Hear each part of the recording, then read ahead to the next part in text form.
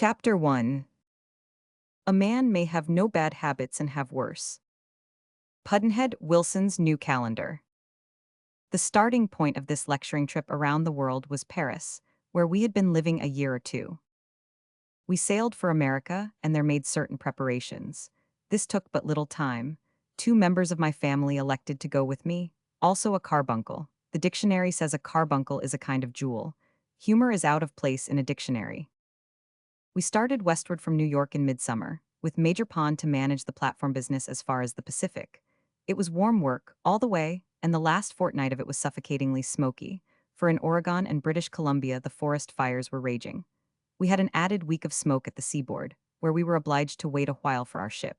She had been getting herself ashore in the smoke, and she had to be docked and repaired. We sailed at last, and so ended a snail-paced march across the continent, which had lasted 40 days. We moved westward about mid-afternoon over a rippled and sparkling summer sea, an enticing sea, a clean and cool sea, and apparently a welcome sea to all on board. It certainly was to me, after the distressful dustings and smokings and swelterings of the past weeks. The voyage would furnish a 3 weeks holiday, with hardly a break in it. We had the whole Pacific Ocean in front of us, with nothing to do but do nothing and be comfortable. The city of Victoria was twinkling dim in the deep heart of her smoke cloud, and getting ready to vanish, and now, we closed the field glasses and sat down on our steamer chairs contented and at peace. But they went to wreck and ruin under us and brought us to shame before all the passengers. They had been furnished by the largest furniture-dealing house in Victoria, and were worth a couple of farthings a dozen, though they had cost us the price of honest chairs. In the Pacific and Indian Oceans, one must still bring his own deck chair on board or go without, just as in the old forgotten Atlantic times, those dark ages of sea travel. Ours was a reasonably comfortable ship, with the customary seagoing fare, plenty of good food furnished by the deity and cooked by the devil. The discipline observable on board was perhaps as good as it is anywhere in the Pacific and Indian Oceans. The ship was not very well arranged for tropical service, but that is nothing, for this is the rule for ships which ply in the tropics. She had an oversupply of cockroaches, but this is also the rule with ships doing business in the summer seas, at least such as have been long in service. Our young captain was a very handsome man, tall and perfectly formed, the very figure to show up a smart uniform's finest effects. He was a man of the best intentions, and was polite and courteous even to courtliness. There was a soft and grace and finish about his manners which made whatever place he happened to be in seem for the moment a drawing room. He avoided the smoking room. He had no vices. He did not smoke or chew tobacco or take snuff. He did not swear, or use slang or rude, or coarse, or indelicate language, or make puns, or tell anecdotes, or laugh intemperately, or raise his voice above the moderate pitch enjoined by the canons of good form. When he gave an order, his manner modified it into a request. After dinner, he and his officers joined the ladies and gentlemen in the ladies' saloon, and shared in the singing and piano playing, and helped turn the music. He had a sweet and sympathetic tenor voice, and used it with taste and effect. After the music he played whist there, always with the same partner and opponents, until the ladies' bedtime. The electric lights burned there as late as the ladies and their friends might desire, but they were not allowed to burn in the smoking room after 11. There were many laws on the ship's statute book, of course, but so far as I could see, this and one other were the only ones that were rigidly enforced. The captain explained that he enforced this one because his own cabin adjoined the smoking room, and the smell of tobacco smoke made him sick. I did not see how our smoke could reach him, for the smoking room and his cabin were on the upper deck, targets for all the winds that blew, and besides there was no crack of communication between them, no opening of any sort in the solid intervening bulkhead. Still, to a delicate stomach, even imaginary smoke can convey damage. The captain, with his gentle nature, his polish, his sweetness, his moral and verbal purity, seemed pathetically out of place in his rude and autocratic vocation. It seemed another instance of the irony of fate. He was going home under a cloud. The passengers knew about his trouble and were sorry for him. Approaching Vancouver through a narrow and difficult passage, densely befogged with smoke from the forest fires, he had had the ill luck to lose his bearings and get his ship on the rocks. A matter like this would rank merely as an error with you and me. It ranks as a crime with the directors of steamship companies. The captain had been tried by the Admiralty Court at Vancouver, and its verdict had acquitted him of blame. But that was insufficient comfort. A sterner court would examine the case in Sydney, the court of directors, the lords of a company in whose ships the captain had served as mate a number of years. This was his first voyage as captain. The officers of our ship were hardy and companionable young men, and they entered into the general amusements and helped the passengers pass the time. Voyages in the Pacific and Indian Oceans are but pleasure excursions for all hands. Our purser was a young Scotchman who was equipped with a grit that was remarkable. He was an invalid and looked it as far as his body was concerned, but illness could not subdue his spirit. He was full of life and had a gay and capable tongue. To all appearances, he was a sick man without being aware of it, for he did not talk about his ailments, and his bearing and conduct were those of a person in robust health. Yet he was the prey, at intervals, of ghastly sieges of pain in his heart. These lasted many hours, and while the attack continued, he could neither sit nor lie. In one instance, he stood on his feet 24 hours fighting for his life with these sharp agonies, and yet was as full of life and cheer and activity the next day as if nothing had happened. The brightest passenger in the ship, and the most interesting and felicitous talker, was a young Canadian who was not able to let the whiskey bottle alone. He was of a rich and powerful family, and could have had a distinguished career and abundance of effective help toward it if he could have conquered his appetite for drink. But he could not do it, so his great equipment of talent was of no use to him. He had often taken the pledge to drink no more, and was a good sample of what that sort of unwisdom can do for a man with anything short of an iron will. The system is wrong in two ways. It does not strike at the root of the trouble, for one thing, and to make a pledge of any kind is to declare war against nature. For a pledge is a chain that is always clanking and reminding the wearer of it that he is not a free man. I have said that the system does not strike at the root of the trouble, and I venture to repeat that. The root is not the drinking, but the desire to drink. These are very different things. The one merely requires will, and a great deal of it, both as to bulk and staying capacity. The other merely requires watchfulness, and for no long time. The desire, of course, precedes the act, and should have one's first attention. It can do but little good to refuse the act over and over again, always leaving the desire unmolested, unconquered. The desire will continue to assert itself, and will be almost sure to win in the long run. When the desire intrudes, it should be at once banished out of the mind. One should be on the watch for it all the time, otherwise it will get in. It must be taken in time and not allowed to get a lodgment. A desire constantly repulsed for a fortnight should die then. That should cure the drinking habit. The system of refusing the mere act of drinking and leaving the desire in full force is unintelligent war tactics, it seems to me. I used to take pledges and soon violate them. My will was not strong, and I could not help it. And then, to be tied in any way naturally irks an otherwise free person and makes him chafe in his bonds and want to get his liberty. But when I finally ceased from taking definite pledges, and merely resolved that I would kill an injurious desire, but leave myself free to resume the desire and the habit whenever I should choose to do so, I had no more trouble.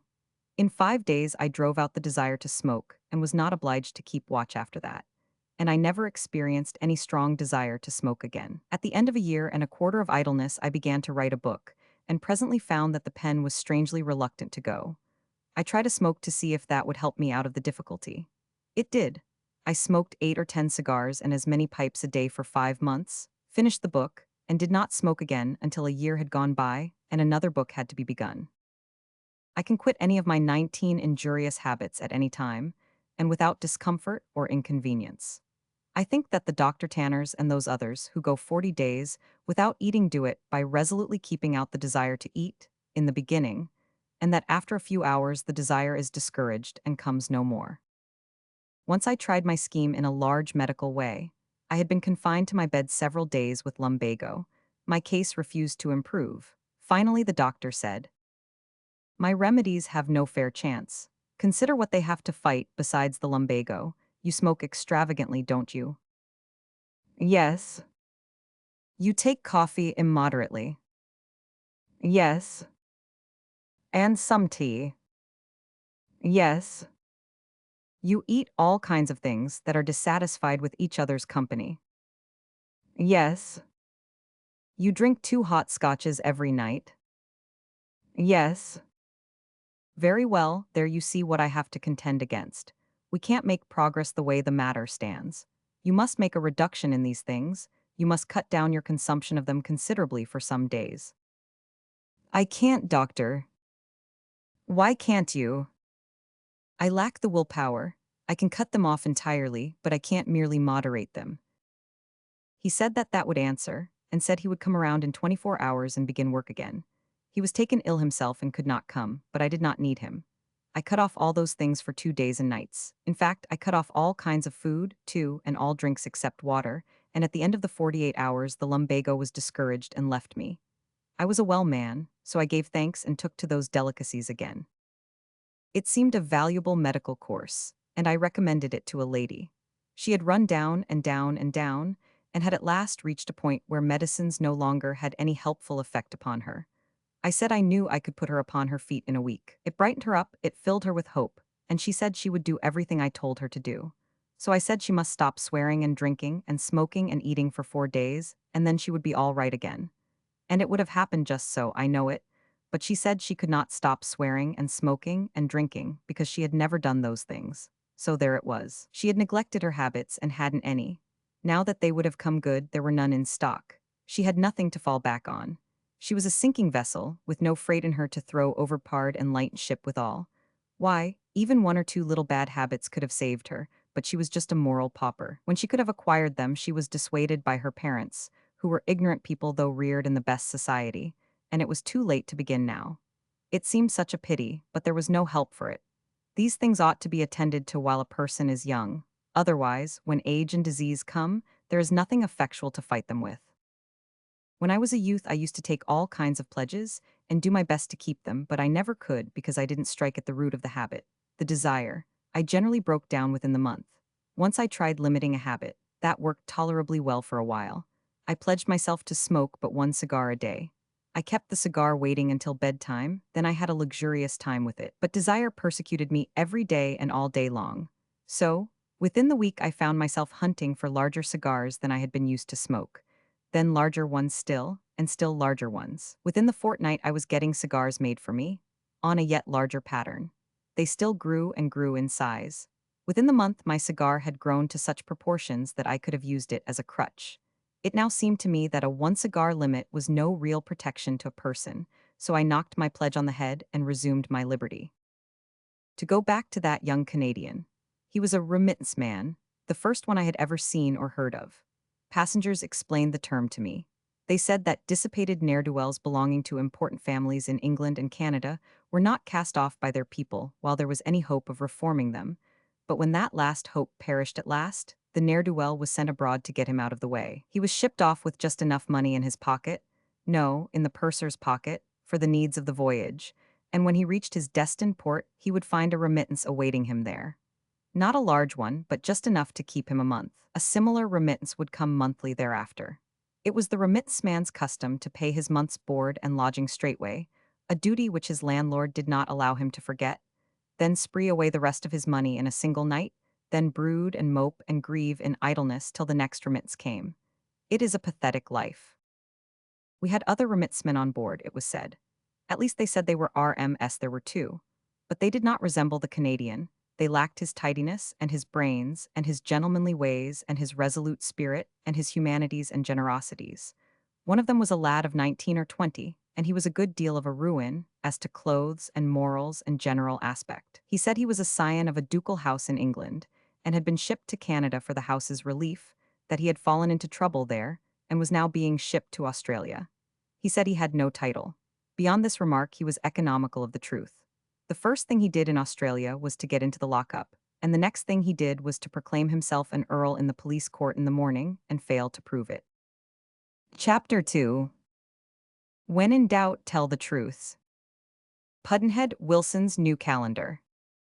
About 4 days out from Victoria, we plunged into hot weather, and all the male passengers put on white linen clothes. 1 or 2 days later, we crossed the 25th parallel of north latitude, and then, by order, the officers of the ship laid away their blue uniforms and came out in white linen ones. All the ladies were in white by this time. This prevalence of snowy costumes gave the promenade deck an invitingly cool and cheerful and picnicky aspect. From my diary. There are several sorts of ills in the world from which a person can never escape altogether, let him journey as far as he will. One escapes from one breed of an ill only to encounter another breed of it. We have come far from the snake lyre and the fish lyre, and there was rest and peace in the thought. But now we have reached the realm of the boomerang lyre, and sorrow is with us once more. The first officer has seen a man try to escape from his enemy by getting behind a tree, But the enemy sent his boomerang sailing into the sky far above and beyond the tree.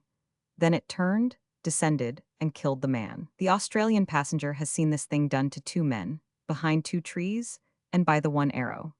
This being received with a large silence that suggested doubt, he buttressed it with the statement that his brother once saw the boomerang kill a bird away off 100 yards and bring it to the thrower. But these are ills which must be borne.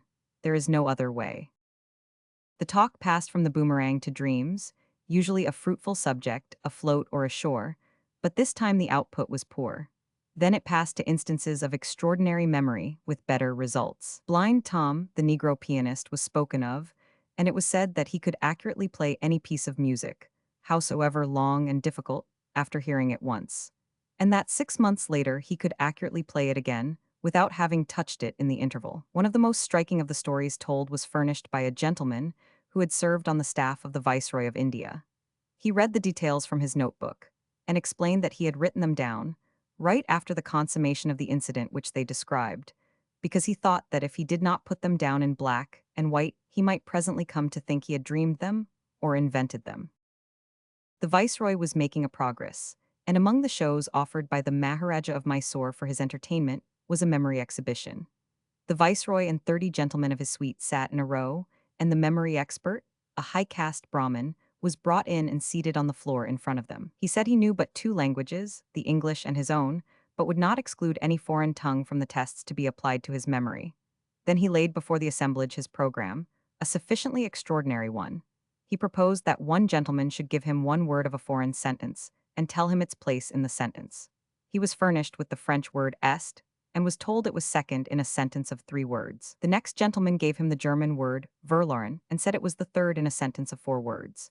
He asked the next gentleman for one detail in a sum in addition, another for one detail in a sum of subtraction, others for single details in mathematical problems of various kinds. He got them. Intermediates gave him single words from sentences in Greek, Latin, Spanish, Portuguese, Italian, and other languages, and told him their places in the sentences. When at last everybody had furnished him a single rag from a foreign sentence or a figure from a problem, he went over the ground again, and got a second word and a second figure and was told their places in the sentences and the sums, and so on and so on. He went over the ground again and again until he had collected all the parts of the sums and all the parts of the sentences, and all in disorder, of course, not in their proper rotation. This had occupied 2 hours. The Brahmin now sat silent and thinking a while, then began and repeated all the sentences, placing the words in their proper order, and untangled the disordered arithmetical problems and gave accurate answers to them all. In the beginning, he had asked the company to throw almonds at him during the 2 hours, he to remember how many each gentleman had thrown. But none were thrown, for the Viceroy said that the test would be a sufficiently severe strain without adding that burden to it. General Grant had a fine memory for all kinds of things, including even names and faces, and I could have furnished an instance of it if I had thought of it. The first time I ever saw him was early in his first term as president. I had just arrived in Washington from the Pacific Coast, a stranger and wholly unknown to the public, and was passing the White House one morning when I met a friend, a senator from Nevada. He asked me if I would like to see the president. I said I should be very glad, so we entered. I supposed that the president would be in the midst of a crowd, and that I could look at him in peace and security from a distance, as another stray cat might look at another king. But it was in the morning, and the senator was using a privilege of his office which I had not heard of, the privilege of intruding upon the chief magistrate's working hours. Before I knew it, the senator and I were in the presence, and there was none there but we 3. General Grant got slowly up from his table, put his pen down, and stood before me with the iron expression of a man who had not smiled for 7 years, and was not intending to smile for another 7. He looked me steadily in the eyes, mine lost confidence and fell. I had never confronted a great man before, and was in a miserable state of funk and inefficiency. The senator said, "Mr. President, may I have the privilege of introducing Mr. Clemens?" The president gave my hand an unsympathetic wag and dropped it. He did not say a word but just stood. In my trouble I could not think of anything to say, I merely wanted to resign. There was an awkward pause, a dreary pause, a horrible pause. Then I thought of something and looked up into that unyielding face and said timidly, "Mr. President, I am embarrassed, are you?" His face broke just a little, a wee glimmer, the momentary flicker of a summer lightning smile, 7 years ahead of time, and I was out and gone as soon as it was. 10 years passed away before I saw him the second time. Meantime, I was become better known, and was one of the people appointed to respond to toasts at the banquet given to General Grant in Chicago by the Army of the Tennessee when he came back from his tour around the world. I arrived late at night and got up late in the morning. All the corridors of the hotel were crowded with people waiting to get a glimpse of General Grant when he should pass to the place whence he was to review the great procession. I worked my way by the suite of packed drawing rooms, and at the corner of the house I found a window open where there was a roomy platform decorated with flags and carpeted. I stepped out on it and saw below me millions of people blocking all the streets, and other millions caked together in all the windows and on all the housetops around. These masses took me for General Grant and broke into volcanic explosions and cheers. But it was a good place to see the procession, and I stayed. Presently I heard the distant blare of military music, and far up the street I saw the procession come in sight, cleaving its way through the huzzing multitudes, with Sheridan, the most martial figure of the war, riding at its head in the dress uniform of a lieutenant general. And now General Grant, arm in arm with Major Carter Harrison, stepped out on the platform, followed two and two by the badged and uniformed reception committee. General Grant was looking exactly as he had looked upon that trying occasion of 10 years before, all iron and bronze self-possession. Mr. Harrison came over and led me to the general and formally introduced me. Before I could put together the proper remark, General Grant said, "Mr. Clemens, I am not embarrassed, are you?" And that little 7-year smile twinkled across his face again. 17 years have gone by since then, and today, in New York, the streets are a crush of people who are there to honor the remains of the great soldier as they pass to their final resting place under the monument, and the air is heavy with dirges and the boom of artillery, and all the millions of America are thinking of the man who restored the Union and the flag, and gave to democratic government a new lease of life, and, as we may hope and do believe, a permanent place among the beneficent institutions of men. We had one game in the ship which was a good time passer. At least it was at night in the smoking room, when the men were getting freshened up from the day's monotonies and dullnesses.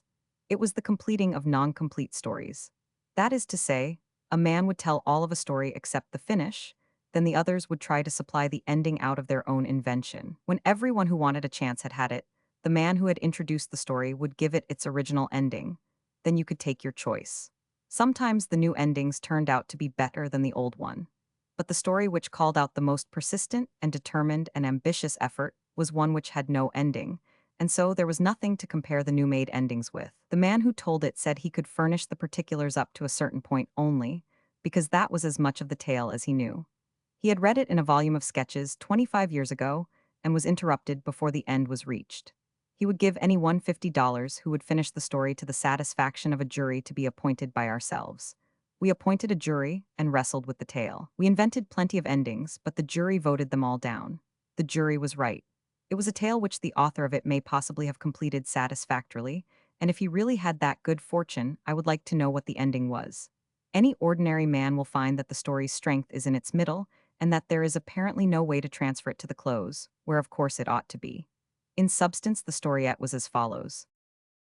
John Brown, aged 31, good, gentle, bashful, timid, lived in a quiet village in Missouri. He was superintendent of the Presbyterian Sunday School. It was but a humble distinction. Still, it was his only official one, and he was modestly proud of it and was devoted to its work and its interests. The extreme kindliness of his nature was recognized by all. In fact, people said that he was made entirely out of good impulses and bashfulness, that he could always be counted upon for help when it was needed, and for bashfulness both when it was needed and when it was. Mary Taylor, 23, modest, sweet, winning, and in character and person beautiful, was all in all to him, and he was very nearly all in all to her. She was wavering, his hopes were high. Her mother had been in opposition from the first, but she was wavering too, he could see it. She was being touched by his warm interest in her two charity protégées and by his contributions toward their support. These were two forlorn and aged sisters who lived in a log hut in a lonely place up a cross road 4 miles from Mrs. Taylor's farm. One of the sisters was crazy, and sometimes a little violent, but not often. At last the time seemed ripe for a final advance, and Brown gathered his courage together and resolved to make it. He would take along a contribution of double the usual size and win the mother over. With her opposition annulled, the rest of the conquest would be sure and prompt.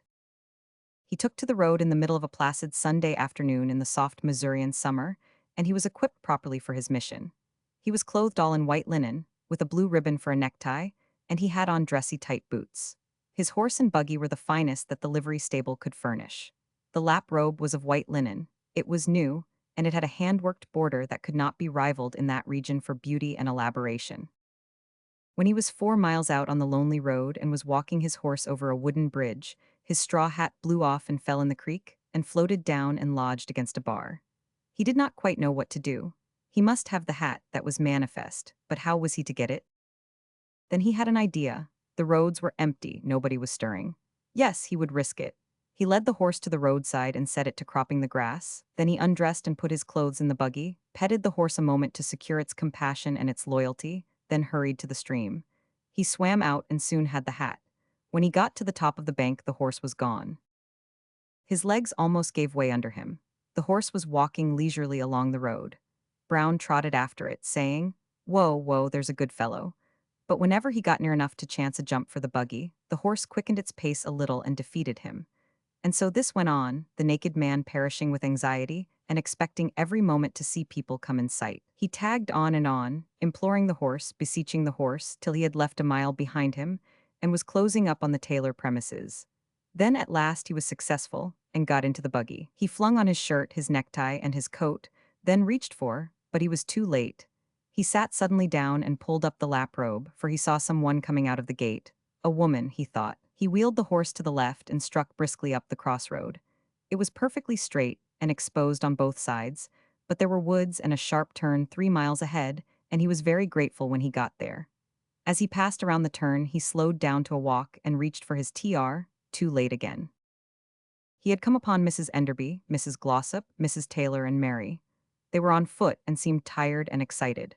They came at once to the buggy and shook hands, and all spoke at once, and said eagerly and earnestly how glad they were that he was come, and how fortunate it was. And Mrs. Enderby said impressively, "It looks like an accident, his coming at such a time, but let no one profane it with such a name. He was sent from on high."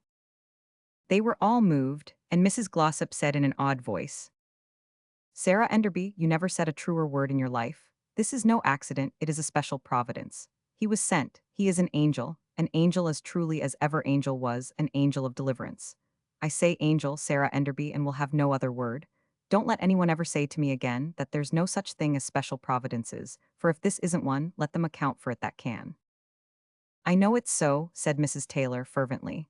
"John Brown, I could worship you, I could go down on my knees to you. Didn't something tell you? Didn't you feel that you were sent? I could kiss the hem of your lap robe." He was not able to speak, he was helpless with shame and fright. Mrs. Taylor went on. "Why, just look at it all around, Julia Glossop. Any person can see the hand of Providence in it. Here at noon, what do we see? We see the smoke rising. I speak up and say, that's the old people's cabin afire. Didn't I, Julia Glossop?" "The very words you said, Nancy Taylor. I was as close to you as I am now, and I heard them. You may have said hut instead of cabin, but in substance it's the same. And you were looking pale, too." "Pale? I was that pale that why, you just compare it with this lap robe." Then the next thing I said was, "Mary Taylor, tell the hired man to rig up the team, we'll go to the rescue." And she said, "Mother, don't you know you told him he could drive to see his people and stay over Sunday?" And it was just so, I declare for it, I had forgotten it. "Then," said I, "we'll go afoot." And go we did, and found Sarah Enderby on the road. "And we all went together," said Mrs. Enderby, "and found the cabin set fire to and burnt down by the crazy one, and the poor old things so old and feeble that they couldn't go afoot. And we got them to a shady place and made them as comfortable as we could, and began to wonder which way to turn to find some way to get them conveyed to Nancy Taylor's house. And I spoke up and said, 'Now what did I say? Didn't I say, Providence will provide?' Why, sure as you live, so you did, I had forgotten it." "So had I," said Mrs. Glossop and Mrs. Taylor, "but you certainly said it. Now wasn't that remarkable?" "Yes, I said it. And then we went to Mr. Mosley's, 2 miles, and all of them were gone to the camp meeting over on Stony Fork. And then we came all the way back, 2 miles, and then here, another mile, and Providence has provided. You see it yourselves." They gazed at each other awestruck, and lifted their hands and said in unison, "It's perfectly wonderful." "And then," said Mrs. Glossop, "what do you think we had better do, let Mr. Brown drive the old people to Nancy Taylor's one at a time, or put both of them in the buggy, and him lead the horse. Brown gasped. Now then, that's a question, said Mrs. Enderby. You see, we are all tired out, and any way we fix it, it's going to be difficult. For if Mr. Brown takes both of them, at least one of us must go back to help him, for he can't load them into the buggy by himself, and they so helpless. That is so, said Mrs. Taylor. It doesn't look, oh, how would this do? One of us drive there with Mr. Brown, and the rest of you go along to my house and get things ready. I'll go with him. He and I together can lift one of the old people into the buggy, then drive her to my house and— But who will take care of the other one? Said Mrs. Enderby. We mustn't leave her there in the woods alone, especially the crazy one. There and back is 8 miles, you see. They had all been sitting on the grass beside the buggy for a while, now, trying to rest their weary bodies. They fell silent a moment or two, and struggled in thought over the baffling situation. Then Mrs. Enderby brightened and said, I think I've got the idea now. You see, we can't walk anymore. Think what we've done. 4 miles there, 2 to Mostly, S is 6, then back to here. 9 miles since noon and not a bite to eat. I declare I don't see how we've done it. And as for me, I am just famishing. Now, somebody's got to go back to help Mr. Brown. There's no getting around that. But whoever goes has got to ride, not walk. So my idea is this. One of us to ride back with Mr. Brown, then ride to Nancy Taylor's house with one of the old people, leaving Mr. Brown to keep the other old one company. You all to go now to Nancy's and rest and wait. Then one of you drive back and get the other one and drive her to Nancy's, and Mr. Brown walk. Splendid, they all cried. Oh, that will do, that will answer perfectly. And they all said that Mrs. Enderby had the best head for planning, in the company, and they said that they wondered that they hadn't thought of this simple plan themselves. They hadn't meant to take back the compliment, good simple souls, and didn't know they had done it.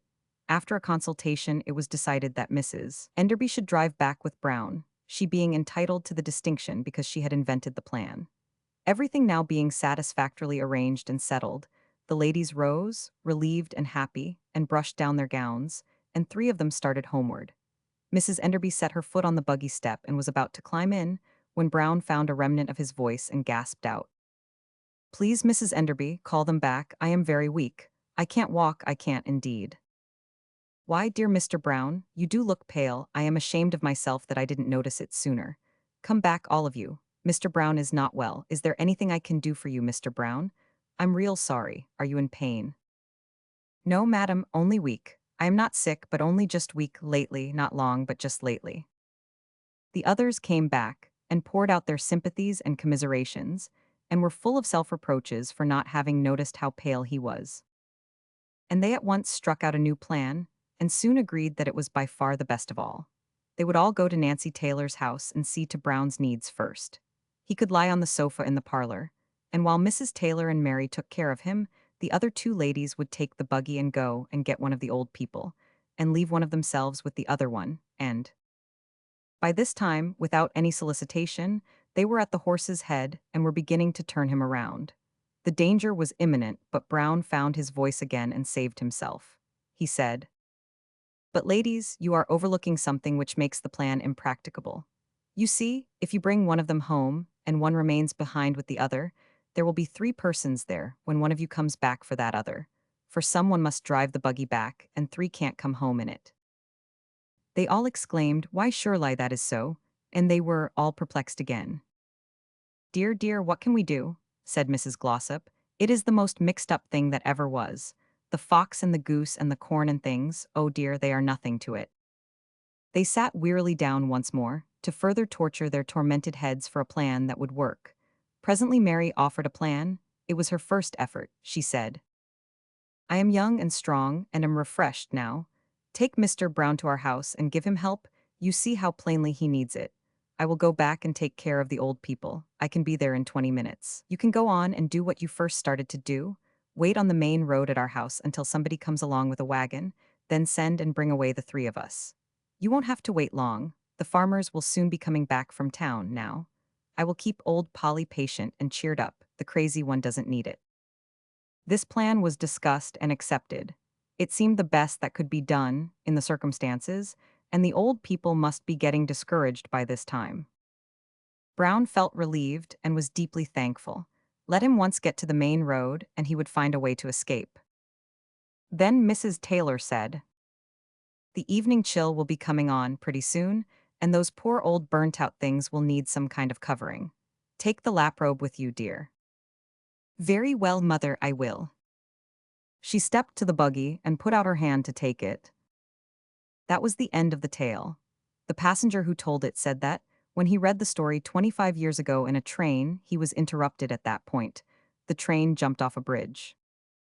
At first, we thought we could finish the story quite easily, and we set to work with confidence. But it soon began to appear that it was not a simple thing, but difficult and baffling. This was on account of Brown's character, great generosity and kindliness, but complicated with unusual shyness and diffidence, particularly in the presence of ladies. There was his love for Mary, in a hopeful state but not yet secure, just in a condition, indeed, where its affair must be handled with great tact, and no mistakes made, no offense given. And there was the mother wavering, half willing by adroit and flawless diplomacy to be won over, now, or perhaps never at all. Also, there were the helpless old people yonder in the woods waiting, their fate and Brown's happiness to be determined by what Brown should do within the next 2 seconds. Mary was reaching for the laprobe. Brown must decide. There was no time to be lost. Of course, none but a happy ending of the story would be accepted by the jury.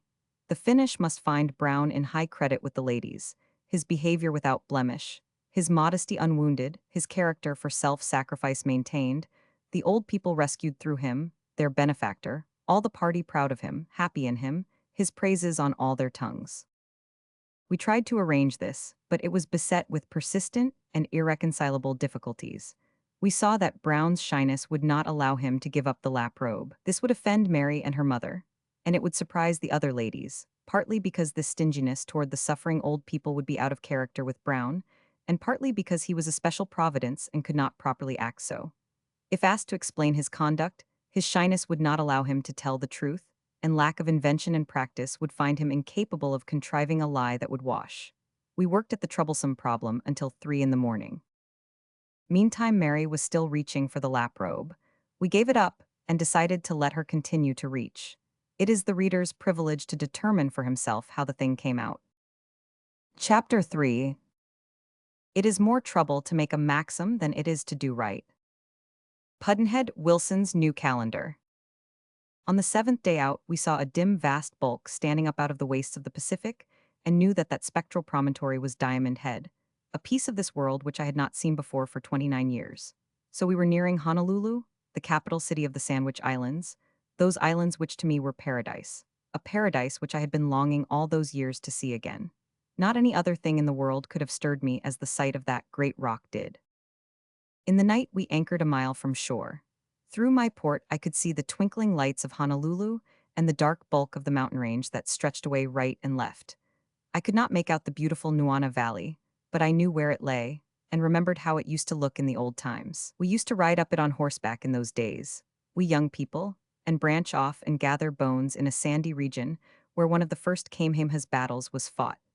He was a remarkable man for a king, and he was also a remarkable man for a savage. He was a mere kinglet, and of little or no consequence at the time of Captain Cook's arrival in 1788, but about 4 years afterward, he conceived the idea of enlarging his sphere of influence. That is a courteous modern phrase which means robbing your neighbor, for your neighbor's benefit, and the great theater of its benevolences is Africa. Kamehameha went to war, and in the course of 10 years he whipped out all the other kings and made himself master of every one of the 9 or 10 islands that form the group. But he did more than that. He bought ships, freighted them with sandalwood and other native products, and sent them as far as South America and China. He sold to his savages the foreign stuffs and tools and utensils which came back in these ships, and started the march of civilization. It is doubtful if the match to this extraordinary thing is to be found in the history of any other savage. Savages are eager to learn from the white man any new way to kill each other, but it is not their habit to seize with avidity and apply with energy the larger and nobler ideas which he offers them. The details of Kamehameha's history show that he was always hospitably ready to examine the white man's ideas, and that he exercised a tidy discrimination in making his selections from the samples placed on view. A shrewder discrimination than was exhibited by his son and successor, Liholiho, I think. Liholiho could have qualified as a reformer, perhaps, but as a king he was a mistake. A mistake because he tried to be both king and reformer. This is mixing fire and gunpowder together. A king has no proper business with reforming. His best policy is to keep things as they are, and if he can't do that, he ought to try to make them worse than they are. This is not guesswork. I have thought over this matter a good deal, so that if I should ever have a chance to become a king, I would know how to conduct the business in the best way. When Liholiho succeeded his father, he found himself possessed of an equipment of royal tools and safeguards, which a wiser king would have known how to husband and judiciously employ and make profitable. The entire country was under the one scepter, and his was that scepter. There was an established church, and he was the head of it. There was a standing army, and he was the head of that. An army of 114 privates under command of 27 generals and a field marshal. There was a proud and ancient hereditary nobility. There was still one other asset. This was the taboo, an agent endowed with a mysterious and stupendous power, an agent not found among the properties of any European monarch, a tool of inestimable value in the business. Liholiho was headmaster of the taboo.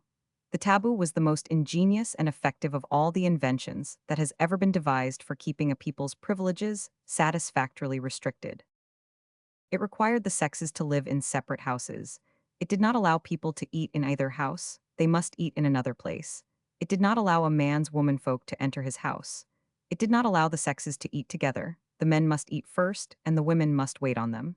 Then the women could eat what was left, if anything was left, and wait on themselves. I mean, if anything of a coarse or unpalatable sort was left, the women could have it. But not the good things, the fine things, the choice things, such as pork, poultry, bananas, coconuts, the choicer varieties of fish, and so on. By the taboo, all these were sacred to the men. The women spent their lives longing for them and wondering what they might taste like, and they died without finding out. These rules, as you see, were quite simple and clear. It was easy to remember them, and useful. For the penalty for infringing any rule in the whole list was death. Those women easily learned to put up with shark and taro and dog for a diet when the other things were so expensive.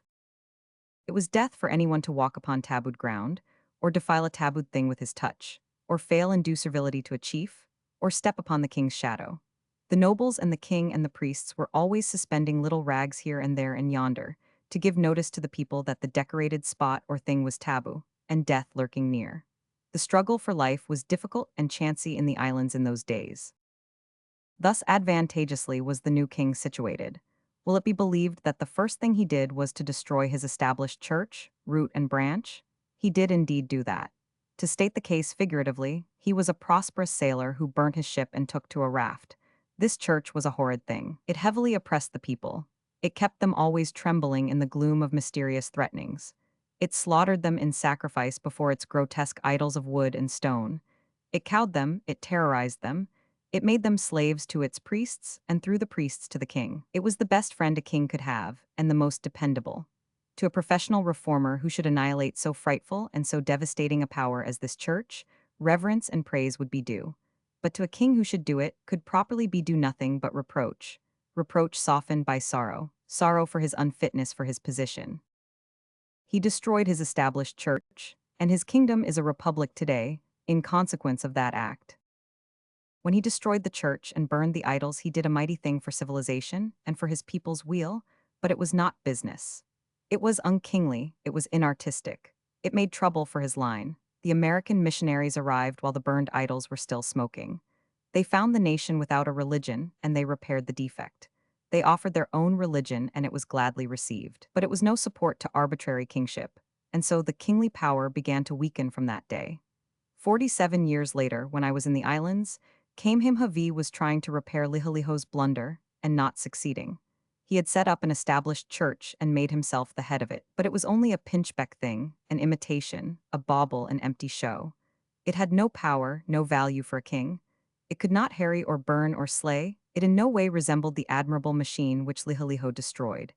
It was an established church without an establishment. All the people were dissenters. Long before that, the kingship had itself become but a name, a show. At an early day, the missionaries had turned it into something very much like a republic, and here lately, the business whites have turned it into something exactly like it. In Captain Cook's time, 1778, the native population of the islands was estimated at 400,000, in 1836 at something short of 200,000, in 1866 at 50,000. It is today, per census, 25,000. All intelligent people praise Kamehameha and Lihaliho for conferring upon their people the great boon of civilization. I would do it myself, but my intelligence is out of repair now from overwork. When I was in the islands nearly a generation ago, I was acquainted with a young American couple who had among their belongings an attractive little son of the age of 7, attractive but not practicably companionable with me, because he knew no English. He had played from his birth with the little Kanakas on his father's plantation, and had preferred their language and would learn no other. The family removed to America a month after I arrived in the islands, and straightway the boy began to lose his Kanaka and pick up English. By the time he was 12, he hadn't a word of Kanaka left. The language had wholly departed from his tongue and from his comprehension. 9 years later, when he was 21, I came upon the family in one of the lake towns of New York, and the mother told me about an adventure which her son had been having. By trade, he was now a professional diver. A passenger boat had been caught in a storm on the lake and had gone down, carrying her people with her. A few days later, the young diver descended with his armor on and entered the berth saloon of the boat and stood at the foot of the companionway, with his hand on the rail, peering through the dim water. Presently something touched him on the shoulder, and he turned and found a dead man swaying and bobbing about him and seemingly inspecting him inquiringly. He was paralyzed with fright. His entry had disturbed the water, and now he discerned a number of dim corpses making for him and wagging their heads and swaying their bodies like sleepy people trying to dance. His senses forsook him, and in that condition he was drawn to the surface. He was put to bed at home, and was soon very ill. During some days he had seasons of delirium which lasted several hours at a time, and while they lasted he talked Kanaka incessantly and glibly, and Kanaka only. He was still very ill, and he talked to me in that tongue, but I did not understand it, of course. The doctor books tell us that cases like this are not uncommon. Then the doctors ought to study the cases and find out how to multiply them. Many languages and things get mislaid in a person's head and stay mislaid for lack of this remedy. Many memories of my former visit to the islands came up in my mind while we lay at anchor in front of Honolulu that night. And pictures, pictures, pictures, an enchanting procession of them. I was impatient for the morning to come. When it came, it brought disappointment, of course. Cholera had broken out in the town, and we were not allowed to have any communication with the shore. Thus suddenly did my dream of 29 years go to ruin. Messages came from friends, but the friends themselves I was not to have any sight of. My lecture hall was ready, but I was not to see that either. Several of our passengers belonged in Honolulu, and these were sent ashore, but nobody could go ashore and return. There were people on shore who were booked to go with us to Australia, but we could not receive them. To do it would cost us a quarantine term in Sydney. They could have escaped the day before by ship to San Francisco, but the bars had been put up now, and they might have to wait weeks before any ship could venture to give them a passage anywhither. And there were hardships for others. An elderly lady and her son, recreation seekers from Massachusetts, had wandered westward, further and further from home, always intending to take the return track, but always concluding to go still a little further. And now here they were at anchor before Honolulu, positively, their last westward-bound indulgence. They had made up their minds to that. But where is the use in making up your mind in this world? It is usually a waste of time to do it. These two would have to stay with us as far as Australia. Then they could go on around the world or go back the way they had come. The distance and the accommodations and outlay of time would be just the same, whichever of the two routes they might elect to take. Think of it, a projected excursion of 500 miles gradually enlarged, without any elaborate degree of intention, to a possible 24,000. However, they were used to extensions by this time, and did not mind this new one much. And we had with us a lawyer from Victoria, who had been sent out by the government on an international matter, and he had brought his wife with him and left the children at home with the servants, and now what was to be done? Go ashore amongst the cholera and take the risks? Most certainly not.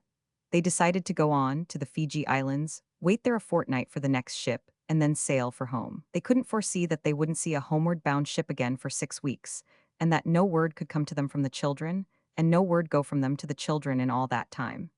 It is easy to make plans in this world. Even a cat can do it, and when one is out in those remote oceans, it is noticeable that a cat's plans and a man's are worth about the same.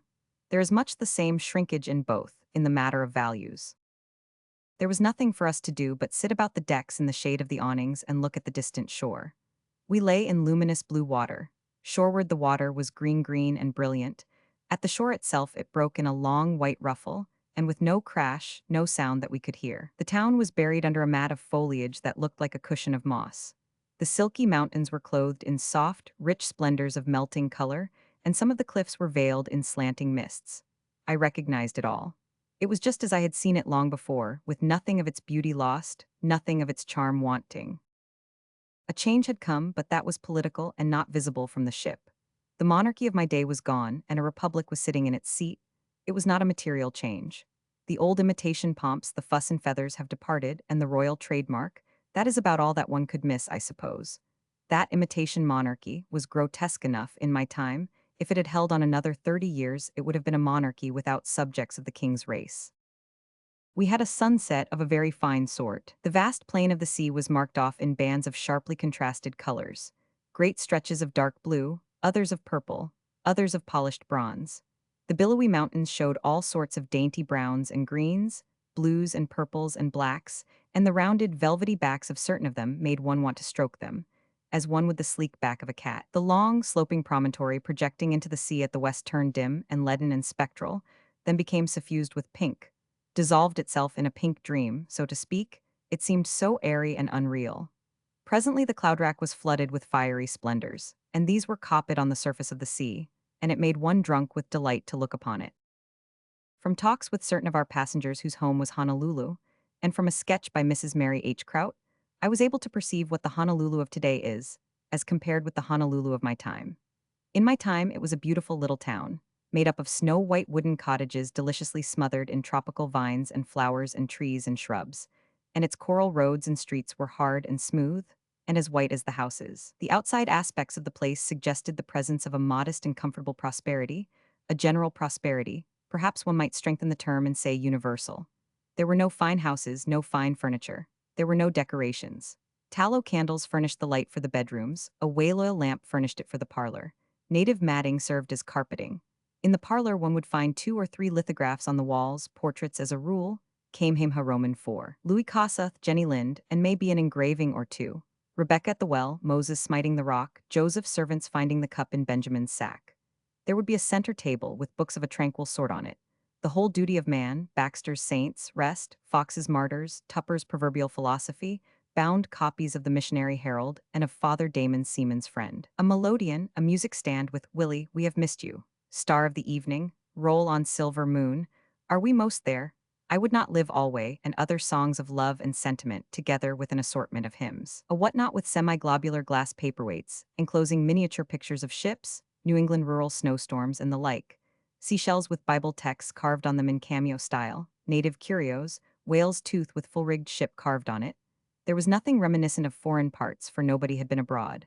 Trips were made to San Francisco, but that could not be called going abroad. Comprehensively speaking, nobody traveled. But Honolulu has grown wealthy since then, and of course wealth has introduced changes. Some of the old simplicities have disappeared. Here is a modern house, as pictured by Mrs. Kraut. Almost every house is surrounded by extensive lawns and gardens, enclosed by walls of volcanic stone, or by thick hedges of the brilliant hibiscus. The houses are most tastefully and comfortably furnished. The floors are either of hard wood covered with rugs or with fine Indian matting, while there is a preference, as in most warm countries, for rattan or bamboo furniture. There are the usual accessories of bric-a-brac, pictures, books, and curios from all parts of the world, for these island dwellers are indefatigable travelers. Nearly every house has what is called a lanai. It is a large apartment, roofed, floored, open on 3 sides, with a door or a draped archway opening into the drawing room.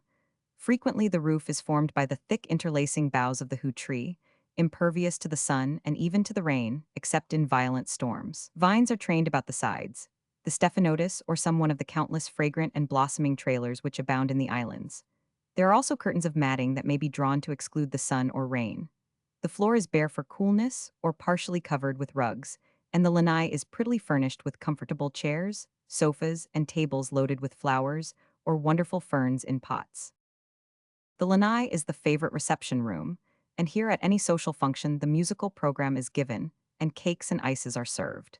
Here morning callers are received, or gay riding parties, the ladies in pretty divided skirts, worn for convenience in riding astride, the universal mode adopted by Europeans and Americans, as well as by the natives. The comfort and luxury of such an apartment, especially at a seashore villa, can hardly be imagined. The soft breezes sweep across it, heavy with the fragrance of jasmine and gardenia, and through the swaying boughs of palm and mimosa, there are glimpses of rugged mountains, their summits veiled in clouds, of purple sea with the white surf beating eternally against the reefs, whiter still in the yellow sunlight or the magical moonlight of the tropics. There, rugs, ices, pictures, lanais, worldly books, sinful bric-a-brac fetched from everywhere, and the ladies riding astride. These are changes, indeed. In my time, the native women rode astride, but the white ones lacked the courage to adopt their wise custom. In my time, ice was seldom seen in Honolulu. It sometimes came in sailing vessels from New England as ballast. And then, if there happened to be a man-o'-war in port and balls and suppers raging by consequence, the ballast was worth $600 a ton, as is evidenced by reputable tradition. But the ice machine has traveled all over the world now and brought ice within everybody's reach. In Lapland and Spitsbergen, no one uses native ice in our day, except the bears and the walruses. The bicycle is not mentioned, it was not necessary. We know that it is there without inquiring, it is everywhere. But for it, people could never have had summer homes on the summit of Mont Blanc. Before its day, property up there had but a nominal value. The ladies of the Hawaiian capital learned too late the right way to occupy a horse, too late to get much benefit from it. The riding horse is retiring from business everywhere in the world. In Honolulu, a few years from now, he will be only a tradition. We all know about Father Damien, the French priest who voluntarily forsook the world and went to the leper island of Molokai to labor among its population of sorrowful exiles who wait there, in slow-consuming misery, for death to come and release them from their troubles. And we know that the thing which he knew beforehand would happen, did happen, that he became a leper himself and died of that horrible disease. There was still another case of self-sacrifice, it appears. I asked after Billy Ragsdale, interpreter to the Parliament in my time, a half-white. He was a brilliant young fellow and very popular. As an interpreter, he would have been hard to match anywhere. He used to stand up in the Parliament and turn the English speeches into Hawaiian, and the Hawaiian speeches into English with a readiness and a volubility that were astonishing. I asked after him, and was told that his prosperous career was cut short in a sudden and unexpected way, just as he was about to marry a beautiful half-caste girl. He discovered, by some nearly invisible sign about his skin, that the poison of leprosy was in him. The secret was his own and might be kept concealed for years, but he would not be treacherous to the girl that loved him. He would not marry her to a doom like his. And so he put his affairs in order and went around to all his friends and bade them goodbye, and sailed in the leper ship to Molokai. There he died the loathsome and lingering death that all lepers die. In this place, let me insert a paragraph or two from The Paradise of the Pacific, Rev. H. H. Goen. Poor lepers, it is easy for those who have no relatives or friends among them to enforce the decree of segregation to the letter. But who can write of the terrible, the heartbreaking scenes which that enforcement has brought about? A man upon Hawaii was suddenly taken away after a summary arrest, leaving behind him a helpless wife about to give birth to a babe. The devoted wife, with great pain and risk, came the whole journey to Honolulu, and pleaded until the authorities were unable to resist her entreaty that she might go and live like a leper with her leper husband. A woman in the prime of life and activity is condemned as an incipient leper, suddenly removed from her home, and her husband returns to find his two helpless babes moaning for their lost mother. Imagine it, the case of the babies is hard, but its bitterness is a trifle, less than a trifle, less than nothing, compared to what the mother must suffer. And suffer minute by minute, hour by hour, day by day, month by month, year by year, without respite, relief, or any abatement of her pain till she dies. One woman, Luka Kayukau, has been living with her leper husband in the settlement for 12 years. The man has scarcely a joint left. His limbs are only distorted, ulcerated stumps. For 4 years his wife has put every particle of food into his mouth. He wanted his wife to abandon his wretched carcass long ago, as she herself was sound and well, but Luca said that she was content to remain and wait on the man she loved till the spirit should be freed from its burden. I myself have known hard cases enough. Of a girl, apparently in full health, decorating the church with me at Easter, who before Christmas is taken away as a confirmed leper. Of a mother hiding her child in the mountains for years so that not even her dearest friends knew that she had a child alive, that he might not be taken away.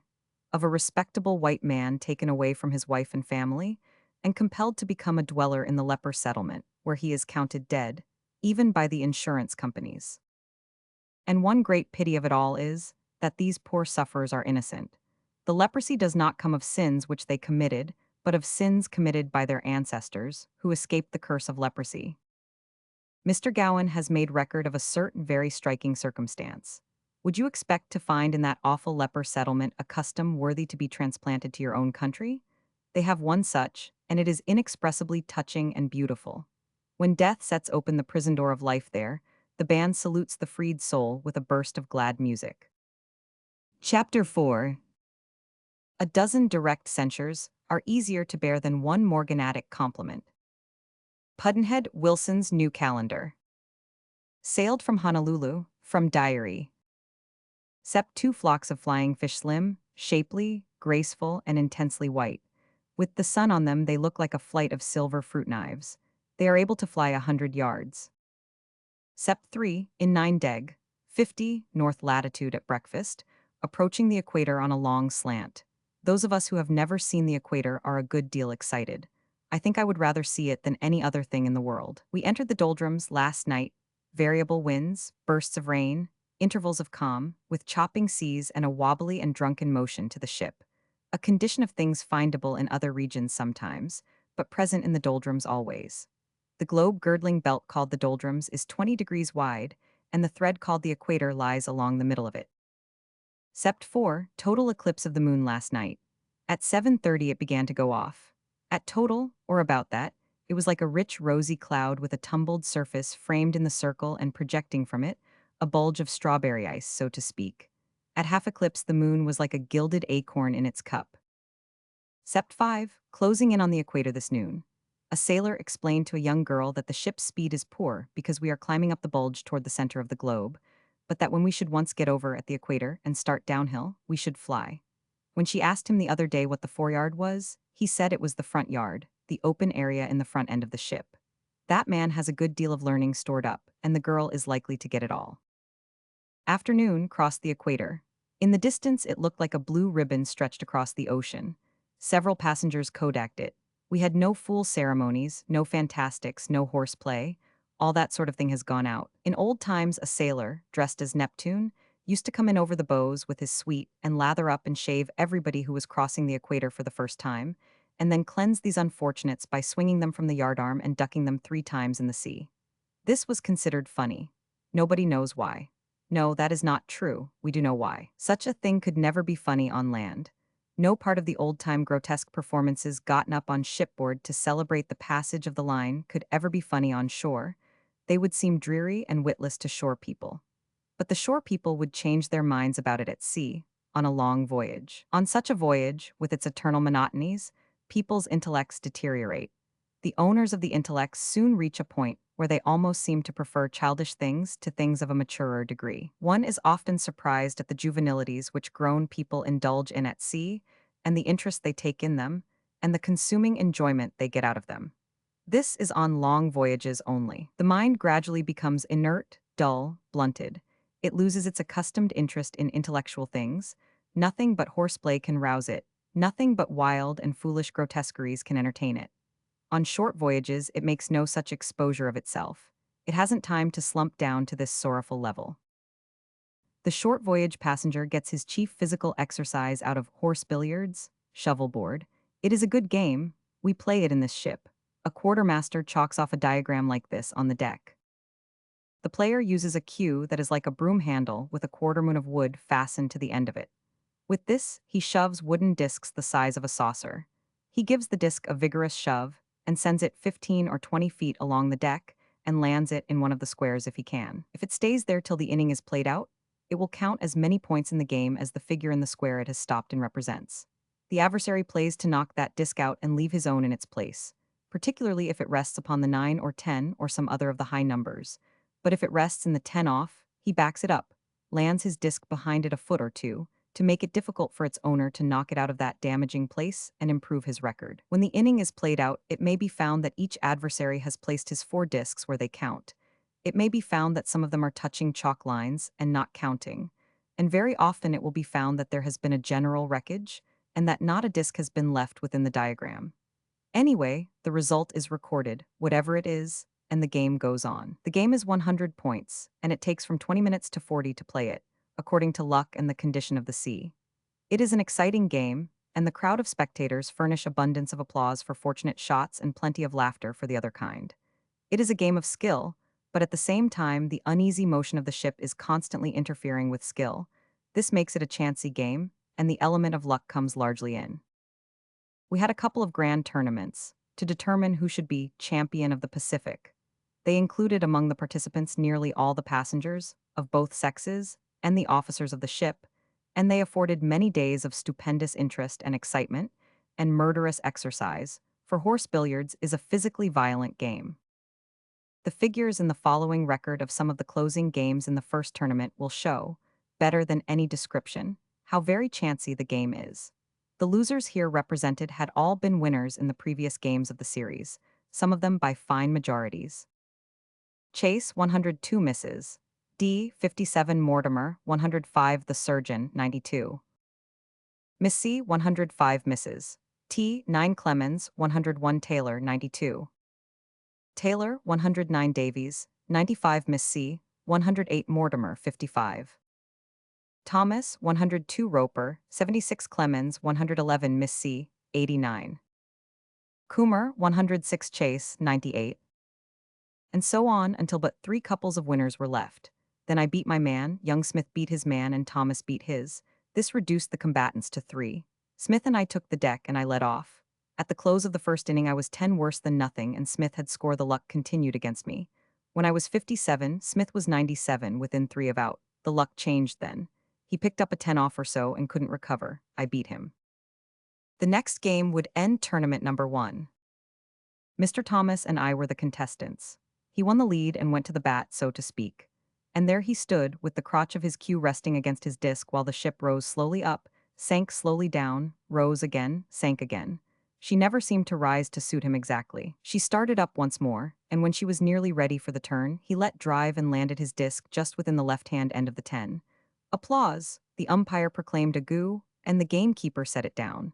I played. My disc grazed the edge of Mr. Thomas's disc and went out of the diagram. No applause. Mr. Thomas played again and landed his second disc alongside of the first and almost touching its right-hand side. Goo! Great applause. I played and missed both of them. No applause. Mr. Thomas delivered his third shot and landed his disc just at the right of the other 2. Goo! Immense applause. There they lay, side by side, the 3 in a row. It did not seem possible that anybody could miss them. Still I did it. Immense silence.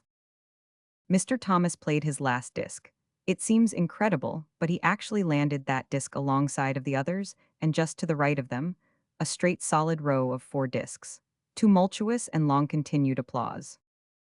Then I played my last disc. Again, it did not seem possible that anybody could miss that row, a row which would have been 14 inches long if the discs had been clamped together, whereas, with the spaces separating them, they made a longer row than that. But I did it. It may be that I was getting nervous. I think it unlikely that that innings has ever had its parallel in the history of horse billiards. To place the 4 discs side by side in the 10 was an extraordinary feat. Indeed, it was a kind of miracle. To miss them was another miracle. It will take a century to produce another man who can place the 4 discs in the 10, and longer than that to find a man who can't knock them out. I was ashamed of my performance at the time, but now that I reflect upon it, I see that it was rather fine and difficult. Mr. Thomas kept his luck and won the game and later the championship. In a minor tournament, I won the prize, which was a Waterbury watch. I put it in my trunk. In Pretoria, South Africa, 9 months afterward, my proper watch broke down and I took the Waterbury out, wound it, set it by the great clock on the Parliament House, 8:05, then went back to my room and went to bed, tired from a long railway journey. The parliamentary clock had a peculiarity which I was not aware of at the time, a peculiarity which exists in no other clock, and would not exist in that one if it had been made by a sane person. On the half hour it strikes the succeeding hour, then strikes the hour again at the proper time. I lay reading and smoking a while. Then, when I could hold my eyes open no longer and was about to put out the light, the great clock began to boom, and I counted 10. I reached for the Waterbury to see how it was getting along. It was marking 9:30. It seemed rather poor speed for a $3 watch, but I supposed that the climate was affecting it. I shoved it half an hour ahead and took to my book and waited to see what would happen. At 10, the great clock struck 10 again. I looked. The Waterbury was marking 10:30. This was too much speed for the money, and it troubled me. I pushed the hands back a half hour and waited once more. I had to, for I was vexed and restless now, and my sleepiness was gone. By and by the great clock struck 11. The Waterbury was marking 10:30. I pushed it ahead half an hour with some show of temper. By and by the great clock struck 11 again. The Waterbury showed up 11:30 now, and I beat her brains out against the bedstead. I was sorry next day when I found out. To return to the ship. The average human being is a perverse creature, and when he isn't that, he is a practical joker. The result to the other person concerned is about the same, that is, he is made to suffer. The washing down of the decks begins at a very early hour in all ships. In but few ships are any measures taken to protect the passengers, either by waking or warning them, or by sending a steward to close their ports. And so the deckwashers have their opportunity, and they use it. They send a bucket of water slashing along the side of the ship and into the ports, drenching the passenger's clothes, and often the passenger himself. This good old custom prevailed in this ship, and under unusually favorable circumstances, for in the blazing tropical regions a removable zinc thing like a sugar shovel projects from the port to catch the wind and bring it in. This thing catches the wash water and brings it in, too, and in flooding abundance. Mrs. I, an invalid, had to sleep on the locker, sofa under her port, and every time she overslept and thus failed to take care of herself, the deckwashers drowned her out. And the painters, what a good time they had. This ship would be going into dock for a month in Sydney for repairs, but no matter, painting was going on all the time somewhere or other. The ladies' dresses were constantly getting ruined, nevertheless protests and supplications went for nothing. Sometimes a lady, taking an afternoon nap on deck near a ventilator, or some other thing that didn't need painting, would wake up by and find that the humorous painter had been noiselessly daubing that thing, and had splattered her white gown all over with little greasy yellow spots. The blame for this untimely painting did not lie with the ship's officers, but with custom. As far back as Noah's time, it became law that ships must be constantly painted and fussed at when at sea. Custom grew out of the law, and at sea, custom knows no death. This custom will continue until the sea goes dry. Sept 8, Sunday. We are moving so nearly south that we cross only about 2 meridians of longitude a day. This morning we were in longitude 178 west from Greenwich and degrees west from San Francisco. Tomorrow we shall be close to the center of the globe, the 180th degree of west longitude, nth degree of east longitude. And then we must drop out a day, lose a day out of our lives, a day never to be found again. We shall all die one day earlier than from the beginning of time we were foreordained to die. We shall be a day behindhand all through eternity. We shall always be saying to the other angels, "Fine day today," and they will be always retorting, "But it isn't today, it's tomorrow." We shall be in a state of confusion all the time and shall never know what true happiness is. Next day, sure enough, it has happened. Yesterday it was September 8, Sunday. Today, per the bulletin board at the head of the companionway, it is September 10, Tuesday. There is something uncanny about it, and uncomfortable. In fact, nearly unthinkable and wholly unrealizable when one comes to consider it. While we were crossing the 180th meridian, it was Sunday in the stern of the ship, where my family were, and Tuesday in the bow where I was. They were there eating the half of a fresh apple on the 8th, and I was at the same time eating the other half of it on the 10th. And I could notice how stale it was already. The family were the same age that they were when I had left them 5 minutes before, but I was a day older now than I was then. The day they were living in stretched behind them halfway round the globe, across the Pacific Ocean and America and Europe. The day I was living in stretched in front of me around the other half to meet it. They were stupendous days for bulk and stretch, apparently much larger days than we had ever been in before. All previous days had been but shrunk-up little things by comparison. The difference in temperature between the 2 days was very marked, their day being hotter than mine because it was closer to the equator. Along about the moment that we were crossing the Great Meridian, a child was born in the steerage, and now there is no way to tell which day it was born on. The nurse thinks it was Sunday, the surgeon thinks it was Tuesday. The child will never know its own birthday. It will always be choosing first one and then the other, and will never be able to make up its mind permanently. This will breed vacillation and uncertainty in its opinions about religion, and politics, and business, and sweethearts, and everything, and will undermine its principles and rot them away, and make the poor thing characterless, and its success in life impossible. Everyone in the ship says so.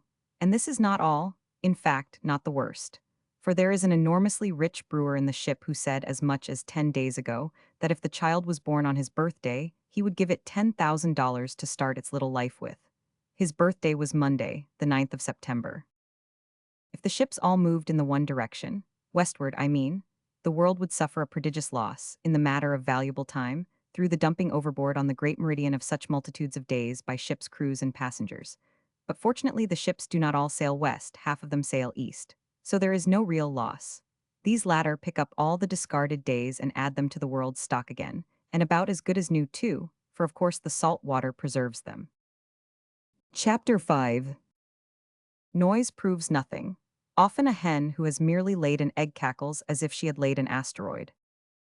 Pudd'nhead Wilson's New Calendar. Wednesday, Sept. 11. In this world we often make mistakes of judgment. We do not as a rule get out of them sound and whole, but sometimes we do.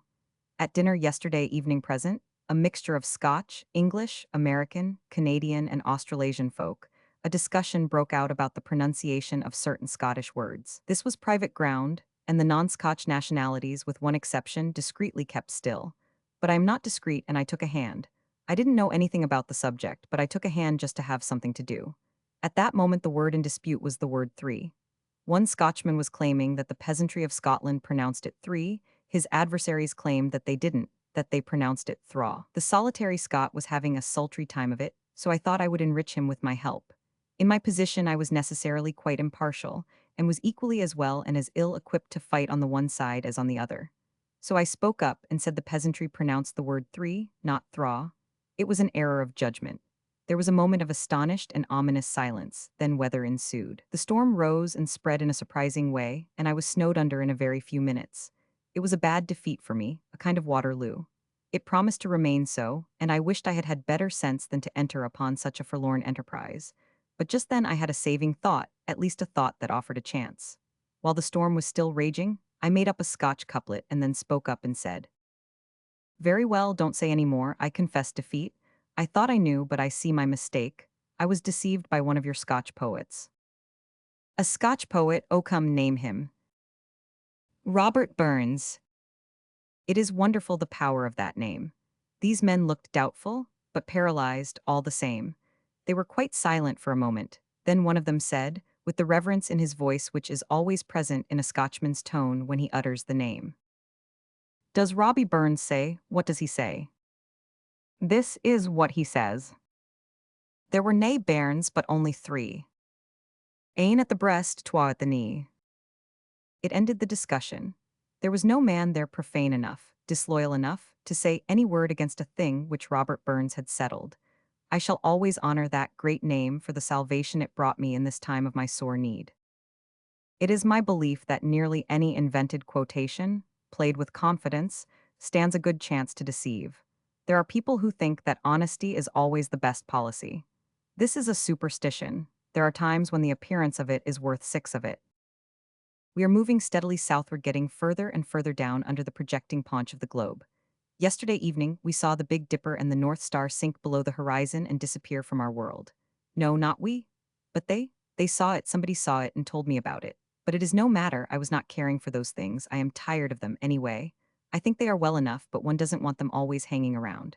My interest was all in the Southern Cross. I had never seen that. I had heard about it all my life, and it was but natural that I should be burning to see it. No other constellation makes so much talk.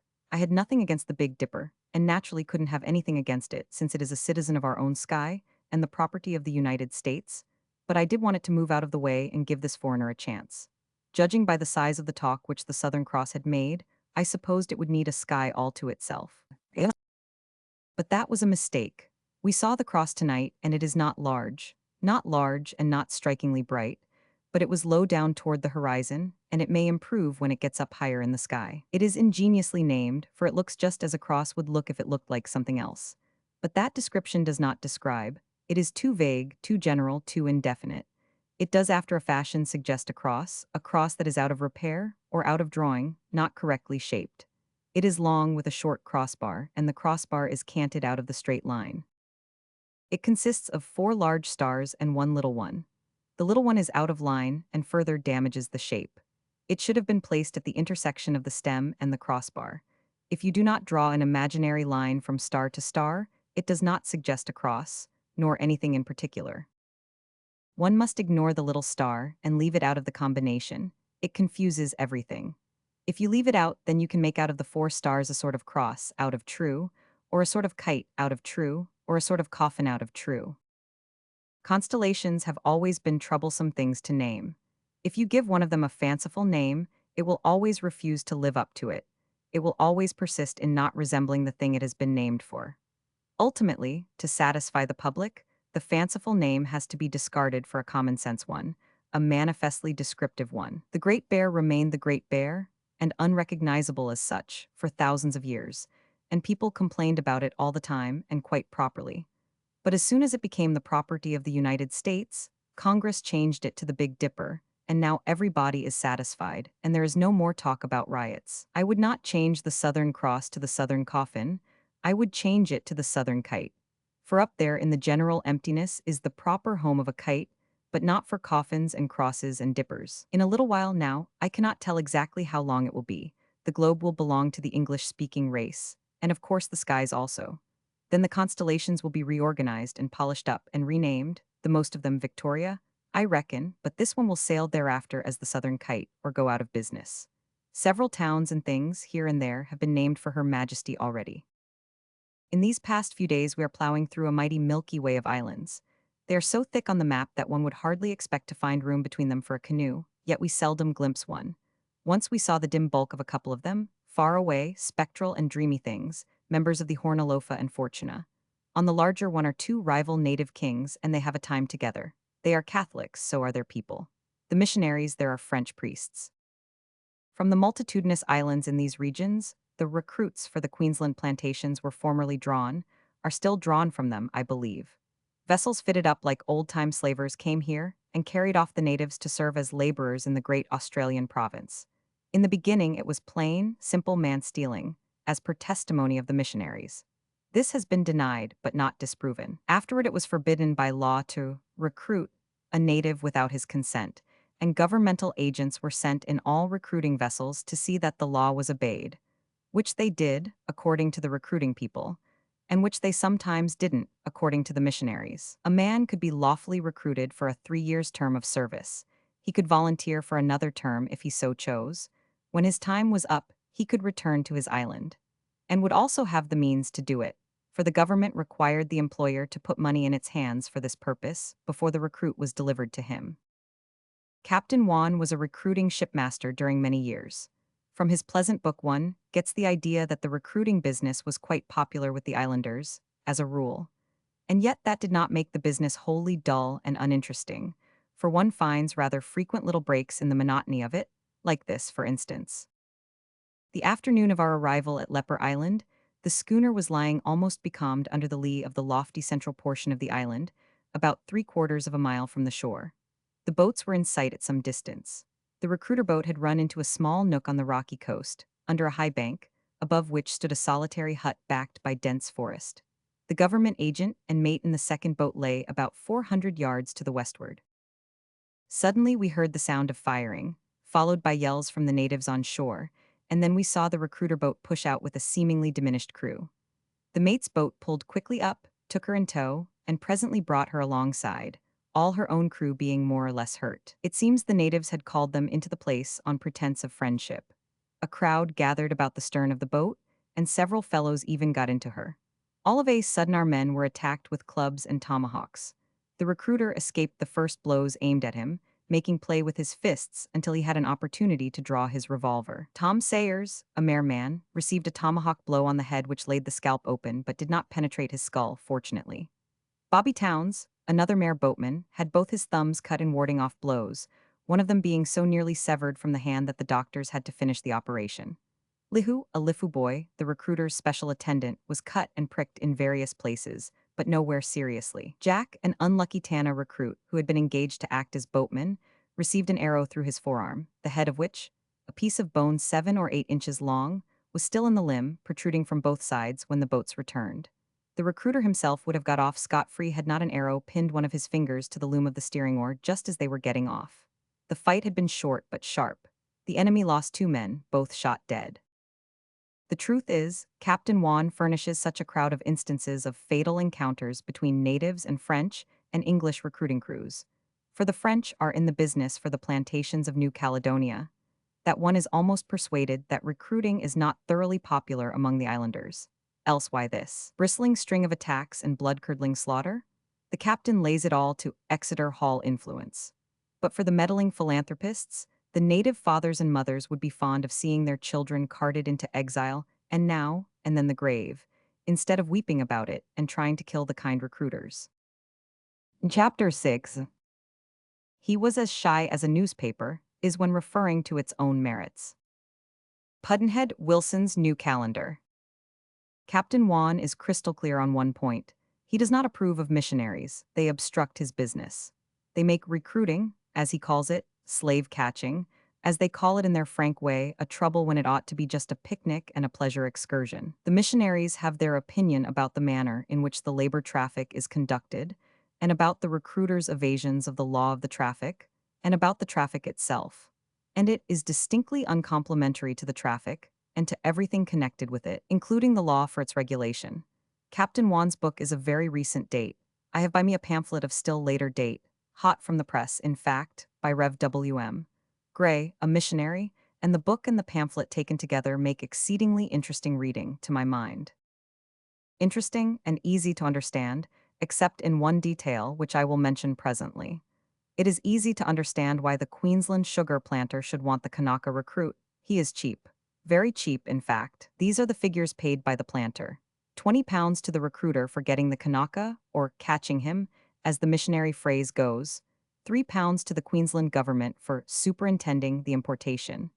£5 deposited with the government for the Kanakas. Passage home when his 3 years are up, in case he shall live that long. About £25 to the Kanaka himself for 3 years' wages and clothing. Total payment for the use of a man 3 years, £53, or, including diet, £60. Altogether, $100 a year. One can understand why the recruiter is fond of the business. The recruit costs him a few cheap presents, given to the recruit's relatives, not to the recruit himself, and the recruit is worth £20 to the recruiter when delivered in Queensland. All this is clear enough, but the thing that is not clear is what there is about it all to persuade the recruit. He is young and brisk. Life at home in his beautiful island is one lazy, long holiday to him, or if he wants to work, he can turn out a couple of bags of copper per week and sell it for 4 or 5 shillings a bag. In Queensland, he must get up at dawn and work from 8 to 12 hours a day in the cane fields, in a much hotter climate than he is used to, and get less than 4 shillings a week for it. I cannot understand his willingness to go to Queensland. It is a deep puzzle to me. Here is the explanation, from the planter's point of view. At least I gather from the missionary's pamphlet that it is the planter's. I stayed on deck to see how we were going to manage it with such a big ship and such a strong wind. On the bridge our giant captain in uniform, at his side a little pilot in elaborately gold-laced uniform, on the forecastle a white mate and quartermaster or two, and a brilliant crowd of lascars standing by for business. Our stern was pointing straight at the head of the channel, so we must turn entirely around in the puddle, and the wind blowing as described. It was done, and beautifully. It was done by help of a jib. We stirred up much mud but did not touch the bottom. We turned right around in our tracks, a seeming impossibility. We had several casts of quarter-less 5 and one cast of half 4, 27 feet. We were drawing 26 astern. By the time we were entirely around and pointed, the first buoy was not more than 100 yards in front of us. It was a fine piece of work, and I was the only passenger that saw it. However, the others got their dinner. The P&O Company got mine. More cats developed. Smythe says it is a British law that they must be carried, and he instanced a case of a ship not allowed to sail till she sent for a couple. The bill came too. Debtor to 2 cats, 20 shillings. News comes that within this week Siam has acknowledged herself to be, in effect, a French province. It seems plain that all savage and semi-civilized countries are going to be grabbed. A vulture on board, bald, red, queer-shaped head, featherless red places here and there on his body, intense great black eyes set in featherless rims of inflamed flesh. Dissipated look, a businesslike style, a selfish, conscienceless, murderous aspect. The very look of a professional assassin, and yet a bird which does no murder. What was the use of getting him up in that tragic style for so innocent a trade as his? For this one isn't the sort that wars upon the living. His diet is awful, and the more out of date it is the better he likes it. Nature should give him a suit of rusty black. Then he would be all right, for he would look like an undertaker and would harmonize with his business, whereas the way he is now he is horribly out of true. January 5. At 9 this morning, we passed Cape Leeuwin, Lioness, and ceased from our long due west course along the southern shore of Australia. Turning this extreme southwestern corner, we now take a long straight slant nearly NW, without a break, for Ceylon. As we speed northward, it will grow hotter very fast, but it isn't chilly now. The vulture is from the public menagerie at Adelaide, a great and interesting collection. It was there that we saw the baby tiger solemnly spreading its mouth and trying to roar like its majestic mother. It swaggered, scowling, back and forth on its short legs just as it had seen her do on her long ones, and now and then snarling viciously, exposing its teeth with a threatening lift of its upper lip and bristling mustache. And when it thought it was impressing the visitors, it would spread its mouth wide and do that screechy cry which it meant for a roar, but which did not deceive. It took itself quite seriously and was lovably comical. And there was a hyena, an ugly creature, as ugly as the tiger kitty was pretty. It repeatedly arched its back and delivered itself of such a human cry, a startling resemblance, a cry which was just that of a grown person badly hurt.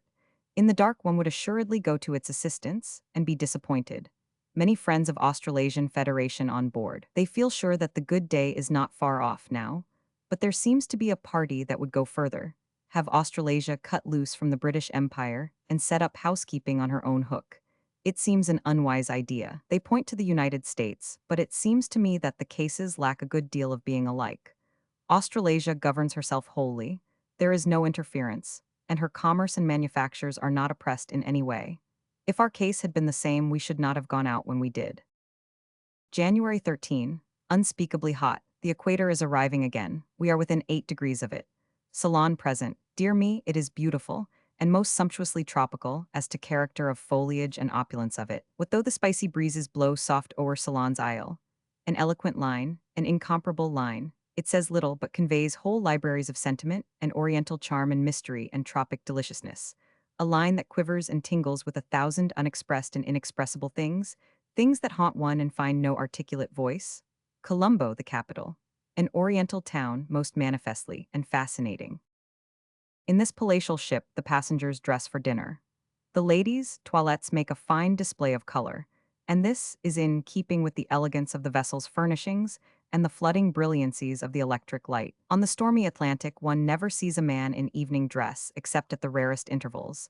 And then there is only one, not two, and he shows up but once on the voyage. The night before the ship makes port, the night when they have the concert and do the amateur wailings and recitations. He is the tenor, as a rule. There has been a deal of cricket playing on board. It seems a queer game for a ship, but they enclose the promenade deck with nettings and keep the ball from flying overboard, and the sport goes very well and is properly violent and exciting. We must part from this vessel here. January 14, Hotel Bristol, servant Brompy. Alert, gentle, smiling, winning young brown creature as ever was.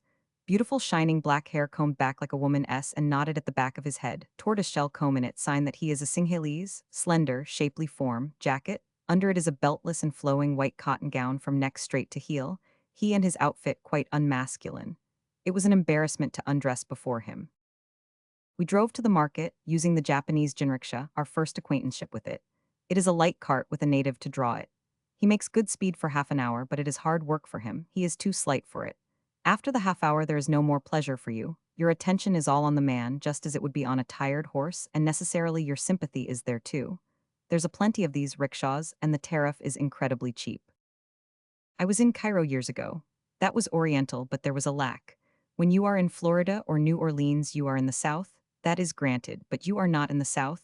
You are in a modified South, a tempered South. Cairo was a tempered Orient, an Orient with an indefinite something wanting.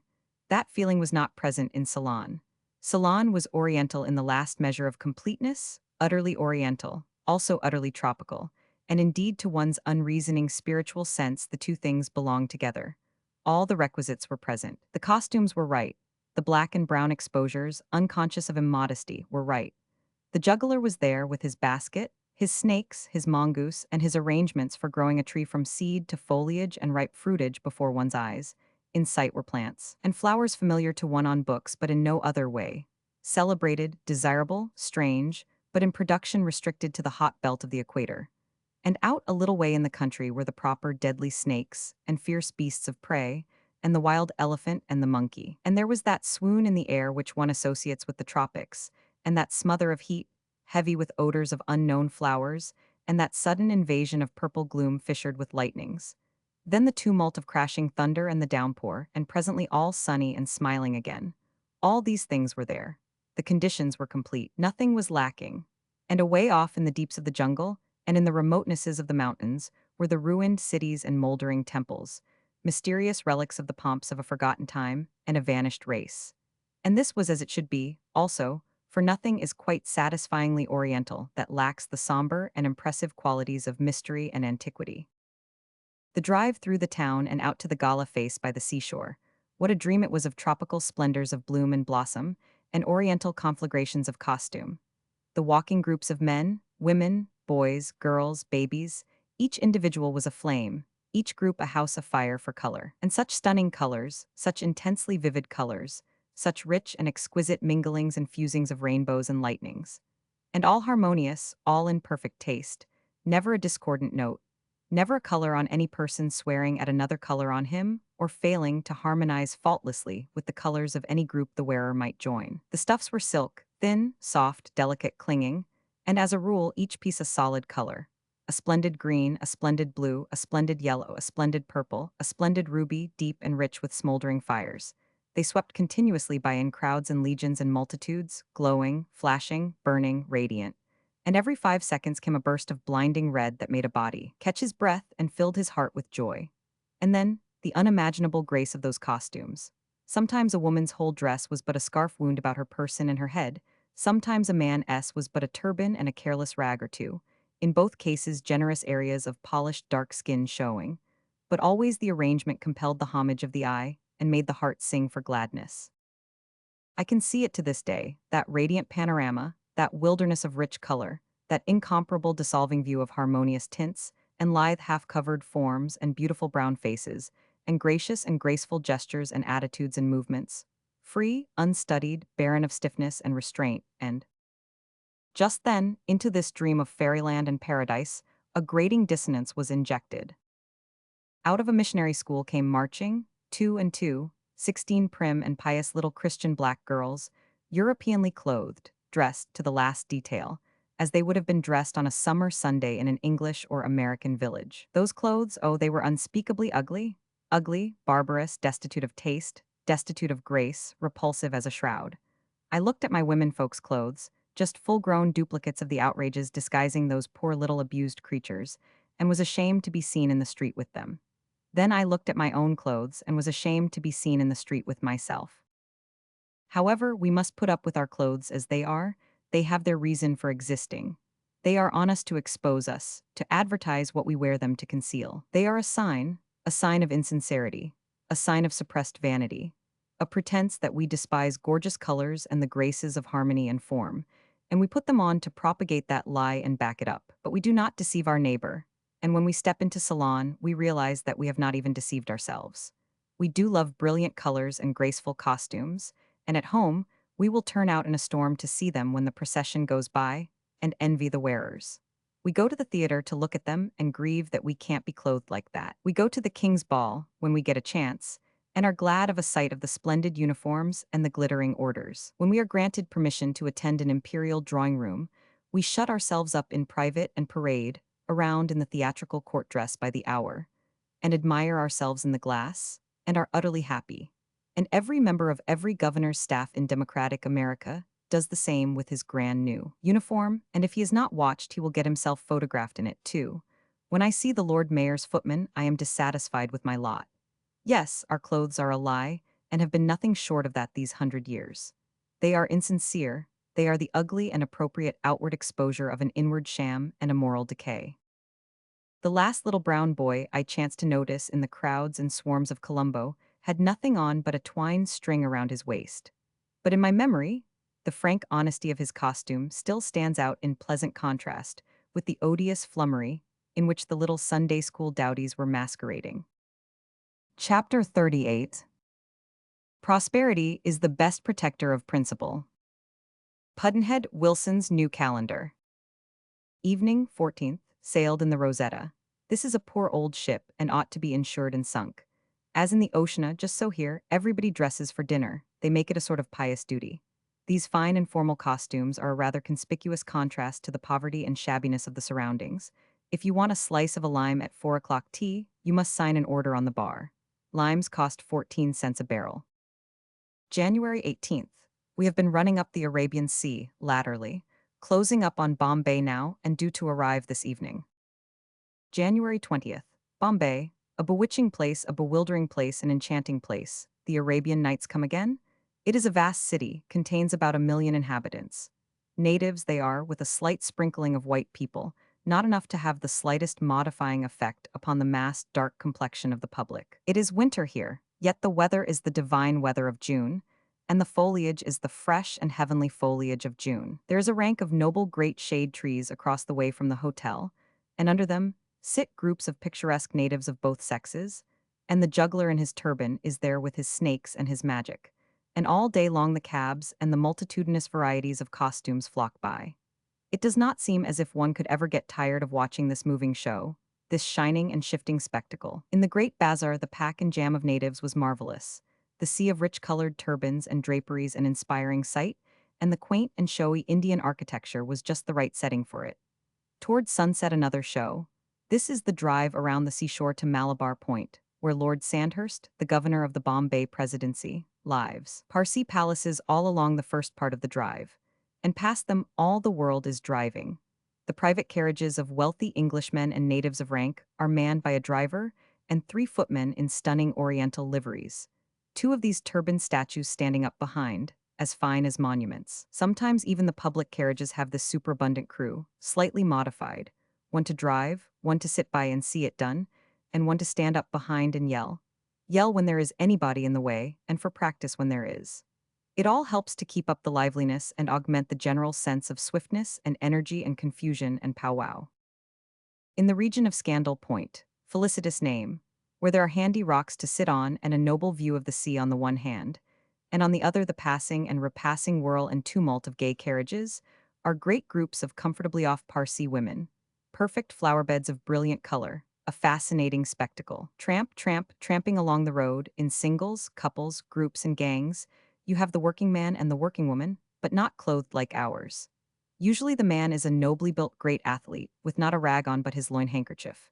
His color a deep dark brown, his skin satin, his rounded muscles knobbing it as if it had eggs under it. Usually the woman is a slender and shapely creature, as erect as a lightning rod, and she has but one thing on, a bright-colored piece of stuff which is wound about her head and her body down nearly halfway to her knees, and which clings like her own skin.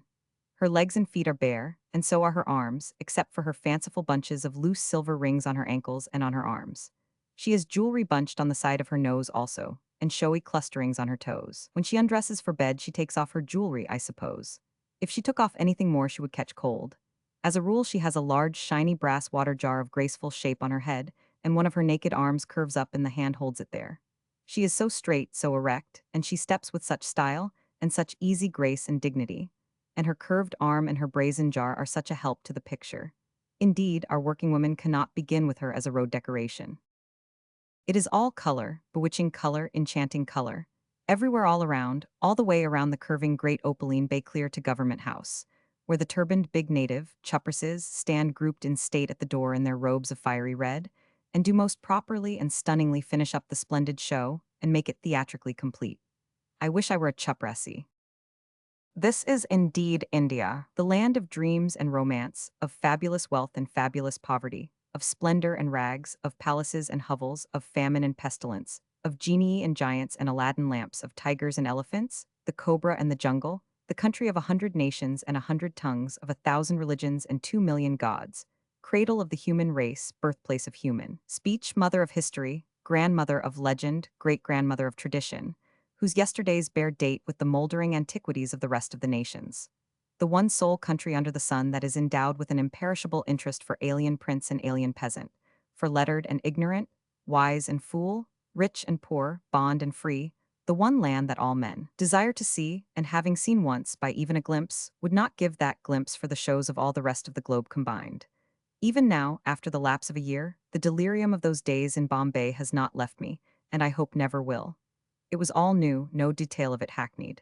And India did not wait for morning, it began at the hotel, straight away. The lobbies and halls were full of turbaned, and fezzed and embroidered, capped and barefooted and cot-clad dark natives, some of them rushing about, others at rest squatting or sitting on the ground, some of them chattering with energy, others still and dreamy. In the dining room, every man's own private native servant standing behind his chair and dressed for a part in the Arabian Nights. Our rooms were high up on the front. A white man, he was a burly German, went up with us and brought 3 natives along to see to arranging things.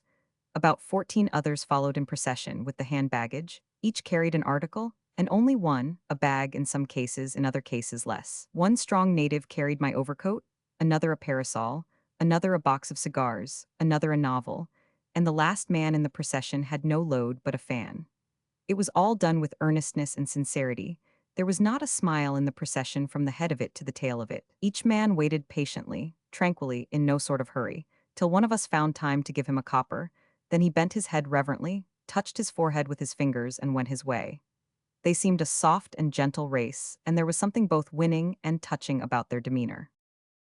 There was a vast glazed door which opened upon the balcony. It needed closing or cleaning or something, and a native got down on his knees and went to work at it.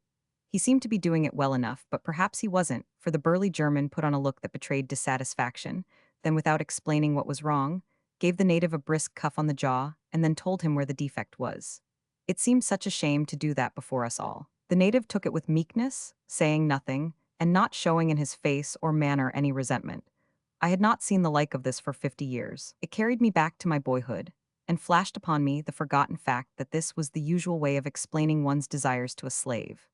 I was able to remember that the method seemed right and natural to me in those days, I being born to it, and unaware that elsewhere there were other methods. But I was also able to remember that those unresented cuffings made me sorry for the victim and ashamed for the punisher. My father was a refined and kindly gentleman, very grave, rather austere, of rigid probity, a sternly just and upright man, albeit he attended no church and never spoke of religious matters, and had no part nor lot in the pious joys of his Presbyterian family, nor ever seemed to suffer from this deprivation. He laid his hand upon me in punishment only twice in his life, and then not heavily, once for telling him a lie, which surprised me, and showed me how unsuspicious he was, for that was not my maiden effort. He punished me those 2 times only, and never any other member of the family at all. Yet every now and then he cuffed our harmless slave boy, Louis, for trifling little blunders and awkwardnesses. My father had passed his life among the slaves from his cradle up, and his cuffings proceeded from the custom of the time, not from his nature. When I was 10 years old, I saw a man fling a lump of iron ore at a slaveman in anger, for merely doing something awkwardly, as if that were a crime. It bounded from the man's skull, and the man fell and never spoke again. He was dead in an hour. I knew the man had a right to kill his slave if he wanted to, and yet it seemed a pitiful thing and somehow wrong, though why wrong I was not deep enough to explain if I had been asked to do it. Nobody in the village approved of that murder, but of course no one said much about it. It is curious, the space-annihilating power of thought. For just 1 second, all that goes to make the me and me was in a Missourian village on the other side of the globe, vividly seeing again these forgotten pictures of 50 years ago, and wholly unconscious of all things but just those. And in the next second I was back in Bombay, and that kneeling native smitten cheek was not done tingling yet. Back to boyhood, 50 years, back to age again, another 50, and a flight equal to the circumference of the globe, all in 2 seconds by the watch. Some natives, I don't remember how many, went into my bedroom now and put things to rights and arranged the mosquito bar, and I went to bed to nurse my cough. It was about 9 in the evening. What a state of things. For 3 hours the yelling and shouting of natives in the hall continued, along with the velvety patter of their swift bare feet. What a racket it was. They were yelling orders and messages down 3 flights. Why, in the matter of noise it amounted to a riot, an insurrection, a revolution. And then there were other noises mixed up with these, and at intervals tremendously accenting them. Roofs falling in, I judged, windows smashing, persons being murdered, crows squawking and deriding and cursing, canaries screeching, monkeys jabbering, macaws blaspheming, and every now and then fiendish bursts of laughter and explosions of dynamite. By midnight I had suffered all the different kinds of shocks there are, and knew that I could never more be disturbed by them, either isolated or in combination. Then came peace, stillness deep and solemn, and lasted till 5. Then it all broke loose again. And who restarted it? The bird of birds, the Indian crow. I came to know him well by and be infatuated with him. I suppose he is the hardest lot that wears feathers. Yes, and the cheerfulest and the best satisfied with himself. He never arrived at what he is by any careless process or any sudden one. He is a work of art, and art is long. He is the product of immemorial ages and of deep calculation. One can't make a bird like that in a day. He has been reincarnated more times than Shiva, and he has kept a sample of each incarnation and fused it into his constitution. In the course of his evolutionary promotions, his sublime march toward ultimate perfection, he has been a gambler, a low comedian, a dissolute priest, a fussy woman, a blackguard, a scoffer, a liar, a thief, a spy, an informer, a trading politician, a swindler, a professional hypocrite, a patriot for cash, a reformer, a lecturer, a lawyer, a conspirator, a rebel, a royalist, a democrat, a practicer and propagator of irreverence, a meddler, an intruder, a busybody, an infidel, and a wallower in sin for the mere love of it. The strange result, the incredible result of this patient accumulation of all damnable traits is that he does not know what care is, he does not know what sorrow is, he does not know what remorse is. His life is one long, thundering ecstasy of happiness, and he will go to his death untroubled, knowing that he will soon turn up again as an author or something, and be even more intolerably capable and comfortable than ever he was before. In his straddling wide forward step, and his springy sidewise series of hops, and his impudent air, and his cunning way of canting his head to one side upon occasion, he reminds one of the American blackbird. But the sharp resemblances stop there. He is much bigger than the blackbird, and he lacks the blackbird's trim and slender and beautiful build and shapely beak.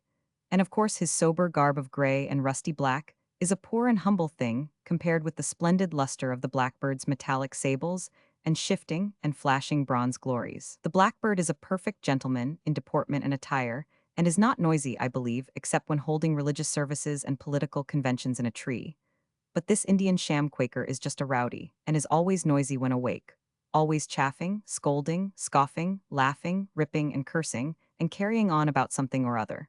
I never saw such a bird for delivering opinions. Nothing escapes him. He notices everything that happens and brings out his opinion about it, particularly if it is a matter that is none of his business. And it is never a mild opinion, but always violent and profane. The presence of ladies does not affect him. His opinions are not the outcome of reflection, for he never thinks about anything, but heaves out the opinion that is on top in his mind, and which is often an opinion about some quite different thing and does not fit the case. But that is his way. His main idea is to get out an opinion, and if he stopped to think he would lose chances. I suppose he has no enemies among men. The whites and Mohammedans never seem to molest him, and the Hindus, because of their religion, never take the life of any creature, but spare even the snakes and tigers and fleas and rats. If I sat on one end of the balcony, the crows would gather on the railing at the other end and talk about me, and edge closer, little by little, till I could almost reach them. And they would sit there in the most unabashed way, and talk about my clothes and my hair and my complexion and probable character and vocation in politics, and how I came to be in India and what I had been doing, and how many days I had got for it, and how I had happened to go unhanged so long, and when would it probably come off, and might there be more of my sort where I came from, and when would they be hanged? And so on, until I could not longer endure the embarrassment of it. Then I would shoo them away, and they would circle around in the air a little while, laughing and deriding and mocking, and presently settle on the rail and do it all over again. They were very sociable when there was anything to eat, oppressively so. With a little encouragement they would come in and light on the table, and help me eat my breakfast.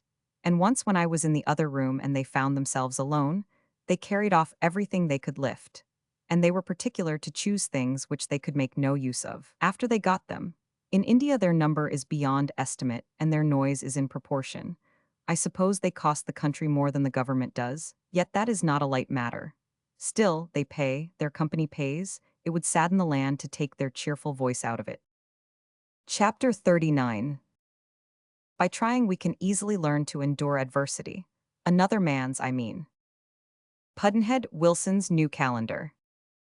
You soon find your long-ago dreams of India rising in a sort of vague and luscious moonlight above the horizon rim of your opaque consciousness, and softly lighting up 1,000 forgotten details, which were parts of a vision that had once been vivid to you when you were a boy, and steeped your spirit in tales of the East. The barbaric gorgeousnesses, for instance, and the princely titles, the sumptuous titles, the sounding titles, how good they taste in the mouth. The Nizam of Hyderabad, the Maharaja of Travancore, the Nabob of Jabalpur, the Begum of Bhopal, the Nawab of Mysore, the Rani of Gulner, the Akhund of Swat S. The Rao of Rohilkund, the Gaekwar of Baroda. Indeed, it is a country that runs richly to name. The great god Vishnu has 108 special ones, 108 peculiarly holy ones, names just for Sunday use only. I learned the whole of Vishnu's 108 by heart once, but they wouldn't stay. I don't remember any of them now but John W. And the romances connected with those princely native houses. To this day they are always turning up, just as in the old times. They were sweating out a romance in an English court in Bombay a while before we were there. In this case, a native prince, 16 years old, who has been enjoying his titles and dignities and estates unmolested for 14 years, is suddenly hailed into court on the charge that he is rightfully no prince at all, but a pauper peasant, that the real prince died when 2.5 years old, that the death was concealed and a peasant child smuggled into the royal cradle, and that this present incumbent was that smuggled substitute. This is the very material that so many Oriental tales have been made of. The case of that great prince, the Gaekwar of Baroda, is a reversal of the theme. When that throne fell vacant, no heir could be found for some time, but at last one was found in the person of a peasant child who was making mud pies in a village street and having an innocent good time. But his pedigree was straight. He was the true prince, and he has reigned ever since with none to dispute his right. Lately there was another hunt for an heir to another princely house, and one was found who was circumstanced about as the Gaekwar had been. His fathers were traced back, in humble life, along a branch of the ancestral tree to the point where it joined the stem 14 generations ago, and his heirship was thereby squarely established. The tracing was done by means of the records of one of the great Hindu shrines, where princes on pilgrimage record their names and the date of their visit. This is to keep the prince's religious account straight and his spiritual person safe. But the record has the added value of keeping the pedigree authentic, too. When I think of Bombay now, at this distance of time, I seem to have a kaleidoscope at my eye, and I hear the clash of the glass bits as the splendid figures change and fall apart and flash into new forms, figure after figure, and with the birth of each new form, I feel my skin crinkle and my nerve web tingle with a new thrill of wonder and delight. These remembered pictures float past me in a sequence of contracts, following the same order always, and always whirling by and disappearing with the swiftness of a dream, leaving me with the sense that the actuality was the experience of an hour, at most, whereas it really covered days, I think. The series begins with the hiring of a bearer, native manservant, a person who should be selected with some care, because as long as he is in your employ, he will be about as near to you as your clothes. In India, your day may be said to begin with the bearer's knock on the bedroom door, accompanied by a formula of words, a formula which is intended to mean that the bath is ready. It doesn't really seem to mean anything at all, but that is because you are not used to bearer English. You will presently understand. Where he gets his English is his own secret. There is nothing like it elsewhere in the earth, or even in paradise perhaps, but the other place is probably full of it. You hire him as soon as you touch Indian soil, for no matter what your sex is, you cannot do without him. He is messenger, valet, chambermaid, table waiter, lady's maid, courier. He is everything. He carries a coarse linen clothes bag and a quilt. He sleeps on the stone floor outside your chamber door, and gets his meals you do not know where nor when. You only know that he is not fed on the premises, either when you are in a hotel or when you are a guest in a private house. His wages are large from an Indian point of view, and he feeds and clothes himself out of them. We had 3 of him in 2.5 months. The first one's rate was 30 rupees a month, that is to say, 27 cents a day. The rate of the others, Rs. 40 rupees a month. A princely sum, for the native switchman on a railway and the native servant in a private family get only Rs. 7 per month and the farmhand only 4. The two former feed and clothe themselves and their families on their $1.90 per month, but I cannot believe that the farmhand has to feed himself on his $1. $8. I think the farm probably feeds him, and that the whole of his wages, except a trifle for the priest, go to the support of his family. That is, to the feeding of his family, for they live in a mud hut, handmade, and doubtless rent-free, and they wear no clothes, at least nothing more than a rag, and not much of a rag at that in the case of the males. However, these are handsome times for the farmhand. He was not always the child of luxury that he is now. The chief commissioner of the Central Provinces, in a recent official utterance, wherein he was rebuking a native deputation for complaining of hard times, reminded them that they could easily remember when a farmhand's wages were only half a rupee, former value a month. That is to say, less than a cent a day, nearly $2, $90 a year. If such a wage earner had a good deal of a family, and they all have that, for God is very good to these poor natives in some ways, He would save a profit of 15 cents, clean and clear, out of his year's toil. I mean, a frugal, thrifty person would, not one given to display and ostentation. And if he owed $13, $50, and took good care of his health, he could pay it off in 90 years. Then he could hold up his head and look his creditors in the face again. Think of these facts and what they mean. India does not consist of cities. There are no cities in India to speak of. Its stupendous population consists of farm laborers. India is one vast farm, one almost interminable stretch of fields with mud fences between. Think of the above facts, and consider what an incredible aggregate of poverty they place before you. The first bearer that applied waited below and sent up his recommendations. That was the first morning in Bombay. We read them over, carefully, cautiously, thoughtfully. There was not a fault to find with them, except one: they were all from Americans. Is that a slur? If it is a deserved one. In my experience, an American's recommendation of a servant is not usually valuable. We are too good-natured a race. We hate to say the unpleasant thing. We shrink from speaking the unkind truth about a poor fellow whose bread depends upon our verdict. So we speak of his good points only, thus not scrupling to tell a lie, a silent lie, for, in not mentioning his bad ones, we as good as say he hasn't any. The only difference that I know of between a silent lie and a spoken one is that the silent lie is a less respectable one than the other. And it can deceive, whereas the other can't, as a rule. We not only tell the silent lie as to a servant's faults, but we sin in another way. We overpraise his merits. For when it comes to writing recommendations of servants, we are a nation of gushers. And we have not the Frenchman's excuse. In France, you must give the departing servant a good recommendation, and you must conceal his faults. You have no choice. If you mention his faults for the protection of the next candidate for his services, he can sue you for damages, and the court will award them, too. And, moreover, the judge will give you a sharp dressing down from the bench for trying to destroy a poor man's character, and rob him of his bread. I do not state this on my own authority. I got it from a French physician of fame and repute, a man who was born in Paris and had practiced there all his life. And he said that he spoke not merely from common knowledge, but from exasperating personal experience. As I was saying, the bearer's recommendations were all from American tourists, and St. Peter would have admitted him to the fields of the blessed on them. I mean, if he is as unfamiliar with our people and our ways as I suppose he is. According to these recommendations, Manuel X was supreme in all the arts connected with his complex trade, and these manifold arts were mentioned and praised in detail.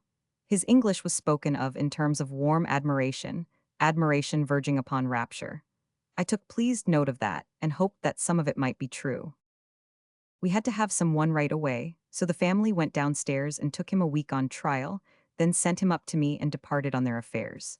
I was shut up in my quarters with a bronchial cough, and glad to have something fresh to look at, something new to play with.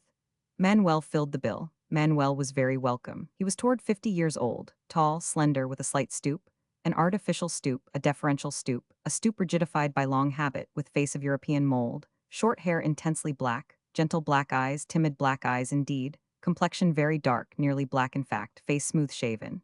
He was bareheaded and barefooted, and was never otherwise while his week with us lasted. His clothing was European, cheap, flimsy, and showed much wear. He stood before me and inclined his head and body, in the pathetic Indian way, touching his forehead with the finger ends of his right hand in salute. I said, "Manuel, you are evidently Indian, but you seem to have a Spanish name when you put it all together. How is that?" A perplexed look gathered in his face. It was plain that he had not understood, but he didn't let on. He spoke back placidly. "Name, Manuel, yes, master. I know, but how did you get the name?" "Oh, yes, I suppose, think happened so. Father same name, not mother." I saw that I must simplify my language and spread my words apart, if I would be understood by this English scholar. "Well then, how did your father get his name?" "Oh, he, brightening a little, he Christian Portagi, live in Goa, I born Goa, mother not Portagi, mother native high caste Brahmin, Kulin Brahmin, highest caste, no other so high caste. I high caste Brahmin too. Christian too, same like father, high caste Christian Brahmin, master Salvation Army." All this haltingly and with difficulty. Then he had an inspiration and began to pour out a flood of words that I could make nothing of, so I said, "There, don't do that, I can't understand Hindustani." "Not Hindustani, master, English. Always I speaking English sometimes when I talking every day all the time at you." Very well, stick to that. That is intelligible. It is not up to my hopes, it is not up to the promise of the recommendations. Still, it is English, and I understand it. Don't elaborate it. I don't like elaborations when they are crippled by uncertainty of touch. Master. Oh, never mind. It was only a random thought. I didn't expect you to understand it. How did you get your English? Is it an acquirement or just a gift of God? After some hesitation, piously. Yes, he very good. Christian God very good, Hindu God very good too. 2 million Hindu God, 1 Christian God make 2 million and 1. All mine 2 million and 1 God. I got a plenty. Sometime I pray all time at those, keep it up, go all time every day. Give something at shrine, all good for me, make me better man. Good for me, good for my family, damn good. Then he had another inspiration, and went rambling off into fervent confusions and incoherencies, and I had to stop him again. I thought we had talked enough, so I told him to go to the bathroom and clean it up and remove the slops, this to get rid of him. He went away, seeming to understand, and got out some of my clothes and began to brush them. I repeated my desire several times, simplifying and resimplifying it, and at last he got the idea. Then he went away and put a coolie at the work, and explained that he would lose caste if he did it himself. It would be pollution, by the law of his caste, and it would cost him a deal of fuss and trouble to purify himself and accomplish his rehabilitation. He said that that kind of work was strictly forbidden to persons of caste, and as strictly restricted to the very bottom layer of Hindu society, the despised Sudra, the toiler, the laborer. He was right, and apparently the poor Sudra has been content with his strange lot, his insulting distinction, for ages and ages, clear back to the beginning of things, so to speak. Buckle says that his name, laborer, is a term of contempt, that it is ordained by the Institutes of Menu, 900 BC, that if a Sudra sit on a level with his superior, he shall be exiled or branded. Without going into particulars, I will remark that as a rule they wear no clothing that would conceal the brand. MT. If he speak contemptuously of his superior, or insult him, he shall suffer death. If he listen to the reading of the sacred books, he shall have burning oil poured in his ears. If he memorize passages from them, he shall be killed. If he marry his daughter to a Brahmin, the husband shall go to hell for defiling himself by contact with a woman so infinitely his inferior, and that it is forbidden to a Sudra to acquire wealth. The bulk of the population of India, says Bucklet, population today, 300 million, is the Sudras, the workers, the farmers, the creators of wealth. Manuel was a failure, poor old fellow. His age was against him. He was desperately slow and phenomenally forgetful. When he went 3 blocks on an errand, he would be gone 2 hours and then forget what it was he went for. When he packed a trunk, it took him forever, and the trunk's contents were an unimaginable chaos when he got done. He couldn't wait satisfactorily at table, a prime defect. For if you haven't your own servant in an Indian hotel, you are likely to have a slow time of it and go away hungry. We couldn't understand his English, he couldn't understand ours, and when we found that he couldn't understand his own, it seemed time for us to part. I had to discharge him, there was no help for it. But I did it as kindly as I could and as gently. We must part, said I, but I hoped we should meet again in a better world. It was not true, but it was only a little thing to say, and saved his feelings and cost me nothing. But now that he was gone and was off my mind and heart, my spirits began to rise at once, and I was soon feeling brisk and ready to go out and have adventures. Then his newly hired successor flitted in, touched his forehead, and began to fly around here, there, and everywhere on his velvet feet, and in 5 minutes he had everything in the room ship-shape and Bristol fashion, as the sailors say, and was standing at the salute, waiting for orders. Dear me, what a rustler he was after the slumberous way of Manuel, poor old slug. All my heart, all my affection, all my admiration, went out spontaneously to this frisky little forked black thing, this compact and compressed incarnation of energy and force and promptness and celerity and confidence, this smart, smiley, engaging, shiny-eyed little devil, ferruled on his upper end by a gleaming fire-coal of a fez with a red-hot tassel dangling from it. I said with deep satisfaction, "You'll suit, what is your name?" He reeled it mellowly off. "Let me see if I can make a selection out of it, for business uses, I mean. We will keep the rest for Sundays. Give it to me in installments." He did it, but there did not seem to be any short ones except Mousa, which suggested mouse. It was out of character, it was too soft, too quiet, too conservative, it didn't fit his splendid style. I considered and said, "Mouser is short enough, but I don't quite like it. It seems colorless, inharmonious, inadequate, and I am sensitive to such things. How do you think Satan would do?" "Yes, master, Satan do wear good." It was his way of saying, very good. There was a rap at the door. Satan covered the ground with a single skip. There was a word or two of Hindustani, then he disappeared. 3 minutes later, he was before me again, militarily erect and waiting for me to speak first. What is it, Satan? God want to see you. Who? God, I show him up, master. Why, this is so unusual well, you see, indeed, I am so unprepared. I don't quite know what I do mean. Dear me, can't you explain? Don't you see that this is a most X? Here his card, master. Wasn't it curious and amazing and tremendous and all that? Such a personage going around calling on such as I, and sending up his card like a mortal, sending it up by Satan. It was a bewildering collision of the impossibles. But this was the land of the Arabian Nights, this was India. And what is it that cannot happen in India? We had the interview. Satan was right. The visitor was indeed a god in the conviction of his multitudinous followers, and was worshipped by them in sincerity and humble adoration. They are troubled by no doubts as to his divine origin and office. They believe in him, they pray to him, they make offerings to him, they beg of him remission of sins. To them his person, together with everything connected with it, is sacred. From his barber they buy the parings of his nails and set them in gold, and wear them as precious amulets. I tried to seem tranquilly conversational and at rest, but I was not. Would you have been? I was in a suppressed frenzy of excitement and curiosity and glad wonder. I could not keep my eyes off him. I was looking upon a god, an actual god, a recognized and accepted god, and every detail of his person and his dress had a consuming interest for me. And the thought went floating through my head. He is worshipped, think of it. He is not a recipient of the pale homage called compliment, wherewith the highest human clay must make shift to be satisfied, but of an infinitely richer spiritual food, adoration, worship. Men and women lay their cares and their griefs and their broken hearts at his feet, and he gives them his peace, and they go away healed.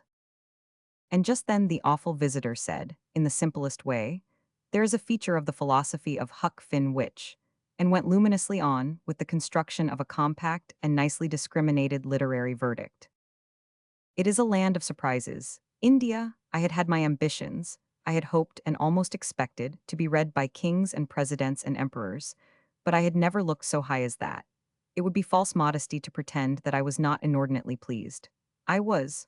I was much more pleased than I should have been with a compliment from a man. He remained half an hour, and I found him a most courteous and charming gentleman. The godship has been in his family a good while, but I do not know how long. He is a Mohammedan deity. By earthly rank he is a prince, not an Indian but a Persian prince. He is a direct descendant of the prophet's line. He is comely, also young for a god, not 40, perhaps not above 35 years old. He wears his immense honors with tranquil grace, and with a dignity proper to his awful calling. He speaks English with the ease and purity of a person born to it. I think I am not overstating this. He was the only god I had ever seen, and I was very favorably impressed. When he rose to say goodbye, the door swung open and I caught the flash of a red fez and heard these words reverently said. Satan see God out. Yes, and these mesmated beings passed from view, Satan in the lead, and the other following after. Chapter 40. Few of us can stand prosperity, another man's I mean. Pudd'nhead Wilson's New Calendar. The next picture in my mind is Government House, on Malabar Point, with the wide sea view from the windows and broad balconies. Abode of His Excellency, the Governor of the Bombay Presidency. A residence which is European in everything but the native guards and servants, and is a home and a palace of state harmoniously combined. That was England, the English power, the English civilization, the modern civilization, with the quiet elegancies and quiet colors and quiet tastes and quiet dignity that are the outcome of the modern cultivation. And following it came a picture of the ancient civilization of India, an hour in the mansion of a native prince, Kumar Shri Samitsinji Bahadur of the Palatana state. The young lad, his heir, was with the prince. Also, the lad's sister, a wee brown sprite, very pretty, very serious, very winning, delicately molded, costumed like the daintiest butterfly, a dear little fairyland princess, gravely willing to be friendly with the strangers, but in the beginning preferring to hold her father's hand until she could take stock of them and determine how far they were to be trusted. She must have been 8 years old. So in the natural Indian order of things she would be a bride in 3 or 4 years from now.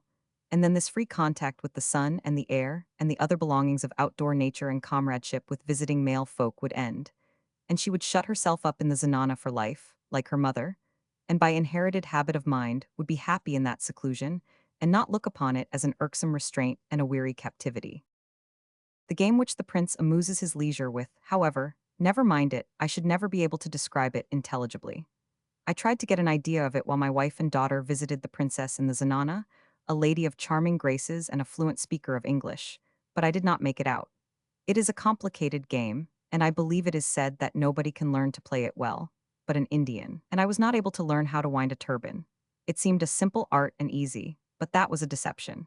It is a piece of thin, delicate stuff a foot wide or more, and 40 or 50 feet long, and the exhibitor of the art takes one end of it in his two hands and winds it in and out intricately about his head, twisting it as he goes, and in a minute or two the thing is finished and is neat and symmetrical and fits as snugly as a mold. We were interested in the wardrobe and the jewels, and in the silverware, and its grace of shape and beauty and delicacy of ornamentation. The silverware is kept locked up, except at meal times, and none but the chief butler and the prince have keys to the safe.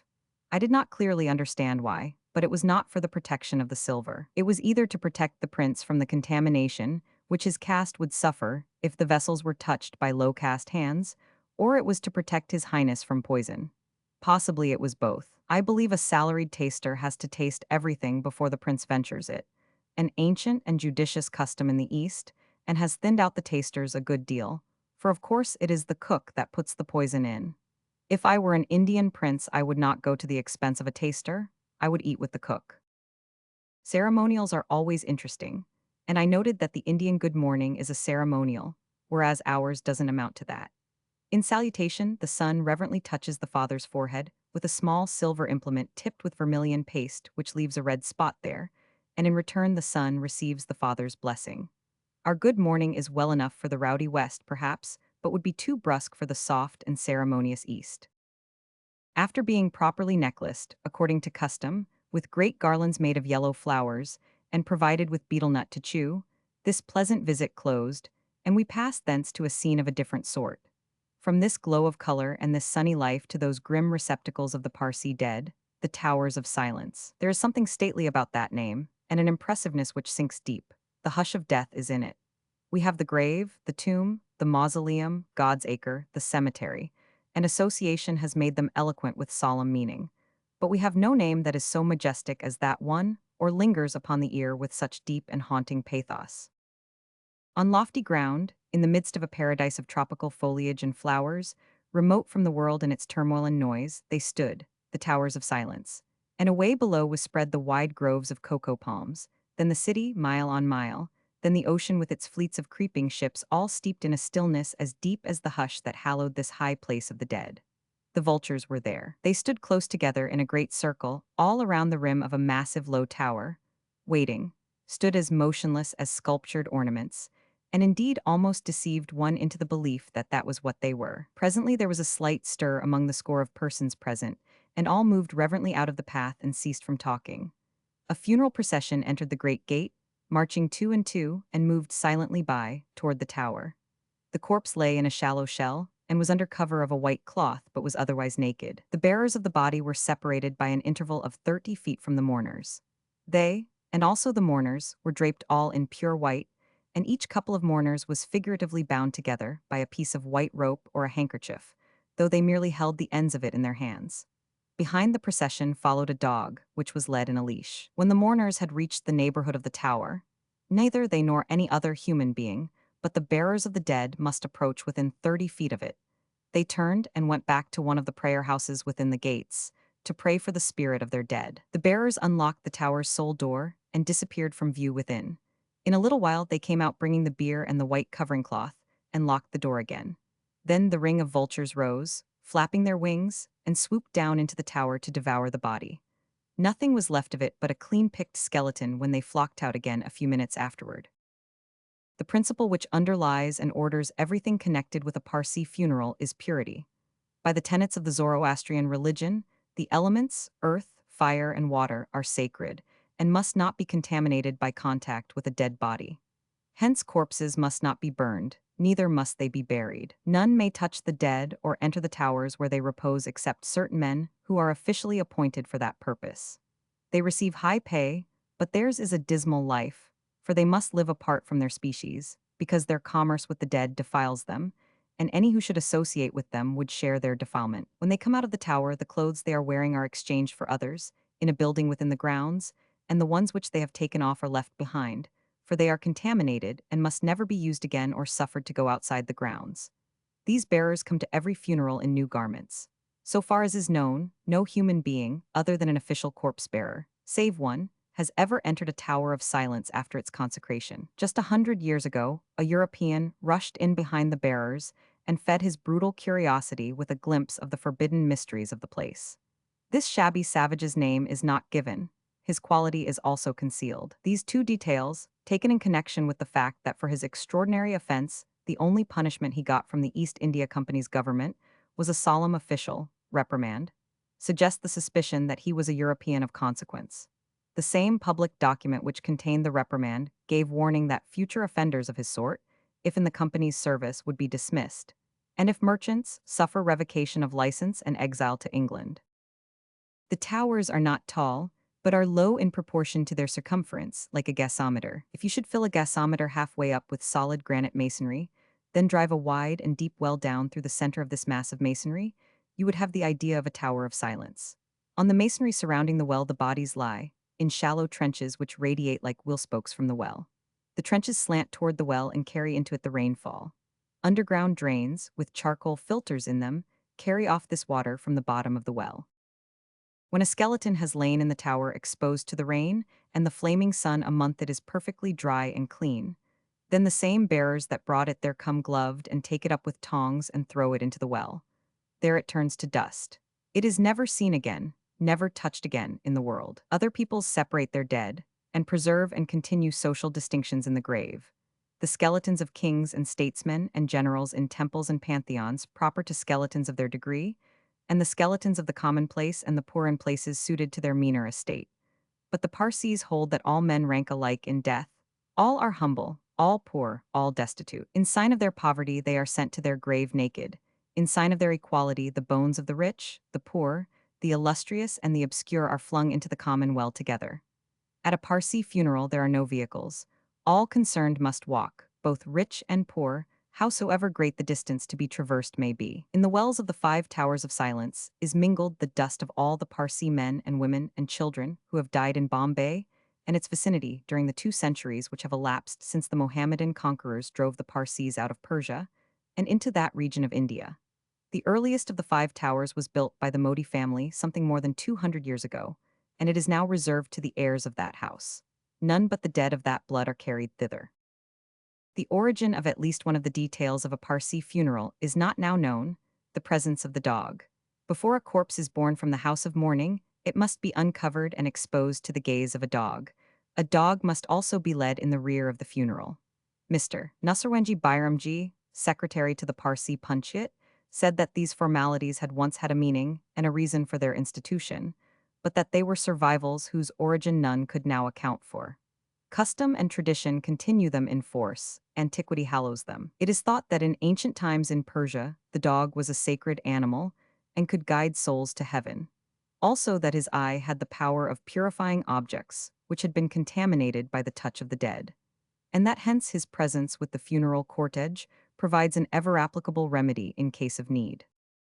The Parsees claim that their method of disposing of the dead is an effective protection of the living, that it disseminates no corruption, no impurities of any sort, no disease germs, that no wrap, no garment which has touched the dead is allowed to touch the living afterward, that from the towers of silence nothing proceeds which can carry harm to the outside world. These are just claims, I think. As a sanitary measure, their system seems to be about the equivalent of cremation and as sure. We are drifting slowly, but hopefully toward cremation in these days. It could not be expected that this progress should be swift, but if it be steady and continuous, even if slow, that will suffice. When cremation becomes the rule, we shall cease to shudder at it. We should shudder at burial if we allowed ourselves to think what goes on in the grave. The dog was an impressive figure to me, representing as he did a mystery whose key is lost. He was humble and apparently depressed, and he let his head droop pensively, and looked as if he might be trying to call back to his mind what it was that he had used to symbolize ages ago when he began his function. There was another impressive thing close at hand, but I was not privileged to see it. That was the sacred fire, a fire which is supposed to have been burning without interruption for more than 2 centuries, and so, living by the same heat that was imparted to it so long ago. The Parsis are a remarkable community. There are only about 60,000 in Bombay, and only about half as many as that in the rest of India, but they make up in importance what they lack in numbers. They are highly educated, energetic, enterprising, progressive, rich, and the Jew himself is not more lavish or Catholic in his charities and benevolences.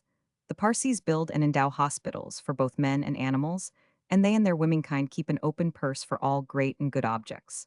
They are a political force and a valued support to the government.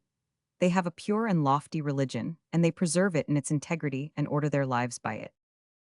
We took a final sweep of the wonderful view of plain and city and ocean, and so ended our visit to the garden and the towers of silence.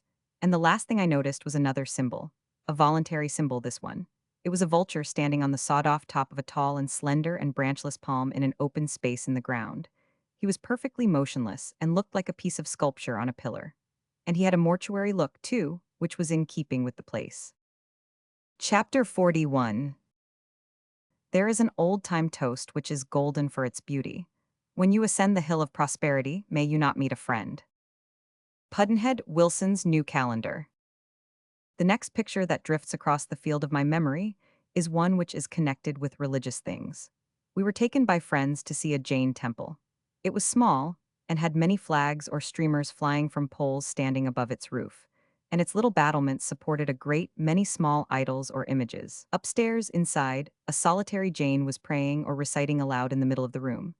Our presence did not interrupt him, nor even incommode him or modify his fervor. 10 or 12 feet in front of him was the idol, a small figure in a sitting posture. It had the pinkish look of a wax doll, but lacked the doll's roundness of limb and approximation to correctness of form and justness of proportion. Mr. Gandhi explained everything to us. He was delegate to the Chicago Fair Congress of Religions. It was lucidly done, in masterly English.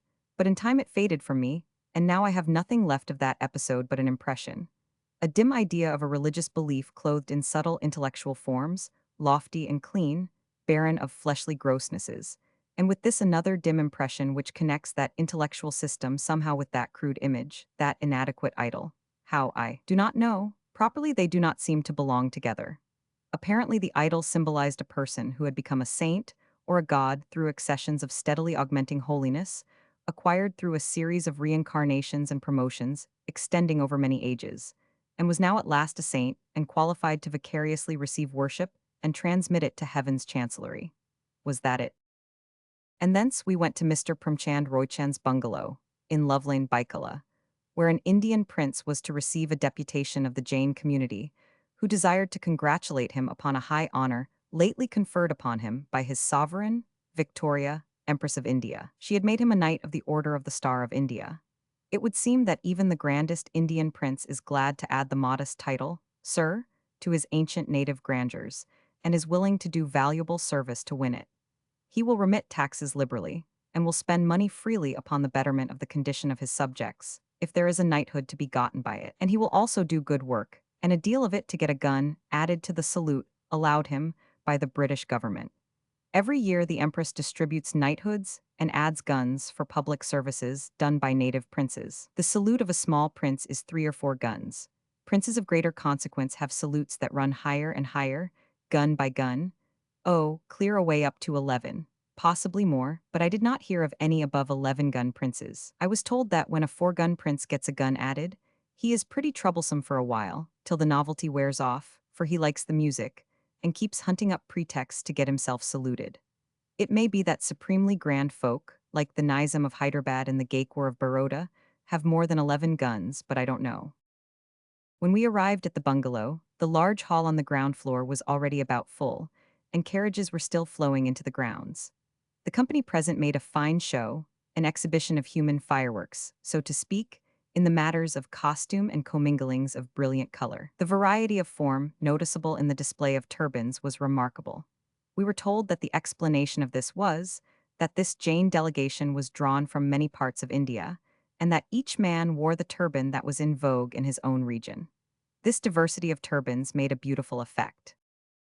I could have wished to start a rival exhibition there, of Christian hats and clothes. I would have cleared one side of the room of its Indian splendors, and repacked the space with Christians drawn from America, England, and the colonies, dressed in the hats and habits of now, and of 20 and 40 and 50 years ago. It would have been a hideous exhibition, a thoroughly devilish spectacle. Then there would have been the added disadvantage of the white complexion. It is not an unbearably unpleasant complexion when it keeps to itself, but when it comes into competition with masses of brown and black, the fact is betrayed that it is endurable only because we are used to it. Nearly all black and brown skins are beautiful, but a beautiful white skin is rare. How rare, one may learn by walking down a street in Paris, New York, or London on a weekday, particularly an unfashionable street, and keeping count of the satisfactory complexions encountered in the course of a mile. Where dark complexions are masked, they make the whites look bleached out, unwholesome, and sometimes frankly ghastly. I could notice this as a boy, down south in the slavery days before the war. The splendid black satin skin of the South African Zulus of Durban seemed to me to come very close to perfection. I can see those Zulus yet, rickshaw athletes waiting in front of the hotel for custom. Handsome and intensely black creatures, moderately clothed in loose summer stuffs whose snowy whiteness made the black all the blacker by contrast.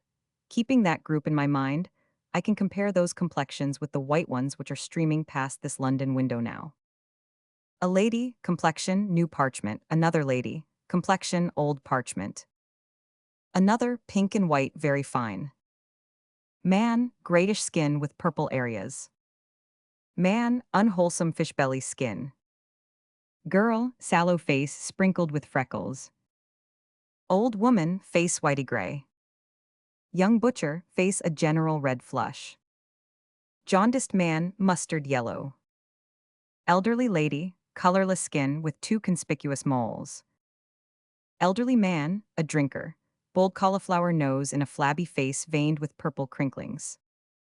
Healthy young gentleman, fine fresh complexion. Sick young man, his face a ghastly white. No end of people whose skins are dull and characterless modifications of the tint which we miscall white.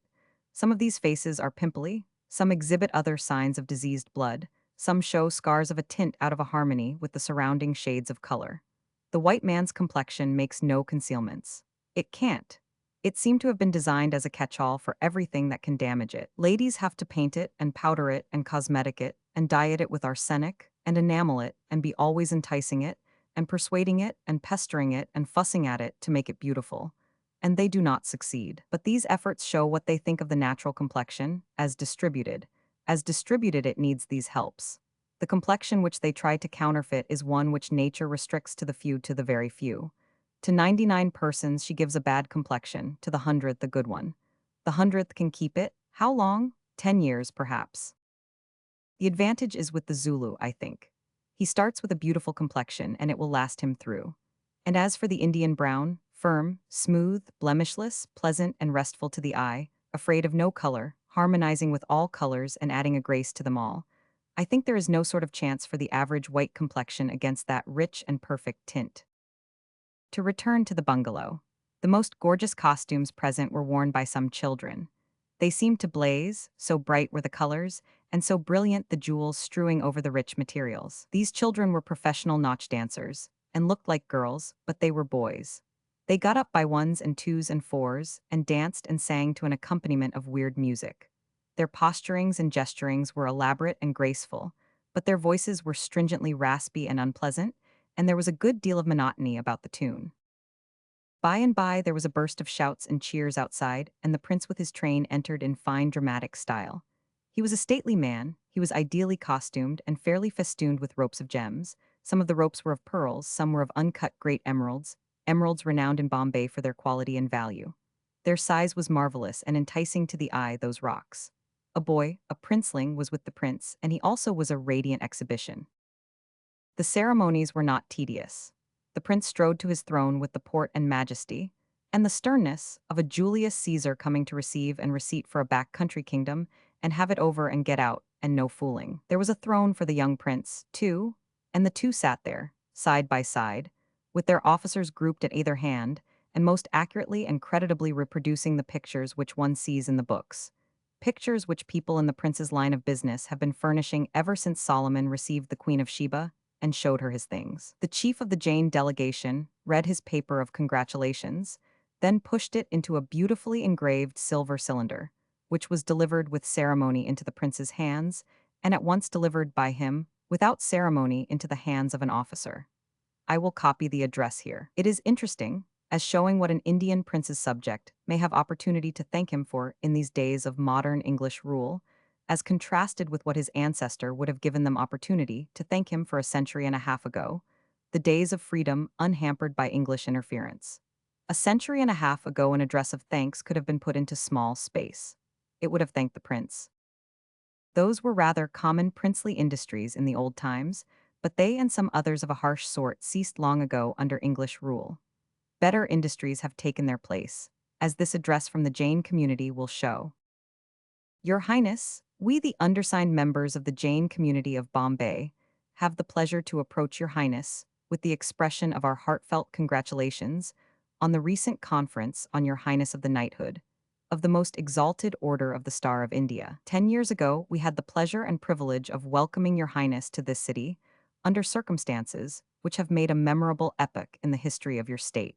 For had it not been for a generous and reasonable spirit that Your Highness displayed in the negotiations between the Palatana Durbar and the Jain community, the conciliatory spirit that animated our people could not have borne fruit. That was the first step in Your Highness's administration, and it fitly elicited the praise of the Jain community and of the Bombay government. A decade of Your Highness's administration, combined with the abilities, training, and acquirements that Your Highness brought to bear upon it, has justly earned for Your Highness the unique and honorable distinction, the knighthood of the most exalted order of the Star of India, which we understand Your Highness is the first to enjoy among chiefs of Your Highness's rank and standing. And we assure Your Highness that for this mark of honor that has been conferred on you by Her Most Gracious Majesty, the Queen Empress, we feel no less proud than Your Highness. Establishment of commercial factories, schools, hospitals, etc. by Your Highness in your state has marked Your Highness's career during these 10 years, and we trust that Your Highness will be spared to rule over your people with wisdom and foresight, and foster the many reforms that Your Highness has been pleased to introduce in your state. We again offer Your Highness our warmest felicitations for the honor that has been conferred on you. We beg to remain Your Highness's obedient servants. Factories, schools, hospitals, reforms. The prince propagates that kind of things in the modern times and gets knighthood and guns for it. After the address, the prince responded with snap and brevity, spoke a moment with half a dozen guests in English, and with an official or two in a native tongue. Then the garlands were distributed as usual, and the function ended. Chapter 42. Each person is born to one possession which outvalues all his others, his last breath. Pudd'nhead Wilson's New Calendar. Toward midnight that night there was another function. This was a Hindu wedding. No, I think it was a betrothal ceremony. Always before, we had driven through streets that were multitudinous and tumultuous with picturesque native life, but now there was nothing of that. We seemed to move through a city of the dead. There was hardly a suggestion of life in those still and vacant streets. Even the crows were silent, but everywhere on the ground lay sleeping natives, hundreds and hundreds. They lay stretched at full length and tightly wrapped in blankets, heads and all. Their attitude and their rigidity counterfeited death. The plague was not in Bombay then, but it is devastating the city now. The shops are deserted. Now, half of the people have fled, and of the remainder the smitten perish by shoals every day. No doubt the city looks now in the daytime as it looked then at night. When we had pierced deep into the native quarter and were threading its narrow, dim lanes, we had to go carefully, for men were stretched asleep all about, and there was hardly room to drive between them. And every now and then a swarm of rats would scamper across past the horses' feet in the vague light, the forebears of the rats that are carrying the plague from house to house in Bombay now. The shops were but sheds, little booths open to the street, and the goods had been removed, and on the counters families were sleeping, usually with an oil lamp present. Recurrent dead watches, it looked like. But at last we turned a corner and saw a great glare of light ahead. It was the home of the bride, wrapped in a perfect conflagration of illuminations, mainly gaswork designs gotten up specially for the occasion. Within was abundance of brilliancy, flames, costumes, colors, decorations, mirrors. It was another Aladdin show.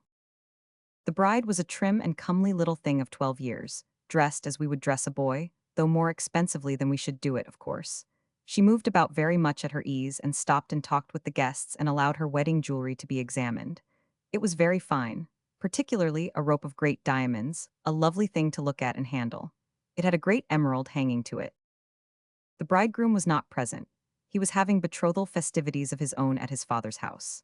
As I understood it, he and the bride were to entertain company every night and nearly all night for a week or more, then get married if alive. Both of the children were a little elderly, as brides and grooms go in India. 12, they ought to have been married a year or two sooner. Still, to a stranger, 12 seems quite young enough. A while after midnight, a couple of celebrated and high-priced nautch girls appeared in the gorgeous place, and danced and sang. With them were men who played upon strange instruments which made uncanny noises of a sort to make one's flesh creep. One of these instruments was a pipe, and to its music the girls went through a performance which represented snake charming. It seemed a doubtful sort of music to charm anything with, but a native gentleman assured me that snakes like it and will come out of their holes, and listen to it with every evidence of refreshment and gratitude. He said that at an entertainment in his grounds once, the pipe brought out half a dozen snakes, and the music had to be stopped before they would be persuaded to go. Nobody wanted their company, for they were bold, familiar, and dangerous. But no one would kill them, of course, for it is sinful for a Hindu to kill any kind of a creature. We withdrew from the festivities at 2 in the morning. Another picture, then, but it has lodged itself in my memory rather as a stage scene than as a reality. It is of a porch and short flight of steps crowded with dark faces and ghostly white draperies, flooded with the strong glare from the dazzling concentration of illuminations. And midway of the steps one conspicuous figure for accent, a turbaned giant, with a name according to his size. Rao Bahadur Baskurao Bailingkanj Patel, Vakil to His Highness the Gaekwar of Baroda. Without him the picture would not have been complete, and if his name had been merely Smith, he wouldn't have answered. Close at hand on house fronts on both sides of the narrow street were illuminations of a kind commonly employed by the natives, scores of glass tumblers, containing tapers, fastened a few inches apart all over great latticed frames, forming starry constellations which showed out vividly against their black backgrounds. As we drew away into the distance down the dim lanes, the illuminations gathered together into a single mass and glowed out of the enveloping darkness like a sun.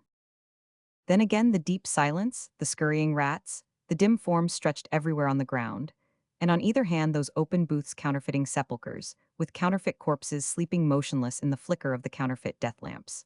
And now, a year later, when I read the cablegrams, I seemed to be reading of what I myself partly saw before it happened, in a prophetic dream, as it were. One cablegram says, "Business in the native town is about suspended, except the wailing and the tramp of the funerals.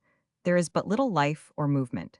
The closed shops exceed in number those that remain open." Another says that 325,000 of the people have fled the city and are carrying the plague to the country. 3 days later comes the news: the population is reduced by half. The refugees have carried the disease to Karachi, 220 cases, 214 deaths. A day or two later, 52 fresh cases, all of which proved fatal. The plague carries with it a terror which no other disease can excite, for of all diseases known to men it is the deadliest, by far the deadliest. 52 fresh cases, all fatal. It is the Black Death alone that slays like that. We can all imagine, after a fashion, the desolation of a plague-stricken city, and the stupor of stillness broken at intervals by distant bursts of wailing, marking the passing of funerals, here and there and yonder. But I suppose it is not possible for us to realize to ourselves the nightmare of dread and fear that possesses the living who are present in such a place, and cannot get away. That 500,000 fled from Bombay in a wild panic suggests to us something of what they were feeling. But perhaps not even they could realize what the 500,000 were feeling whom they left stranded behind to face the stalking horror, without chance of escape. Kinglake was in Cairo many years ago during an epidemic of the Black Death, and he has imagined the terrors that creep into a man's heart at such a time and follow him until they themselves breathe the fatal sign in the armpit. And then the delirium with confused images and home dreams and reeling billiard tables, and then the sudden blank of death. To the contagionist, filled as he is with the dread of final causes, having no faith in destiny, nor in the fixed will of God, and with none of the devil-may-care indifference which might stand him instead of creeds. To such one, every rag that shivers in the breeze of a plague-stricken city has this sort of sublimity. If by any terrible ordinance he be forced to venture forth, he sees death dangling from every sleeve. And, as he creeps forward, he poises his shuddering limbs between the imminent jacket that is stabbing at his right elbow and the murderous police that threatens to mow him clean down as it sweeps along on his left. But most of all he dreads that which most of all he should love, the touch of a woman's dress. For mothers and wives, hurrying forth on kindly errands from the bedsides of the dying, go slouching along through the streets more wilfully and less courteously than the men. For a while it may be that the caution of the poor Levantin may enable him to avoid contact, but sooner or later, perhaps, the dreaded chance arrives. That bundle of linen, with the dark, tearful eyes at the top of it, that labors along with the voluptuous clumsiness of Grissy. She has touched the poor Levantin with the hem of her sleeve. From that dread moment his peace is gone. His mind, forever hanging upon the fatal touch, invites the blow which he fears. He watches for the symptoms of plague so carefully that sooner or later they come in truth. The parched mouth is a sign, his mouth is parched. The throbbing brain, his brain does throb. The rapid pulse. He touches his own wrist, for he dares not ask counsel of any man lest he be deserted. He touches his wrist and feels how his frighted blood goes galloping out of his heart. There is nothing but the fatal swelling that is wanting to make his sad conviction complete. Immediately, he has an odd feel under the arm, no pain, but a little straining of the skin. He would to God it were his fancy that were strong enough to give him that sensation. This is the worst of all. It now seems to him that he could be happy and contented with his parched mouth, and his throbbing brain, and his rapid pulse, if only he could know that there were no swelling under the left arm. But dares he try? In a moment of calmness and deliberation he dares not. But when for a while he has writhed under the torture of suspense, a sudden strength of will drives him to seek and know his fate. He touches the gland and finds the skin sane and sound, but under the cuticle there lies a small lump like a pistol bullet that moves as he pushes it. Oh, but is this for all certainty? Is this the sentence of death? Feel the gland of the other arm. There is not the same lump exactly, yet something a little like it. Have not some people glands naturally enlarged? Would to heaven he were one. So he does for himself the work of the plague, and when the angel of death thus courted does indeed and in truth come, he has only to finish that which has been so well begun. He passes his fiery hand over the brain of the victim, and lets him rave for a season, but all chance-wise of people and things once dear, or of people and things indifferent. Once more the poor fellow is back at his home in fair Provence, and sees the sundial that stood in his childhood's garden, sees his mother, and the long-since forgotten face of that little dear sister. He sees her, he says, on a Sunday morning, for all the church bells are ringing. He looks up and down through the universe, and owns it well piled with bales upon bales of cotton, and cotton eternal, so much so that he feels, he knows, swears he could make that winning hazard, if the billiard table would not slant upwards, and if the cue were a cue worth playing with. But it is not, it's a cue that won't move. His own arm won't move. In short, there's the devil to pay in the brain of the poor Levantin. And perhaps, the next night but one he becomes the life and the soul of some squalling jackal family, who fish him out by the foot from his shallow and sandy grave. Chapter 43. Hunger is the handmaid of genius. Pudd'nhead Wilson's New Calendar. One day during our stay in Bombay, there was a criminal trial of a most interesting sort, a terribly realistic chapter out of the Arabian Nights, a strange mixture of simplicities and pieties and murderous practicalities, which brought back the forgotten days of Thuggee and made them live again. In fact, even made them believable. It was a case where a young girl had been assassinated for the sake of her trifling ornaments, things not worth a laborer's day's wages in America. This thing could have been done in many other countries, but hardly with the cold business-like depravity, absence of fear, absence of caution, destitution of the sense of horror, repentance, remorse, exhibited in this case. Elsewhere the murderer would have done his crimes secretly, by night, and without witnesses. His fears would have allowed him no peace while the dead body was in his neighborhood. He would not have rested until he had gotten it safe out of the way, and hidden as effectually as he could hide it. But this Indian murderer does his deed in the full light of day, cares nothing for the society of witnesses, is in no way incommoded by the presence of the corpse, takes his own time about disposing of it, and the whole party are so indifferent, so phlegmatic that they take their regular sleep as if nothing was happening and no halters hanging over them. And these 5 bland people close the episode with a religious service. The thing reads like a Meadows Taylor thug tale of half a century ago, as may be seen by the official report of the trial. At the Mazagan police court yesterday, Superintendent Nalan again charged Tukaram Santusavat Bea, woman, her daughter Krishni, and Gopal Vithu Banekar before Mr. Firoz Hoshang Daster, 4th Presidency Magistrate, under sections 302 and of the Code, with having on the night of the 30th of December last murdered a Hindu girl named Cassie, age, by strangulation, in the room of a chawl at Jakaria Bunder, on the Surrey Road, and also with aiding and abetting each other in the commission of the offense. Mr. F. A. Little, public prosecutor, conducted the case on behalf of the Crown, the accused being undefended. Mr. Little applied under the provisions of the Criminal Procedure Code to tender pardon to one of the accused, Krishni, woman, age, on her undertaking to make a true and full statement of facts under which the deceased girl Cassie was murdered. The magistrate having granted the public prosecutor's application, the accused Krishni went into the witness box and, on being examined by Mr. Little, made the following confession: I am a mill hand employed at the Jubilee Mill. I recollect the day, Tuesday, on which the body of the deceased Cassie was found. Previous to that, I attended the mill for half a day, and then returned home at 3 in the afternoon, when I saw 5 persons in the house, viz. The first accused Tukaram, who is my paramour, my mother; the second accused Bea, the accused Gopal, and 2 guests named Ramji Daji and Anaji Gungaram. Tukaram rented the room of the chawl situated at Jakaria Bunda Road from its owner, Gerd Harilal Radhakishan, and in that room I my paramour, Tukaram, and his younger brother, Yesso Mahidhu, live. Since his arrival in Bombay from his native country, Yesso came and lived with us. When I returned from the mill on the afternoon of that day, I saw the 2 guests seated on a cot in the veranda, and a few minutes after the accused Gopal came and took his seat by their side, while I and my mother were seated inside the room. Tukaram, who had gone out to fetch some pan and betel nuts, on his return home had brought the 2 guests with him.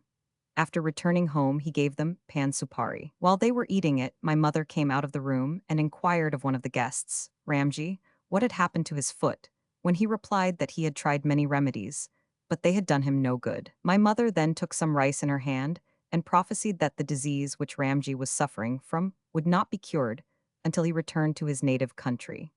In the meantime, the deceased Cassie came from the direction of an outhouse and stood in front on the threshold of our room with a loda in her hand. Tukaram then told his 2 guests to leave the room, and they then went up the steps towards the quarry. After the guests had gone away, Tukaram seized the deceased, who had come into the room, and he afterwards put a waistband around her and tied her to a post which supports a loft. After doing this, he pressed the girl's throat, and having tied her mouth with the daughter, now shown in court, fastened it to the post. Having killed the girl, Tukaram removed her gold head ornament and a gold putli, and also took charge of her loda. Besides these 2 ornaments, Cassie had on her person ear studs, a nose ring, some silver toe rings, 2 necklaces, a pair of silver anklets and bracelets. Tukaram afterwards tried to remove the silver amulets, the ear studs, and the nose ring, but he failed in his attempt. While he was doing so, I, my mother, and Gopal were present. After removing the 2 gold ornaments, he handed them over to Gopal, who was at the time standing near me. When he killed Cassie, Tukaram threatened to strangle me also if I informed anyone of this. Gopal and myself were then standing at the door of our room, and we both were threatened by Tukaram. My mother, Bea, had seized the legs of the deceased at the time she was killed, and whilst she was being tied to the post. Cassie then made a noise. Tukaram and my mother took part in killing the girl. After the murder, her body was wrapped up in a mattress and kept on the loft over the door of our room. When Cassie was strangled, the door of the room was fastened from the inside by Tukaram. This deed was committed shortly after my return home from work in the mill. Tukaram put the body of the deceased in the mattress, and, after it was left on the loft, he went to have his head shaved by a barber named Sambhu Raghu, who lives only 1 door away from me. My mother and myself then remained in the possession of the information. I was slapped and threatened by my paramour, Tukaram, and that was the only reason why I did not inform anyone at that time. When I told Tukaram that I would give information of the occurrence, he slapped me. The accused Gopal was asked by Tukaram to go back to his room, and he did so, taking away with him the 2 gold ornaments and the lota. Yesso Mahidhu, a brother-in-law of Tukaram, came to the house and asked Tukaram why he was washing, the water pipe being just opposite. Tukaram replied that he was washing his daughter, as a fowl had polluted it. About 6 o'clock of the evening of that day, my mother gave me 3 pice and asked me to buy a coconut, and I gave the money to Yesu, who went and fetched a coconut and some betel leaves. When Yesu and others were in the room, I was bathing, and after I finished my bath, my mother took the coconut and the betel leaves from Yesu, and we 5 went to the sea. The party consisted of Tukaram, my mother, Yesu, Tukaram's younger brother, and myself. On reaching the seashore, my mother made the offering to the sea and prayed to be pardoned for what we had done. Before we went to the sea, someone came to inquire after the girl Cassie. The police and other people came to make these inquiries both before and after we left the house for the seashore. The police questioned my mother about the girl, and she replied that Cassie had come to her door, but had left. The next day, the police questioned Tukaram, and he, too, gave a similar reply. This was said the same night when the search was made for the girl. After the offering was made to the sea, we partook of the coconut and returned home, when my mother gave me some food, but Tukaram did not partake of any food that night. After dinner, I and my mother slept inside the room, and Tukaram slept on a cot near his brother-in-law, Yesu Mahidhu, just outside the door. That was not the usual place where Tukaram slept. He usually slept inside the room. The body of the deceased remained on the loft when I went to sleep. The room in which we slept was locked, and I heard that my paramour, Tukaram, was restless outside.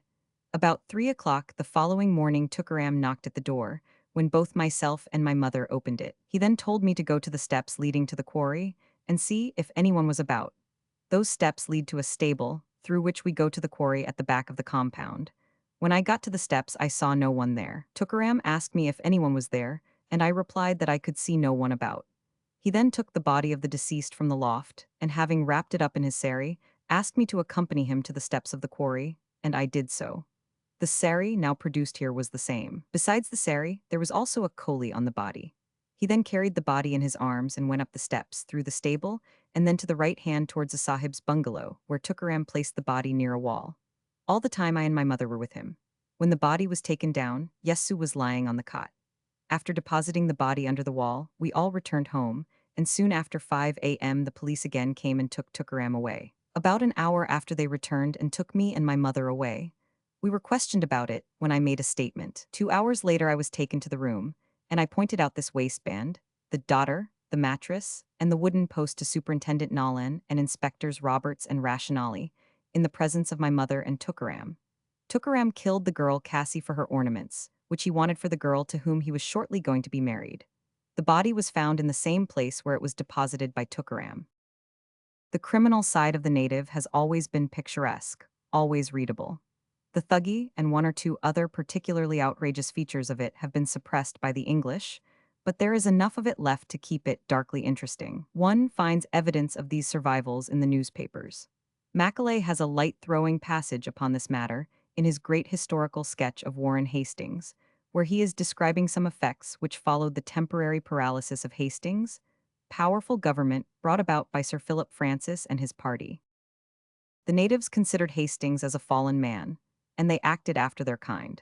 Some of our readers may have seen, in India, a cloud of crows pecking a sick vulture to death, no bad type of what happens in that country as often as fortune deserts one who has been great and dreaded. In an instant all the sycophants, who had lately been ready to lie for him, to forge for him, to pander for him, to poison for him, hastened to purchase the favor of his victorious enemies by accusing him. An Indian government has only to let it be understood that it wishes a particular man to be ruined, and in 24 hours it will be furnished with grave charges, supported by depositions so full and circumstantial that any person unaccustomed to Asiatic mendacity would regard them as decisive. It is well if the signature of the destined victim is not counterfeited at the foot of some illegal compact, and if some treasonable paper is not slipped into a hiding place in his house. That was nearly a century and a quarter ago. An article in one of the chief journals of India, The Pioneer, shows that in some respects the native of today is just what his ancestor was then. Here are niceties of so subtle and delicate a sort that they lift their breed of rascality to a place among the fine arts and almost entitle it to respect. The records of the Indian courts might certainly be relied upon to prove that swindlers as a class in the East come very close to, if they do not surpass, in brilliancy of execution and originality of design, the most expert of their fraternity in Europe and America. India in especial is the home of forgery. There are some particular districts which are noted as marts for the finest specimens of the forger's handiwork. The business is carried on by firms who possess stores of stamped papers to suit every emergency. They habitually lay in a store of fresh stamped papers every year, and some of the older and more thriving houses can supply documents for the past 40 years, bearing the proper watermark and possessing the genuine appearance of age. Other districts have earned notoriety for skilled perjury, a preeminence that excites a respectful admiration when one thinks of the universal prevalence of the art, and persons desirous of succeeding in false suits are ready to pay handsomely to avail themselves of the services of these local experts as witnesses. Various instances illustrative of the methods of these swindlers are given.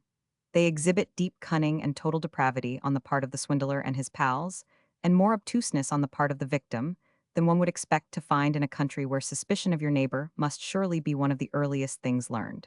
The favorite subject is the young fool who has just come into a fortune and is trying to see how poor a use he can put it to. I will quote one example. Sometimes another form of confidence trick is adopted, which is invariably successful. The particular pigeon is spotted, and, his acquaintance having been made, he is encouraged in every form of vice. When the friendship is thoroughly established, the swindler remarks to the young man that he has a brother who has asked him to lend him Rs.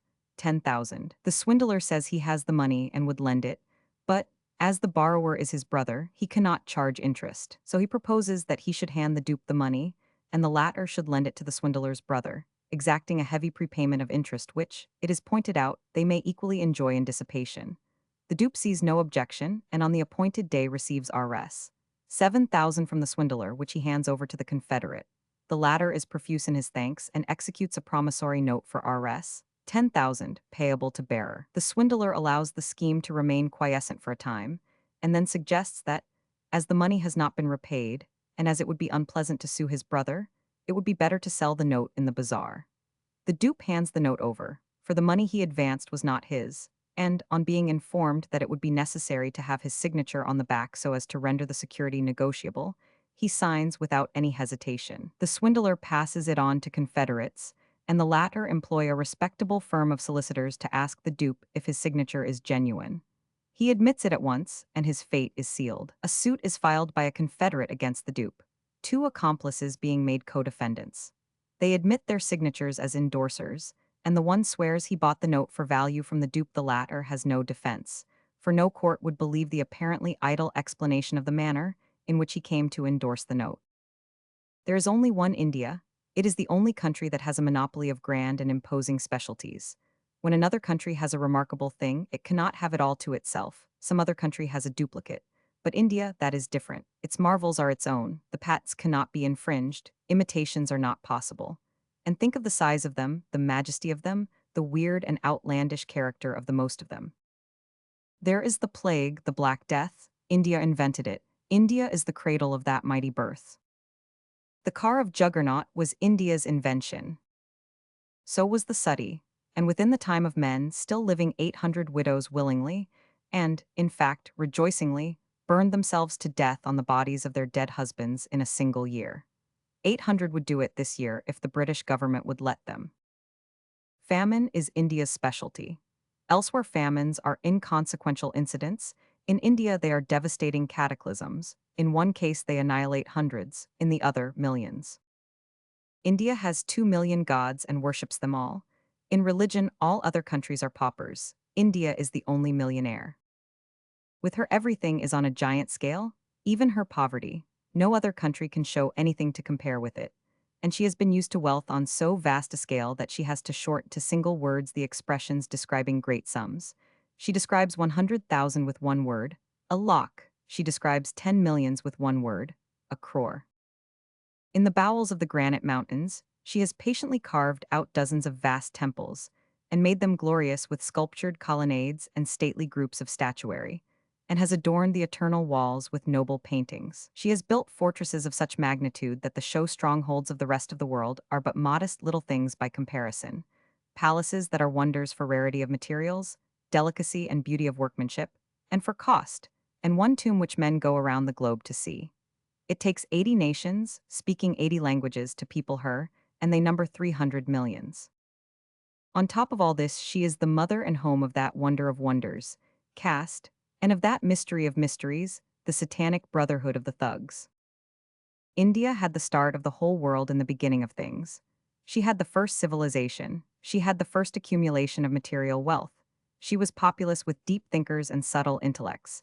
She had mines and woods and a fruitful soil. It would seem as if she should have kept the lead, and should be today not the meek dependent of an alien master, but mistress of the world, and delivering law and command to every tribe and nation in it. But, in truth, there was never any possibility of such supremacy for her. If there had been but one India and one language, but there were 80 of them. Where there are 80 nations and several hundred governments, fighting and quarreling must be the common business of life. Unity of purpose and policy are impossible. Out of such elements supremacy in the world cannot come. Even caste itself could have had the defeating effect of a multiplicity of tongues, no doubt, for it separates a people into layers, and still other layers that have no community of feeling with each other. And in such a condition of things as that, patriotism can have no healthy growth. It was the division of the country into so many states and nations that made Thuggee possible and prosperous. It is difficult to realize the situation, but perhaps one may approximate it by imagining the states of our union peopled by separate nations, speaking separate languages, with guards and custom houses strung along all frontiers, plenty of interruptions for travelers and traders, interpreters able to handle all the languages very rare or non-existent, and a few wars always going on here and there, and yonder as a further embarrassment to commerce. And excursioning, it would make intercommunication in a measure ungeneral. India had 80 languages and more custom houses than cats. No clever man with the instinct of a highway robber could fail to notice what a chance for business was here offered. India was full of clever men with the highwayman instinct, and so, quite naturally, the Brotherhood of the Thugs came into being to meet the long-felt want. How long ago that was nobody knows. Centuries, it is supposed. One of the chiefest wonders connected with it was the success with which it kept its secret. The English trader did business in India 200 years and more before he ever heard of it, and yet it was assassinating its thousands all around him every year, the whole time. Chapter 44. The old saw says, "Let a sleeping dog lie." Right? Still, when there is much at stake, it is better to get a newspaper to do it. Pudd'nhead Wilson's New Calendar. From Diary. January 28. I learned of an official thug book the other day. I was not aware before that there was such a thing. I am allowed the temporary use of it. We are making preparations for travel. Mainly the preparations are purchases of bedding. This is to be used in sleeping berths in the trains, in private houses sometimes, and in 9/10 of the hotels. It is not realizable, and yet it is true. It is a survival, an apparently unnecessary thing which in some strange way has outlived the conditions which once made it necessary. It comes down from a time when the railway and the hotel did not exist, when the occasional white traveler went horseback or by bullock cart and stopped overnight in the small dak bungalow provided at easy distances by the government, a shelter merely and nothing more. He had to carry bedding along or do without. The dwellings of the English residents are spacious and comfortable and commodiously furnished, and surely it must be an odd sight to see half a dozen guests come filing into such a place, and dumping blankets and pillows here and there and everywhere. But custom makes incongruous things congruous. One buys the bedding, with waterproof hold, all for it at almost any shop. There is no difficulty about it. January 30. What a spectacle the railway station was at train time. It was a very large station, yet when we arrived it seemed as if the whole world was present. Half of it inside, the other half outside, and both halves, bearing mountainous headloads of bedding and other freight, trying simultaneously to pass each other, in opposing floods, in one narrow door. These opposing floods were patient, gentle, long-suffering natives, with whites scattered among them at rare intervals. And wherever a white man's native servant appeared, that native seemed to have put aside his natural gentleness for the time, and invested himself with the white man's privilege of making a way for himself by promptly shoving all intervening black things out of it. In these exhibitions of authority Satan was scandalous. He was probably a thug in one of his former incarnations. Inside the great station, tides upon tides of rainbow-costumed natives swept along, this way and that, in massed and bewildering confusion, eager, anxious, belated, distressed, and washed up to the long trains and flowed into them with their packs and bundles, and disappeared, followed at once by the next wash, the next wave. And here and there, in the midst of this hurly-burly, and seemingly undisturbed by it, sat great groups of natives on the bare stone floor.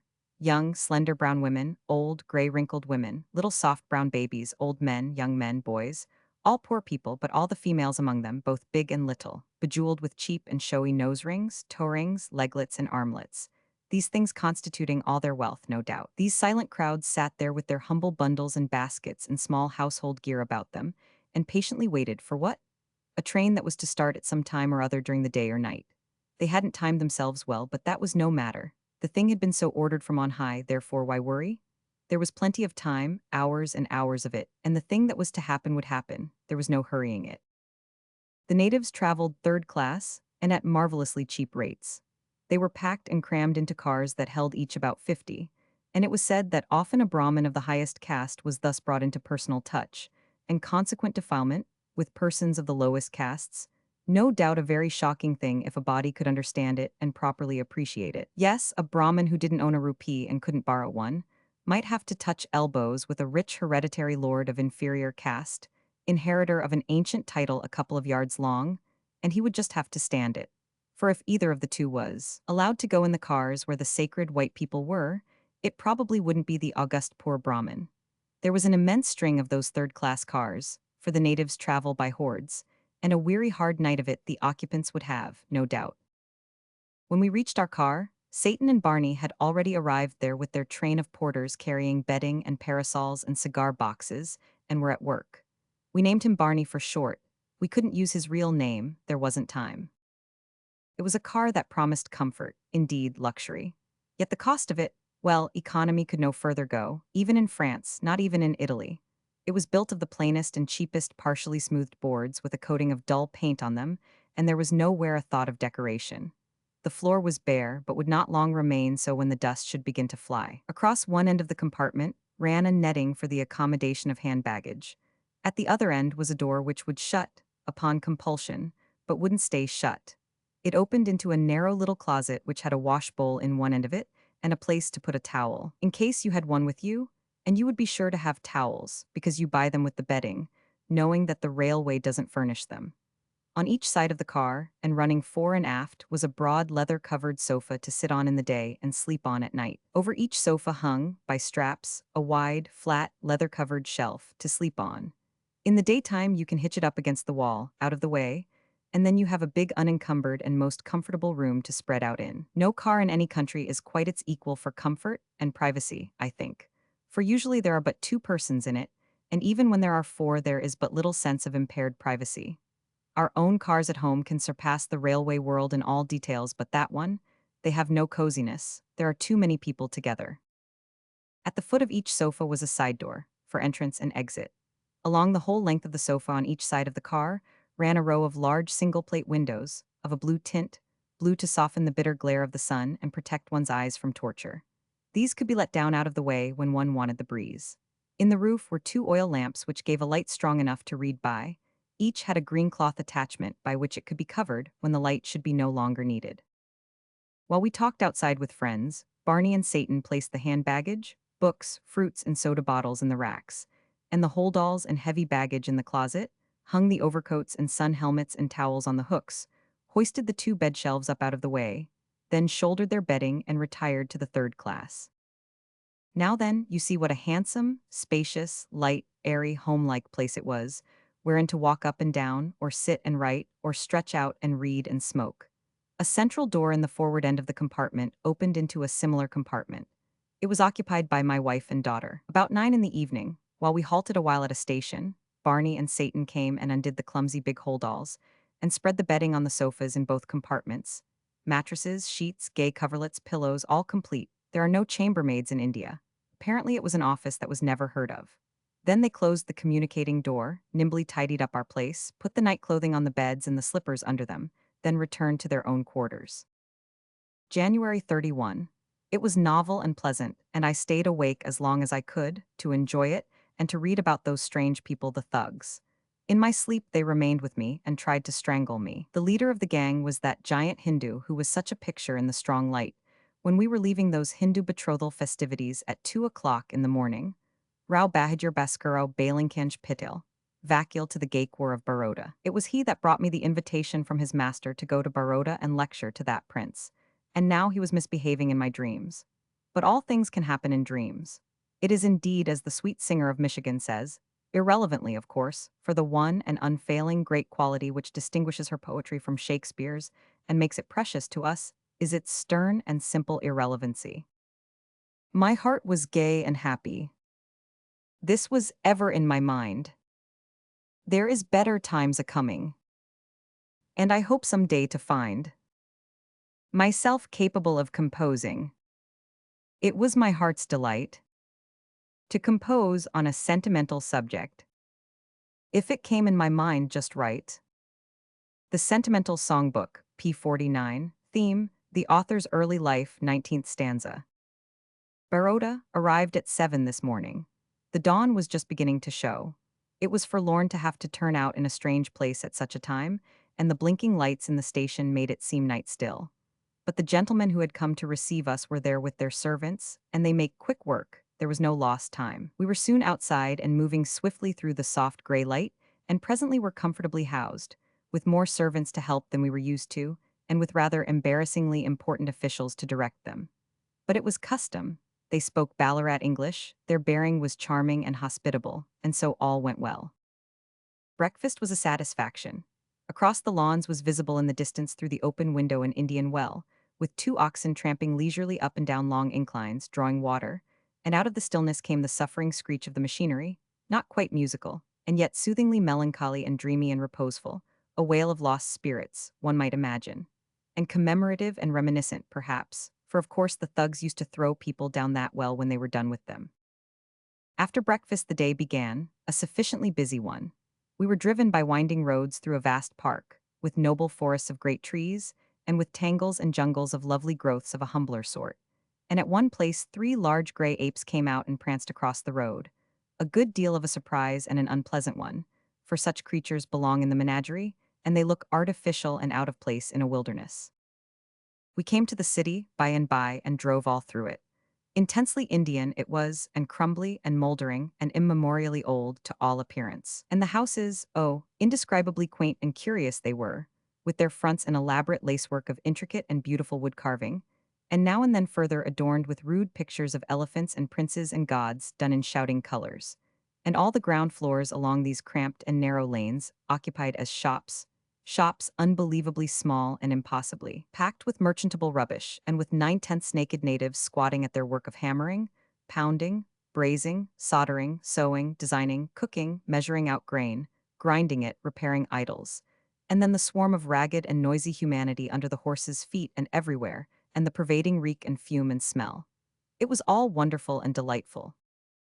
Imagine a file of elephants marching through such a crevice of a street, and scraping the paint off both sides of it with their hides. How big they must look, and how little they must make the houses look. And when the elephants are in their glittering court costume, what a contrast they must make with the humble and sordid surroundings. And when a mad elephant goes raging through, belting right and left with his trunk, how do these swarms of people get out of the way? I suppose it is a thing which happens now and then in the mad season, for elephants have a mad season. I wonder how old the town is. There are patches of building, massive structures, monuments, apparently, that are so battered and worn, and seemingly so tired and so burdened with the weight of age, and so dulled and stupefied with trying to remember things they forgot before history began, that they give one the feeling that they must have been a part of original creation. This is indeed one of the oldest of the princedoms of India, and has always been celebrated for its barbaric pomps and splendors, and for the wealth of its princes. Chapter 45. It takes your enemy and your friend, working together, to hurt you to the heart, the one to slander you and the other to get the news to you. Pudd'nhead Wilson's New Calendar. Out of the town again, a long drive through open country, by winding roads among secluded villages nestling in the inviting shade of tropic vegetation, a Sabbath stillness everywhere, sometimes a pervading sense of solitude, but always barefoot natives gliding by like spirits, without sound of footfall, and others in the distance dissolving away and vanishing like the creatures of dreams. Now and then a string of stately camels passed by, always interesting things to look at, and they were velvet-shod by nature and made no noise. Indeed, there were no noises of any sort in this paradise. Yes, once there was one for a moment. A file of native convicts passed along in charge of an officer, and we caught the soft clink of their chains. In a retired spot, resting himself under a tree, was a holy person, a naked black fakir, thin and skinny and whitey-gray all over with ashes. By and by to the elephant stables, and I took a ride, but it was by request. I did not ask for it and didn't want it, but I took it because otherwise they would have thought I was afraid, which I was. The elephant kneels down by command, one end of him at a time, and you climb the ladder and get into the howdah, and then he gets up, one end at a time, just as a ship gets up over a wave. And after that, as he strides monstrously about, his motion is much like a ship's motion. The mahout bores into the back of his head with a great iron prod, and you wonder at his temerity and at the elephant's patience. And you think that perhaps the patience will not last. But it does, and nothing happens. The mahout talks to the elephant in a low voice all the time, and the elephant seems to understand it all and to be pleased with it. And he obeys every order in the most contented and docile way. Among these 25 elephants were 2 which were larger than any I had ever seen before, and if I had thought I could learn to not be afraid, I would have taken one of them while the police were not looking. In the howdah house there were many howdahs that were made of silver, one of gold and one of old ivory, and equipped with cushions and canopies of rich and costly stuffs. The wardrobe of the elephants was there, too, vast velvet covers stiff and heavy with gold embroidery, and bells of silver and gold, and ropes of these metals for fastening the things on, harness, so to speak, and monster hoops of massive gold for the elephant to wear on his ankles when he is out in procession on business of state. But we did not see the treasury of crown jewels, and that was a disappointment, for in mass and richness it ranks only second in India. By mistake, we were taken to see the new palace instead, and we used up the last remnant of our spare time there. It was a pity, too, for the new palace is mixed modern American European and has not a merit except costliness. It is wholly foreign to India and impudent and out of place.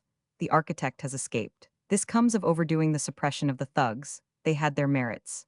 The old palace is oriental and charming, and in consonance with the country. The old palace would still be great if there were nothing of it but the spacious and lofty hall where the durbars are held. It is not a good place to lecture in, on account of the echoes, but it is a good place to hold durbars in and regulate the affairs of a kingdom, and that is what it is for. If I had it, I would have a durbar every day, instead of once or twice a year. The prince is an educated gentleman. His culture is European. He has been in Europe 5 times. People say that this is costly amusement for him, since in crossing the sea, he must sometimes be obliged to drink water from vessels that are more or less public, and thus damage his caste. To get it purified again, he must make pilgrimage to some renowned Hindu temples and contribute a fortune or two to them. His people are like the other Hindus, profoundly religious, and they could not be content with a master who was impure. We failed to see the jewels, but we saw the gold cannon and the silver one. They seemed to be 6-pounders. They were not designed for business, but for salutes upon rare and particularly important state occasions. An ancestor of the present Gaekwar had the silver one made, and a subsequent ancestor had the gold one made, in order to outdo him. This sort of artillery is in keeping with the traditions of Baroda, which was of old famous for style and show. It used to entertain visiting rajas and viceroys with tiger fights, elephant fights, illuminations, and elephant processions of the most glittering and gorgeous character. It makes the circus a pale, poor thing. In the train, during a part of the return journey from Baroda, we had the company of a gentleman who had with him a remarkable-looking dog. I had not seen one of its kind before, as far as I could remember, though of course I might have seen one and not noticed it, for I am not acquainted with dogs, but only with cats. This dog's coat was smooth and shiny and black, and I think it had tan trimmings around the edges of the dog, and perhaps underneath. It was a long, low dog, with very short, strange legs, legs that curved inboard, something like parentheses turned the wrong way. Indeed, it was made on the plan of a bench for length and lowness. It seemed to be satisfied, but I thought the plan poor, and structurally weak, on account of the distance between the forward supports and those abaft. With age, the dog's back was likely to sag, and it seemed to me that it would have been a stronger and more practicable dog if it had had some more legs. It had not begun to sag yet, but the shape of the legs showed that the undue weight imposed upon them was beginning to tell. It had a long nose and floppy ears that hung down, and a resigned expression of countenance. I did not like to ask what kind of a dog it was, or how it came to be deformed, for it was plain that the gentleman was very fond of it, and naturally he could be sensitive about it. From delicacy, I thought it best not to seem to notice it too much. No doubt a man with a dog like that feels just as a person does who has a child that is out of true. The gentleman was not merely fond of the dog, he was also proud of it, just the same again, as a mother feels about her child when it is an idiot. I could see that he was proud of it, notwithstanding it was such a long dog and looked so resigned and pious. It had been all over the world with him, and had been pilgriming like that for years and years. It had traveled 0 miles by sea and rail, and had ridden in front of him on his horse 8,000. It had a silver medal from the Geographical Society of Great Britain for its travels, and I saw it. It had won prizes in dog shows, both in India and in England. I saw them. He said its pedigree was on record in the Kennel Club, and that it was a well-known dog. He said a great many people in London could recognize it the moment they saw it. I did not say anything, but I did not think it anything strange. I should know that dog again myself, yet I am not careful about noticing dogs. He said that when he walked along in London, people often stopped and looked at the dog. Of course, I did not say anything, for I did not want to hurt his feelings, but I could have explained to him that if you take a great long low dog like that and waddle it along the street anywhere in the world and not charge anything, people will stop and look. He was gratified because the dog took prizes. But that was nothing. If I were built like that, I could take prizes myself. I wished I knew what kind of a dog it was and what it was for, but I could not very well ask, for that would show that I did not know. Not that I want a dog like that, but only to know the secret of its birth. I think he was going to hunt elephants with it, because I know, from remarks dropped by him, that he has hunted large game in India and Africa and likes it. But I think that if he tries to hunt elephants with it, he is going to be disappointed. I do not believe that it is suited for elephants. It lacks energy, it lacks force of character, it lacks bitterness. These things all show in the meekness and resignation of its expression. It would not attack an elephant, I am sure of it. It might not run if it saw one coming, but it looked to me like a dog that would sit down and pray. I wish he had told me what breed it was if there are others. But I shall know the dog next time, and then if I can bring myself to it, I will put delicacy aside and ask. If I seem strangely interested in dogs, I have a reason for it. For a dog saved me from an embarrassing position once, and that has made me grateful to these animals. And if by study I could learn to tell some of the kinds from the others, I should be greatly pleased. I only know one kind apart yet, and that is the kind that saved me that time. I always know that kind when I meet it, and if it is hungry or lost, I take care of it. The matter happened in this way. It was years and years ago. I had received a note from Mr. Augustin Dolly of the Fifth Avenue Theater asking me to call the next time I should be in New York. I was writing plays in those days, and he was admiring them and trying to get me a chance to get them played in Siberia. I took the first train, the early one, the one that leaves Hartford at 8:29 in the morning. At New Haven, I bought a paper and found it filled with glaring display lines about a bench show there. I had often heard of bench shows, but had never felt any interest in them because I supposed they were lectures that were not well attended. It turned out now that it was not that, but a dog show. There was a double-leaded column about the king feature of this one, which was called a Saint Bernard, and was worth $10,000, and was known to be the largest and finest of his species in the world. I read all this with interest, because out of my schoolboy readings, I dimly remembered how the priests and pilgrims of St. Bernard used to go out in the storms and dig these dogs out of the snowdrifts when lost and exhausted, and give them brandy and save their lives, and drag them to the monastery and restore them with gruel. Also, there was a picture of this prize dog in the paper, a noble great creature with a benignant countenance, standing by a table. He was placed in that way so that one could get a right idea of his great dimensions. You could see that he was just a shade higher than the table. Indeed, a huge fellow for a dog. Then there was a description which went into the details. It gave his enormous weight, 151 2 pounds, and his length 4 feet 2 inches from stem to stern post, and his height 3 feet 1 inch to the top of his back. The pictures and the figures so impressed me that I could see the beautiful colossus before me, and I kept on thinking about him for the next 2 hours. Then I reached New York and he dropped out of my mind. In the swirl and tumult of the hotel lobby, I ran across Mr. Dolly's comedian, the late James Lewis, of beloved memory, and I casually mentioned that I was going to call upon Mr. Dolly in the evening at 8. He looked surprised and said he reckoned not. For answer, I handed him Mr. Dolly's note. Its substance was, "Come to my private den, over the theater, where we cannot be interrupted. And come by the back way, not the front. Number 642 Sixth Avenue is a cigar shop. Pass through it and you are in a paved court, with high buildings all around. Enter the second door on the left and come upstairs." Is this all? Yes, I said. Well, you'll never get in. Why? Because you won't. Or if you do, you can draw on me for $100, for you will be the first man that has accomplished it in 25 years. I can't think what Mr. Dolly can have been absorbed in. He has forgotten a most important detail, and he will feel humiliated in the morning when he finds that you tried to get in and couldn't. Why, what is the trouble? I'll tell you, you see. At that point, we were swept apart by the crowd. Somebody detained me with a moment's talk, and we did not get together again. But it did not matter. I believed he was joking anyway.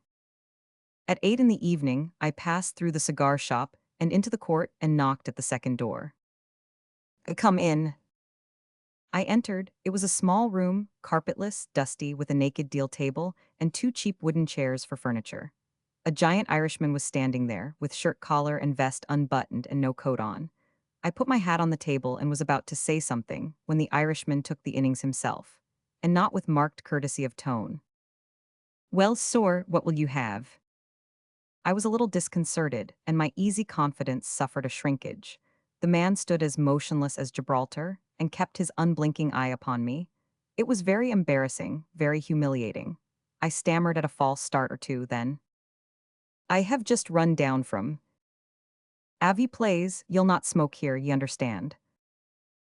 I laid my cigar on the window ledge, chased my flighty thoughts a moment, then said in a placating manner. I have come to see Mr. Dolly. Oh, ye have ye? And yes. Well, ye'll not see him. But he asked me to come. Oh, he did he? Yes, he sent me this note and. Lemme see it. For a moment I fancied there would be a change in the atmosphere now, but this idea was premature. The big man was examining the note searchingly under the gas jet. A glance showed me that he had it upside down, disheartening evidence that he could not read. Is ut his own handwrite? Yes, he wrote it himself. He did he? Yes. Well then, why ud he write it like that?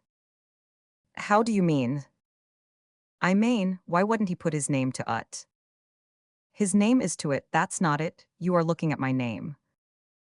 I thought that that was a home shot, but he did not betray that he had been hit, he said. It's not an easy one to spell, how do you pronounce ut? Mark Twain. Mike Train, I don't remember ut. What is it you want to see him about? It is I that want to see him, he wants to see me. Oh, he does he? Yes. What does he want to see ye about? I don't know. Ye don't know, and ye confess it, becod. Well, I can tell ye one thing, ye'll not see him. Are ye in the business? What business? The show business. A fatal question. I recognized that I was defeated. If I answered no, he would cut the matter short and wave me to the door without the grace of a word. I saw it in his uncompromising eye. If I said I was a lecturer, he would despise me and dismiss me with opprobrious words. If I said I was a dramatist, he would throw me out of the window. I saw that my case was hopeless, so I chose the course which seemed least humiliating. I would pocket my shame and glide out without answering. The silence was growing lengthy. I'll ask ye again, are ye in the show business yourself? Yes. I said it with splendid confidence. For in that moment the very twin of that grand New Haven dog loafed into the room, and I saw that Irishman's eye light eloquently with pride and affection. Ye are, and what is it? I've got a bench show in New Haven. The weather did change then. You don't say, sir, and that's your show, sir? Oh, it's a grand show, it's a wonderful show, sir, and a proud man I am to see your honor this day. And ye'll be an expert, sir, and ye'll know all about dogs, more than ever they know theirselves, I'll take me oath to ut. I said with modesty, I believe I have some reputation that way. In fact, my business requires it. Ye have some reputation, your honor. Bedad, I believe you. There's not a gentleman in the world that can lay over ye in the judgment of a dog, sir. Now I'll venture that your honor'll know that dog's dimensions they're better than he knows them his own self, and just by the casting of your educated eye upon him.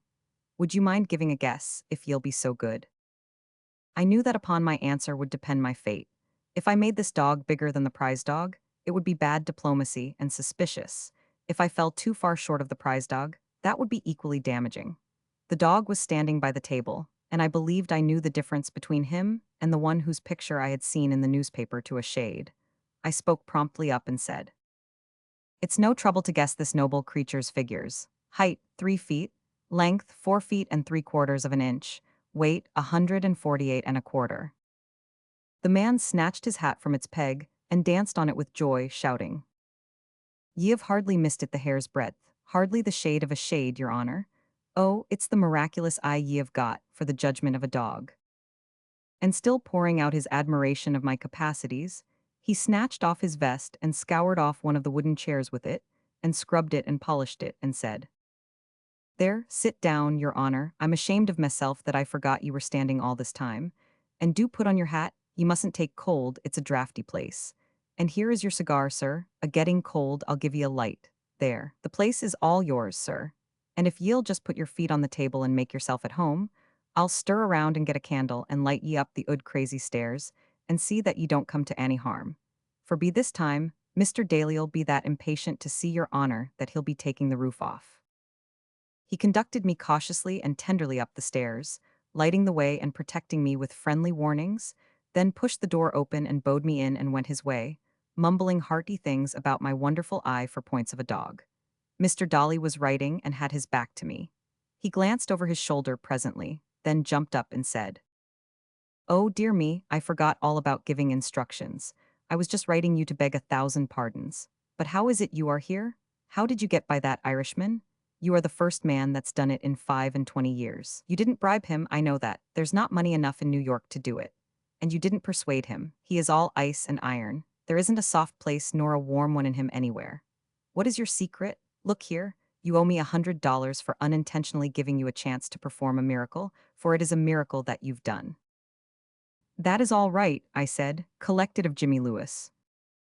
That good dog not only did me that good turn in the time of my need, but he won for me the envious reputation among all the theatrical people from the Atlantic to the Pacific of being the only man in history who had ever run the blockade of Augustin Dolly's back door. Chapter 46. If the desire to kill and the opportunity to kill came always together, who would escape hanging? Pudd'nhead Wilson's New Calendar. On the train, 50 years ago, when I was a boy in the then remote and sparsely peopled Mississippi Valley, vague tales and rumors of a mysterious body of professional murderers came wandering in from a country which was constructively as far from us as the constellations blinking in space, India. Vague tales and rumors of a sect called thugs, who waylaid travelers in lonely places and killed them for the contentment of a god whom they worshipped. Tales which everybody liked to listen to and nobody believed except with reservations. It was considered that the stories had gathered bulk on their travels. The matter died down and a lull followed. Then Eugene Sue's Wandering Jew appeared and made great talk for a while. One character in it was a chief of thugs, Faringhia, a mysterious and terrible Indian who was as slippery and sly as a serpent, and as deadly, and he stirred up the thug interest once more. But it did not last. It presently died again, this time to stay dead. At first glance it seems strange that this should have happened, but really it was not strange, on the contrary. It was natural, I mean on our side of the water, for the source whence the thug tales mainly came was a government report, and without doubt was not republished in America. It was probably never even seen there. Government reports have no general circulation. They are distributed to the few, and are not always read by those few. I heard of this report for the first time a day or two ago and borrowed it.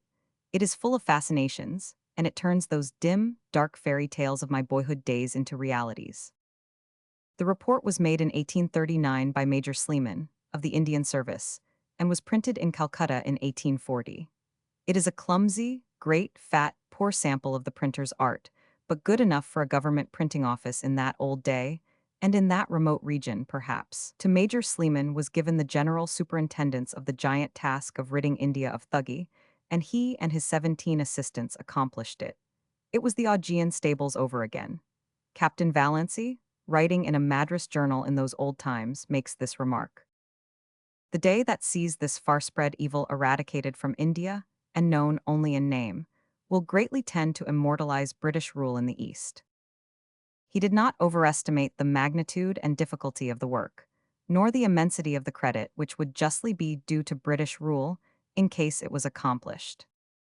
Thuggee became known to the British authorities in India about 1810, but its wide prevalence was not suspected.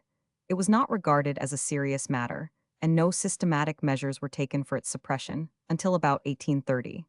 About that time, Major Sleeman captured Eugene Sue's thug chief, Faringhia, and got him to turn King's evidence. The revelations were so stupefying that Sleeman was not able to believe them. Sleeman thought he knew every criminal within his jurisdiction, and that the worst of them were merely thieves. But Faringhia told him that he was in reality living in the midst of a swarm of professional murderers, that they had been all about him for many years, and that they buried their dead close by. These seemed insane tales, but Faringhia said, "Come and see," and he took him to a grave and dug up 100 bodies, and told him all the circumstances of the killings, and named the thugs who had done the work. It was a staggering business. Sleeman captured some of these thugs and proceeded to examine them separately, and with proper precautions against collusion, for he would not believe any Indian's unsupported word. The evidence gathered proved the truth of what Faringhia had said, and also revealed the fact that gangs of thugs were plying their trade all over India. The astonished government now took hold of Thuggee, and for 10 years made systematic and relentless war upon it, and finally destroyed it. Gang after gang was captured, tried, and punished. The thugs were harried and hunted from one end of India to the other.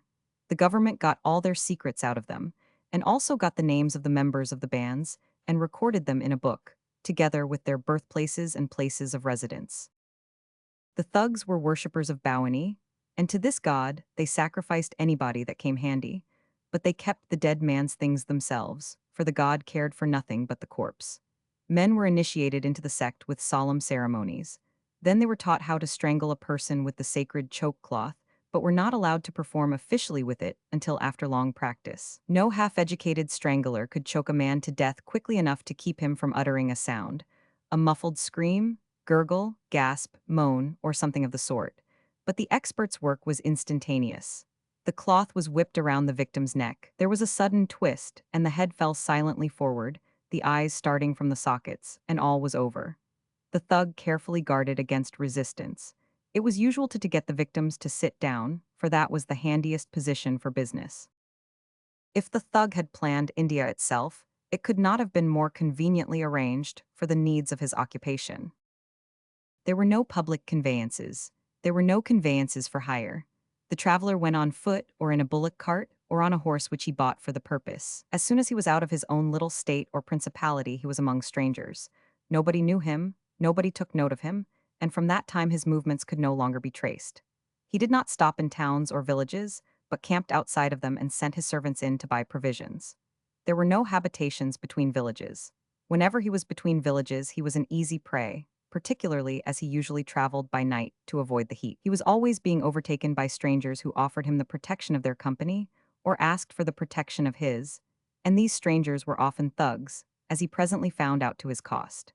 The landholders, the native police, the petty princes, the village officials, the customs officers were in many cases protectors and harborers of the thugs, and betrayed travelers to them for a share of the spoil. At first, this condition of things made it next to impossible for the government to catch the marauders. They were spirited away by these watchful friends. All through a vast continent, thus infested, helpless people of every caste and kind moved along the paths and trails in couples and groups silently by night, carrying the commerce of the country, treasure, jewels, money, and petty batches of silks, spices, and all manner of wares. It was a paradise for the thug. When the autumn opened, the thugs began to gather together by preconcert. Other people had to have interpreters at every turn, but not the thugs. They could talk together, no matter how far apart they were born, for they had a language of their own, and they had secret signs by which they knew each other for thugs, and they were always friends.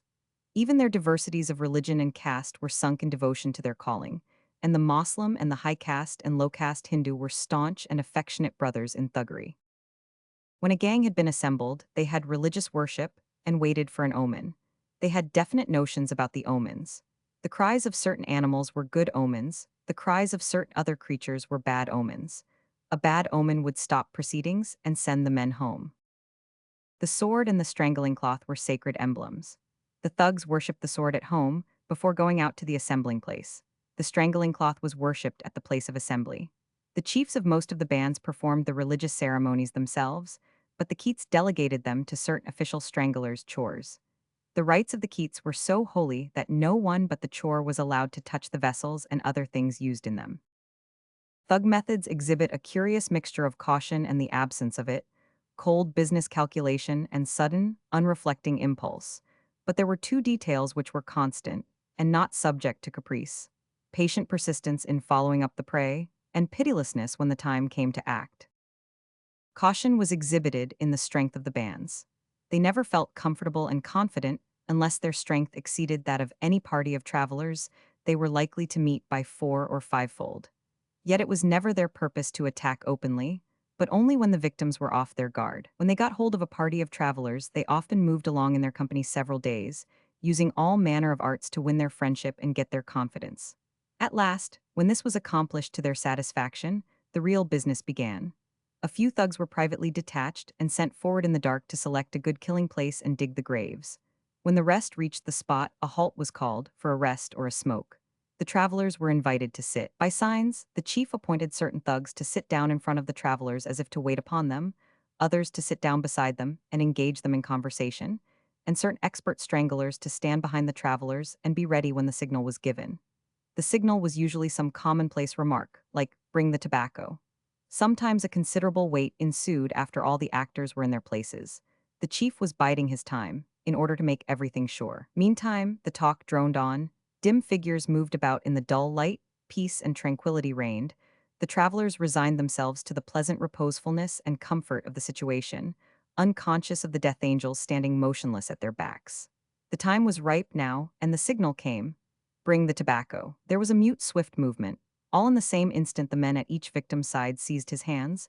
The man in front seized his feet and pulled. The man at his back whipped the cloth around his neck and gave it a twist. The head sunk forward. The tragedy was over. The bodies were stripped and covered up in the graves, the spoil packed for transportation. Then the thugs gave pious thanks to Bowani and departed on further holy service.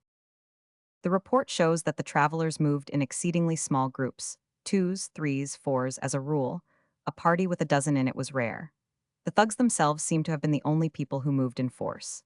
They went about in gangs of 10, 15, 25, 40, 60, 100, 150, 200, 250, and one gang of 310 is mentioned. Considering their numbers, their catch was not extraordinary, particularly when you consider that they were not in the least fastidious, but took anybody they could get, whether rich or poor, and sometimes even killed children. Now and then they killed women, but it was considered sinful to do it, and unlucky.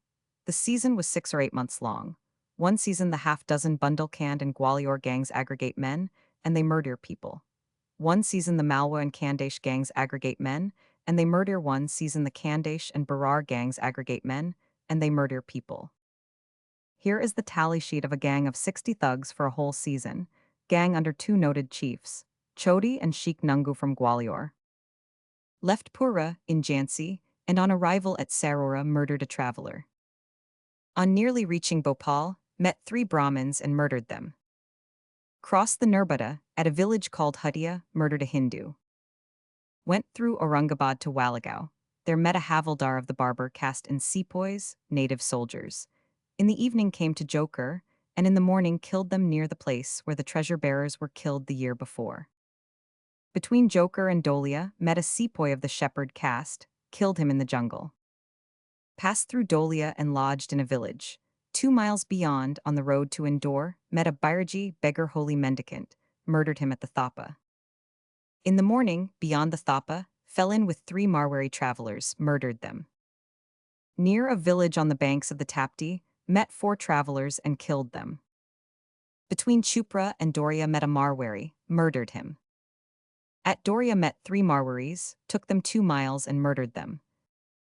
2 miles further on, overtaken by 3 treasure-bearers, took them 2 miles and murdered them in the jungle. Came on to Kurgur Badisa in Indore, divided spoil and dispersed. A total of 27 men murdered on one expedition. Chodi, to save his neck, was informer and furnished these facts. Several things are noticeable about his resume. 1. Business brevity. 2. Absence of emotion. 3. Smallness of the parties encountered by the 60. 4. Variety in character and quality of the game captured. 5. Hindu and Mohammedan chiefs in business together for Bowani. 6. The sacred caste of the Brahmins not respected by either. 7. Nor yet the character of that mendicant, that Bairaji. A beggar is a holy creature, and some of the gangs spared him on that account, no matter how slack business might be. But other gangs slaughtered not only him, but even that sacredest of sacred creatures, the fakir, that repulsive skin and bone thing that goes around naked and mats his bushy hair with dust and dirt, and so beflowers his lean body with ashes that he looks like a specter. Sometimes a fakir trusted a shade too far in the protection of his sacredness. In the middle of a tally sheet of Faringhias, who had been out with 40 thugs, I find a case of the kind. After the killing of 39 men and 1 woman, the fakir appears on the scene. Approaching Dorgo, met 3 pundits, also a fakir, mounted on a pony. He was plastered over with sugar to collect flies and was covered with them. Drove off the fakir and killed the other 3. Leaving Dorgo, the fakir joined again, and went on in company to Rayajana, met 6 Khatris on their way from Bombay to Nagpur. Drove off the fakir with stones, and killed the 6 men in camp and buried them in the grove. Next day the fakir joined again, made him leave at Mana. Beyond there, fell in with 2 Kahars and a sepoy, and came on towards the place selected for the murder. When near it, the fakir came again. Losing all patience with him, gave Mithu, one of the gang, 5 rupees $2, $50 to murder him and take the sin upon himself. All 4 were strangled, including the fakir. Surprised to find among the fakir's effects 30 pounds of coral, 350 strings of small pearls, 15 strings of large pearls, and a gilt necklace. It curious, the little effect that time has upon a really interesting circumstance. This one so old, so long ago gone down into oblivion, reads with the same freshness and charm that attached to the news in the morning paper. One's spirits go up, then down, then up again, following the chances which the fakir is running. Now you hope, now you despair, now you hope again. And at last everything comes out right, and you feel a great wave of personal satisfaction go weltering through you, and without thinking, you put out your hand to pat Mithu on the back when, puff, the whole thing has vanished away, there is nothing there. Mithu and all the crowd have been dust and ashes and forgotten, oh so many, many, many lagging years. And then comes a sense of injury. You don't know whether Mithu got the swag along with the sin, or had to divide up the swag and keep all the sin himself. There is no literary art about a government report. It stops a story right in the most interesting place. These reports of thug expeditions run along interminably in one monotonous tune. Met a sepoy, killed him. Met 5 pundits, killed them. Met 4 Rajputs and a woman, killed them. And so on, till the statistics get to be pretty dry. But this small trip of Faringhia's 40 had some little variety about it. Once they came across a man hiding in a grave, a thief. He had stolen 1,100 rupees from Dunraj Seath of Paroti.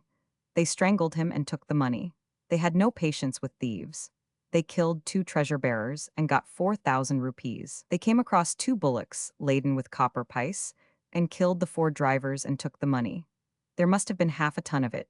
I think it takes a double handful of pice to make an annas to make a rupee, and even in those days the rupee was worth only half a dollar. Coming back over their tracks from Baroda, they had another picturesque stroke of luck. The Lohars of Udaipur put a traveler in their charge for safety. Dear, across this abysmal gulf of time, we still see Faringhia's lips uncover his teeth, and through the dim haze we catch the incandescent glimmer of his smile. He accepted that trust, good man, and so we know what went with the traveler. Even Rajas had no terrors for Faringhia. He came across an elephant driver belonging to the Raja of Udaipur and promptly strangled him. A total of 100 men and women murdered on this expedition. Among the reports of expeditions, we find mention of victims of almost every quality and estate. Native soldiers, fakirs, mendicants, holy water carriers, carpenters, peddlers, tailors, blacksmiths, policemen native, pastry cooks, grooms, Mecca pilgrims, chaprasis, treasure bearers, children, cowherds, gardeners, shopkeepers, palanquin bearers, farmers, bullock drivers, male servants seeking work, women servants seeking work, shepherds, archers, table waiters, weavers, priests, bankers, boatmen, merchants, grass cutters, also a prince's cook, and even the water carrier of that sublime Lord of Lords and King of Kings, the Governor-General of India. How broad they were in their tastes. They also murdered actors, poor wandering barnstormers. There are 2 instances recorded, the first one by a gang of thugs under a chief who soils a great name borne by a better man, Kipling's deathless Gungadin. After murdering 4 sepoys, going on toward Indore, met 4 strolling players, and persuaded them to come with us, on the pretense that we would see their performance at the next stage. Murdered them at a temple near Bhopal. Second instance.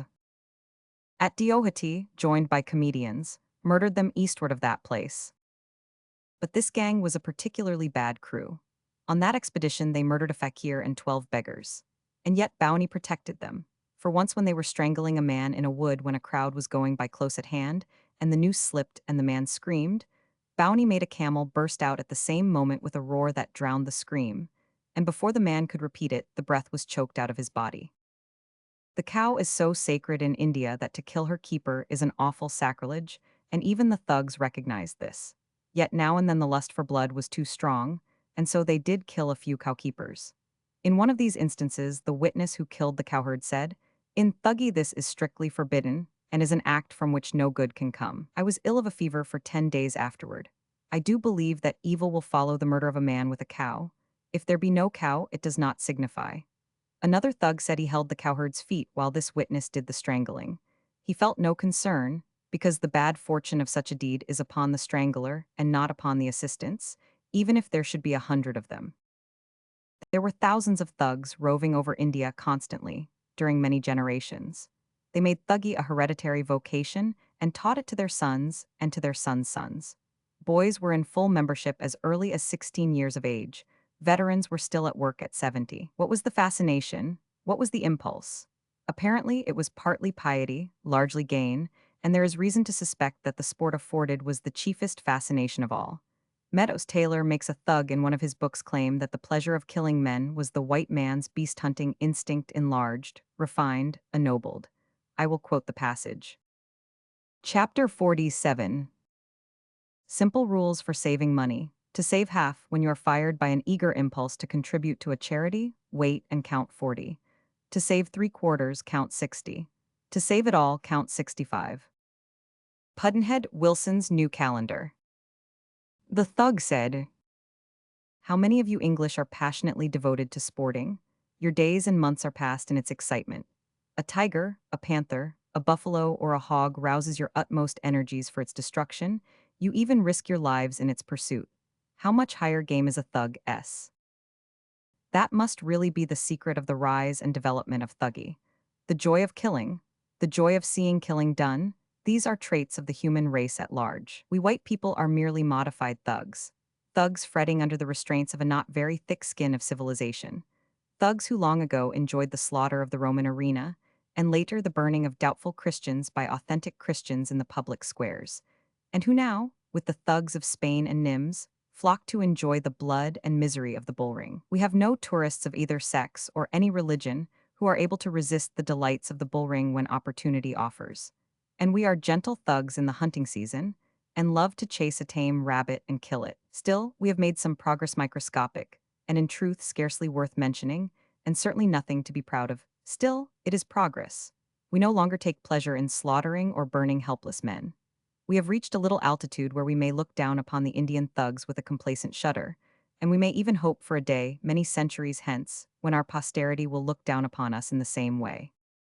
There are many indications that the thug often hunted men for the mere sport of it, that the fright and pain of the quarry were no more to him than are the fright and pain of the rabbit or the stag to us, and that he was no more ashamed of beguiling his game with deceits and abusing its trust than are we when we have imitated a wild animal's call, and shot it when it honored us with its confidence, and came to see what we wanted. Madara, son of Nihil, and I, Ramzem, set out from Kati in the cold weather and followed the high road for about 20 days in search of travelers, until we came to Selampur, where we met a very old man going to the east. We won his confidence in this manner. He carried a load which was too heavy for his old age. I said to him, "You are an old man, I will aid you in carrying your load, as you are from my part of the country." He said, "Very well, take me with you." So we took him with us to Selampur, where we slept that night. We woke him next morning before dawn and set out, and at the distance of 3 miles we seated him to rest while it was still very dark. Midara was ready behind him and strangled him. He never spoke a word. He was about 60 or 70 years of age. Another gang fell in with a couple of barbers and persuaded them to come along in their company by promising them the job of shaving the whole crew, 30 thugs. At the place appointed for the murder, 15 got shaved and actually paid the barbers for their work, then killed them and took back the money. A gang of 42 thugs came across 2 Brahmins and a shopkeeper on the road, beguiled them into a grove, and got up a concert for their entertainment. While these poor fellows were listening to the music, the stranglers were standing behind them, and at the proper moment for dramatic effect, they applied the noose. The most devoted fisherman must have a bite at least as often as once a week, or his passion will cool, and he will put up his tackle. The tiger sportsman must find a tiger at least once a fortnight, or he will get tired and quit. The elephant hunter's enthusiasm will waste away little by little, and his zeal will perish at last if he plod around a month without finding a member of that noble family to assassinate. But when the lust in the hunter's heart is for the noblest of all quarries, man, how different is the case? And how watery and poor is the zeal, and how childish the endurance of those other hunters by comparison. Then neither hunger, nor thirst, nor fatigue, nor deferred hope, nor monotonous disappointment, nor leaden-footed lapse of time can conquer the hunter's patience or weaken the joy of his quest or cool the splendid rage of his desire. Of all the hunting passions that burn in the breast of man, there is none that can lift him superior to discouragements like these but the one, the royal sport, the supreme sport, whose quarry is his brother. By comparison, tiger hunting is a colorless poor thing, for all it has been so bragged about. Why, the thug was content to tramp patiently along, afoot in the wasting heat of India, week after week, at an average of 9 or 10 miles a day, if he might but hope to find game some time or other and refresh his longing soul with blood. Here is an instance. I, Ramzam and Hyder set out for the purpose of strangling travelers from Gudapur and proceeded via the fort of Jalalabad, Newalgunj, Bangarmo on the banks of the Ganges upwards of 100 miles, from whence we returned by another route. Still no travelers, till we reached Bowanigunj, where we fell in with a traveler, a boatman. We inveigled him, and about 2 miles east of their Hyder strangled him as he stood, for he was troubled and afraid and would not sit. We then made a long journey, about 130 miles, and reached Hassanpur Bundwa, where at the tank we fell in with a traveler. He slept there that night. Next morning we followed him and tried to win his confidence. At the distance of 2 miles we endeavored to induce him to sit down, but he would not, having become aware of us. I attempted to strangle him as he walked along, but did not succeed. Both of us then fell upon him. He made a great outcry. "They are murdering me!" At length we strangled him and flung his body into a well. After this we returned to our homes, having been out a month and traveled about 260 miles. A total of 2 men murdered on the expedition. And here is another case related by the terrible Fuddy Khan, a man with a tremendous record, to be rementioned by and by. I, with 3 others, traveled for about 45 days a distance of about 200 miles in search of victims along the highway to Bundwa, and returned by Davidpur, another 200 miles, during which journey we had only one murder, which happened in this manner. 4 miles to the east of Naubastaghat, we fell in with a traveler, an old man. I, with Kaushal and Hyder, inveigled him and accompanied him that day within 3 miles of Rampur, where, after dark in a lonely place, we got him to sit down and rest. And while I kept him in talk, seated before him, Hyder behind strangled him. He made no resistance. Kaushal stabbed him under the arms and in the throat, and we flung the body into a running stream. We got about 4 or 5 rupees each, $2 or $2, $50. We then proceeded homewards, a total of 1 man murdered on this expedition. There, they tramped miles, were gone about 3 months, and harvested $2.50 apiece. But the mere pleasure of the hunt was sufficient. That was pay enough. They did no grumbling. Every now and then in this big book one comes across that pathetic remark. We tried to get him to sit down, but he would not. It tells the whole story. Some accident had awakened the suspicion in him that these smooth friends who had been petting and coddling him, and making him feel so safe and so fortunate after his forlorn and lonely wanderings, were the dreaded thugs, and now their ghastly invitation to sit and rest had confirmed its truth. He knew there was no help for him, and that he was looking his last upon earthly things, but he would not sit. No, not that, it was too awful to think of. There are a number of instances which indicate that, when a man had once tasted the regal joys of man-hunting, he could not be content with the dull monotony of a crimeless life afterward. Example, from a thug's testimony. We passed through to Kurnaul, where we found a former thug named Junwa, an old comrade of ours, who had turned religious mendicant and become a disciple and holy. He came to us in the Sarai, and weeping with joy returned to his old trade. Neither wealth nor honors nor dignities could satisfy a reformed thug for long. He would throw them all away some day, and go back to the lurid pleasures of hunting men, and being hunted himself by the British. Ramzam was taken into a great native grandee's service and given authority over 5 villages. My authority extended over these people to summons them to my presence, to make them stand or sit. I dressed well, rode my pony, and had 2 sepoys, a scribe and a village guard to attend me. During 3 years I used to pay each village a monthly visit, and no one suspected that I was a thug. The chief man used to wait on me to transact business, and as I passed along, old and young made their salam to me. And yet during that very 3 years, he got leave of absence to attend a wedding, and instead went off on a thugging lark with 6 other thugs and hunted the highway for 15 days, with satisfactory results. Afterwards, he held a great office under a Raja. There he had 10 miles of country under his command and a military guard of 15 men, with authority to call out 2,000 more upon occasion. But the British got on his track, and they crowded him so that he had to give himself up. See what a figure he was when he was gotten up for style and had all his things on. I was fully armed, a sword, shield, pistols, a matchlock musket, and a flint gun, for I was fond of being thus arrayed, and when so armed feared not though 40 men stood before me. He gave himself up and proudly proclaimed himself a thug. Then by request he agreed to betray his friend and pal, Burem, a thug with the most tremendous record in India. I went to the house where Burem slept often as he led our gangs. I woke him, he knew me well and came outside to me. It was a cold night, so under pretense of warming myself, but in reality to have light for his seizure by the guards, I lighted some straw and made a blaze. We were warming our hands, the guards drew around us. I said to them, "This is Burem," and he was seized just as a cat seizes a mouse. Then Burem said, "I am a thug, my father was a thug, my grandfather was a thug, and I have thugged with many." So spoke the mighty hunter, the mightiest of the mighty, the Gordon Cumming of his day. Not much regret noticeable in it, having planted a bullet in the shoulder bone of an elephant, and caused the agonized creature to lean for support against a tree, I proceeded to brew some coffee. Having refreshed myself, taking observations of the elephant's spasms and writhings between the sips, I resolved to make experiments on vulnerable points, and approaching very near, I fired several bullets at different parts of his enormous skull. He only acknowledged the shots by a salam-like movement of his trunk, with the point of which he gently touched the wounds with a striking and peculiar action. Surprised and shocked to find that I was only prolonging the suffering of the noble beast, which bore its trials with such dignified composure, I resolved to finish the proceeding with all possible dispatch, and accordingly opened fire upon him from the left side. Aiming at the shoulder, I fired 6 shots with the two-grooved rifle, which must have eventually proved mortal, after which I fired 6 shots at the same part with the Dutch six-pounder. Large tears now trickled down from his eyes, which he slowly shut and opened, his colossal frame shivered convulsively, and falling on his side he expired. Gordon Cumming. So many times this official report leaves one's curiosity unsatisfied. For instance, here is a little paragraph out of the record of a certain band of 193 thugs, which has that defect. Fell in with Lal Singh Subadar and his family, consisting of 9 persons. Traveled with them 2 days, and the third put them all to death except the 2 children, little boys of 1.5 years old. There it stops. What did they do with those poor little fellows?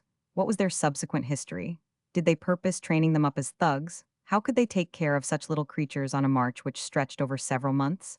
No one seems to have cared to ask any questions about the babies, but I do wish I knew. One would be apt to imagine that the thugs were utterly callous, utterly destitute of human feelings, heartless toward their own families as well as toward other people's, but this was not so. Like all other Indians, they had a passionate love for their kin. A shrewd British officer, who knew the Indian character, took that characteristic into account in laying his plans for the capture of Eugene Sue's famous Feringhea. He found out Feringhea's hiding place, and sent a guard by night to seize him, but the squad was awkward and he got away. However, they got the rest of the family, the mother, wife, child, and brother, and brought them to the officer at Jubbulpore. The officer did not fret, but bided his time. I knew Feringhea would not go far while links so dear to him were in my hands. He was right. Feringhea knew all the danger he was running by staying in the neighborhood. Still, he could not tear himself away. The officer found that he divided his time between 5 villages where he had relatives and friends who could get news for him from his family in Jubbulpore jail, and that he never slept 2 consecutive nights in the same village. The officer traced out his several haunts, then pounced upon all the 5 villages on the one night and at the same hour, and got his man. Another example of family affection. A little while previously to the capture of Feringhea's family, the British officer had captured Feringhea's foster brother, leader of a gang of 10, and had tried the 11 and condemned them to be hanged. Feringhea's captured family arrived at the jail the day before the execution was to take place. The foster brother, Jarhu, entreated to be allowed to see the aged mother and the others. The prayer was granted, and this is what took place. It is the British officer who speaks. In the morning, just before going to the scaffold, the interview took place before me. He fell at the old woman's feet and begged that she would relieve him from the obligations of the milk with which she had nourished him from infancy, as he was about to die before he could fulfill any of them. She placed her hands on his head, and he knelt, and she said she forgave him all and bid him die like a man. If a capable artist should make a picture of it, it would be full of dignity and solemnity and pathos, and it could touch you. You would imagine it to be anything but what it was. There is reverence there, and tenderness and gratefulness and compassion and resignation and fortitude and self-respect, and no sense of disgrace, no thought of dishonor. Everything is there that goes to make a noble parting and give it a moving grace and beauty and dignity. And yet one of these people is a thug and the other a mother of thugs. The incongruities of our human nature seem to reach their limit here. I wish to make note of one curious thing while I think of it. One of the very commonest remarks to be found in this bewildering array of thug confessions is this: strangled him and threw him in a well. In one case, they threw 16 into a well, and they had thrown others in the same well before. It makes a body thirsty to read about it. And there is another very curious thing. The bands of thugs had private graveyards. They did not like to kill and bury at random, here and there and everywhere. They preferred to wait and toll the victims along and get to one of their regular burying places, Beals, if they could. In the little kingdom of Oud, which was about half as big as Ireland and about as big as the state of Maine, they had 274 Beals. They were scattered along 1,400 miles of road, at an average of only 5 miles apart, and the British government traced out and located each and every one of them and set them down on the map. The Oud bands seldom went out of their own country, but they did a thriving business within its borders. So did outside bands who came in and helped. Some of the thug leaders of Oud were noted for their successful careers. Each of 4 of them confessed to above 300 murders, another to nearly 400. Our friend Ramsam to 604. He is the one who got leave of absence to attend a wedding and went thugging instead, and he is also the one who betrayed Buram to the British. But the biggest records of all were the murder lists of Fuddy Khan and Buram. Fuddy Khan's number is smaller than Ramsam's, but he is placed at the head because his average is the best in Oud thug history per year of service. His slaughter was 508 men in 20 years, and he was still a young man when the British stopped his industry. Buram's list was 931 murders, but it took him 40 years. His average was 1 man and nearly all of another man per month for 40 years, but Fuddy Khan's average was 2 men and a little of another man per month during his 20 years of usefulness. There is one very striking thing which I wish to call attention to. You have surmised from the listed callings, followed by the victims of the thugs, that nobody could travel the Indian roads unprotected and live to get through. That the thugs respected no quality, no vocation, no religion, nobody. That they killed every unarmed man that came in their way. That is wholly true, with one reservation. In all the long file of thug confessions, an English traveler is mentioned but once, and this is what the thug says of the circumstance. He was on his way from Mhow to Bombay. We studiously avoided him. He proceeded next morning with a number of travelers who had sought his protection, and they took the road to Baroda. We do not know who he was. He flits across the page of this rusty old book and disappears in the obscurity beyond. But he is an impressive figure, moving through that valley of death serene and unafraid, clothed in the might of the English name.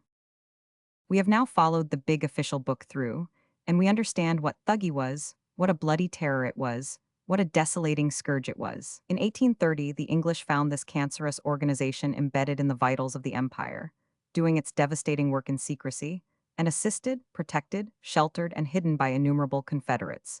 Big and little native chiefs, customs officers, village officials, and native police, all ready to lie for it, and the mass of the people, through fear, persistently pretending to know nothing about its doings. And this condition of things had existed for generations and was formidable with the sanctions of age and old custom. If ever there was an unpromising task, if ever there was a hopeless task in the world, surely it was offered here, the task of conquering Thuggee. But that little handful of English officials in India set their sturdy and confident grip upon it and ripped it out, root and branch. How modest do Captain Vallancey's words sound now, when we read them again, knowing what we know. The day that sees this far-spread evil completely eradicated from India, and known only in name, will greatly tend to immortalize British rule in the East. It would be hard to word a claim more modestly than that for this most noble work. Chapter 48. Grief can take care of itself, but to get the full value of a joy, you must have somebody to divide it with. Pudd'nhead Wilson's New Calendar. We left Bombay for Allahabad by a night train. It is the custom of the country to avoid day travel when it can conveniently be done. But there is one trouble. While you can seemingly secure the two lower berths by making early application, there is no ticket as witness of it, and no other producible evidence in case your proprietorship shall chance to be challenged. The word engaged appears on the window, but it doesn't state who the compartment is engaged for. If your Satan and your Barney arrive before somebody else's servants, and spread the bedding on the two sofas and then stand guard till you come, all will be well.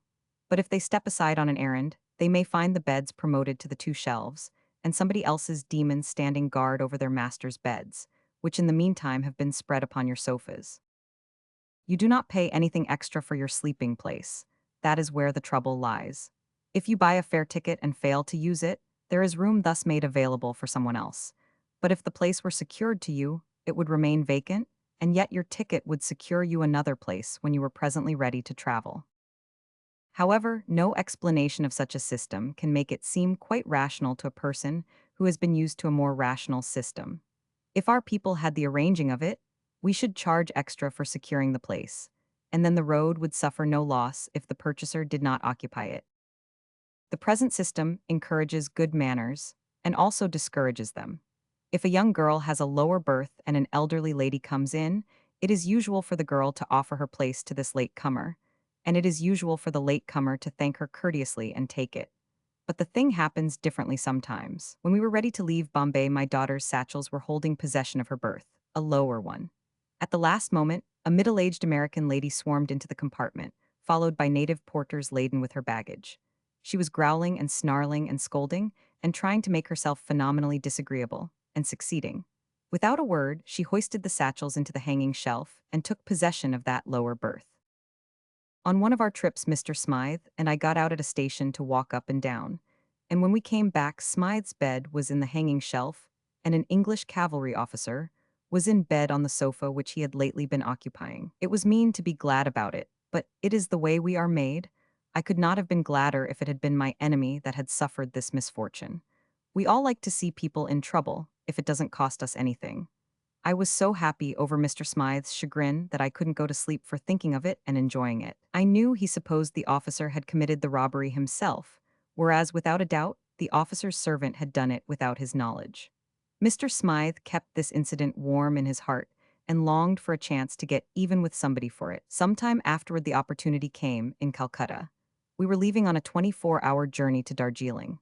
Mr. Barclay, the general superintendent, has made special provision for our accommodation, Mr. Smythe said, so there was no need to hurry about getting to the train. Consequently, we were a little late.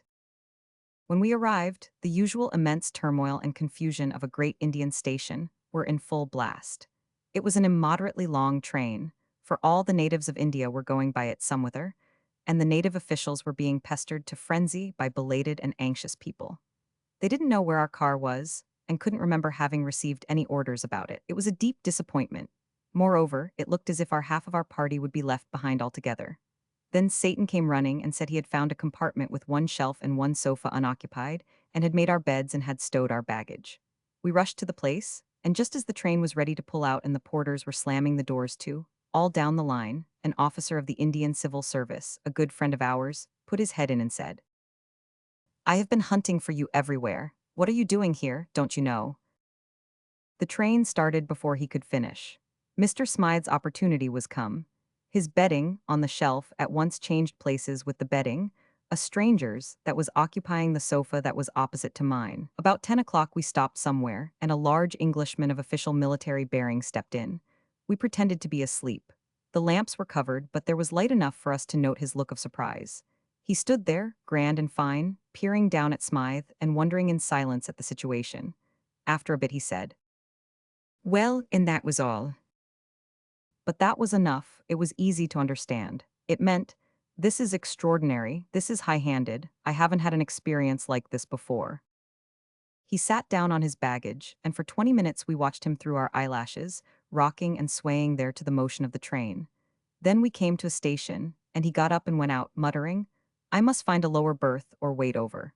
His servant came presently and carried away his things. Mr. Smythe's sore place was healed, his hunger for revenge was satisfied. But he couldn't sleep, and neither could I, for this was a venerable old car, and nothing about it was taut. The closet door slammed all night and defied every fastening we could invent. We got up very much jaded at dawn and stepped out at a way station, and while we were taking a cup of coffee, that Englishman ranged up alongside and somebody said to him, "So you didn't stop off after all?" No, the guard found a place for me that had been engaged and not occupied. I had a whole saloon car all to myself. Oh, quite palatial. I never had such luck in my life. That was our car, you see. We moved into it, straight off, the family and all. But I asked the English gentleman to remain, and he did. A pleasant man, an infantry colonel, and doesn't know yet that Smythe robbed him of his berth, but thinks it was done by Smythe's servant without Smythe's knowledge. He was assisted in gathering this impression. The Indian trains are manned by natives exclusively. The Indian stations, except very large and important ones, are manned entirely by natives, and so are the posts and telegraphs. The rank and file of the police are natives. All these people are pleasant and accommodating. One day I left an express train to lounge about in that perennially ravishing show, the ebb and flow and whirl of gaudy natives, that is always surging up and down the spacious platform of a great Indian station. And I lost myself in the ecstasy of it, and when I turned, the train was moving swiftly away. I was going to sit down and wait for another train, as I would have done at home. I had no thought of any other course. But a native official, who had a green flag in his hand, saw me and said politely, "Don't you belong in the train, sir?" "Yes," I said. He waved his flag, and the train came back. And he put me aboard with as much ceremony as if I had been the general superintendent. They are kindly people, the natives. The face and the bearing that indicate a surly spirit and a bad heart seem to me to be so rare among Indians, so nearly non-existent, in fact, that I sometimes wondered if Thuggee wasn't a dream and not a reality. The bad hearts are there, but I believe that they are in a small, poor minority. One thing is sure, they are much the most interesting people in the world, and the nearest to being incomprehensible. At any rate, the hardest to account for. Their character and their history, their customs and their religion, confront you with riddles at every turn, riddles which are a trifle more perplexing after they are explained than they were before. You can get the facts of a custom, like caste and sati and thuggee and so on, and with the facts a theory which tries to explain but never quite does it to your satisfaction. You can never quite understand how so strange a thing could have been born, nor why. For instance, the sati, this is the explanation of it. A woman who throws away her life when her husband dies is instantly joined to him again, and is forever afterward happy with him in heaven. Her family will build a little monument to her, or a temple, and will hold her in honor, and, indeed, worship her memory always. They will themselves be held in honor by the public. The woman's self-sacrifice has conferred a noble and lasting distinction upon her posterity. And besides, see what she has escaped. If she had elected to live, she would be a disgraced person. She could not remarry, her family would despise her and disown her, she would be a friendless outcast and miserable all her days. Very well, you say, but the explanation is not complete yet. How did people come to drift into such a strange custom? What was the origin of the idea? Well, nobody knows. It was probably a revelation sent down by the gods. One more thing, why was such a cruel death chosen? Why wouldn't a gentle one have answered? Nobody knows. Maybe that was a revelation, too. No, you can never understand it. It all seems impossible. You resolve to believe that a widow never burnt herself willingly, but went to her death because she was afraid to defy public opinion. But you are not able to keep that position. History drives you from it. Major Sleeman has a convincing case in one of his books. In his government on the Nirmada, he made a brave attempt on the 28th of March, 1828, to put down Sati on his own hook and without warrant from the Supreme Government of India. He could not foresee that the government would put it down itself 8 months later. The only backing he had was a bold nature and a compassionate heart.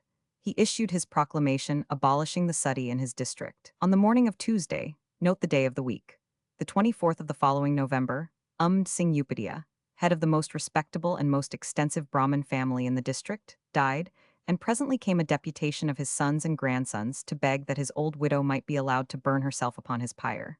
Sleeman threatened to enforce his order and punish severely any man who assisted, and he placed a police guard to see that no one did so. From the early morning, the old widow of 65 had been sitting on the bank of the sacred river by her dead, waiting through the long hours for the permission, and at last the refusal came instead.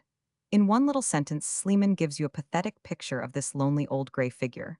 All day and all night, she remained sitting by the edge of the water without eating or drinking. The next morning, the body of the husband was burned to ashes in a pit 8 feet square and 3 or 4 feet deep, in the view of several thousand spectators. Then the widow waded out to a bare rock in the river, and everybody went away but her sons and other relations. All day she sat there on her rock in the blazing sun without food or drink, and with no clothing but a sheet over her shoulders. The relatives remained with her and all tried to persuade her to desist from her purpose, for they deeply loved her. She steadily refused. Then a part of the family went to Sleeman's house, 10 miles away, and tried again to get him to let her burn herself. He refused, hoping to save her yet. All that day she scorched in her sheet on the rock, and all that night she kept her vigil there in the bitter cold. Thursday morning, in the sight of her relatives, she went through a ceremonial which said more to them than any words could have done. She put on the daja, a coarse red turban, and broke her bracelets in pieces. By these acts she became a dead person in the eye of the law, and excluded from her caste forever. By the iron rule of ancient custom, if she should now choose to live, she could never return to her family. Sleeman was in deep trouble. If she starved herself to death, her family would be disgraced. And moreover, starving would be a more lingering misery than the death by fire. He went back in the evening thoroughly worried. The old woman remained on her rock, and there in the morning he found her with her daja still on her head. She talked very collectedly, telling me that she had determined to mix her ashes with those of her departed husband, and should patiently wait my permission to do so, assured that God would enable her to sustain life till that was given, though she dared not eat or drink. Looking at the sun, then rising before her over a long and beautiful reach of the river, she said calmly, "My soul has been for 5 days with my husband. Near that sun. Nothing but my earthly frame is left. And this, I know, you will in time suffer to be mixed with his ashes in yonder pit, because it is not in your nature or usage wantonly to prolong the miseries of a poor old woman." He assured her that it was his desire and duty to save her, and to urge her to live, and to keep her family from the disgrace of being thought her murderers. But she said she was not afraid of their being thought so, that they had all, like good children, done everything in their power to induce her to live and to abide with them. And if I should consent, I know they would love and honor me, but my duties to them have now ended. I commit them all to your care, and I go to attend my husband, Singh Upadhyaya, with whose ashes on the funeral pile mine have been already 3 times mixed.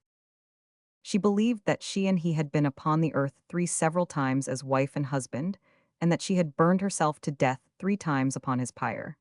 That is why she said that strange thing. Since she had broken her bracelets and put on the red turban, she regarded herself as a corpse. Otherwise, she would not have allowed herself to do her husband the irreverence of pronouncing his name. This was the first time in her long life that she had ever uttered her husband's name, for in India no woman, high or low, ever pronounces the name of her husband. Major Sleeman still tried to shake her purpose. He promised to build her a fine house among the temples of her ancestors, upon the bank of the river, and make handsome provision for her out of rent-free lands, if she would consent to live.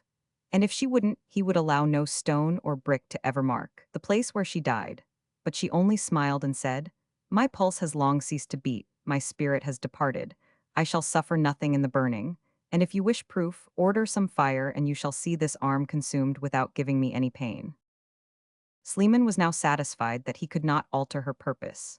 He sent for all the chief members of the family, and said he would suffer her to burn herself if they would enter into a written engagement to abandon the Sati in their family thenceforth. They agreed, the papers were drawn out and signed, and at noon Saturday, word was sent to the poor old woman. She seemed greatly pleased. The ceremonies of bathing were gone through with, and by 3 o'clock she was ready and the fire was briskly burning in the pit. She had now gone without food or drink during more than 4 days and a half. She came ashore from her rock, first wetting her sheet in the waters of the sacred river, for without that safeguard any shadow which might fall upon her would convey impurity to her. Then she walked to the pit, leaning upon one of her sons and a nephew. The distance was 150 yards. I had sentries placed all around, and no other person was allowed to approach within 5 paces. She came on with a calm and cheerful countenance, stopped once, and casting her eyes upwards said, "Why have they kept me 5 days from thee, my husband?" On coming to the sentries, her supporters stopped and remained standing. She moved on and walked once around the pit, paused a moment, and while muttering a prayer, threw some flowers into the fire. She then walked up deliberately and steadily to the brink, stepped into the center of the flame, sat down, and leaning back in the midst as if reposing upon a couch, was consumed without uttering a shriek or betraying one sign of agony. It is fine and beautiful. It compels one's reverence and respect. No, has it freely and without compulsion. We see how the custom once started could continue, for the soul of it is that stupendous power, faith brought to the pitch of effectiveness by the cumulative force of example and long use and custom. But we cannot understand how the first widows came to take to it. That is a perplexing detail. Sleeman says that it was usual to play music at the suttee, but that the white man's notion that this was to drown the screams of the martyr is not correct, that it had a quite different purpose. It was believed that the martyr died prophesying, that the prophecies sometimes foretold disaster, and it was considered a kindness to those upon whom it was to fall to drown the voice and keep them in ignorance of the misfortune that was to come.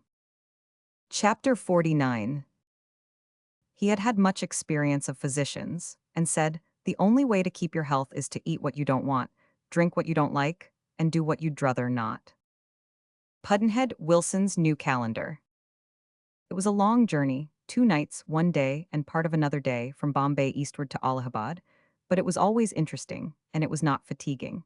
At first the night travel promised to be fatiguing, but that was on account of pajamas. This foolish night dress consists of jacket and drawers.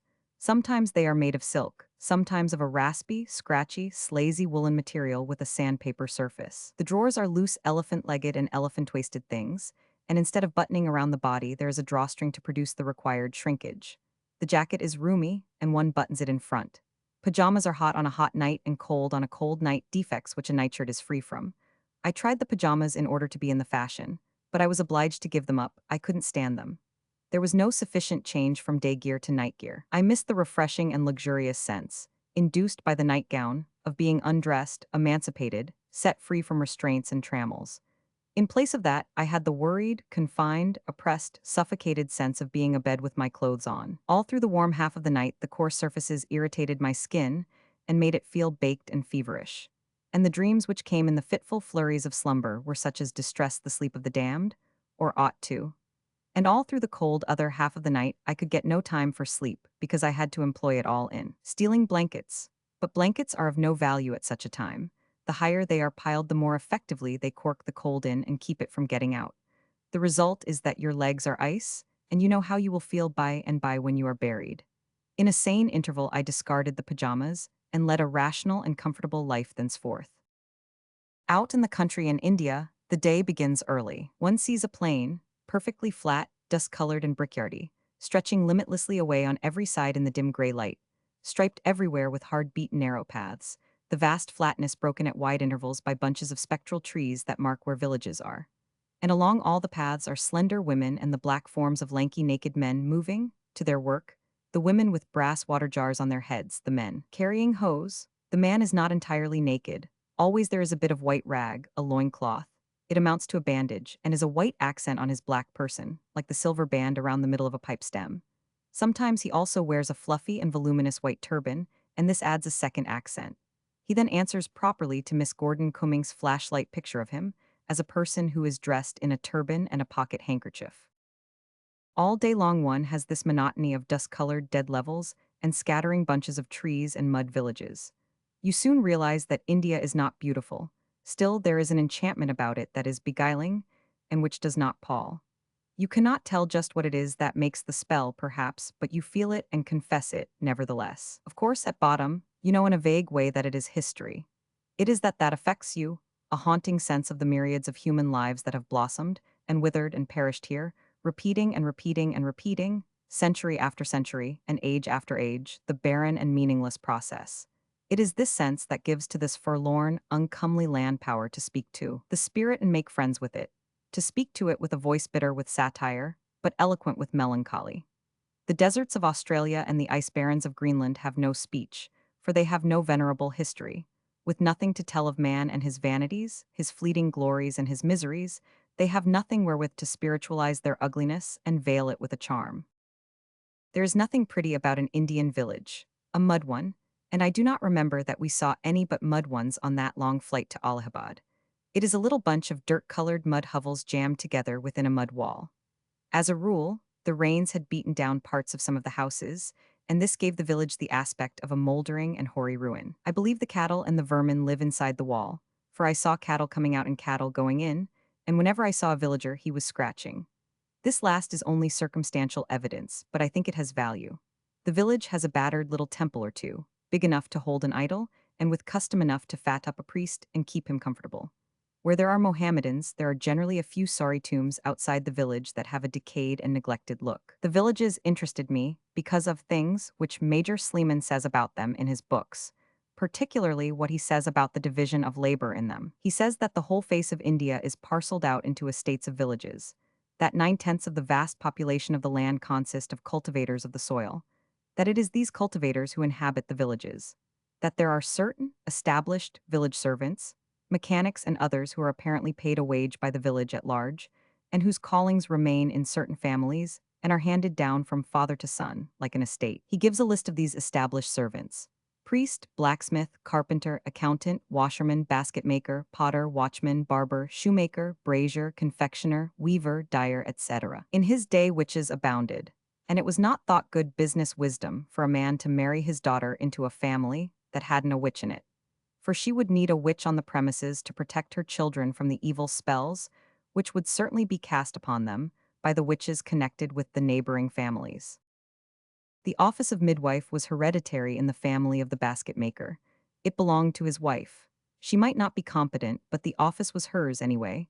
Her pay was not high, 25 cents for a boy, and half as much for a girl. The girl was not desired because she would be a disastrous expense by and by. As soon as she should be old enough to begin to wear clothes for propriety's sake, it would be a disgrace to the family if she were not married, and to marry her meant financial ruin. For by custom the father must spend upon feasting and wedding display everything he had and all he could borrow. In fact, reduce himself to a condition of poverty, which he might never more recover from. It was the dread of this prospective ruin which made the killing of girl babies so prevalent in India in the old days, before England laid the iron hand of her prohibitions upon the piteous slaughter. One may judge of how prevalent the custom was by one of Sleeman's casual electrical remarks when he speaks of children at play in villages, where girl voices were never heard. The wedding display folly is still in full force in India, and by consequence the destruction of girl babies is still furtively practiced, but not largely, because of the vigilance of the government and the sternness of the penalties it levies. In some parts of India, the village keeps in its pay 3 other servants: an astrologer to tell the villager when he may plant his crop, or make a journey, or marry a wife, or strangle a child, or borrow a dog, or climb a tree, or catch a rat, or swindle a neighbor, without offending the alert and solicitous heavens, and what his dream means, if he has had one and was not bright enough to interpret it himself by the details of his dinner. The 2 other established servants were the tiger persuader and the hailstorm discourager. The one kept away the tigers if he could, and collected the wages anyway, and the other kept off the hailstorms, or explained why he failed. He charged the same for explaining a failure that he did for scoring a success. A man is an idiot who can't earn a living in India. Major Sleeman reveals the fact that the trade union and the boycott are antiquities in India. India seems to have originated everything. The sweeper belongs to the bottom caste. He is the lowest of the low, all other castes despise him and scorn his office. But that does not trouble him. His caste is a caste, and that is sufficient for him, and so he is proud of it, not ashamed. Sleeman says, "It is perhaps not known to many of my countrymen, even in India, that in every town and city in the country, the right of sweeping the houses and streets is a monopoly, and is supported entirely by the pride of castes among the scavengers, who are all of the lowest class. The right of sweeping within a certain range is recognized by the caste to belong to a certain member, and if any other member presumes to sweep within that range, he is excommunicated. No other member will smoke out of his pipe or drink out of his jug, and he can get restored to caste only by a feast to the whole body of sweepers. If any housekeeper within a particular circle happens to offend the sweeper of that range, none of his filth will be removed till he pacifies him, because no other sweeper will dare to touch it. And the people of a town are often more tyrannized over by these people than by any other."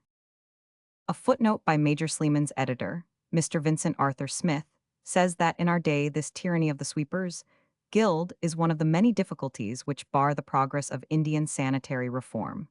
Think of this. The sweepers cannot be readily coerced, because no Hindu or Mussulman would do their work to save his life, nor will he pollute himself by beating the refractory scavenger. They certainly do seem to have the whip hand. It would be difficult to imagine a more impregnable position. The vested rights described in the text are so fully recognized in practice that they are frequently the subject of sale or mortgage. Just like a milk route or like a London crossing sweeper ship. It is said that the London crossing sweeper's right to his crossing is recognized by the rest of the guild, that they protect him in its possession, that certain choice crossings are valuable property and are saleable at high figures. I have noticed that the man who sweeps in front of the army and navy stores has a wealthy South African aristocratic style about him. And when he is off his guard, he has exactly that look on his face which you always see in the face of a man who is saving up his daughter to marry her to a duke. It appears from Sleeman that in India the occupation of elephant driver is confined to Mohammedans. I wonder why that is. The water carrier, beastie, is a Mohammedan, but it is said that the reason of that is that the Hindu's religion does not allow him to touch the skin of dead kine, and that is what the water sack is made of. It would defile him. And it doesn't allow him to eat meat. The animal that furnished the meat was murdered, and to take any creature's life is a sin. It is a good and gentle religion, but inconvenient. A great Indian river, at low water, suggests the familiar anatomical picture of a skinned human body, the intricate mesh of interwoven muscles and tendons to stand for water channels, and the archipelagos of fat and flesh enclosed by them to stand for the sandbars. Somewhere on this journey we passed such a river, and on a later journey we saw in the Sutlej the duplicate of that river. Curious rivers they are, low shores a dizzy distance apart, with nothing between but an enormous acreage of sand flats with sluggish little veins of water dribbling around amongst them. Saharas of sand, smallpox-bitted with footprints punctured in belts as straight as the equator clear from the one shore to the other, barring the channel interruptions, a dryshod ferry, you see. Long railway bridges are required for this sort of rivers, and India has them. You approach Allahabad by a very long one. It was now carrying us across the bed of the Jumna, a bed which did not seem to have been slept in for one while or more. It wasn't all riverbed, most of it was overflow ground. Allahabad means city of God. I get this from the books, from a printed curiosity, a letter written by one of those brave and confident Hindu strugglers with the English tongue, called a Babu. I got a more compressed translation. Godville. It is perfectly correct, but that is the most that can be said for it. We arrived in the forenoon and short-handed, for Satan got left behind somewhere that morning and did not overtake us until after nightfall. It seemed very peaceful without him. The world seemed asleep and dreaming. I did not see the native town, I think. I do not remember why, for an incident connects it with the Great Mutiny, and that is enough to make any place interesting. But I saw the English part of the city. It is a town of wide avenues and noble distances, and is comely and alluring, and full of suggestions of comfort and leisure, and of the serenity which a good conscience buttressed by a sufficient bank account gives. The bungalows, dwellings, stand well back in the seclusion and privacy of large, enclosed compounds, private grounds, as we should say, and in the shade and shelter of trees. Even the photographer and the prosperous merchant ply their industries in the elegant reserve of big compounds, and the citizens drive in there upon their business occasions. And not in cabs, no. In the Indian cities, cabs are for the drifting stranger. All the white citizens have private carriages, and each carriage has a flock of white-turbaned black footmen and drivers all over it. The vicinity of a lecture hall looks like a snowstorm and makes the lecturer feel like an opera.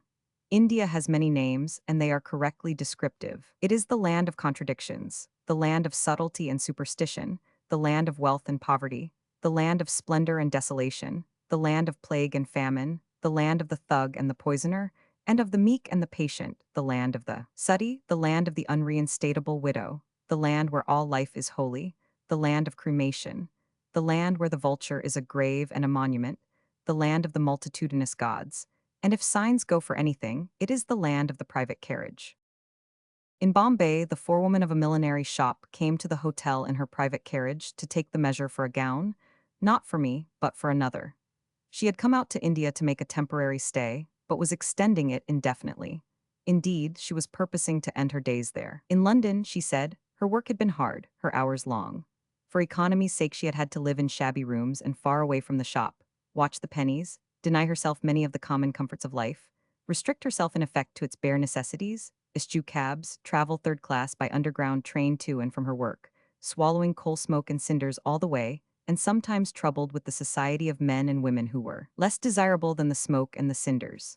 But in Bombay, on almost any kind of wages, she could live in comfort and keep her carriage, and have 6 servants in place of the woman of all work she had had in her English home. Later, in Calcutta, I found that the Standard Oil clerks had small one-horse vehicles and did no walking, and I was told that the clerks of the other large concerns there had the like equipment. But to return to Allahabad.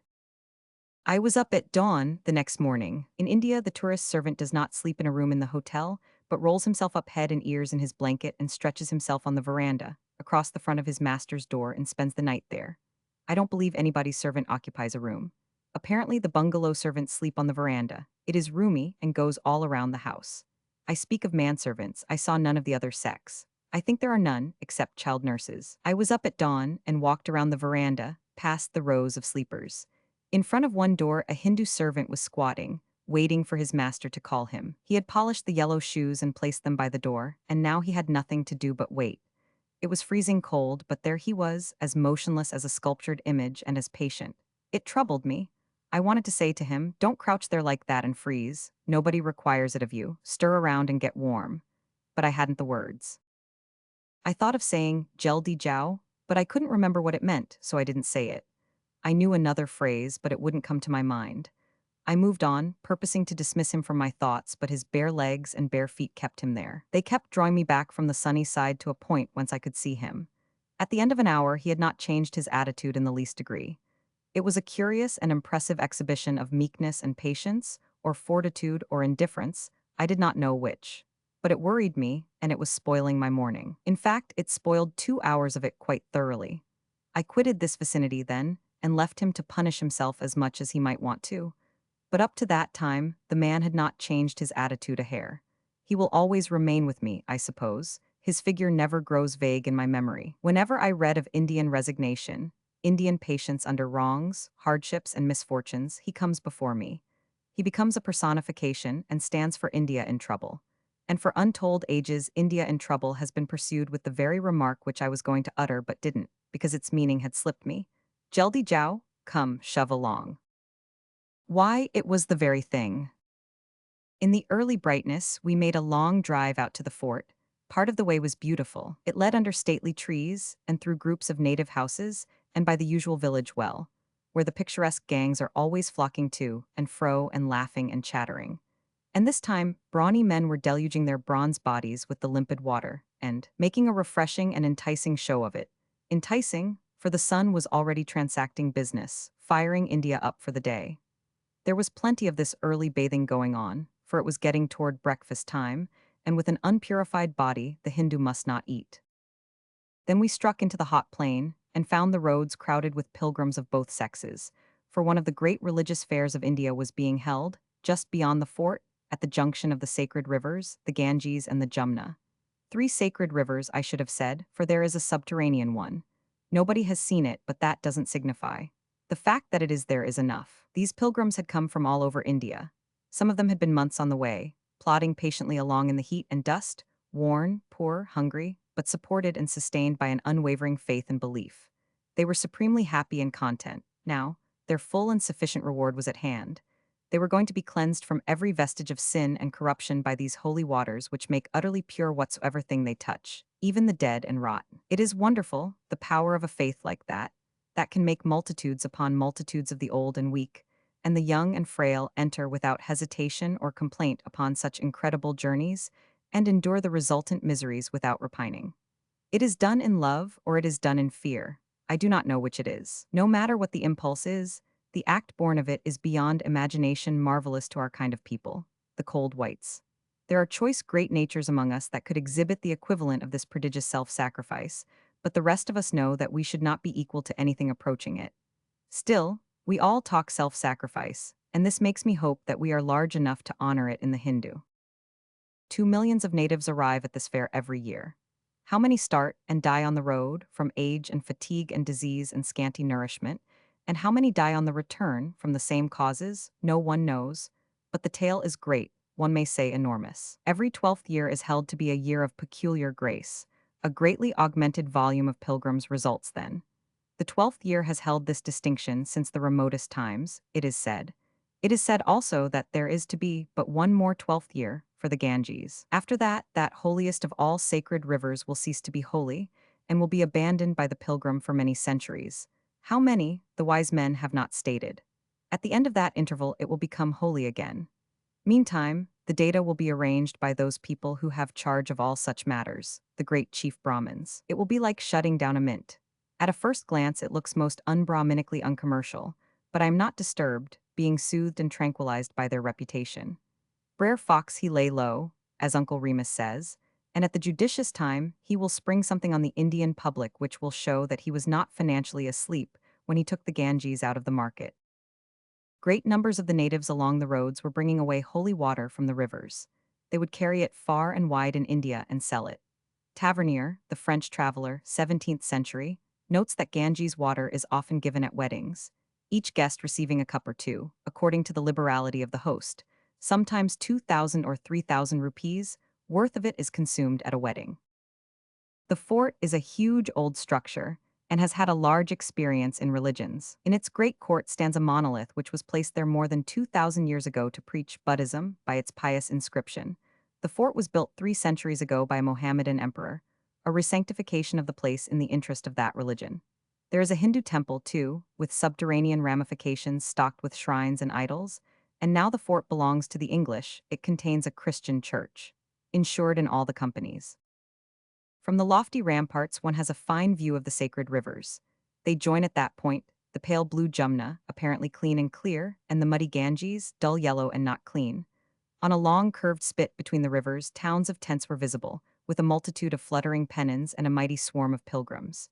It was a troublesome place to get down to, and not a quiet place when you arrived, but it was interesting. There was a world of activity and turmoil and noise, partly religious, partly commercial, for the Mohammedans were there to curse and sell, and the Hindus to buy and pray. It is a fair as well as a religious festival. Crowds were bathing, praying, and drinking the purifying waters, and many sick pilgrims had come long journeys in palanquins to be healed of their maladies by a bath, or if that might not be, then to die on the blessed banks and so make sure of heaven. There were fakirs in plenty, with their bodies dusted over with ashes, and their long hair caked together with cow dung, for the cow is holy and so is the rest of it. So holy that the good Hindu peasant frescoes the walls of his hut with this refuse, and also constructs ornamental figures out of it for the gracing of his dirt floor. There were seated families, fearfully and wonderfully painted, who by attitude and grouping represented the families of certain great gods. There was a holy man who sat naked by the day and by the week on a cluster of iron spikes, and did not seem to mind it, and another holy man who stood all day holding his withered arms motionless aloft, and was said to have been doing it for years. All of these performers have a cloth on the ground beside them for the reception of contributions, and even the poorest of the people give a trifle and hope that the sacrifice will be blessed to him. At last came a procession of naked holy people marching by and chanting, and I wrenched myself away. Chapter 50. The man who is ostentatious of his modesty is twin to the statue that wears a fig leaf. Pudd'nhead Wilson's New Calendar. The journey to Benares was all in daylight and occupied but a few hours. It was admirably dusty. The dust settled upon you in a thick ashy layer and turned you into a fakir, with nothing lacking to the role but the cow manure and the sense of holiness. There was a change of cars about mid-afternoon at Moghal Sarai, if that was the name, and a wait of 2 hours there for the Benares train. We could have found a carriage and driven to the sacred city, but we should have lost the wait. In other countries, a long wait at a station is a dull thing and tedious, but one has no right to have that feeling in India. You have the monster crowd of bejeweled natives, the stir, the bustle, the confusion, the shifting splendors of the costumes. Dear me, the delight of it, the charm of it are beyond speech. The 2-hour wait was over too soon. Among other satisfying things to look at was a minor native prince from the backwoods somewhere, with his guard of honor, a ragged but wonderfully gaudy gang of 50 dark barbarians armed with rusty flintlock muskets. The general show came so near to exhausting variety that one would have said that no addition to it could be conspicuous. But when this Falstaff and his motleys marched through it, one saw that seeming impossibility had happened. We got away by and soon reached the outer edge of Benares. Then there was another wait, but, as usual, with something to look at. This was a cluster of little canvas boxes, palanquins. A canvas box is not much of a sight when empty, but when there is a lady in it, it is an object of interest. These boxes were grouped apart, in the full blaze of the terrible sun during the 3/4 of an hour that we tarried there. They contained Zenana ladies. They had to sit up. There was not room enough to stretch out. They probably did not mind it. They are used to the close captivity of their dwellings all their lives. When they go a journey, they are carried to the train in these boxes. In the train, they have to be secluded from inspection. Many people pity them, and I always did it myself and never charged anything. But it is doubtful if this compassion is valued. While we were in India, some good-hearted Europeans in one of the cities proposed to restrict a large park to the use of Zenana ladies, so that they could go there, and in assured privacy go about unveiled, and enjoy the sunshine and air as they had never enjoyed them before. The good intentions back of the proposition were recognized, and sincere thanks returned for it, but the proposition itself met with a prompt declination at the hands of those who were authorized to speak for the Zenana ladies. Apparently, the idea was shocking to the ladies. Indeed, it was quite manifestly shocking. Was that proposition the equivalent of inviting European ladies to assemble scantily and scandalously clothed in the seclusion of a private park? It seemed to be about that. Without doubt, modesty is nothing less than a holy feeling. And without doubt, the person whose rule of modesty has been transgressed feels the same sort of wound that he would feel if something made holy to him by his religion had suffered a desecration. I say rule of modesty because there are about 1 million rules in the world, and this makes 1 million standards to be looked out for. Major Sleeman mentions the case of some high-caste veiled ladies who were profoundly scandalized when some English young ladies passed by with faces bare to the world, so scandalized that they spoke out with strong indignation and wondered that people could be so shameless as to expose their persons like that. And yet, the legs of the objectors were naked to mid-thigh. Both parties were clean-minded and irreproachably modest, while abiding by their separate rules, but they couldn't have traded rules for a change without suffering considerable discomfort. All human rules are more or less idiotic, I suppose. It is best so, no doubt. The way it is now, the asylums can hold the sane people, but if we tried to shut up the insane, we should run out of building materials. You have a long drive through the outskirts of Benares before you get to the hotel, and all the aspects are melancholy. It is a vision of dusty sterility, decaying temples, crumbling tombs, broken mud walls, shabby huts. The whole region seems to ache with age and penury. It must take 10,000 years of want to produce such an aspect. We were still outside of the great native city when we reached the hotel. It was a quiet and homelike house, inviting and manifestly comfortable. But we liked its annex better and went thither. It was a mile away, perhaps, and stood in the midst of a large compound, and was built bungalow fashion, everything on the ground floor, and a veranda all around. They have doors in India, but I don't know why. They don't fasten and they stand open, as a rule, with a curtain hanging in the door space to keep out the glare of the sun. Still, there is plenty of privacy, for no white person will come in without notice, of course. The native men servants will, but they don't seem to count. They glide in, barefoot and noiseless, and are in the midst before one knows it. At first this is a shock, and sometimes it is an embarrassment, but one has to get used to it and does. There was one tree in the compound, and a monkey lived in it. At first I was strongly interested in the tree, for I was told that it was the renowned people, the tree in whose shadow you cannot tell a lie. This one failed to stand the test, and I went away from it disappointed. There was a softly creaking well close by, and a couple of oxen drew water from it by the hour, superintended by 2 natives dressed in the usual turban and pocket handkerchief.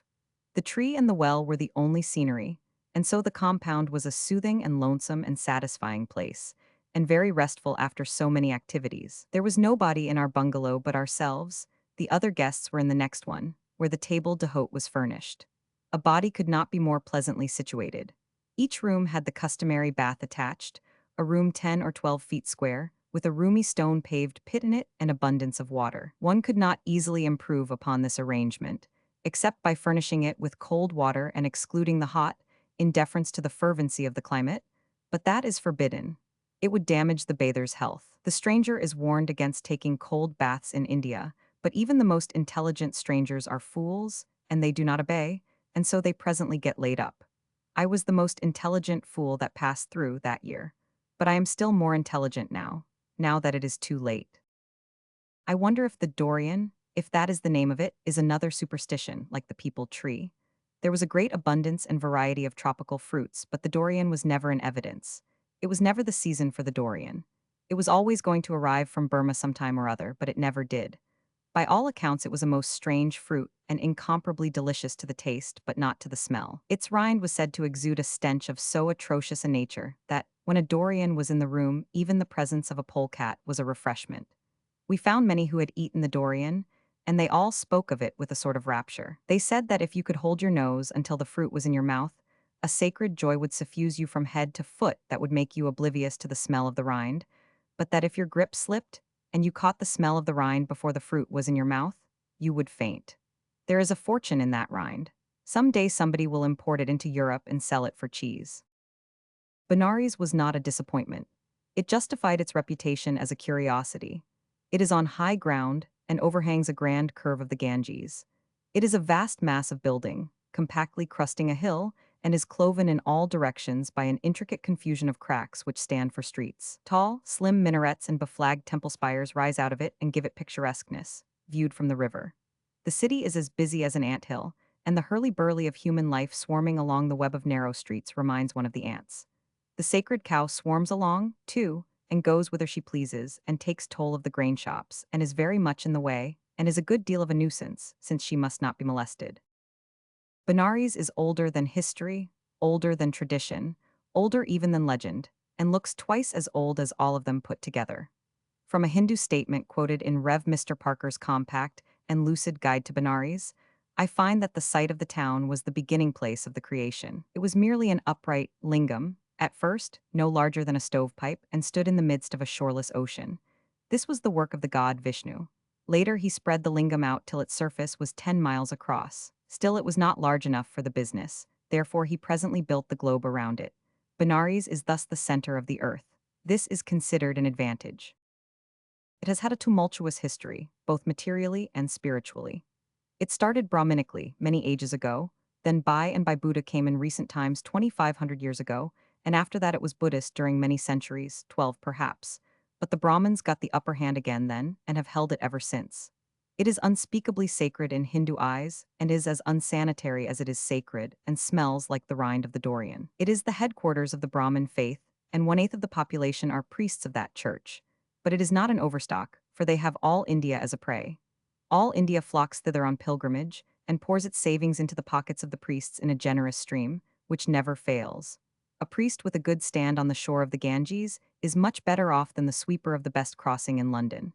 A good stand is worth a world of money. The holy proprietor of it sits under his grand spectacular umbrella, and blesses people all his life, and collects his commission, and grows fat and rich. And the stand passes from father to son, down and down and down through the ages, and remains a permanent and lucrative estate in the family. As Mr. Parker suggests, it can become a subject of dispute at one time or another, and then the matter will be settled, not by prayer and fasting and consultations with Vishnu, but by the intervention of a much more puissant power, an English court. In Bombay, I was told by an American missionary that in India there are 640 Protestant missionaries at work. At first it seemed an immense force, but of course that was a thoughtless idea. One missionary to 500,000 natives? No, that is not a force. It is the reverse of it. 640 marching against an entrenched camp of 300 million. The odds are too great. A force of 640 in Benares alone would have its hands overfull with 8,000 Brahmin priests for adversary. Missionaries need to be well equipped with hope and confidence, and this equipment they seem to have always had in all parts of the world. Mr. Parker has it.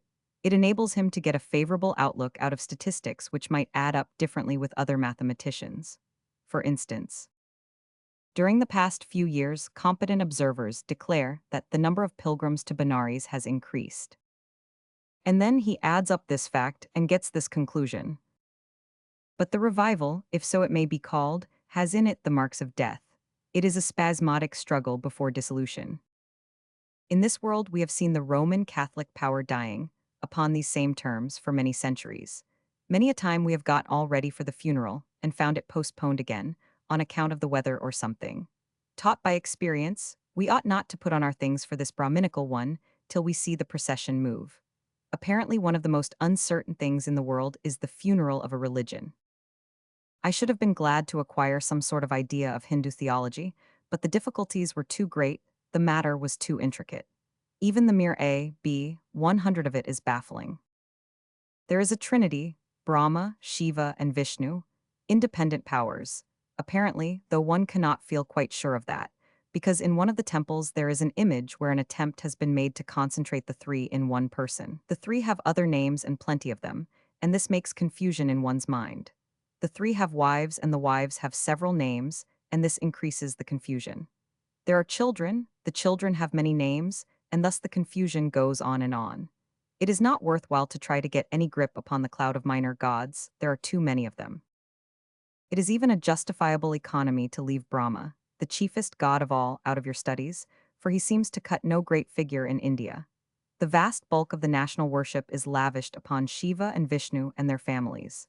Shiva's symbol, the lingam with which Vishnu began the creation, is worshipped by everybody, apparently. It is the commonest object in Benares. It is on view everywhere, it is garlanded with flowers, offerings are made to it, it suffers no neglect. Commonly it is an upright stone, shaped like a thimble, sometimes like an elongated thimble. This Priapus worship, then, is older than history. Mr. Parker says that the lingams in Benares outnumber the inhabitants. In Benares there are many Mohammedan mosques. There are Hindu temples without number. These quaintly shaped and elaborately sculptured little stone jugs crowd all the lanes. The Ganges itself and every individual drop of water in it are temples. Religion, then, is the business of Benares, just as gold production is the business of Johannesburg. Other industries count for nothing as compared with the vast and all-absorbing rush and drive and boom of the town's specialty. Benares is the sacredest of sacred cities. The moment you step across the sharply defined line which separates it from the rest of the globe, you stand upon ineffably and unspeakably holy ground. Mr. Parker says, "It is impossible to convey any adequate idea of the intense feelings of veneration and affection with which the pious Hindu regards holy Kashi, Benares." And then he gives you this vivid and moving picture. Let a Hindu regiment be marched through the district, and as soon as they cross the line and enter the limits of the holy place, they rend the air with cries of Kashi Jai Kai Jai Jai Jai. Holy Kashi, hail to thee! Hail, hail, hail. The weary pilgrim, scarcely able to stand, with age and weakness, blinded by the dust and heat, and almost dead with fatigue, crawls out of the oven-like railway carriage, and as soon as his feet touch the ground he lifts up his withered hands and utters the same pious exclamation. Let a European in some distant city in casual talk in the bazaar mention the fact that he has lived at Benares, and at once voices will be raised to call down blessings on his head, for a dweller in Benares is of all men most blessed. It makes our own religious enthusiasm seem pale and cold. Inasmuch as the life of religion is in the heart, not the head, Mr. Parker's touching picture seems to promise a sort of indefinite postponement of that funeral. Chapter 51. Let me make the superstitions of a nation, and I care not who makes its laws or its songs either. Pudd'nhead Wilson's New Calendar. Yes, the city of Benares is in effect just a big church, a religious hive, whose every cell is a temple, a shrine, or a mosque, and whose every conceivable earthly and heavenly good is procurable under one roof, so to speak, a sort of army and navy stores theologically stocked. I will make out a little itinerary for the pilgrim, then you will see how handy the system is, how convenient, how comprehensive. If you go to Benares with a serious desire to spiritually benefit yourself, you will find it valuable. I got some of the facts from conversations with the Rev. Mr. Parker and the others from his guide to Benares. They are therefore trustworthy. I do not claim that the pilgrims do their acts of worship in the order and sequence above charted out in this itinerary of mine, but I think logic suggests that they ought to do so. Instead of a helter-skelter worship, we then have a definite starting place, and a march which carries the pilgrim steadily forward by reasoned and logical progression to a definite goal. Thus, his Ganges bath in the early morning gives him an appetite. He kisses the cowtails, and that removes it. It is now business hours, and longings for material prosperity rise in his mind, and he goes and pours water over Shiva's symbol. This ensures the prosperity, but also brings on a rain, which gives him a fever. Then he drinks the sewage at the Kedar got to cure the fever. It cures the fever but gives him the smallpox. He wishes to know how it is going to turn out. He goes to the Danpen temple and looks down the well. A clouded sun shows him that death is near. Logically, his best course for the present, since he cannot tell at what moment he may die, is to secure a happy hereafter. This he does, through the agency of the great fate. He is safe, now, for heaven. His next move will naturally be to keep out of it as long as he can. Therefore he goes to the Bridgal temple, and secures youth and long life by bathing in a puddle of leper pus, which would kill a microbe. Logically, youth has re-equipped him for sin, and with the disposition to commit it. He will naturally go to the fane which is consecrated to the fulfillment of desires, and make arrangements. Logically, he will now go to the well of the earring from time to time, to unload and freshen up for further band enjoyments. But first and last and all the time he is human, and therefore in his reflective intervals he will always be speculating in futures. He will make the great pilgrimage around the city, and so make his salvation absolutely sure. He will also have record made of it, so that it may remain absolutely sure and not be forgotten or repudiated in the confusion of the final settlement. Logically also, he will wish to have satisfying and tranquilizing personal knowledge that that salvation is secure. Therefore he goes to the well of the knowledge of salvation, adds that completing detail, and then goes about his affairs serene and content. Serene and content, for he is now royally endowed with an advantage which no religion in this world could give him, but his own. For henceforth he may commit as many million sins as he wants to, and nothing can come of it. Thus the system, properly and logically ordered, is neat, compact, clearly defined, and covers the whole ground. I desire to recommend it to such as find the other systems too difficult, exacting, and irksome for the uses of this fretful brief life of ours. However, let me not deceive anyone. My itinerary lacks a detail, I must put it in. The truth is that after the pilgrim has faithfully followed the requirements of the itinerary through to the end, and has secured his salvation, and also the personal knowledge of that fact, there is still an accident possible to him which can annul the whole thing. If he should ever cross to the other side of the Ganges and get caught out and die there, he would at once come to life again in the form of an ass. Think of that, after all this trouble and expense. You see how capricious and uncertain salvation is there. The Hindu has a childish and unreasoning aversion to being turned into an ass. It is hard to tell why. One could properly expect an ass to have an aversion to being turned into a Hindu.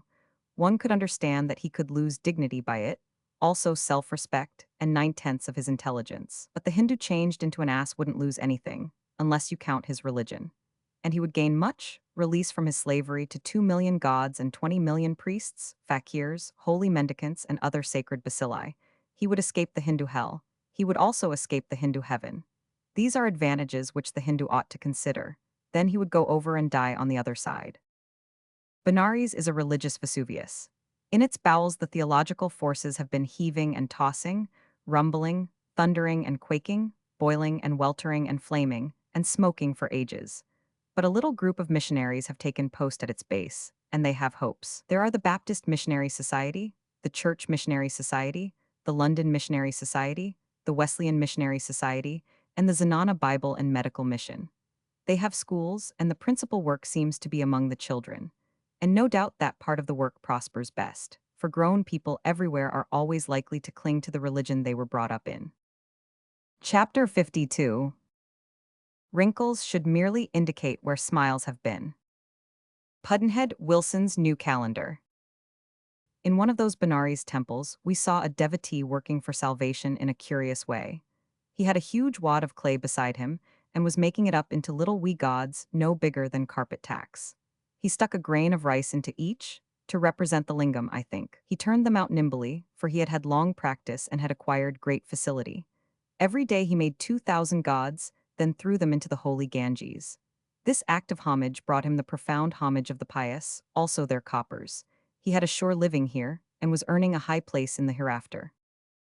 The Ganges front is the supreme showplace of Benares. Its tall bluffs are solidly caked from water to summit, along a stretch of 3 miles, with a splendid jumble of massive and picturesque masonry, a bewildering and beautiful confusion of stone platforms, temples, stair flights, rich and stately palaces. Nowhere a break, nowhere a glimpse of the bluff itself. All the long face of it is compactly walled from sight by this crammed perspective of platforms, soaring stairways, sculptured temples, majestic palaces, softening away into the distances. And there is movement, motion, human life everywhere, and brilliantly costumed, streaming in rainbows up and down the lofty stairways, and massed in metaphorical flower gardens on the miles of great platforms at the river's edge. All this masonry, all this architecture represents piety. The palaces were built by native princes whose homes, as a rule, are far from Benares, but who go there from time to time to refresh their souls with the sight and touch of the Ganges, the river of their idolatry. The stairways are records of acts of piety. The crowd of costly little temples are tokens of money spent by rich men for present credit and hope of future reward. Apparently, the rich Christian who spends large sums upon his religion is conspicuous with us, by his rarity, but the rich Hindu who doesn't spend large sums upon his religion is seemingly non-existent. With us the poor spend money on their religion, but they keep back some to live on. Apparently, in India, the poor bankrupt themselves daily for their religion. The rich Hindu can afford his pious outlays. He gets much glory for his spendings, yet keeps back a sufficiency of his income for temporal purposes. But the poor Hindu is entitled to compassion, for his spendings keep him poor, yet get him no glory. We made the usual trip up and down the river, seated in chairs under an awning on the deck of the usual commodious hand-propelled ark.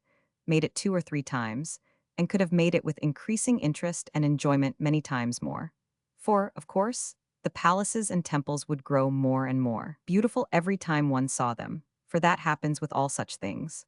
Also, I think one would not get tired of the bathers, nor their costumes, nor of their ingenuities in getting out of them and into them again without exposing too much bronze, nor of their devotional gesticulations and absorbed bead-tellings.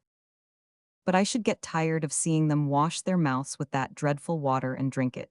In fact, I did get tired of it, and very early, too. At one place where we halted for a while, the foul gush from a sewer was making the water turbid and murky all around, and there was a random corpse slopping around in it that had floated down from up country. 10 steps below that place stood a crowd of men, women, and comely young maidens waist-deep in the water, and they were scooping it up in their hands and drinking it. Faith can certainly do wonders, and this is an instance of it. Those people were not drinking that fearful stuff to assuage thirst, but in order to purify their souls and the interior of their bodies. According to their creed, the Ganges water makes everything pure that it touches, instantly and utterly pure. The sewer water was not an offense to them, the corpse did not revolt them. The sacred water had touched both, and both were now snow-pure and could defile no one. The memory of that sight will always stay by me, but not by request. A word further concerning the nasty, but all-purifying Ganges water. When we went to Agra, by and by, we happened there just in time to be in at the birth of a marvel. A memorable scientific discovery.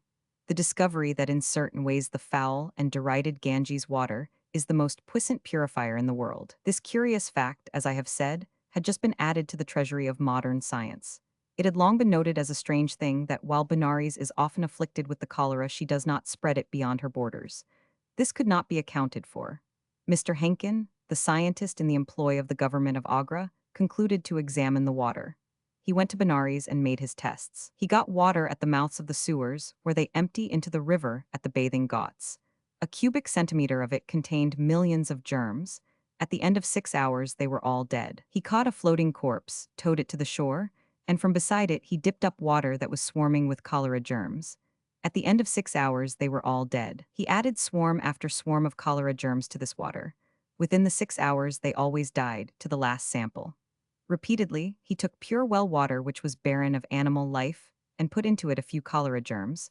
They always began to propagate at once, and always within 6 hours they swarmed, and were numberable by millions upon millions. For ages and ages, the Hindus have had absolute faith that the water of the Ganges was absolutely pure, could not be defiled by any contact whatsoever, and infallibly made pure and clean whatsoever thing touched it. They still believe it, and that is why they bathe in it and drink it, caring nothing for its seeming filthiness and the floating corpses. The Hindus have been laughed at these many generations, but the laughter will need to modify itself a little from now on. How did they find out the water's secret in those ancient ages? Had they germ scientists then? We do not know. We only know that they had a civilization long before we emerged from savagery. But to return to where I was before, I was about to speak of the burning ghat.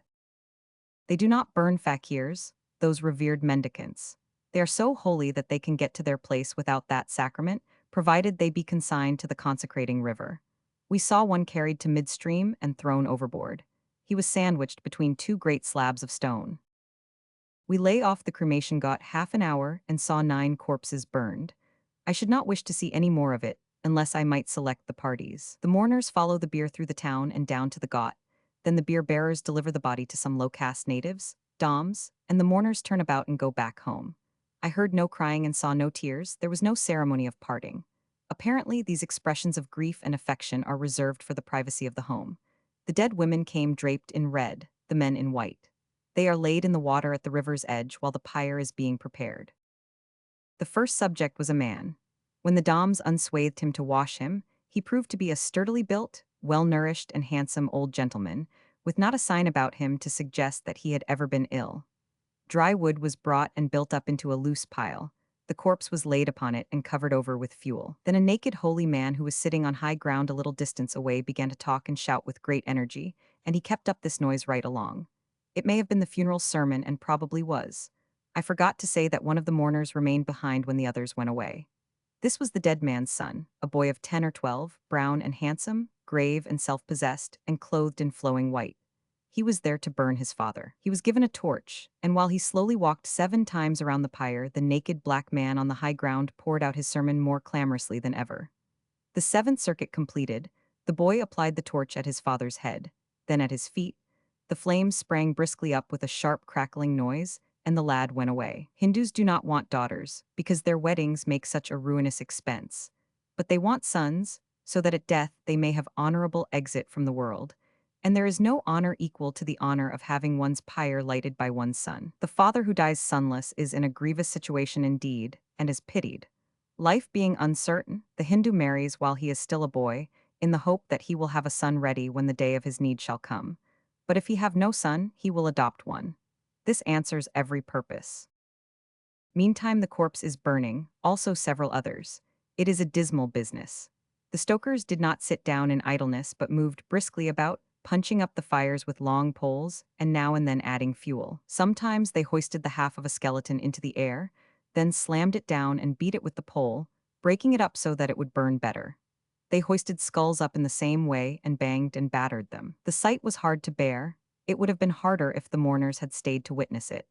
I had but a moderate desire to see a cremation, so it was soon satisfied. For sanitary reasons, it would be well if cremation were universal, but this form is revolting and not to be recommended. The fire used is sacred, of course, for there is money in it. Ordinary fire is forbidden, there is no money in it. I was told that this sacred fire is all furnished by one person, and that he has a monopoly of it and charges a good price for it. Sometimes a rich mourner pays 1,000 rupees for it. To get to paradise from India is an expensive thing. Every detail connected with the matter costs something, and helps to fatten a priest. I suppose it is quite safe to conclude that that firebug is in holy orders. Close to the cremation ground stand a few time-worn stones, which are remembrances of the suttee. Each has a rough carving upon it, representing a man and a woman standing or walking hand in hand, and marks the spot where a widow went to her death by fire in the days when the suttee flourished. Mr. Parker said that widows would burn themselves now if the government would allow it. The family that can point to one of these little memorials and say, "She who burned herself there was an ancestress of ours," is envied. It is a curious people. With them, all life seems to be sacred except human life. Even the life of vermin is sacred and must not be taken. The good Jain wipes off a seat before using it, lest he cause the death of some valueless insect by sitting down on it. It grieves him to have to drink water because the provisions in his stomach may not agree with the microbes. Yet India invented thuggery and the suttee. India is a hard country to understand. We went to the temple of the thug goddess, Bhavani or Kali or Durga. She has these names and others. She is the only god to whom living sacrifices are made. Goats are sacrificed to her. Monkeys would be cheaper. There are plenty of them about the place. Being sacred, they make themselves very free and scramble around wherever they please. The temple and its porch are beautifully carved, but this is not the case with the idol. Bhavani is not pleasant to look at. She has a silver face and a projecting swollen tongue painted a deep red.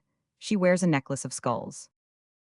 In fact, none of the idols in Benares are handsome or attractive, and what a swarm of them there is. The town is a vast museum of idols, and all of them crude, misshapen, and ugly. They flock through one's dreams at night, a wild mob of nightmares. When you get tired of them in the temples and take a trip on the river, you find idol giants, flashily painted, stretched out side by side on the shore. And apparently wherever there is room for one more lingam, a lingam is there. If Vishnu had foreseen what his town was going to be, he would have called it Idolville or Lingamburg.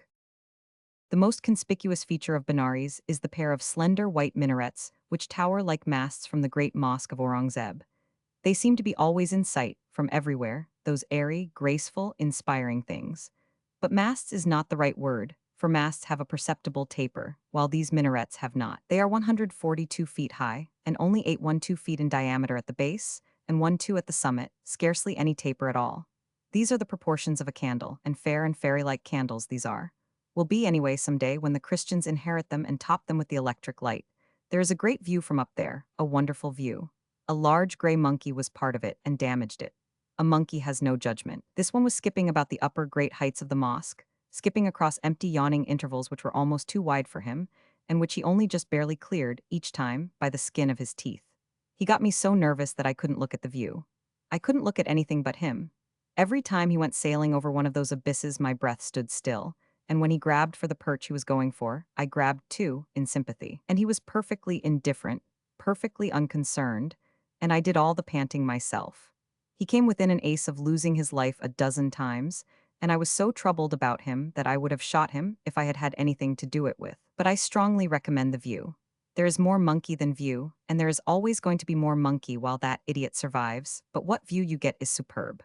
All Benares, the river, and the region round about are spread before you. Take a gun and look at the view. The next thing I saw was more reposeful. It was a new kind of art. It was a picture painted on water.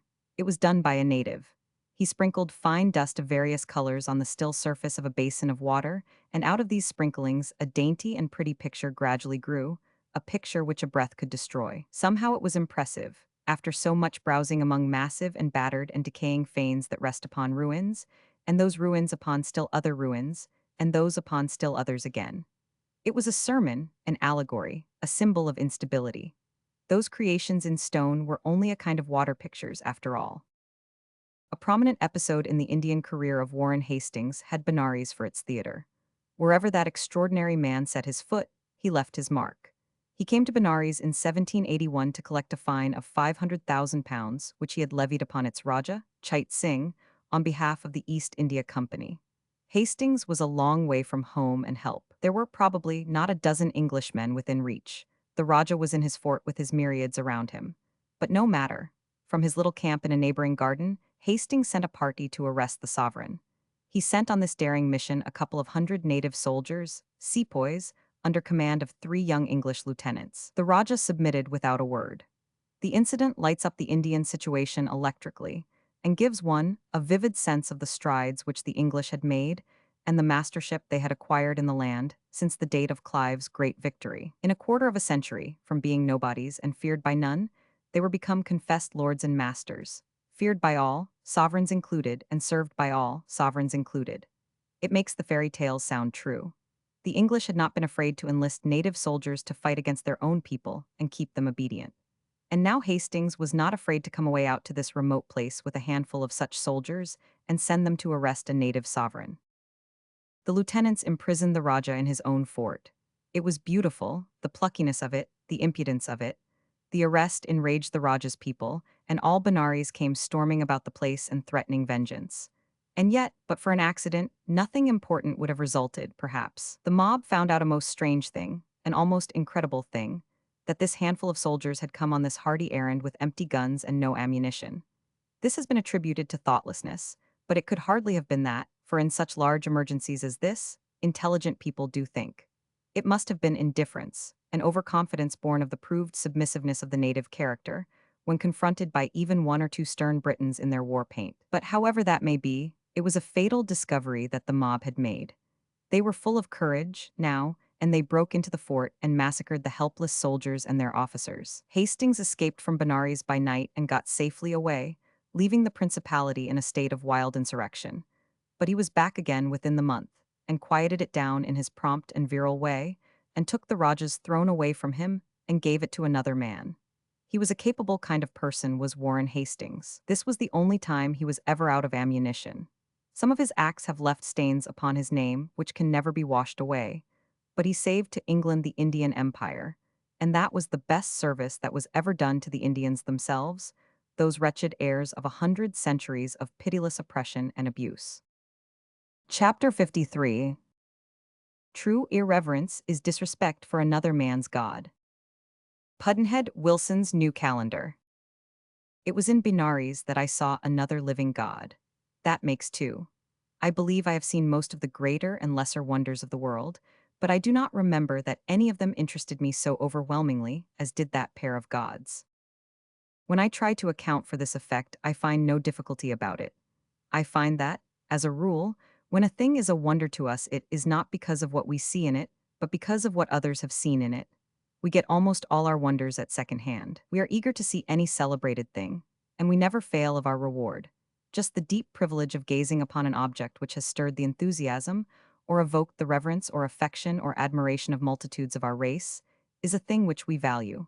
We are profoundly glad that we have seen it. We are permanently enriched from having seen it. We would not part with the memory of that experience for a great price. And yet that very spectacle may be the Taj. You cannot keep your enthusiasms down. You cannot keep your emotions within bounds when that soaring bubble of marble breaks upon your view. But these are not your enthusiasms and emotions. They are the accumulated emotions and enthusiasms of 1,000 fervid writers, who have been slowly and steadily storing them up in your heart day by day and year by year all your life. And now they burst out in a flood and overwhelm you, and you could not be a whit happier if they were your very own. By and by you sober down, and then you perceive that you have been drunk on the smell of somebody else's cork. Forever and ever the memory of my distant first glimpse of the Taj will compensate me for creeping around the globe to have that great privilege.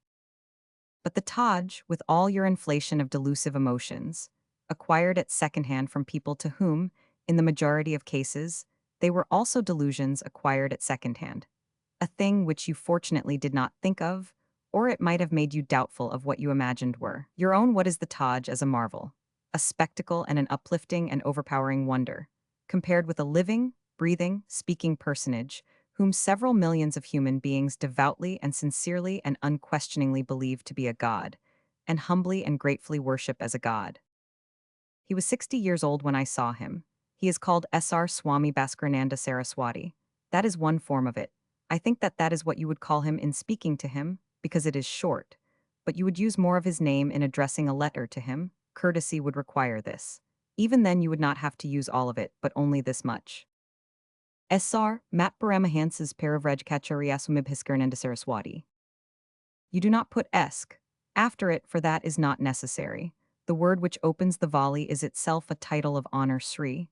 The 108 stands for the rest of his names, I believe. Vishnu has 108 names which he does not use in business, and no doubt it is a custom of gods and a privilege sacred to their order to keep 108 extra ones in stock. Just the restricted name set down above is a handsome property, without the 108. By my count, it has 58 letters in it.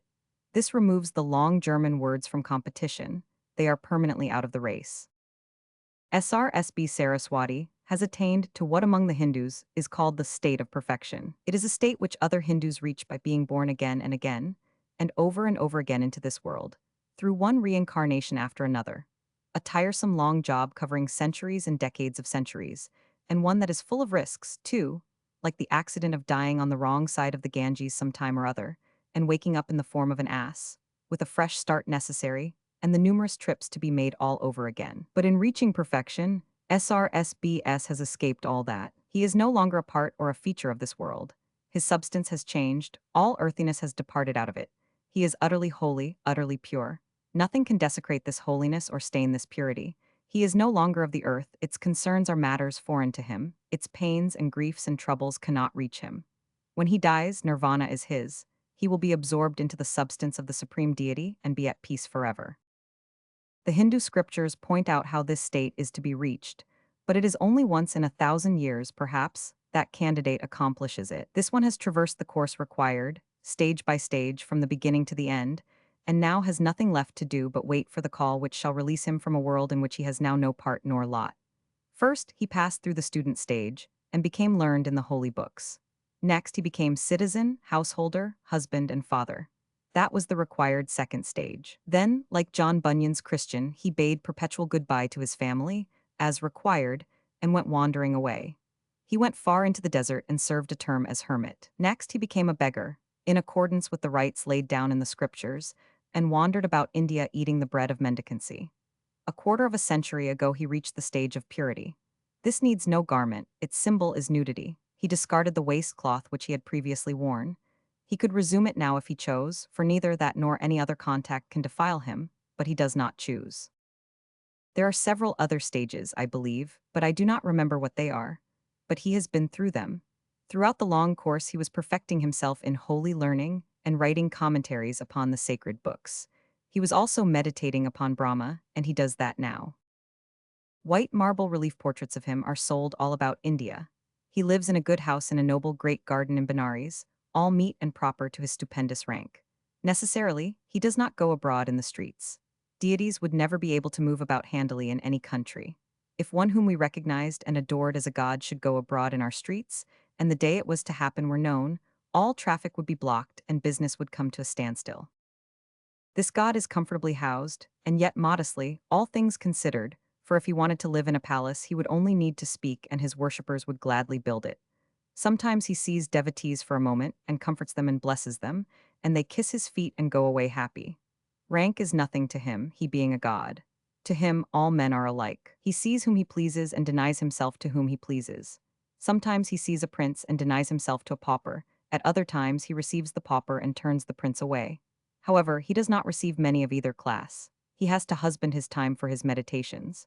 I think he would receive Rev. Mr. Parker at any time. I think he is sorry for Mr. Parker, and I think Mr. Parker is sorry for him, and no doubt this compassion is good for both of them. When we arrived, we had to stand around in the garden a little while and wait, and the outlook was not good, for he had been turning away Maharajas that day, and receiving only the riffraff, and we belonged in between somewhere. But presently, a servant came out saying it was all right, he was coming. And sure enough, he came, and I saw him, that object of the worship of millions. It was a strange sensation and thrilling. I wish I could feel it stream through my veins again. And yet, to me, he was not a god, he was only a Taj. The thrill was not my thrill, but had come to me second-hand from those invisible millions of believers. By a handshake with their god, I had ground-circuited their wire and got their monster batteries whole charge. He was tall and slender, indeed emaciated. He had a clean-cut and conspicuously intellectual face, and a deep and kindly eye. He looked many years older than he really was, but much study and meditation and fasting and prayer, with the arid life he had led as hermit and beggar, could account for that. He is wholly nude when he receives natives, of whatever rank they may be, but he had white cloth around his loins now, a concession to Mr. Parker's European prejudices, no doubt. As soon as I had sobered down a little, we got along very well together, and I found him a most pleasant and friendly deity. He had heard a deal about Chicago, and showed a quite remarkable interest in it for a god. It all came of the World's Fair and the Congress of Religions. If India knows about nothing else American, she knows about those, and will keep them in mind one while.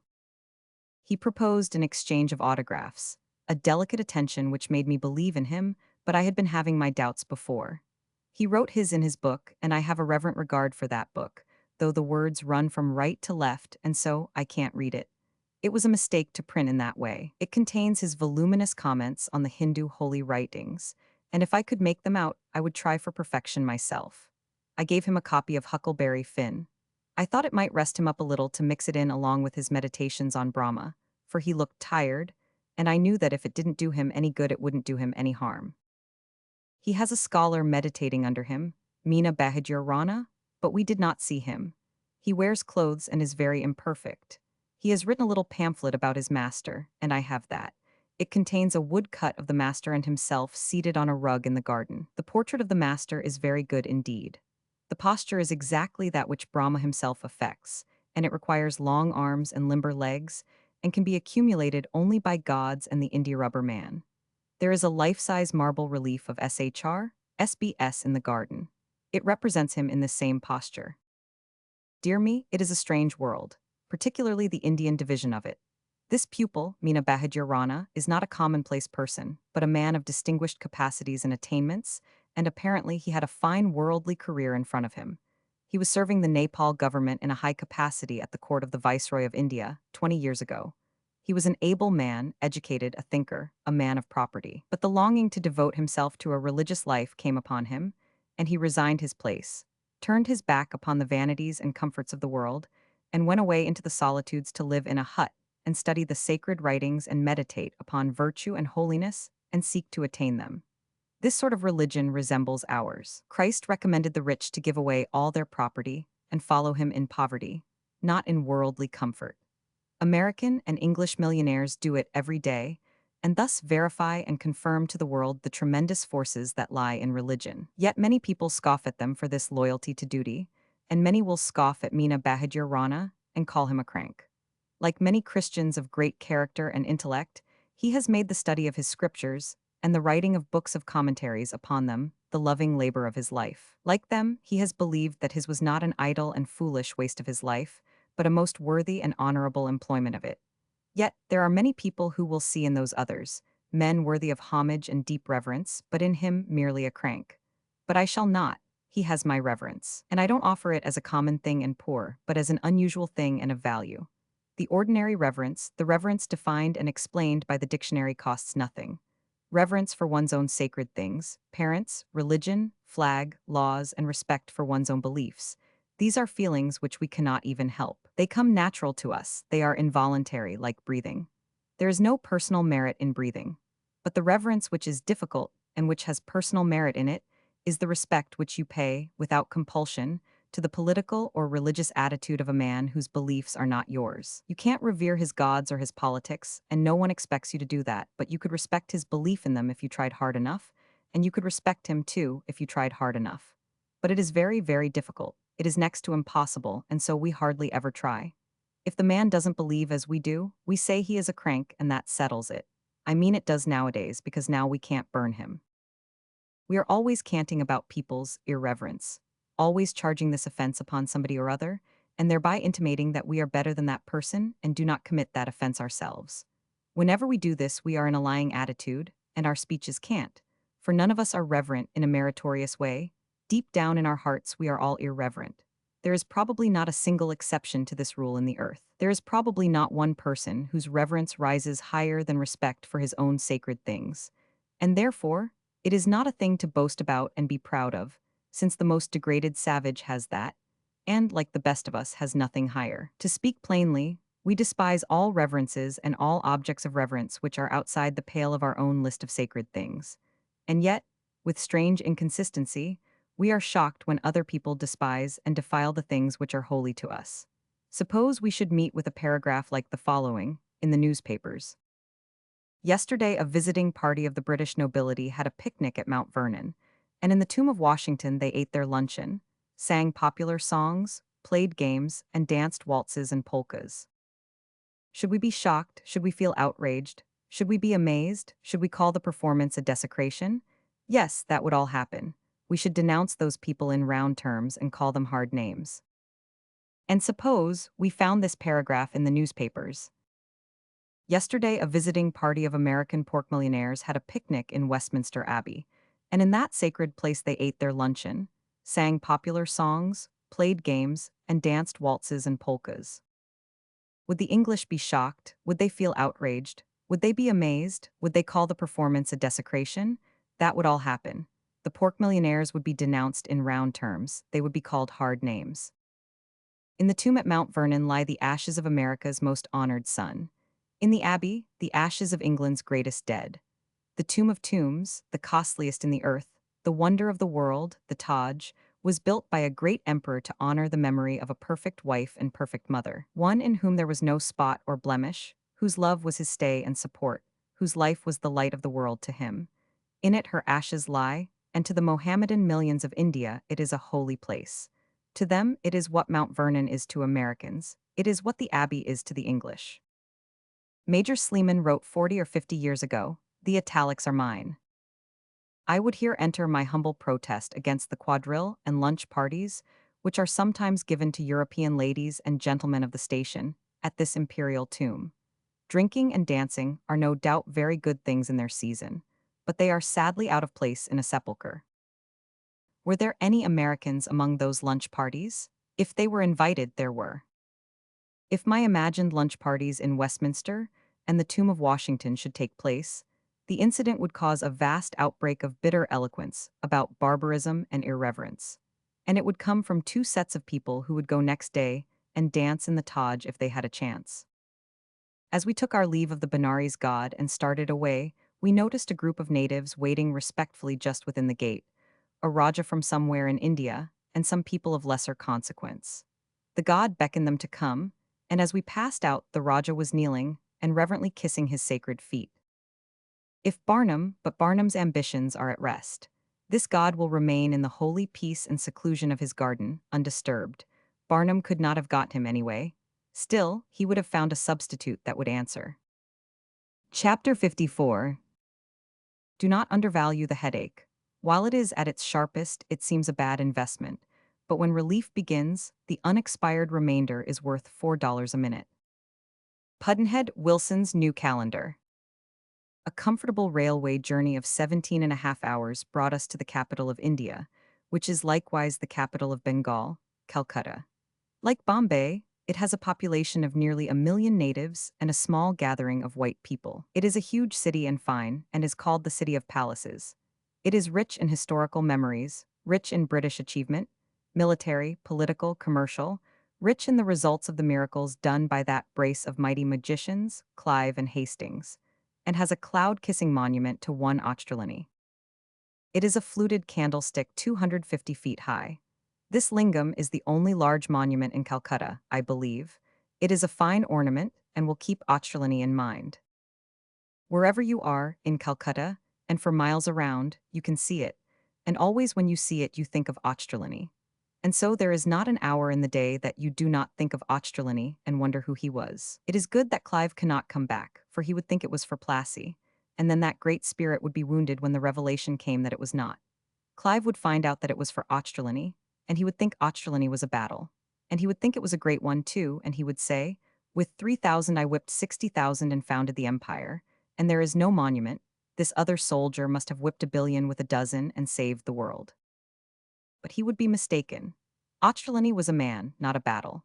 And he did good and honorable service, too, as good and honorable service as has been done in India by 75 or 100 other Englishmen of courage, rectitude, and distinguished capacity.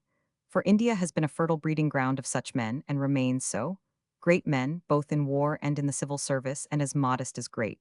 But they have no monuments, and were not expecting any. Australian could not have been expecting one, and it is not at all likely that he desired one. Certainly not until Clive and Hastings should be supplied. Every day Clive and Hastings lean on the battlements of heaven and look down and wonder which of the two the monument is for, and they fret and worry because they cannot find out, and so the peace of heaven is spoiled for them and lost. But not for Australian. Australian is not troubled. He doesn't suspect that it is his monument. Heaven is sweet and peaceful to him. There is a sort of unfairness about it all. Indeed, if monuments were always given in India for high achievements, duties straightly performed and smirchless records, the landscape would be monotonous with them. The handful of English in India govern the Indian myriads with apparent ease, and without noticeable friction, through tact, training, and distinguished administrative ability, reinforced by just and liberal laws, and by keeping their word to the native whenever they give it. England is far from India and knows little about the eminent services performed by her servants there, for it is the newspaper correspondent who makes fame, and he is not sent to India but to the continent, to report the doings of the princelets and the ducalates, and where they are visiting and whom they are marrying. Often a British official spends 30 or 40 years in India, climbing from grade to grade by services which would make him celebrated anywhere else, and finishes as a vice-sovereign, governing a great realm and millions of subjects. Then he goes home to England substantially unknown and unheard of, and settles down in some modest corner, and is as one extinguished. 10 years later there is a 20-line obituary in the London papers, and the reader is paralyzed by the splendors of a career which he is not sure that he had ever heard of before. But meanwhile, he has learned all about the continental princelets and ducalates. The average man is profoundly ignorant of countries that lie remote from his own. When they are mentioned in his presence, one or two facts, and maybe a couple of names rise like torches in his mind, lighting up an inch or two of it, and leaving the rest all dark. The mention of Egypt suggests some biblical facts, and the pyramids nothing more. The mention of South Africa suggests Kimberley, and the diamonds, and there an end. Formerly the mention to a Hindu of America suggested a name, George Washington. With that his familiarity with our country was exhausted. Latterly his familiarity with it has doubled in bulk, so that when America is mentioned now, two torches flare up in the dark caverns of his mind, and he says, "Ah, the country of the great man Washington, and of the holy city, Chicago." For he knows about the Congress of Religion, and this has enabled him to get an erroneous impression of Chicago. When India is mentioned to the citizen of a far country, it suggests Clive, Hastings, the Mutiny, Kipling, and a number of other great events. And the mention of Calcutta infallibly brings up the black hole. And so, when that citizen finds himself in the capital of India, he goes first of all to see the black hole of Calcutta, and is disappointed. The black hole was not preserved. It is gone long, long ago. It is strange. Just as it stood, it was itself a monument, a ready-made one. It was finished, it was complete, its materials were strong and lasting. It needed no furbishing up, no repairs, it merely needed to be let alone. It was the first brick, the foundation stone, upon which was reared a mighty empire, the Indian Empire of Great Britain. It was the ghastly episode of the black hole that maddened the British and brought Clive, that young military marvel, raging up from Madras. It was the seed from which sprung Plassey, and it was that extraordinary battle, whose like had not been seen in the earth since Agincourt, that laid deep and strong the foundations of England's colossal Indian sovereignty. And yet within the time of men who still live, the black hole was torn down and thrown away as carelessly as if its bricks were common clay, not ingots of historic gold. There is no accounting for human beings. The supposed site of the black hole is marked by an engraved plate. I saw that, and better that than nothing. The black hole was a prison. A cell is nearer the right word, 18 feet square, the dimensions of an ordinary bedchamber, and into this place the victorious Nabob of Bengal packy of his English prisoners. There was hardly standing room for them. Scarcely a breath of air was to be got. The time was night, the weather sweltering hot. Before the dawn came, the captives were all dead but 23. Mr. Hallwell's long account of the awful episode was familiar to the world 100 years ago, but one seldom sees in print even an extract from it in our day. Among the striking things in it is this. Mr. Hallwell, perishing with thirst, kept himself alive by sucking the perspiration from his sleeves. It gives one a vivid idea of the situation. He presently found that, while he was busy drawing life from one of his sleeves, a young English gentleman was stealing supplies from the other one. Hallwell was an unselfish man, a man of the most generous impulses. He lived and died famous for these fine and rare qualities. Yet when he found out what was happening to that unwatched sleeve, he took the precaution to suck that one dry first. The miseries of the black hole were able to change even a nature like his. But that young gentleman was one of the 23 survivors, and he said it was the stolen perspiration that saved his life. From the middle of Mr. Hallwell's narrative, I will make a brief excerpt. A general prayer to heaven to hasten the approach of the flames to the right and left of us, and put a period to our misery. But these failing, they whose strength and spirits were quite exhausted laid themselves down and expired quietly upon their fellows. Others who had yet some strength and vigor left made a last effort at the windows, and several succeeded by leaping and scrambling over the backs and heads of those in the first rank, and got hold of the bars, from which there was no removing them. Many to the right and left sunk with the violent pressure, and were soon suffocated. For now a steam arose from the living and the dead, which affected us in all its circumstances, as if we were forcibly held with our heads over a bowl full of strong volatile spirit of hartshorn until suffocated. Nor could the effluvia of the one be distinguished from the other. And frequently, when I was forced by the load upon my head and shoulders to hold my face down, I was obliged, near as I was to the window, instantly to raise it again to avoid suffocation. I need not, my dear friend, ask your commiseration when I tell you that in this plight from half an hour past 11 till near 2 in the morning, I sustained the weight of a heavy man, with his knees in my back, and the pressure of his whole body on my head. A Dutch surgeon who had taken his seat upon my left shoulder, and a topaz, a black Christian soldier, bearing on my right, all which nothing could have enabled me to support but the props and pressure equally sustaining me all around. The two latter I frequently dislodged by shifting my hold on the bars and driving my knuckles into their ribs, but my friend above stuck fast, held immovable by two bars. I exerted anew my strength and fortitude, but the repeated trials and efforts I made to dislodge the insufferable encumbrances upon me at last quite exhausted me, and towards 2 o'clock, finding I must quit the window or sink where I was, I resolved on the former, having bore, truly for the sake of others, infinitely more for life than the best of it is worth. In the rank close behind me was an officer of one of the ships, whose name was Carey, and who had behaved with much bravery during the siege. His wife, a fine woman though country-born, would not quit him, but accompanied him into the prison, and was one who survived. This poor wretch had been long raving for water and air. I told him I was determined to give up life, and recommended his gaining my station. On my quitting it, he made a fruitless attempt to get my place, but the Dutch surgeon, who sat on my shoulder, supplanted him. Poor Carey expressed his thankfulness, and said he would give up life too, but it was with the utmost labor we forced our way from the window, several in the inner ranks appearing to me dead standing, unable to fall by the throng and equal pressure around. He laid himself down to die, and his death, I believe, was very sudden, for he was a short, full, sanguine man. His strength was great, and, I imagine, had he not retired with me, I should never have been able to force my way. I was at this time sensible of no pain and little uneasiness. I can give you no better idea of my situation than by repeating my simile of the bowl of spirit of hartshorn. I found a stupor coming on apace, and laid myself down by that gallant old man, the Rev. Mr. Jervis Bellamy, who laid dead with his son, the lieutenant, hand in hand, near the southernmost wall of the prison. When I had lain there some little time, I still had reflection enough to suffer some uneasiness in the thought that I should be trampled upon, when dead, as I myself had done to others. With some difficulty I raised myself, and gained the platform a second time, where I presently lost all sensation. The last trace of sensibility that I have been able to recollect after my laying down was my sash being uneasy about my waist, which I untied and threw from me. Of what passed in this interval to the time of my resurrection from this hole of horrors, I can give you no account.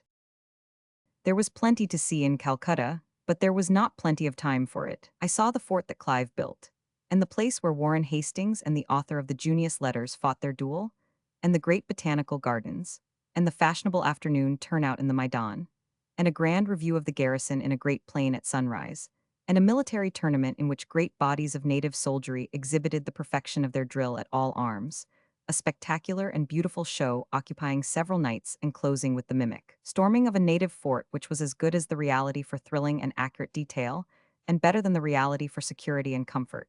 We had a pleasure excursion on the Hooghly, by courtesy of friends, and devoted the rest of the time to social life and the Indian Museum. One should spend a month in the museum, an enchanted palace of Indian antiquities. Indeed, a person might spend half a year among the beautiful and wonderful things without exhausting their interest. It was winter. We were of Kipling's, hosts of tourists who travel up and down India in the cold weather, showing how things ought to be managed. It is a common expression there, the cold weather, and the people think there is such a thing. It is because they have lived there half a lifetime and their perceptions have become blunted. When a person is accustomed to 138 in the shade, his ideas about cold weather are not valuable. I had read in the histories that the June marches made between Lucknow and Cawnpore by the British forces in the time of the mutiny were made in that kind of weather, 138 in the shade, and had taken it for historical embroidery. I had read it again in Sergeant Major Forbes Mitchell's account of his military experiences in the mutiny. At least I thought I had. And in Calcutta I asked him if it was true, and he said it was. An officer of high rank who had been in the thick of the mutiny said the same. As long as those men were talking about what they knew, they were trustworthy, and I believed them. But when they said it was now cold weather, I saw that they had traveled outside of their sphere of knowledge and were floundering. I believe that in India, cold weather is merely a conventional phrase and has come into use through the necessity of having some way to distinguish between weather which will melt a brass doorknob and weather which will only make it mushy. It was observable that brass ones were in use while I was in Calcutta, showing that it was not yet time to change to porcelain. I was told the change to porcelain was not usually made until May. But this cold weather was too warm for us, so we started to Darjeeling, in the Himalayas, a 24-hour journey. Chapter 55. There are 869 different forms of lying, but only one of them has been squarely forbidden. Thou shalt not bear false witness against thy neighbor. Pudd'nhead Wilson's New Calendar. From Diary. February 14. We left at 4:30 p.m. Until dark we moved through rich vegetation, then changed to a boat and crossed the Ganges. February 15. Up with the sun. A brilliant morning and frosty. A double suit of flannels is found necessary. The plain is perfectly level and seems to stretch away and away and away, dimming and softening to the uttermost bounds of nowhere. What a soaring, strenuous, gushing fountain spray of delicate greenery a bunch of bamboo is. As far as the eye can reach, these grand vegetable geysers grace the view, their spoutings refined to steam by distance. And there are fields of bananas, with the sunshine glancing from the varnished surface of their drooping, vast leaves. And there are frequent groves of palm. And an effective accent is given to the landscape by isolated individuals of this picturesque family, towering, clean-stemmed, their plumes broken and hanging ragged, nature's imitation of an umbrella that has been out to see what a cyclone is like, and is trying not to look disappointed. And everywhere through the soft morning vistas we glimpse the villages, the countless villages, the myriad villages, thatched, built of clean new matting, snuggling among grouped palms and sheaves of bamboo. Villages, villages, no end of villages, not 300 yards apart, and dozens of them in sight all the time. A mighty city, hundreds of miles long, hundreds of miles broad, made all of villages, the biggest city in the earth, and as populous as a European kingdom. I have seen no such city as this before. And there is a continuously repeated and replenished multitude of naked men in view on both sides and ahead. We fly through it mile after mile, but still it is always there on both sides and ahead, brown-bodied, naked men and boys, plowing in the fields, but not a woman. In these 2 hours I have not seen a woman or a girl working in the fields. Those are beautiful verses, and they have remained in my memory all my life.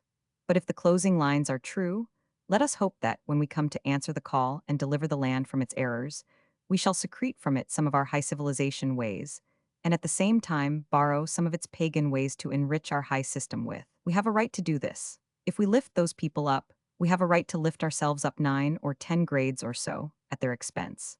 A few years ago I spent several weeks at Tals in Bavaria. It is a Roman Catholic region, and not even Benares is more deeply or pervasively or intelligently devout. In my diary of those days I find this.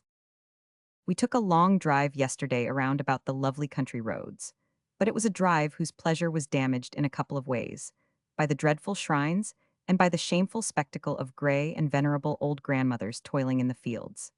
The shrines were frequent along the roads, figures of the Savior nailed to the cross, and streaming with blood from the wounds of the nails and the thorns.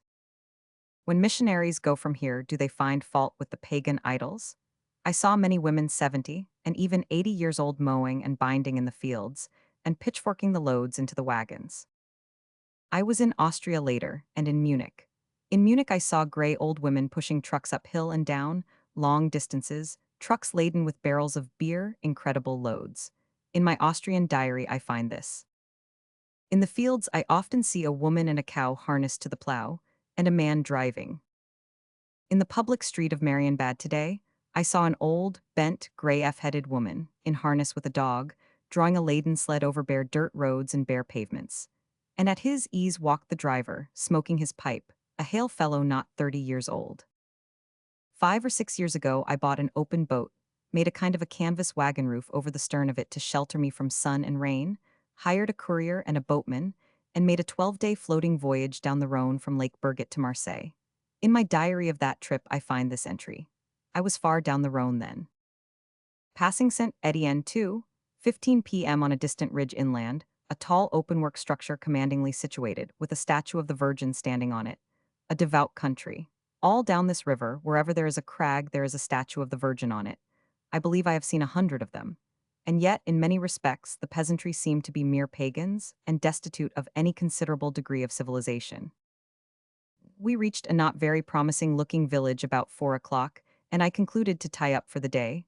Munching fruit and fogging the hood with pipe smoke had grown monotonous. I could not have the hood furled, because the floods of rain fell unceasingly. The tavern was on the river bank, as is the custom. It was dull there and melancholy, nothing to do but look out of the window into the drenching rain, and shiver.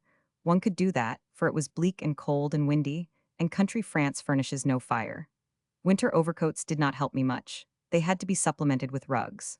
The raindrops were so large and struck the river with such force that they knocked up the water like pebble splashes. With the exception of a very occasional wooden-shod peasant, nobody was abroad in this bitter weather. I mean nobody of our sex. But all weathers are alike to the women in these continental countries. To them and the other animals, life is serious. Nothing interrupts their slavery. 3 of them were washing clothes in the river under the window when I arrived, and they continued at it as long as there was light to work by. One was apparently 30, another, the mother. Above 50, the third, grandmother. So old and worn and gray she could have passed for 80, I took her to be that old. They had no waterproofs nor rubbers, of course. Over their shoulders they wore gunnysacks, simply conductors for rivers of water. Some of the volume reached the ground, the rest soaked in on the way. At last a vigorous fellow of 35 arrived, dry and comfortable, smoking his pipe under his big umbrella in an open donkey cart, husband, son, and grandson of those women. He stood up in the cart, sheltering himself, and began to superintend, issuing his orders in a masterly tone of command, and showing temper when they were not obeyed swiftly enough. Without complaint or murmur, the drowned women patiently carried out the orders, lifting the immense baskets of soggy, wrung-out clothing into the cart, and stowing them to the man's satisfaction. There were 6 of the great baskets, and a man of mere ordinary strength could not have lifted any one of them. The cart being full now, the Frenchman descended, still sheltered by his umbrella, entered the tavern, and the women went drooping homeward, trudging in the wake of the cart, and soon were blended with the deluge and lost to sight. When I went down into the public room, the Frenchman had his bottle of wine and plate of food on a bare table black with grease, and was chomping like a horse. He had the little religious paper, which is in everybody's hands on the Rhone borders, and was enlightening himself with the histories of French saints who used to flee to the desert in the Middle Ages to escape the contamination of woman. For 200 years, France has been sending missionaries to other savage lands. To spare to the needy from poverty like hers is fine and true generosity. But to get back to India, where, as my favorite poem says, every prospect pleases, and only man is vile. It is because Bavaria and Austria and France have not introduced their civilization to him yet, but Bavaria and Austria and France are on their way. They are coming. They will rescue him. They will refine the vileness out of him. Sometime during the forenoon, approaching the mountains, we changed from the regular train to one composed of little canvas-sheltered cars that skimmed along within a foot of the ground, and seemed to be going 50 miles an hour when they were really making about 20. Each car had seating capacity for half a dozen persons, and when the curtains were up one was substantially out of doors, and could see everywhere and get all the breeze and be luxuriously comfortable. It was not a pleasure excursion in name only, but in fact. After a while we stopped at a little wooden coop of a station just within the curtain of the somber jungle, a place with a deep and dense forest of great trees and scrub and vines all about it. The Royal Bengal tiger is in great force there, and is very bold and unconventional.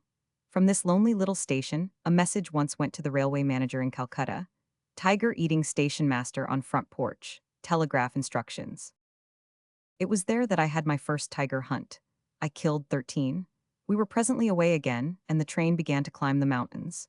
In one place 7 wild elephants crossed the track, but 2 of them got away before I could overtake them. The railway journey up the mountain is 40 miles, and it takes 8 hours to make it. It is so wild and interesting and exciting and enchanting that it ought to take a week. As for the vegetation, it is a museum. The jungle seemed to contain samples of every rare and curious tree and bush that we had ever seen or heard of. It is from that museum, I think, that the globe must have been supplied with the trees and vines and shrubs that it holds precious. The road is infinitely and charmingly crooked. It goes winding in and out under lofty cliffs that are smothered in vines and foliage, and around the edges of bottomless chasms. And all the way one glides by files of picturesque natives, some carrying burdens up, others going down from their work in the tea gardens, and once there was a gaudy wedding procession, all bright tinsel and color, and a bride, comely and girlish, who peeped out from the curtains of her palanquin, exposing her face with that pure delight which the young and happy take in sin for sin's own sake. By and by we were well up in the region of the clouds, and from that breezy height we looked down and afar over a wonderful picture, the plains of India, stretching to the horizon, soft and fair, level as a floor, shimmering with heat, mottled with cloud shadows, and cloven with shining rivers. Immediately below us, and receding down, down, down, toward the valley, was a shaven confusion of hilltops, with ribbony roads and paths squirming and snaking cream yellow all over them, and about them, every curve and twist sharply distinct. At an elevation of 6,000 feet we entered a thick cloud, and it shut out the world and kept it shut out. We climb, 0 feet higher, then began to descend, and presently got down to Darjeeling, which is 6,000 feet above the level of the plains. We had passed many a mountain village on the way up, and seen some new kinds of natives, among them many samples of the fighting Gurkhas. They are not large men, but they are strong and resolute.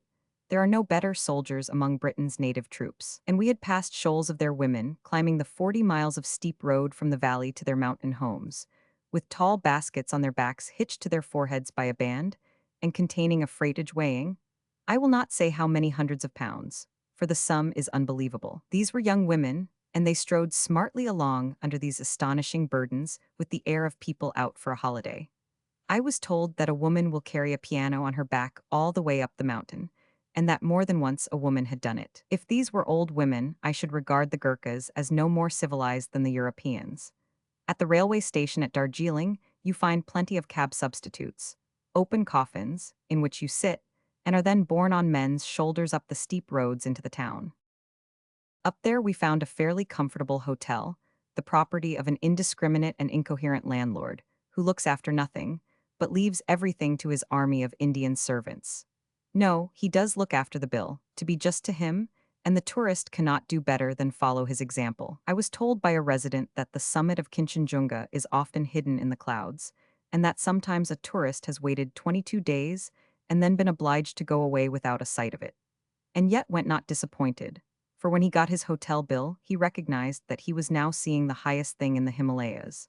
But this is probably a lie. After lecturing, I went to the club that night, and that was a comfortable place. It is loftily situated and looks out over a vast spread of scenery. From it, you can see where the boundaries of three countries come together, some 30 miles away.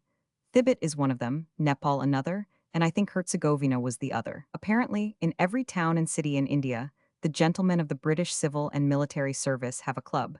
Sometimes it is a palatial one. Always it is pleasant and homelike. The hotels are not always as good as they might be, and the stranger who has access to the club is grateful for his privilege and knows how to value it. Next day was Sunday. Friends came in the gray dawn with horses, and my party rode away to a distant point where Kinchenjunga and Mount Everest show up best, but I stayed at home for a private view. For it was very cold, and I was not acquainted with the horses anyway. I got a pipe and a few blankets and sat for 2 hours at the window, and saw the sun drive away the veiling gray and touch up the snow peaks one after another with pale pink splashes and delicate washes of gold, and finally flood the whole mighty convulsion of snow mountains with a deluge of rich splendors.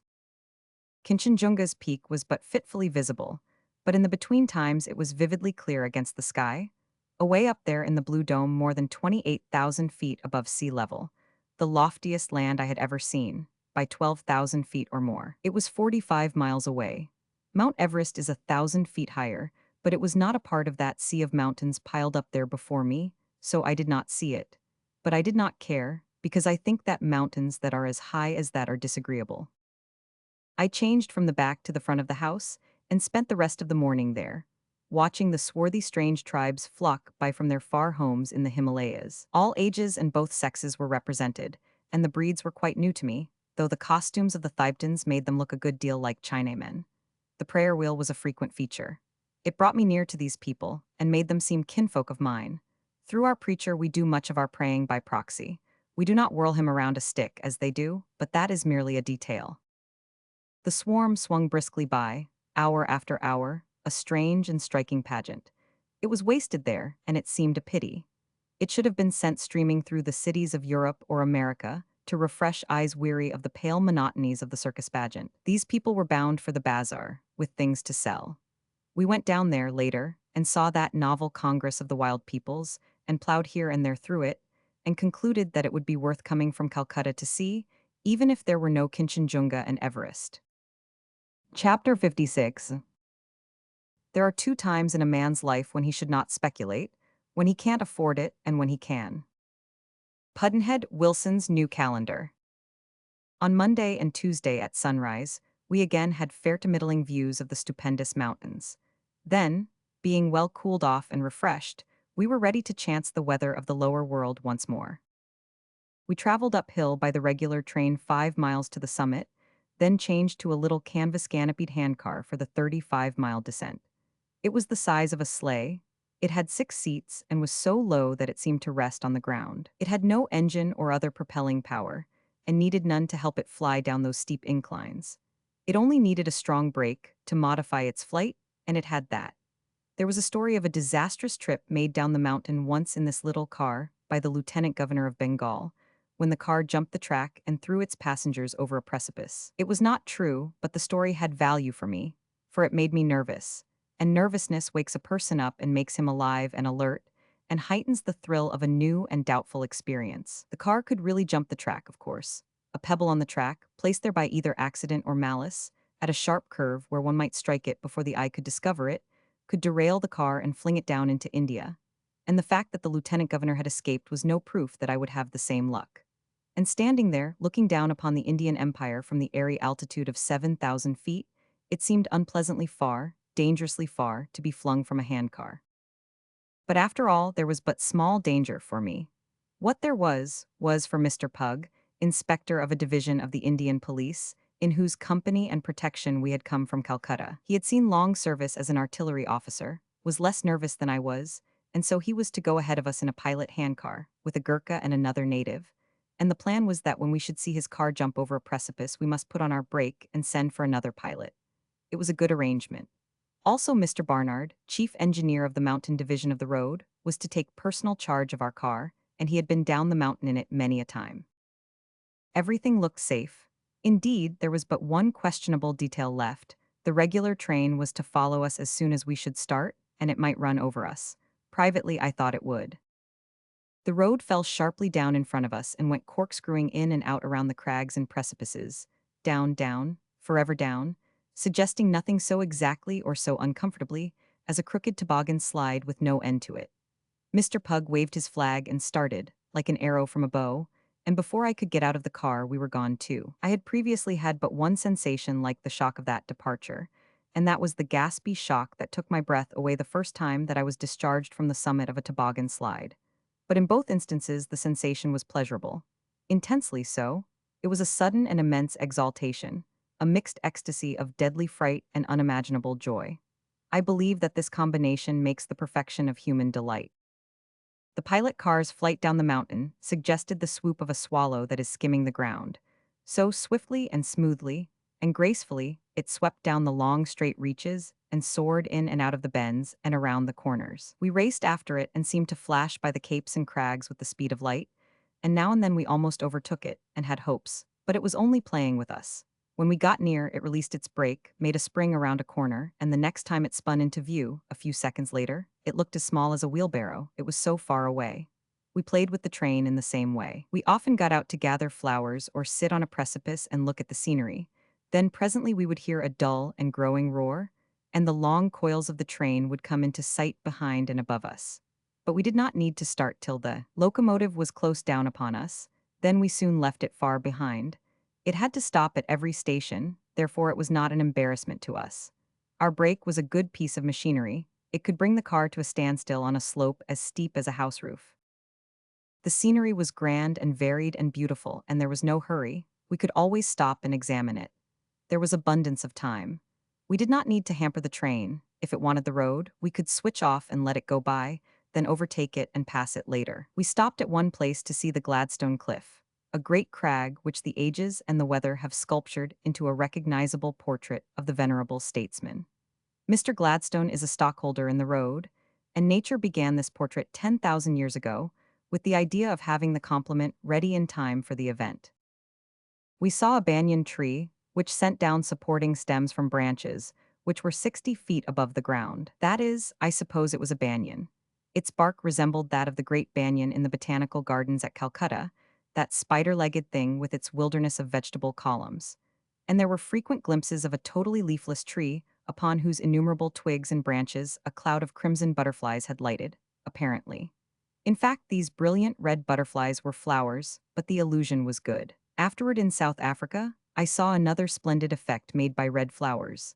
This flower was probably called the torch plant, should have been so named anyway. It had a slender stem several feet high, and from its top stood up a single tongue of flame, an intensely red flower of the size and shape of a small corn cob. The stems stood 3 or 4 feet apart all over a great hill slope that was a mile long, and make one think of what the Place de la Concorde would be if its myriad lights were red instead of white and yellow. A few miles down the mountain, we stopped half an hour to see a Thibton dramatic performance. It was in the open air on the hillside. The audience was composed of Thibtons, Gurkhas, and other unusual people. The costumes of the actors were in the last degree outlandish, and the performance was in keeping with the clothes. To an accompaniment of barbarous noises, the actors stepped out one after another and began to spin around with immense swiftness and vigor and violence, chanting the while, and soon the whole troupe would be spinning and chanting and raising the dust. They were performing an ancient and celebrated historical play, and a Chinaman explained it to me in pidgin English as it went along. The play was obscure enough without the explanation. With the explanation added, it was opic. As a drama, this ancient historical work of art was defective, I thought, but as a wild and barbarous spectacle, the representation was beyond criticism. Far down the mountain we got out to look at a piece of remarkable loop engineering, a spiral where the road curves upon itself with such abruptness that when the regular train came down and entered the loop, We stood over it and saw the locomotive disappear under our bridge, then in a few moments appear again, chasing its own tail. And we saw it gain on it, overtake it, draw ahead past the rear cars, and run a race with that end of the train. It was like a snake swallowing itself. Halfway down the mountain, we stopped about an hour at Mr. Barnard's house for refreshments, and while we were sitting on the veranda looking at the distant panorama of hills through a gap in the forest, we came very near seeing a leopard kill a calf. It killed it the day before. It is a wild place and lovely. From the woods all about came the songs of birds, among them the contributions of a couple of birds which I was not then acquainted with, the brain fever bird and the coppersmith. The song of the brain fever demon starts on a low but steadily rising key, and is a spiral twist which augments in intensity and severity with each added spiral, growing sharper and more painful, more and more agonizing, more and more maddening, intolerable, unendurable, as it bores deeper and deeper and deeper into the listener's brain, until at last the brain fever comes as a relief, and the man dies. I am bringing some of these birds home to America. They will be a great curiosity there, and it is believed that in our climate they will multiply like rabbits. The coppersmith bird's note at a certain distance away has the ring of a sledge on granite. At a certain other distance, the hammering has a more metallic ring, and you might think that the bird was mending a copper kettle. At another distance, it has a more wooden-eye thump, but it is a thump that is full of energy, and sounds just like starting a bung. So he is a hard bird to name with a single name. He is a stonebreaker, coppersmith, and bung starter, and even then he is not completely named, for when he is close by you find that there is a soft, deep, melodious quality in his thump, and for that no satisfying name occurs to you. You will not mind his other notes, but when he camps near enough for you to hear that one, you presently find that his measured and monotonous repetition of it is beginning to disturb you. Next it will weary you, soon it will distress you, and before long each thump will hurt your head. If this goes on, you will lose your mind with the pain and misery of it, and go crazy. I am bringing some of these birds home to America. There is nothing like them there. They will be a great surprise, and it is said that in a climate like ours, they will surpass expectation for fecundity. I am bringing some nightingales, too, and some cue owls. I got them in Italy. The song of the nightingale is the deadliest known to ornithology. That demoniacal shriek can kill at 30 yards. The note of the cue owl is infinitely soft and sweet as the whisper of a flute, but penetrating, oh, beyond belief, it can bore through boiler iron. It is a lingering note and comes in triplets on the one unchanging key, hoo-oh-oh, hoo-oh-oh, hoo-oh-oh, then a silence of 15 seconds, then the triplet again, and so on all night. At first it is divine, then less so, then trying, then distressing, then excruciating, then agonizing, and at the end of 2 hours the listener is a maniac. And so, presently we took to the handcar and went flying down the mountain again, flying and stopping, till at last we were in the plain once more and stowed for Calcutta in the regular train. That was the most enjoyable day I have spent in the earth. For rousing, tingling, rapturous pleasure, there is no holiday trip that approaches the bird flight down the Himalayas in a handcar. It has no fault, no blemish, no lack, except that there are only 35 miles of it instead of 500. Chapter 57. She was not quite what you would call refined. She was not quite what you would call unrefined. She was the kind of person that keeps a parrot. Pudd'nhead Wilson's New Calendar. So far as I am able to judge, nothing has been left undone, either by man or nature, to make India the most extraordinary country that the sun visits on his round. Nothing seems to have been forgotten, nothing overlooked. Always, when you think you have come to the end of her tremendous specialties and have finished hanging tags upon her as the land of the thug, the land of the plague, the land of famine, the land of giant illusions, the land of stupendous mountains, and so forth, another specialty crops up and another tag is required. I have been overlooking the fact that India is, by an unapproachable supremacy, the land of murderous wild creatures. Perhaps it will be simplest to throw away the tags and generalize her with one all-comprehensive name as the land of wonders. For many years, the British Indian government has been trying to destroy the murderous wild creatures and has spent a great deal of money in the effort. The annual official returns show that the undertaking is a difficult one.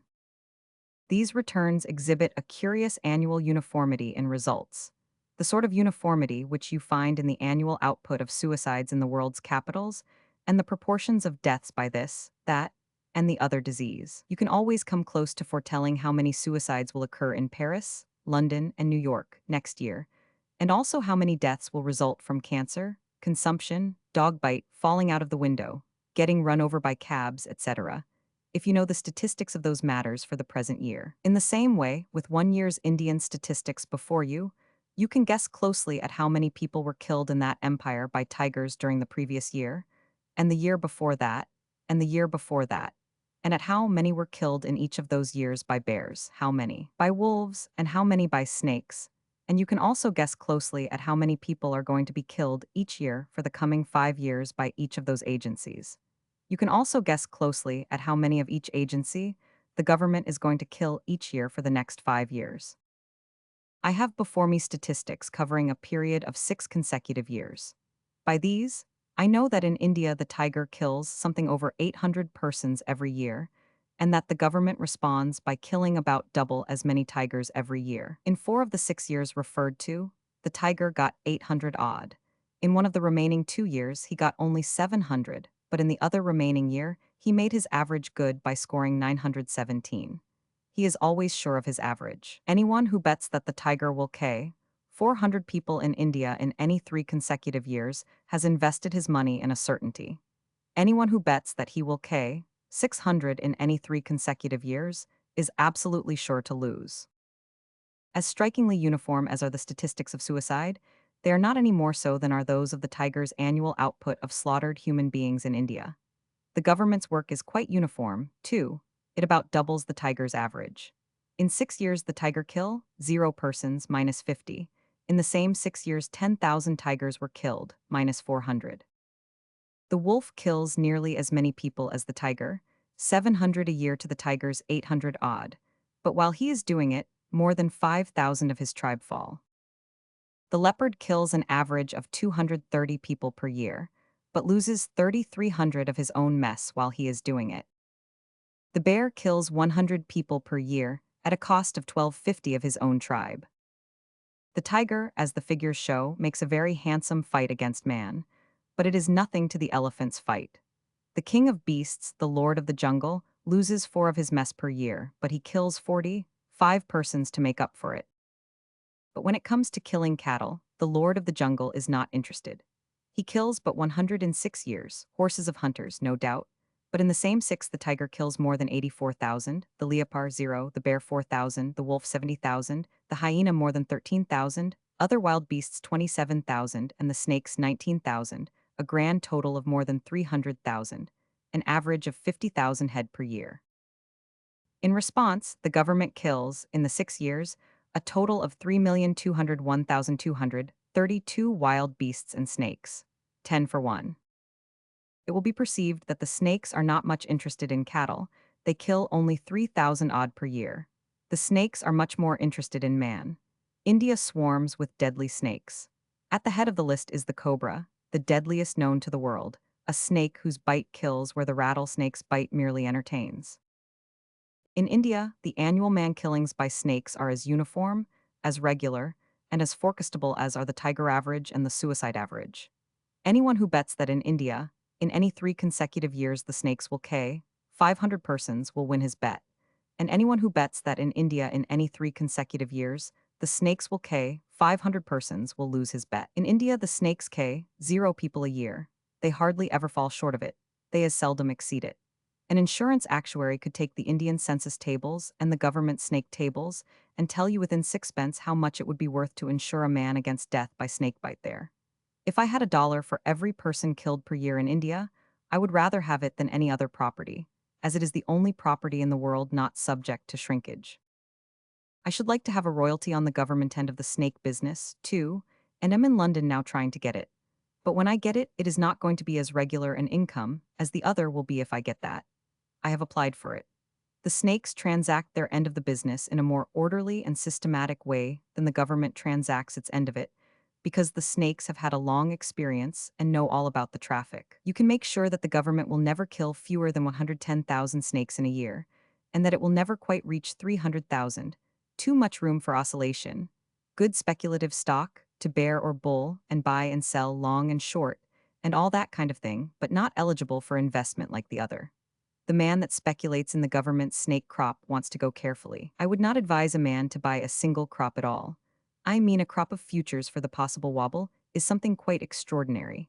If he can buy 6 future crops in a bunch seller to deliver 1,500,000 altogether, that is another matter. I do not know what snakes are worth now, but I know what they would be worth then, for the statistics show that the seller could not come within 427,000 of carrying out his contract. However, I think that a person who speculates in snakes is a fool anyway. He always regrets it afterwards.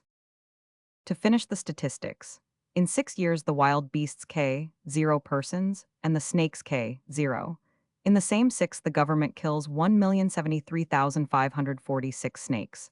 Plenty left. There are narrow escapes in India.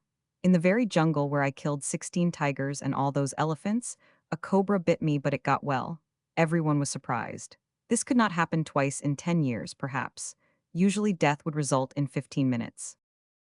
We struck out westward or northwestward from Calcutta on an itinerary of a zigzag sort, which would in the course of time carry us across India to its northwestern corner and the border of Afghanistan. The first part of the trip carried us through a great region which was an endless garden, miles and miles of the beautiful flower from whose juices comes the opium, and at Muzaffarpur we were in the midst of the indigo culture. Thence by a branch road to the Ganges at a point near Dinapore, and by a train which would have missed the connection by a week, but for the thoughtfulness of some British officers who were along, and who knew the ways of trains that are run by natives without white supervision. This train stopped at every village, for no purpose connected with business, apparently. We put out nothing, we took nothing aboard. The train band stepped ashore and gossiped with friends a quarter of an hour, then pulled out and repeated this at the succeeding villages. We had 35 miles to go and 6 hours to do it in, but it was plain that we were not going to make it. It was then that the English officers said it was now necessary to turn this gravel train into an express. So they gave the engine driver a rupee and told him to fly. It was a simple remedy. After that we made 90 miles an hour. We crossed the Ganges just at dawn, made our connection, and went to Benares, where we stayed 24 hours and inspected that strange and fascinating piety hive again, then left for Lucknow, a city which is perhaps the most conspicuous of the many monuments of British fortitude and valor that are scattered about the earth. The heat was pitiless, the flat plains were destitute of grass, and baked dry by the sun they were the color of pale dust, which was flying in clouds. But it was much hotter than this when the relieving forces marched to Lucknow in the time of the mutiny. Those were the days of 138 Deg, in the shade. Chapter 58. Make it a point to do something every day that you don't want to do. This is the golden rule for acquiring the habit of doing your duty without pain. Pudd'nhead Wilson's New Calendar. It seems to be settled now that among the many causes from which the Great Mutiny sprang, the main one was the annexation of the Kingdom of Oudh by the East India Company, characterized by Sir Henry Lawrence as the most unrighteous act that was ever committed. In the spring of 1857, a mutinous spirit was observable in many of the native garrisons, and it grew day by day and spread wider and wider. The younger military men saw something very serious in it, and would have liked to take hold of it vigorously and stamp it out promptly. But they were not in authority. Old men were in the high places of the army, men who should have been retired long before, because of their great age, and they regarded the matter as a thing of no consequence. They loved their native soldiers, and would not believe that anything could move them to revolt. Everywhere these obstinate veterans listened serenely to the rumbling of the volcanoes under them, and said it was nothing. And so the propagators of mutiny had everything their own way. They moved from camp to camp undisturbed, and painted to the native soldier the wrongs his people were suffering at the hands of the English, and made his heart burn for revenge. They were able to point to 2 facts of formidable value as backers of their persuasions. In Clive's day, native armies were incoherent mobs, and without effective arms. Therefore, they were weak against Clive's organized handful of well-armed men, but the thing was the other way now. The British forces were native, they had been trained by the British, organized by the British, armed by the British, all the power was in their hands. They were a club made by British hands to beat out British brains with. There was nothing to oppose their mass, nothing but a few weak battalions of British soldiers scattered about India, a force not worth speaking of. This argument, taken alone, might not have succeeded, for the bravest and best Indian troops had a wholesome dread of the white soldier, whether he was weak or strong. But the agitators backed it with their second and best point, prophecy. A prophecy 100 years old. The Indian is open to prophecy at all times. Argument may fail to convince him, but not prophecy.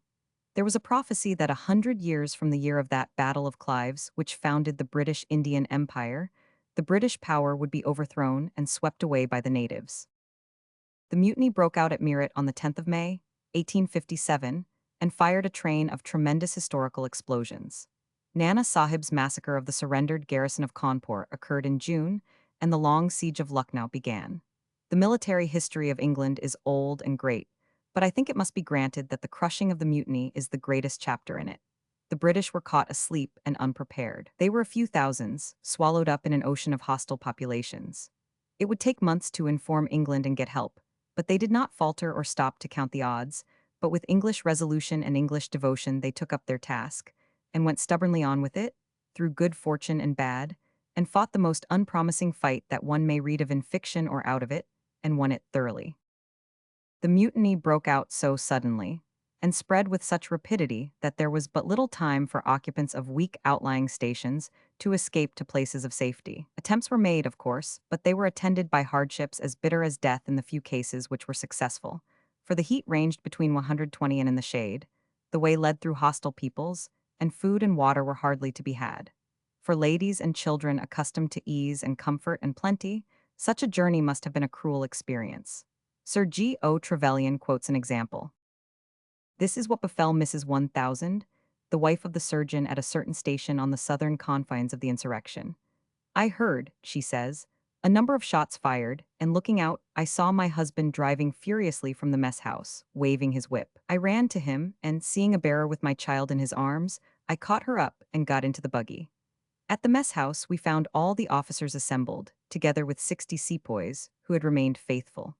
We went off in one large party, amidst a general conflagration of our late homes. We reached the caravanserai at Chadapur the next morning, and thence started for Collinger. At this point, our sepoy escort deserted us. We were fired upon by matchlockmen, and one officer was shot dead. We heard likewise that the people had risen at Collinger, so we returned and walked back 10 miles that day. 1000, and I carried the child alternately. Presently Mrs. Smalley died of sunstroke. We had no food amongst us. An officer kindly lent us a horse. We were very faint. The major died and was buried, also the sergeant major and some women.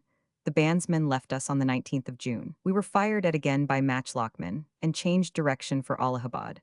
Our party consisted of 9 gentlemen, 2 children, the sergeant and his wife. On the morning of the 20th, Captain Scott took Lottie on to his horse. I was riding behind my husband, and she was so crushed between us. She was 2 years old on the 1st of the month. We were both weak through want of food and the effect of the sun. Lottie and I had no head covering. 1000 had a sepoy's cap I found on the ground. Soon after sunrise, we were followed by villagers armed with clubs and spears. One of them struck Captain Scott's horse on the leg. He galloped off with Lottie, and my poor husband never saw his child again. We rode on several miles, keeping away from villages, and then crossed the river. Our thirst was extreme. 1000 had dreadful cramps, so that I had to hold him on the horse. I was very uneasy about him. The day before, I saw the drummer's wife eating chupatis, and asked her to give a piece to the child, which she did. I now saw water in a ravine. The descent was steep, and our only drinking vessel was 1000's cap. Our horse got water, and I bathed my neck. I had no stockings, and my feet were torn and blistered. 2 peasants came in sight, and we were frightened and rode off. The sergeant held our horse, and 1000 put me up and mounted. I think he must have got suddenly faint, for I fell and he over me on the road when the horse started off. Some time before he said, and Barber too, that he could not live many hours. I felt he was dying before we came to the ravine. He told me his wishes about his children and myself and took leave. My brain seemed burnt up. No tears came. As soon as we fell, the sergeant let go the horse and it went off, so that escape was cut off. We sat down on the ground waiting for death. Poor fellow, he was very weak, his thirst was frightful, and I went to get him water. Some villagers came and took my rupees and watch. I took off my wedding ring and twisted it in my hair and replaced the guard. I tore off the skirt of my dress to bring water in, but was no use, for when I returned my beloved's eyes were fixed, and though I called and tried to restore him and poured water into his mouth, it only rattled in his throat. He never spoke to me again. I held him in my arms till he sank gradually down. I felt frantic but could not cry. I was alone. I bound his head and face in my dress, for there was no earth to bury him. The pain in my hands and feet was dreadful. I went down to the ravine and sat in the water on a stone, hoping to get off at night and look for Lottie. When I came back from the water, I saw that they had not taken her little watch, chain, and seals, so I tied them under my petticoat. In an hour, about 30 villagers came. They dragged me out of the ravine and took off my jacket and found the little chain. They then dragged me to a village, mocking me all the way and disputing as to whom I was to belong to. The whole population came to look at me. I asked for a bedstead and lay down outside the door of a hut. They had a dozen of cows and yet refused me milk. When night came and the village was quiet, some old woman brought me a leafful of rice. I was too parched to eat and they gave me water. The morning after, a neighboring Raja sent a palanquin and a horseman to fetch me, who told me that a little child and 3 sahibs had come to his master's house. And so the poor mother found her lost one, greatly blistered, poor little creature. It is not for Europeans in India to pray that their flight be not in the winter. In the first days of June, the aged general, Sir Hugh Wheeler, commanding the forces at Cawnpore, was deserted by his native troops. Then he moved out of the fort and into an exposed patch of open flat ground and built a 4-foot mud wall around it. He had with him a few hundred white soldiers and officers, and apparently more women and children than soldiers. He was short of provisions, short of arms, short of ammunition, short of military wisdom, short of everything but courage and devotion to duty. The defense of that open lot through 21 days and nights of hunger, thirst, Indian heat, and a never-ceasing storm of bullets, bombs, and cannonballs, a defense conducted, not by the aged and infirm general, but by a young officer named Moore, is one of the most heroic episodes in history. When at last the Nana found it impossible to conquer these starving men and women with powder and ball, he resorted to treachery, and that succeeded. He agreed to supply them with food and send them to Allahabad in boats. Their mud wall and their barracks were in ruins, their provisions were at the point of exhaustion. They had done all that the brave could do. They had conquered an honorable compromise. Their forces had been fearfully reduced by casualties and by disease. They were not able to continue the contest longer. They came forth helpless, but suspecting no treachery, the Nana's host closed around them, and at a signal from a trumpet the massacre began. About 200 women and children were spared, for the present, but all the men except 3 or 4 were killed. Among the incidents of the massacre quoted by Sir G. O. Trevelyan is this. When, after the lapse of some 20 minutes, the dead began to outnumber the living, when the fire slackened, as the marks grew few and far between, then the troopers who had been drawn up to the right of the temple plunged into the river, saber between teeth and pistol in hand. Thereupon 2 half-caste Christian women, the wives of musicians in the band of the 56th, witnessed a scene which should not be related at second hand. In the boat where I was to have gone, says Mrs. Bradshaw, confirmed throughout by Mrs. Setts, was the schoolmistress and 22 misses. General Wheeler came last in a palki. They carried him into the water near the boat. I stood close by. He said, "Carry me a little further towards the boat." But a trooper said, "No, get out here." As the general got out of the palki, head foremost, the trooper gave him a cut with his sword into the neck, and he fell into the water. My son was killed near him. I saw it, alas, alas, some were stabbed with bayonets, others cut down. Little infants were torn in pieces. We saw it, we did, and tell you only what we saw. Other children were stabbed and thrown into the river. The schoolgirls were burnt to death. I saw their clothes and hair catch fire. In the water a few paces off, by the next boat, we saw the youngest daughter of Colonel Williams. A sepoy was going to kill her with his bayonet. She said, "My father was always kind to sepoys." He turned away, and just then a villager struck her on the head with a club, and she fell into the water. These people likewise saw good Mr. Moncrief, the clergyman, take a book from his pocket that he never had leisure to open, and heard him commence a prayer for mercy which he was not permitted to conclude. Another deponent observed in European making for a drain like a scared water rat, when some boatmen, armed with cudgels, cut off his retreat and beat him down dead into the mud. The women and children who had been reserved from the massacre were imprisoned during a fortnight in a small building, 1 story high, a cramped place, a slightly modified black hole of Calcutta. They were waiting in suspense. There was none who could forecast their fate. Meantime, the news of the massacre had traveled far, and an army of rescuers with Havelock at its head was on its way, at least an army which hoped to be rescuers. It was crossing the country by forced marches and strewing its way with its own dead, men struck down by cholera and by a heat which reached Deg. It was in a vengeful fury, and it stopped for nothing, neither heat, nor fatigue, nor disease, nor human opposition. It tore its impetuous way through hostile forces, winning victory after victory, but still striding on, not halting to count results. And at last, after this extraordinary march, it arrived before the walls of Cawnpore, met the Nana's mass strength, delivered a crushing defeat, and entered. But too late, only a few hours too late. For at the last moment the Nana had decided upon the massacre of the captive women and children, and had commissioned 3 Mohammedans and 2 Hindus to do the work. Sir G. O. Trevelyan says. Thereupon the 5 men entered. It was the short gloaming of Hindustan, the hour when ladies take their evening drive. She who had accosted the officer was standing in the doorway. With her were the native doctor and 2 Hindu menials. That much of the business might be seen from the veranda, but all else was concealed amidst the interior gloom. Shrieks and scuffling acquainted those without that the journeymen were earning their hire. Sir Khan soon emerged with his sword broken off at the hilt. He procured another from the Nana's house, and a few minutes after appeared again on the same errand. The third blade was of better temper, or perhaps the thick of the work was already over.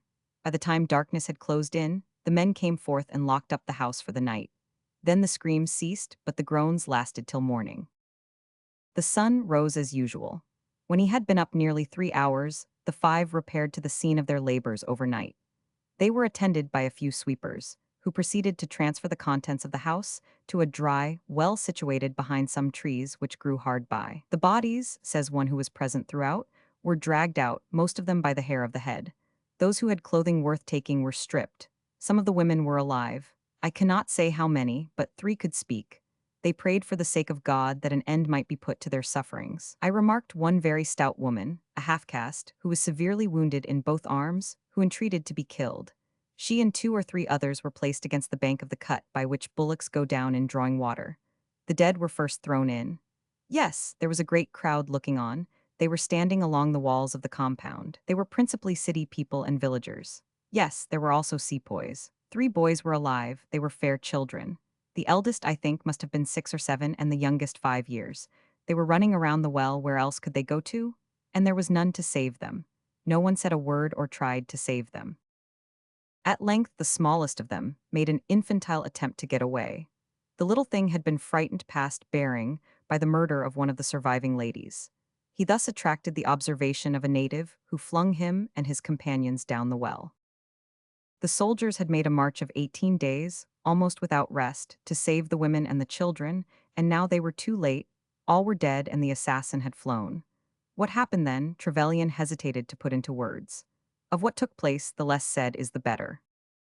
Then he continues.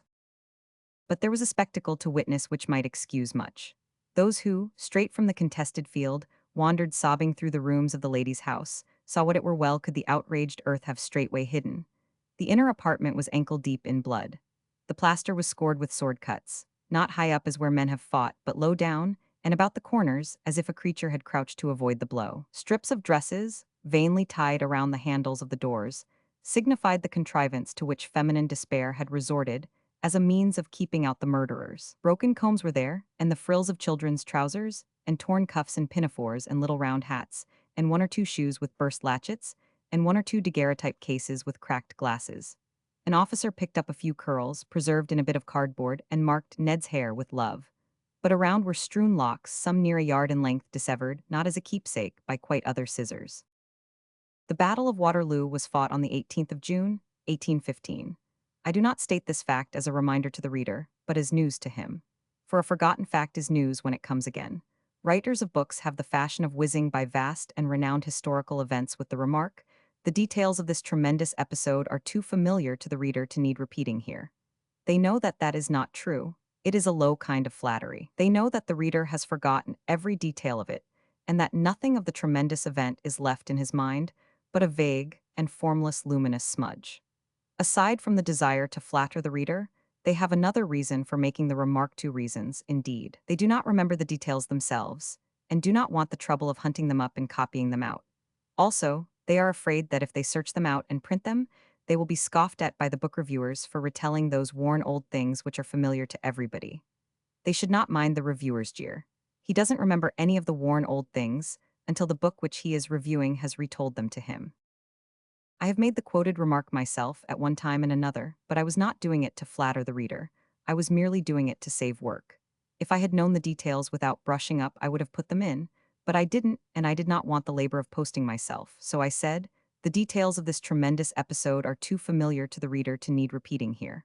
I do not like that kind of a lie, still, it does save work. I am not trying to get out of repeating the details of the siege of Lucknow in fear of the reviewer. I am not leaving them out in fear that they would not interest the reader. I am leaving them out partly to save work, mainly for lack of room. It is a pity, too, for there is not a dull place anywhere in the great story. 10 days before the outbreak, May 10th of the mutiny, all was serene at Lucknow, the huge capital of Oudh, the kingdom which had recently been seized by the India Company. There was a great garrison, composed of about 7,000 native troops and between 700 and whites. These white soldiers and their families were probably the only people of their race there.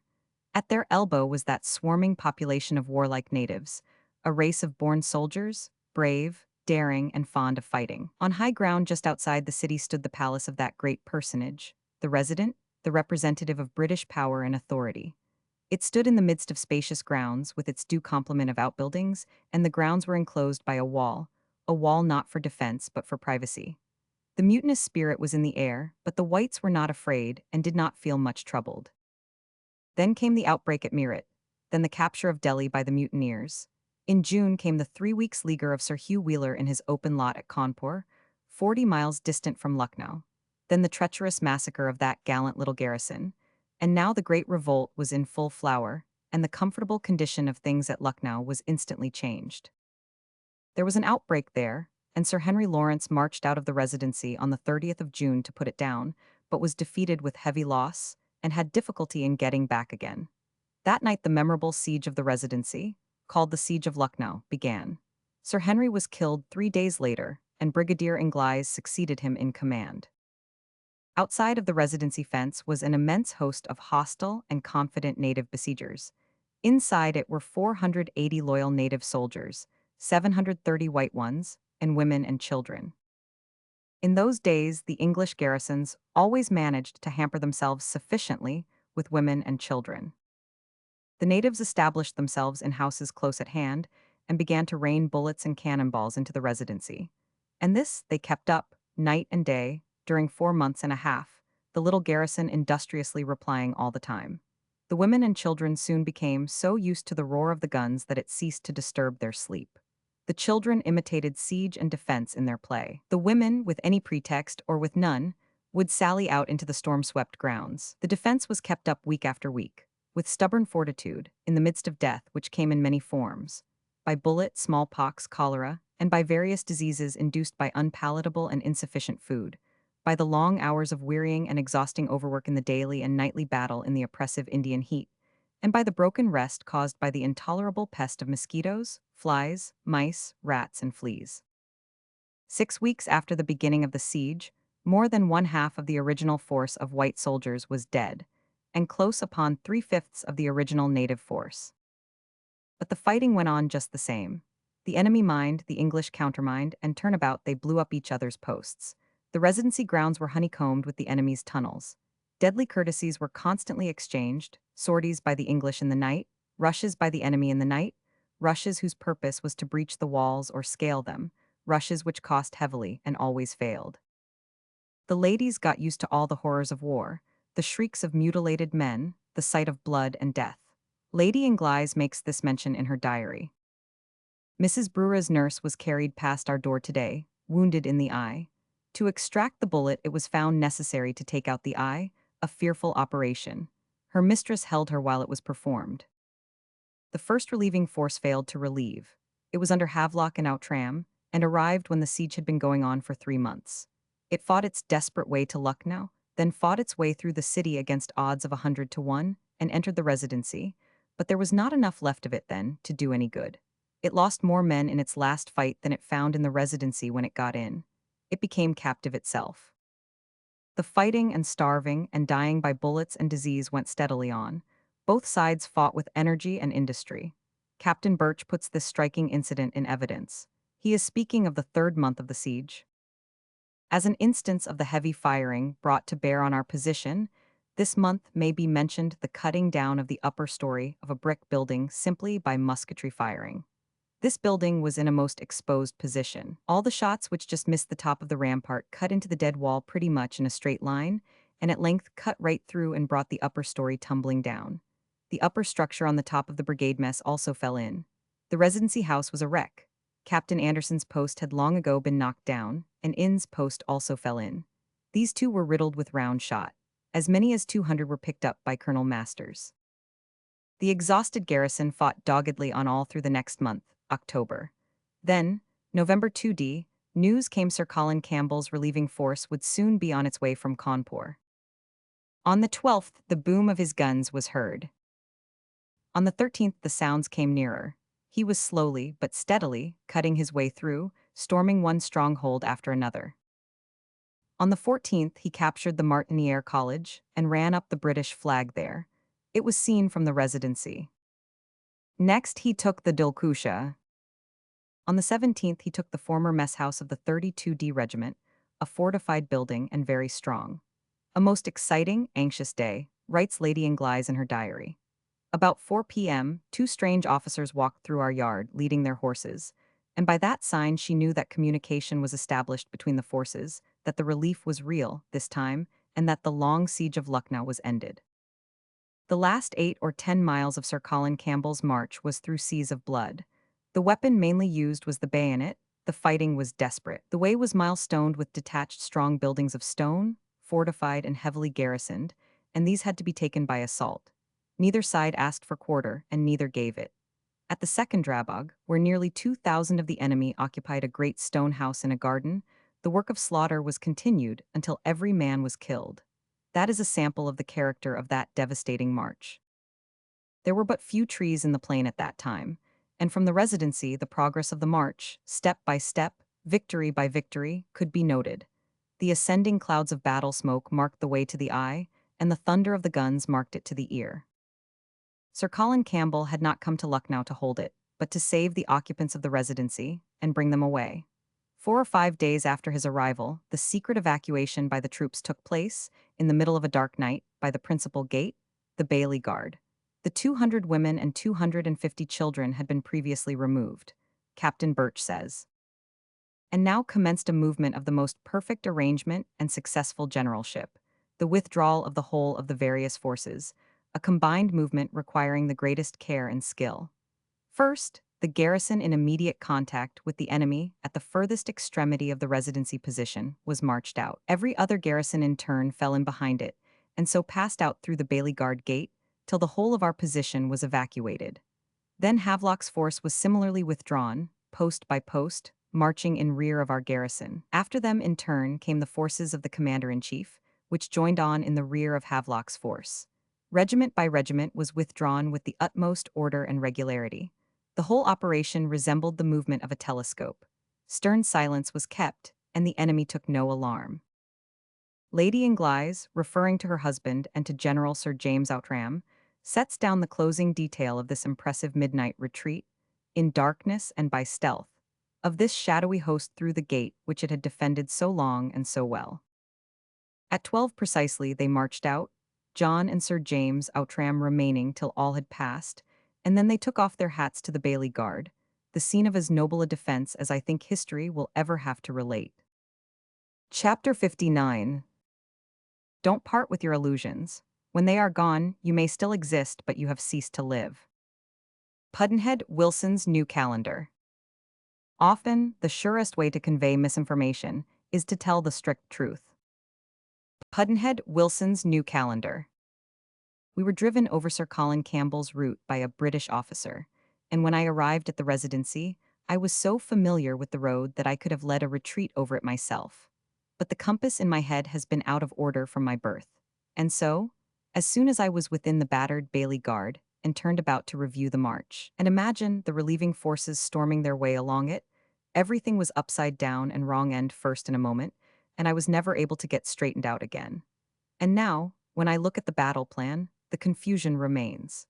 In me the East was born West. The battle plans which have the East on the right-hand side are of no use to me. The Residency ruins are draped with flowering vines and are impressive and beautiful. They and the grounds are sacred now, and will suffer no neglect nor be profaned by any sordid or commercial use, while the British remain masters of India. Within the grounds are buried the dead who gave up their lives there in the long siege.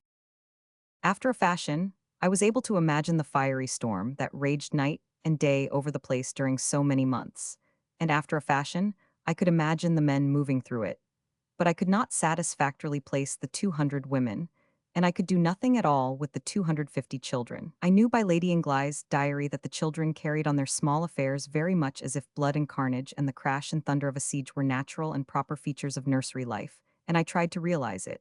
But when her little Johnny came rushing, all excitement, through the din and smoke, shouting, "Oh, Mama, the white hen has laid an egg," I saw that I could not do it. Johnny's place was under the bed. I could imagine him there, because I could imagine myself there, and I think I should not have been interested in a hen that was laying an egg. My interest would have been with the parties that were laying the bombshells. I sat at dinner with one of those children in the club's Indian palace, and I knew that all through the siege he was perfecting his teething and learning to talk. And while to me, he was the most impressive object in Lucknow after the Residency ruins, I was not able to imagine what his life had been during that tempestuous infancy of his, nor what sort of a curious surprise it must have been to him to be marched suddenly out into a strange, dumb world where there wasn't any noise and nothing going on. He was only 41 when I saw him, a strangely youthful link to connect the present with so ancient an episode as the Great Mutiny. By and by we saw Cawnpore, and the open lot which was the scene of Moore's memorable defense, and the spot on the shore of the Ganges where the massacre of the betrayed garrison occurred, and the small Indian temple whence the bugle signal notified the assassins to fall on. This latter was a lonely spot, and silent. The sluggish river drifted by, almost currentless. It was dead low water, narrow channels with vast sandbars between, all the way across the wide bed. And the only living thing in sight was that grotesque and solemn bald-headed bird, the adjutant, standing on his 6-foot stilts, solitary on a distant bar, with his head sunk between his shoulders, thinking of his prize, I suppose, the dead Hindu that lay awash at his feet, and whether to eat him alone or invite friends. He and his prey were a proper accent to that mournful place. They were in keeping with it, they emphasized its loneliness and its solemnity. And we saw the scene of the slaughter of the helpless women and children, and also the costly memorial that is built over the well which contains their remains. The black hole of Calcutta is gone, but a more reverent age is come, and whatever remembrancer still exists of the moving and heroic sufferings and achievements of the garrisons of Lucknow and Cawnpore will be guarded and preserved. In Agra and its neighborhood, and afterwards at Delhi, we saw forts, mosques, and tombs, which were built in the great days of the Mohammedan emperors, and which are marvels of cost, magnitude, and richness of materials and ornamentation, creations of surpassing grandeur, wonders which do indeed make the like things in the rest of the world seem tame and inconsequential by comparison. I am not purposing to describe them.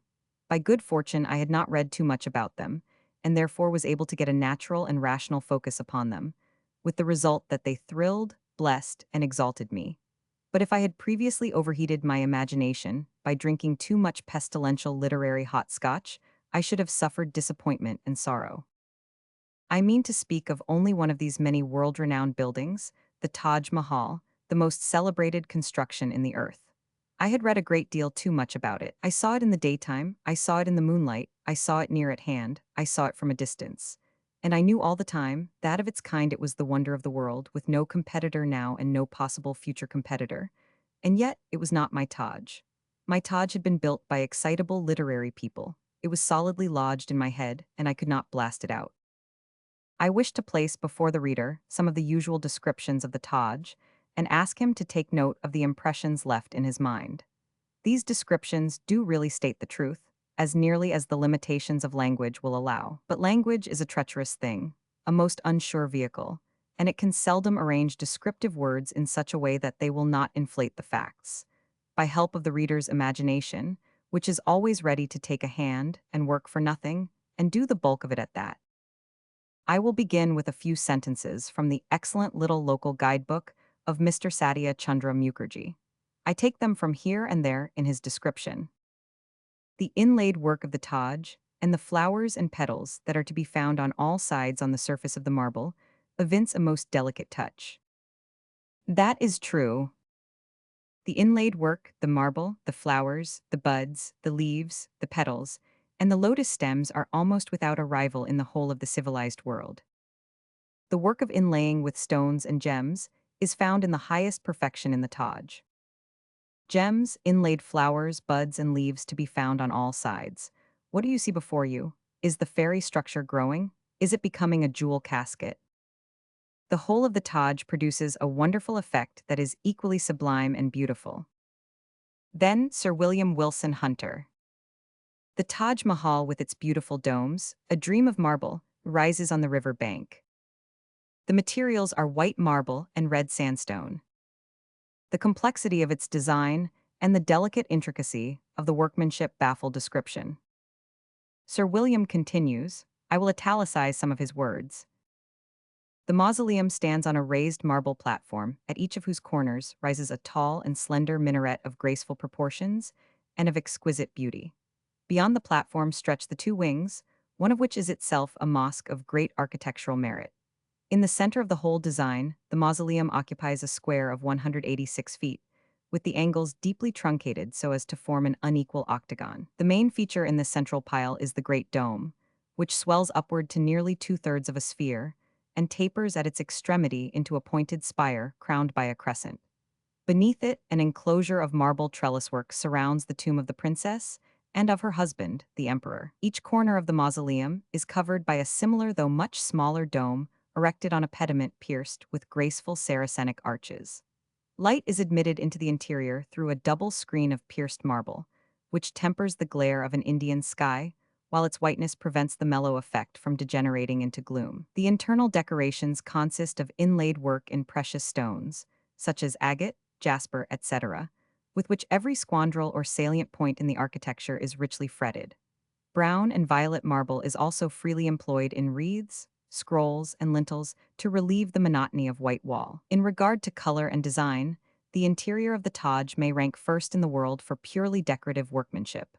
While the perfect symmetry of its exterior, once seen, can never be forgotten, nor the aerial grace of its domes, rising like marble bubbles into the clear sky. The Taj represents the most highly elaborated stage of ornamentation reached by the Indo-Mohammedan builders, the stage in which the architect ends and the jeweler begins. In its magnificent gateway, the diagonal ornamentation at the corners, which satisfied the designers of the gateways of Itamad ad-Dula and Sikandra mausoleums, is superseded by fine marble cables, in bold twists, strong and handsome. The triangular insertions of white marble and large flowers have in like manner given place to fine inlaid work. Firm perpendicular lines in black marble, with well-proportioned panels of the same material, are effectively used in the interior of the gateway. On its top, the Hindu brackets and monolithic architraves of Sikandra are replaced by Moorish carped arches, usually single blocks of red sandstone, in the kiosks and pavilions which adorn the roof. From the pillared pavilions, a magnificent view is obtained of the Taj Gardens below, with the noble Jumna River at their farther end, and the city and fort of Agra in the distance. From this beautiful and splendid gateway, one passes up a straight alley, shaded by evergreen trees, cooled by a broad, shallow piece of water, running along the middle of the path to the Taj itself. The Taj is entirely of marble and gems. The red sandstone of the other Mohammedan buildings has entirely disappeared, or rather the red sandstone, which used to form the thickness of the walls, is in the Taj itself overlaid completely with white marble, and the white marble is itself inlaid with precious stones arranged in lovely patterns of flowers. A feeling of purity impresses itself on the eye and the mind from the absence of the coarser material, which forms so invariable a material in Agra architecture. The lower wall and panels are covered with tulips, oleanders, and full-blown lilies, in flat carving on the white marble. And although the inlaid work of flowers done in gems is very brilliant when looked at closely, there is on the whole but little color, and the all-prevailing sentiment is one of whiteness, silence, and calm. The whiteness is broken only by the fine color of the inlaid gems, by lines in black marble, and by delicately written inscriptions, also in black from the Quran. Under the dome of the vast mausoleum, a high and beautiful screen of open tracery in white marble rises around the two tombs, or rather cenotaphs of the emperor and his princess. And in this marvel of marble, the carving has advanced from the old geometrical patterns to a trellis work of flowers and foliage handled with great freedom and spirit. The two cenotaphs in the center of the exquisite enclosure have no carving except the plain calamden or oblong pen box on the tomb of Emperor Shah Jahan. But both cenotaphs are inlaid with flowers made of costly gems and with the ever-graceful oleander scroll. Bayard Taylor, after describing the details of the Taj, goes on to say, on both sides the palm, the banyan, and the feathery bamboo mingle their foliage. The song of birds meets your ears, and the odor of roses and lemon flowers sweetens the air. Down such a vista and over such a foreground rises the Taj. There is no mystery, no sense of partial failure about the Taj. A thing of perfect beauty and of absolute finish in every detail, it might pass for the work of genii who knew not of the weaknesses and ills with which mankind are beset. All of these details are true, but taken together they state a falsehood to you. You cannot add them up correctly. Those writers know the values of their words and phrases, but to you, the words and phrases convey other and uncertain values. To those writers, their phrases have values which I think I am now acquainted with. And for the help of the reader, I will here repeat certain of those words and phrases, and follow them with numerals which shall represent those values. Then we shall see the difference between a writer's ciphering and a mistaken reader's. Precious stones, such as agate, jasper, etc. 5. With which every salient point is richly fretted. 5. First in the world, for purely decorative workmanship. 9. The Taj represents the stage where the architect ends and the jeweler begins. 5. The Taj is entirely of marble and gems. 7. Inlaid with precious stones in lovely patterns of flowers. 5. The inlaid work of flowers done in gems is very brilliant, followed by a most important modification, which the reader is sure to read too carelessly. 2. The vast mausoleum. 5. This marvel of marble. 5. The exquisite enclosure. 5. Inlaid with flowers made of costly gems. 5. A thing of perfect beauty and absolute finish. 5. Those details are correct. The figures which I have placed after them represent quite fairly their individual values. Then why, as a whole, do they convey a false impression to the reader? It is because the reader, beguiled by his heated imagination, masses them in the wrong way. The writer would mass the first 3 figures in the following way, and they would speak the truth. Total 19. But the reader masses them thus, and then they tell a lie. 559. The writer would add all of his 12 numerals together, and then the sum would express the whole truth about the Taj, and the truth only. 63. But the reader, always helped by his imagination, would put the figures in a row one after the other, and get this sum, which would tell him a noble big lie. The reader will always be sure to put the figures together in that wrong way, and then as surely before him will stand, sparkling in the sun, a gem-crusted Taj tall as the Matterhorn. I had to visit Niagara 15 times before I succeeded in getting my imaginary falls gauged to the actuality, and could begin to sanely and wholesomely wonder at them for what they were, not what I had expected them to be. When I first approached them, it was with my face lifted toward the sky, for I thought I was going to see an Atlantic Ocean pouring down thence over cloud-vexed Himalayan heights, a sea-green wall of water 60 miles front and 6 miles high. And so, when the toy reality came suddenly into view, that beruffled little wet apron hanging out to dry, the shock was too much for me, and I fell with a dull thud. Yet slowly, surely, steadily, in the course of my 15 visits, the proportions adjusted themselves to the facts, and I came at last to realize that a waterfall 165 feet high and a quarter of a mile wide was an impressive thing. It was not a dipperful to my vanished great vision, but it would answer. I know that I ought to do with the Taj as I was obliged to do with Niagara, see it 15 times, and let my mind gradually get rid of the Taj built in it by its describers, by help of my imagination, and substitute for it the Taj of fact. It would be noble and fine then, and a marvel, not the marvel which it replaced, but still a marvel and fine enough. I am a careless reader, I suppose, an impressionist reader of what is not an impressionist picture, a reader who overlooks the informing details or masses their sum improperly, and gets only a large splashy, general effect, an effect which is not correct, and which is not warranted by the particulars placed before me, particulars which I did not examine, and whose meanings I did not cautiously and carefully estimate. It is an effect which is some 35 or 40 times finer than the reality, and is therefore a great deal better and more valuable than the reality. And so, I ought never to hunt up the reality, but stay miles away from it, and thus preserve undamaged my own private, mighty Niagara tumbling out of the vault of heaven, and my own ineffable Taj, built of tinted mists upon jeweled arches of rainbows supported by colonnades of moonlight. It is a mistake for a person with an unregulated imagination to go and look at an illustrious world's wonder. I suppose that many, Many years ago, I gathered the idea that the Taj's place in the achievements of man was exactly the place of the ice storm in the achievements of nature. That the Taj represented man's supremest possibility in the creation of grace and beauty and exquisiteness and splendor, just as the ice storm represents nature's supremest possibility in the combination of those same qualities. I do not know how long ago that idea was bred in me, but I know that I cannot remember back to a time when the thought of either of these symbols of gracious and unapproachable perfection did not at once suggest the other. If I thought of the ice storm, the Taj rose before me divinely beautiful. If I thought of the Taj with its encrustings and inlayings of jewels, the vision of the ice storm rose. And so, to me, all these years, the Taj has had no rival among the temples and palaces of men, none that even remotely approached it. It was man's architectural ice storm. Here in London, the other night I was talking with some Scotch and English friends, and I mentioned the ice storm, using it as a figure which failed, for none of them had heard of the ice storm. One gentleman, who was very familiar with American literature, said he had never seen it mentioned in any book.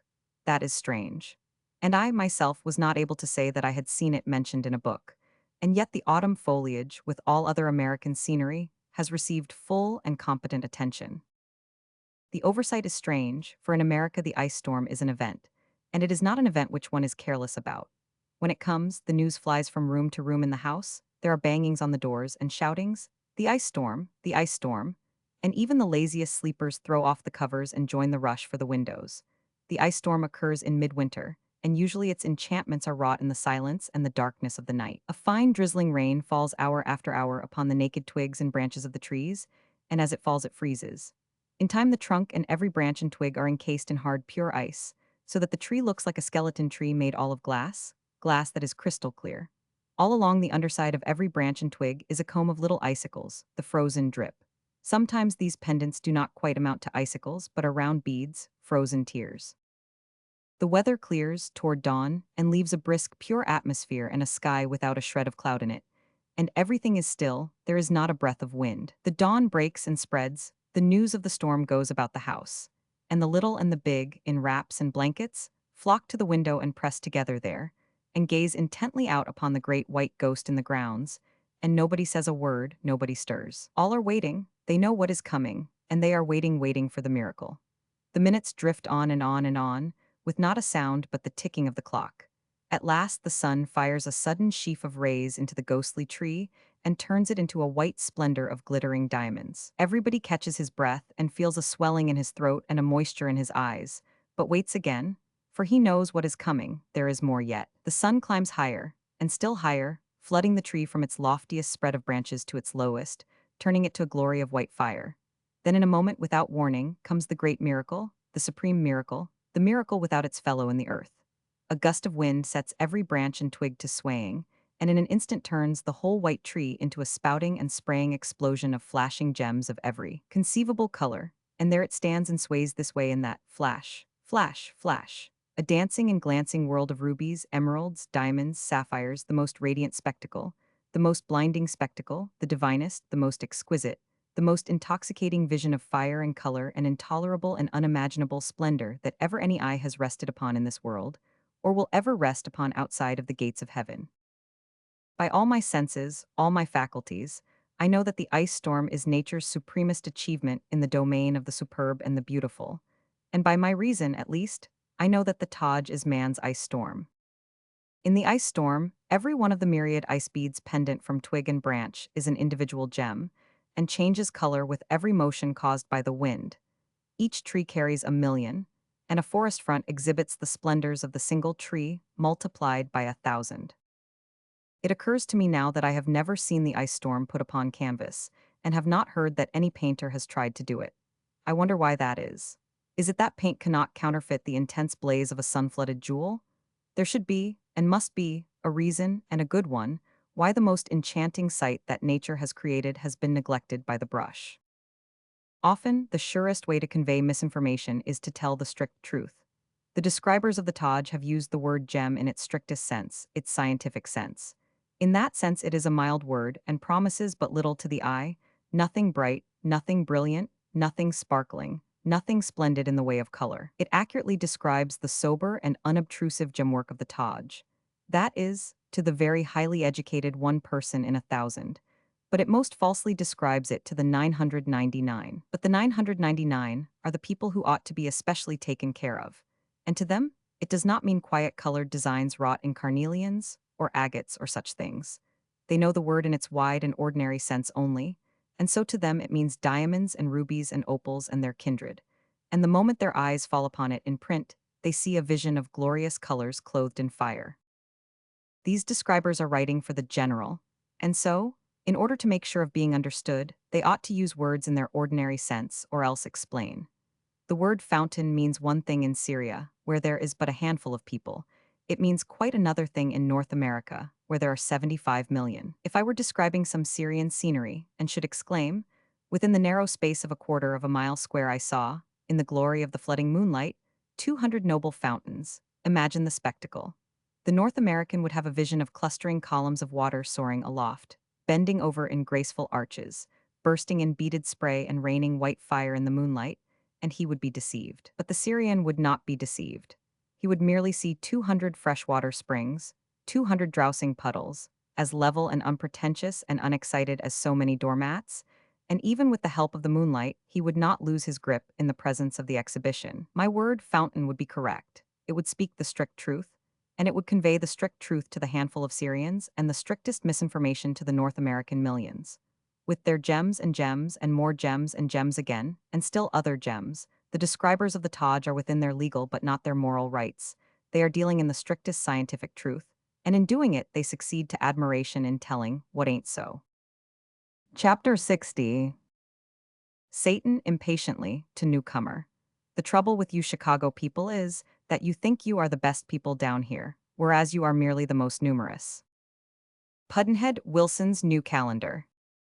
We wandered contentedly around here and there in India, to Lahore, among other places, where the lieutenant governor lent me an elephant. This hospitality stands out in my experiences in a stately isolation. It was a fine elephant, affable, gentlemanly, educated, and I was not afraid of it. I even rode it with confidence through the crowded lanes of the native city, where it scared all the horses out of their senses, and where children were always just escaping its feet. It took the middle of the road in a fine, independent way, and left it to the world to get out of the way or take the consequences. I am used to being afraid of collisions when I ride or drive, but when one is on top of an elephant, that feeling is absent. I could have ridden in comfort through a regiment of runaway teams. I could easily learn to prefer an elephant to any other vehicle, partly because of that immunity from collisions, and partly because of the fine view one has from up there, and partly because of the dignity one feels in that high place, and partly because one can look in at the windows and see what is going on. Privately among the family, the Lahore horses were used to elephants, but they were rapturously afraid of them just the same. It seemed curious. Perhaps the better they know the elephant, the more they respect him in that peculiar way. In our own case, we are not afraid of dynamite till we get acquainted with it. We drifted as far as Rawalpindi, away up on the Afghan frontier. I think it was the Afghan frontier, but it may have been Herzegovina. It was around there somewhere. And down again to Delhi, to see the ancient architectural wonders there and in Old Delhi and not describe them, and also to see the scene of the illustrious assault in the Mutiny days when the British carried Delhi by storm, one of the marvels of history for impudent daring and immortal valor.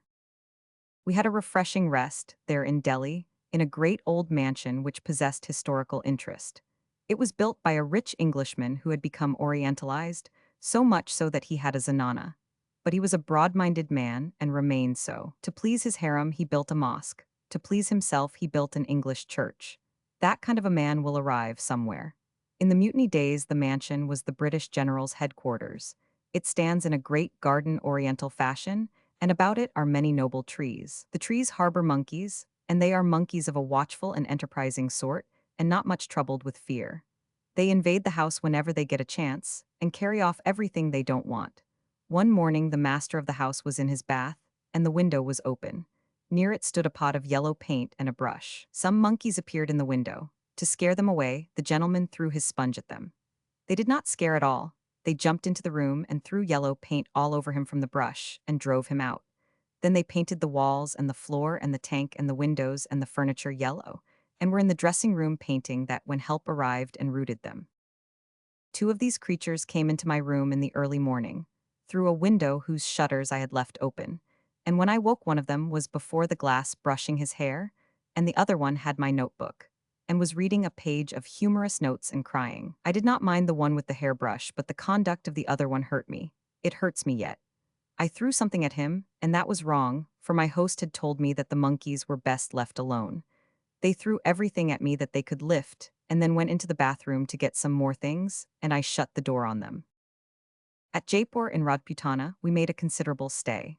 We were not in the native city, but several miles from it in the small European official suburb. There were but few Europeans, only 14, but they were all kind and hospitable, and it amounted to being at home. In Jaipur, we found again what we had found all about India, that while the Indian servant is in his way a very real treasure, he will sometimes bear watching, and the Englishman watches him. If he sends him on an errand, he wants more than the man's word for it that he did the errand. When fruit and vegetables were sent to us, a chit came with them, a receipt for us to sign, otherwise the things might not arrive. If a gentleman sent up his carriage, the chit stated from such and such an hour to such and such an hour, which made it unhandy for the coachman and his 2 or 3 subordinates to put us off with a part of the allotted time and devote the rest of it to a lark of their own. We were pleasantly situated in a small 2-storied inn, in an empty large compound which was surrounded by a mud wall as high as a man's head. The inn was kept by 9 Hindu brothers, its owners. They lived with their families in a 1-storied building within the compound, but off to one side, and there was always a long pile of their little comely brown children loosely stacked in its veranda, and a detachment of the parents wedged among them, smoking the hookah or the howdah, or whatever they call it. By the veranda stood a palm, and a monkey lived in it and led a lonesome life, and always looked sad and weary, and the crows bothered him a good deal. The inn cow poked about the compound and emphasized the secluded and country air of the place, and there was a dog of no particular breed, who was always present in the compound, and always asleep, always stretched out baking in the sun, and adding to the deep tranquility and reposefulness of the place, when the crows were away on business. White draperied servants were coming and going all the time, but they seemed only spirits, for their feet were bare and made no sound. Down the lane, a piece lived an elephant in the shade of a noble tree, and rocked, and reached about with his trunk, begging of his brown mistress or fumbling the children playing at his feet. And there were camels about, but they go on velvet feet, and were proper to the silence and serenity of the surroundings. The Satan mentioned at the head of this chapter was not our Satan, but the other one. Our Satan was lost to us. In these later days he had passed out of our life, lamented by me, and sincerely. I was missing him, I am missing him yet after all these months. He was an astonishing creature to fly around and do things. He didn't always do them quite right, but he did them, and did them suddenly. There was no time wasted, you would say. Pack the trunks and bags, Satan. We're good, very good. Then there would be a brief sound of thrashing and slashing and humming and buzzing, and a spectacle as of a whirlwind spinning gowns and jackets and coats and boots and things through the air, and then with bow and touch. Already, master. It was wonderful, it made one dizzy. He crumpled dresses a good deal, and he had no particular plan about the work, at first, except to put each article into the trunk it didn't belong in. But he soon reformed in this matter, not entirely, for, to the last, he would cram into the satchel sacred to literature any odds and ends of rubbish that he couldn't find a handy place for elsewhere. When threatened with death for this, it did not trouble him. He only looked pleasant, saluted with soldierly grace, said, "We're good," and did it again next day. He was always busy, kept the rooms tidied up, the boots polished, the clothes brushed, the wash basin full of clean water, my dress clothes laid out and ready for the lecture hall an hour ahead of time. And he dressed me from head to heel in spite of my determination to do it myself, according to my lifelong custom. He was a born boss and loved to command, and to jaw and dispute with inferiors and harry them and bullyrag them. He was fine at the railway station. Yes, he was at his finest there. He would shoulder and plunge and paw his violent way through the packed multitude of natives with 19 coolies at his tail, each bearing a trifle of luggage, one a trunk, another a parasol, another a shawl, another a fan, and so on. One article to each, and the longer the procession, the better he was suited. And he was sure to make for some engaged sleeper and begin to hurl the owners' things out of it, swearing that it was ours, and that there had been a mistake. Arrived at our own sleeper, he would undo the bedding bundles and make the beds and put everything to rights and shipshape in 2 minutes. Then put his head out at a window and have a restful good time abusing his gang of coolies and disputing their bill until we arrived and made him pay them and stop his noise. Speaking of noise, he certainly was the noisiest little devil in India, and that is saying much, very much indeed. I loved him for his noise, but the family detested him for it. They could not abide it, they could not get reconciled to it. It humiliated them. As a rule, when we got within 600 yards of one of those big railway stations, a mighty racket of screaming and shrieking and shouting and storming would break upon us, and I would be happy to myself, and the family would say with shame, "There, that's Satan, why do you keep him?" And sure enough, there in the whirling midst of 1,500 wondering people, we would find that little scrap of a creature gesticulating like a spider with the colic, his black eyes snapping, his fez tassel dancing, his jaws pouring out floods of billingsgate upon his gang of beseeching and astonished coolies. I loved him, I couldn't help it, but the family, why, they could hardly speak of him with patience. To this day I regret his loss and wish I had him back, but it is different with them. He was a native and came from Surat. 20 degrees of latitude lay between his birthplace and Manuel's, and 1,500 between their ways and characters and dispositions. I only liked Manuel, but I loved Satan. This latter's real name was intensely Indian. I could not quite get the hang of it, but it sounded like Bunder Rao Ram Chunder Clam Chowder. It was too long for handy use anyway, so I reduced it. When he had been with us 2 or 3 weeks, he began to make mistakes which I had difficulty in patching up for him. Approaching Benares one day, he got out of the train to see if he could get up a misunderstanding with somebody, for it had been a weary, long journey, and he wanted to freshen up. He found what he was after, but kept up his powwow a shade too long and got left. So there we were in a strange city and no chambermaid. It was awkward for us, and we told him he must not do so any more. He saluted and said in his dear, pleasant way, "We're good." Then at Lucknow he got drunk. I said it was a fever, and got the family's compassion and solicitude aroused. So they gave him a teaspoonful of liquid quinine, and it set his vitals on fire. He made several grimaces which gave me a better idea of the Lisbon earthquake than any I have ever got of it from paintings and descriptions. His drunk was still portentously solid next morning, but I could have pulled him through with the family if he would only have taken another spoonful of that remedy. But no, although he was stupefied, his memory still had flickerings of life. So he smiled a divinely dull smile and said, fumblingly saluting, "Excuse me, Mem Saheb, excuse me, Missy Saheb, Satan not prefer it, please." Then some instinct revealed to them that he was drunk. They gave him prompt notice that next time this happened he must go. He got out a maudlin and most gentle, "Wear good," and saluted indefinitely. Only 1 short week later he fell again. And oh sorrow, not in a hotel this time, but in an English gentleman's private house. And in Agra of all places, so he had to go. When I told him, he said patiently, "Wear good," and made his parting salute and went out from us to return no more forever. Dear me, I would rather have lost 100 angels than that one poor lovely devil. What style he used to put on, in a swell hotel or in a private house. Snow-white muslin from his chin to his bare feet, a crimson sash embroidered with gold thread around his waist, and on his head a great sea-green turban like to the turban of the Grand Turk. He was not a liar, but he will become one if he keeps on. He told me once that he used to crack coconuts with his teeth when he was a boy, and when I asked how he got them into his mouth, he said he was upward of 6 feet high at that time and had an unusual mouth. And when I followed him up and asked him what had become of that other foot, he said a house fell on him and he was never able to get his stature back again. Swervings like these from the strict line of fact often beguile a truthful man on until he eventually becomes a liar. His successor was a Mohammedan, Sahadat Mohammed Khan, very dark, very tall, very grave. He went always in flowing masses of white from the top of his big turban down to his bare feet. His voice was low. He glided about in a noiseless way and looked like a ghost. He was competent and satisfactory, but where he was, it seemed always Sunday. It was not so in Satan's time. Jaipur is intensely Indian, but it has 2 or 3 features which indicate the presence of European science and European interest in the weal of the common public, such as the liberal water supply furnished by great works built at the state's expense.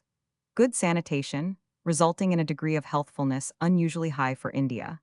A noble pleasure garden, with privileged days. For women, schools for the instruction of native youth in advanced art, both ornamental and utilitarian, and a new and beautiful palace stocked with a museum of extraordinary interest and value.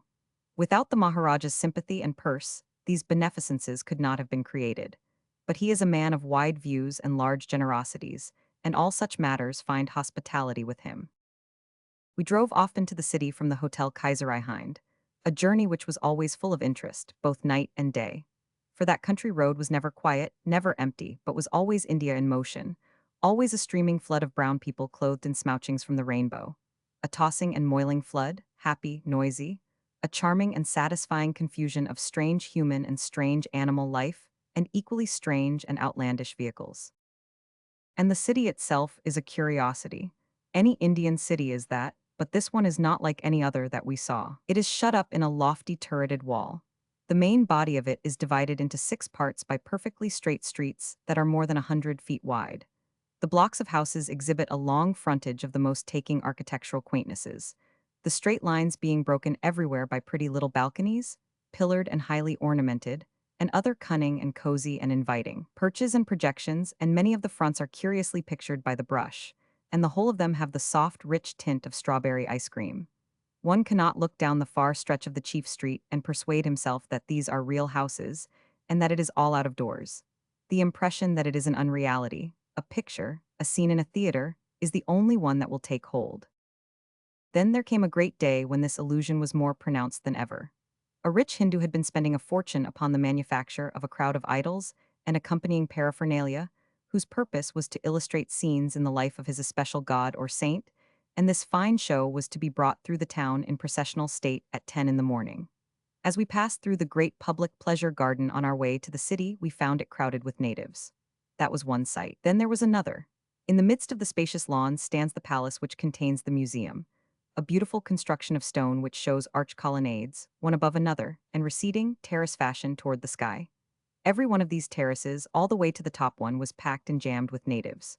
One must try to imagine those solid masses of splendid color, one above another, up and up, against the blue sky, and the Indian sun turning them all to beds of fire and flame. Later, when we reached the city and glanced down the chief avenue, smoldering in its crushed strawberry tint, those splendid effects were repeated. For every balcony and every fanciful birdcage of a snuggery countersunk in the house fronts, and all the long lines of roofs were crowded with people, and each crowd was an explosion of brilliant color. Then the wide street itself, away down and down and down into the distance, was alive with gorgeously clothed people not still, but moving, swaying, drifting, eddying, a delirious display of all colors and all shades of color, delicate, lovely, pale, soft, strong, stunning, vivid, brilliant. A sort of storm of sweetbea blossoms passing on, the wings of a hurricane. And presently, through this storm of color, came swaying and swinging the majestic elephants, clothed in their Sunday best of gaudinesses, and the long procession of fanciful trucks freighted with their groups of curious and costly images, and then the long rearguard of stately camels with their picturesque riders. For color and picturesqueness and novelty and outlandishness and sustained interest and fascination, it was the most satisfying show I had ever seen, and I suppose I shall not have the privilege of looking upon its like again. Chapter 61. In the first place, God made idiots. This was for practice. Then he made school boards. Pudd'nhead Wilson's New Calendar. Suppose we applied no more ingenuity to the instruction of deaf and dumb and blind children than we sometimes apply in our American public schools to the instruction of children who are in possession of all their faculties. The result would be that the deaf and dumb and blind would acquire nothing. They would live and die as ignorant as bricks and stones. The methods used in the asylums are rational. The teacher exactly measures the child's capacity, to begin with, and from thence onwards the tasks imposed are nicely gauged to the gradual development of that capacity.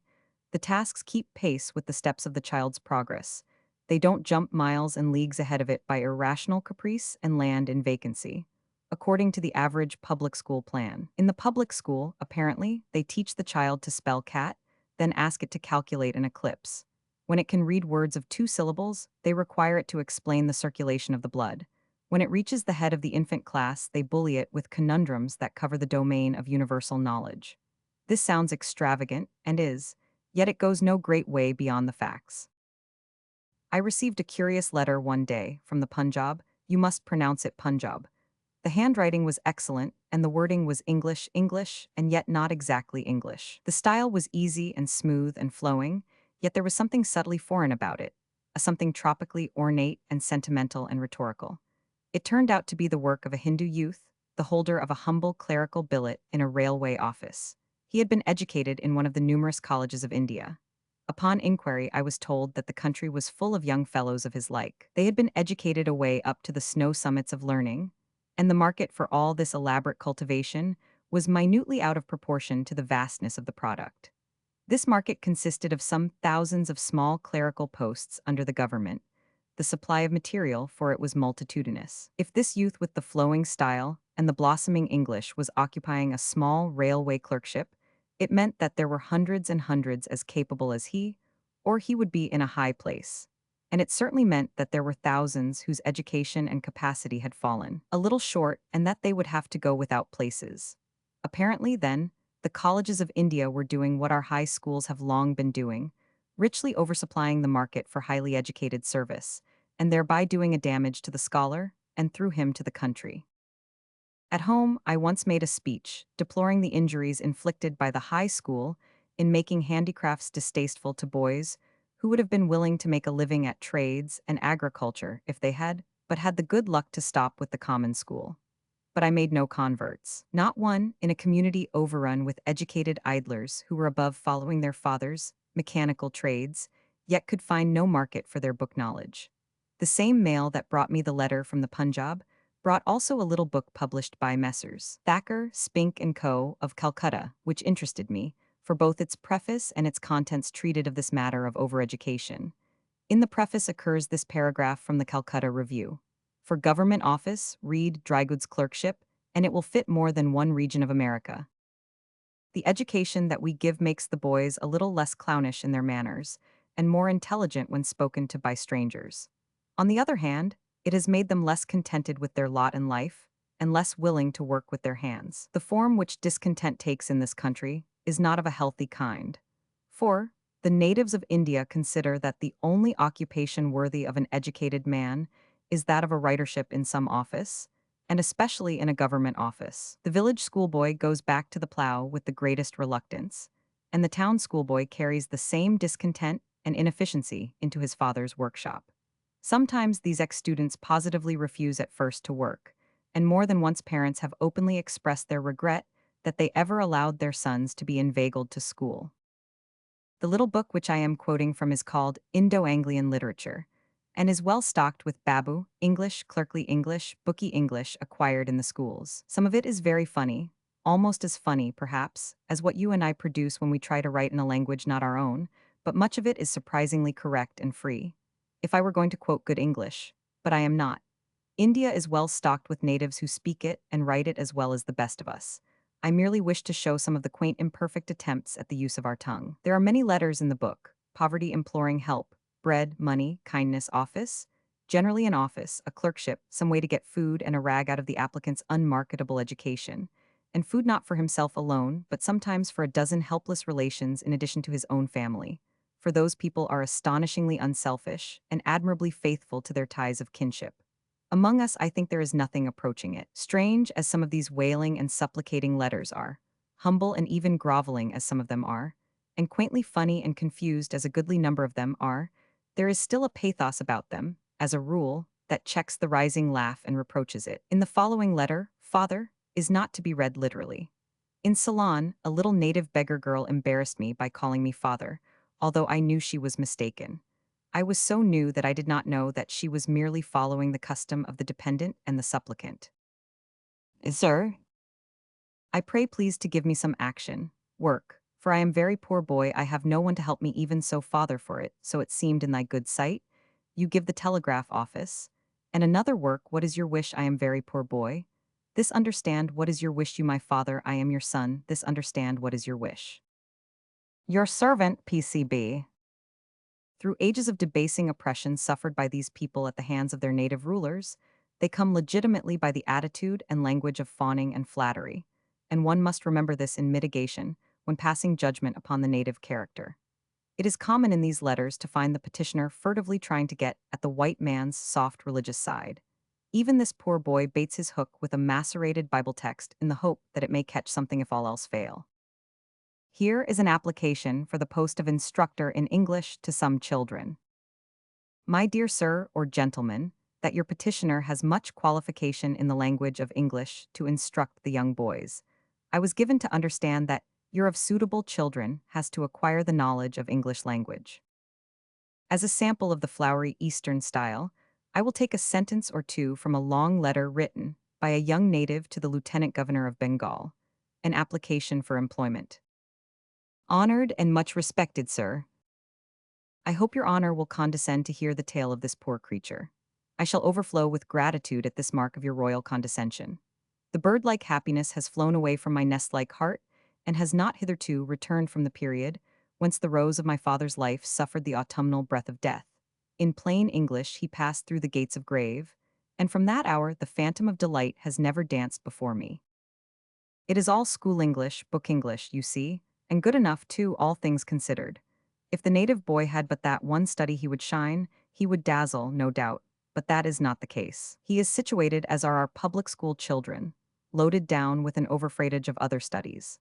And frequently, they are as far beyond the actual point of progress reached by him and suited to the stage of development attained, as could be imagined by the insanest fancy. Apparently, like our public school boy, he must work, work, work in school and out and play but little. Apparently, like our public school boy, his education consists in learning things, not the meaning of them. He is fed upon the husks, not the corn. From several essays written by native schoolboys in answer to the question of how they spend their day, I select one, the one which goes most into detail.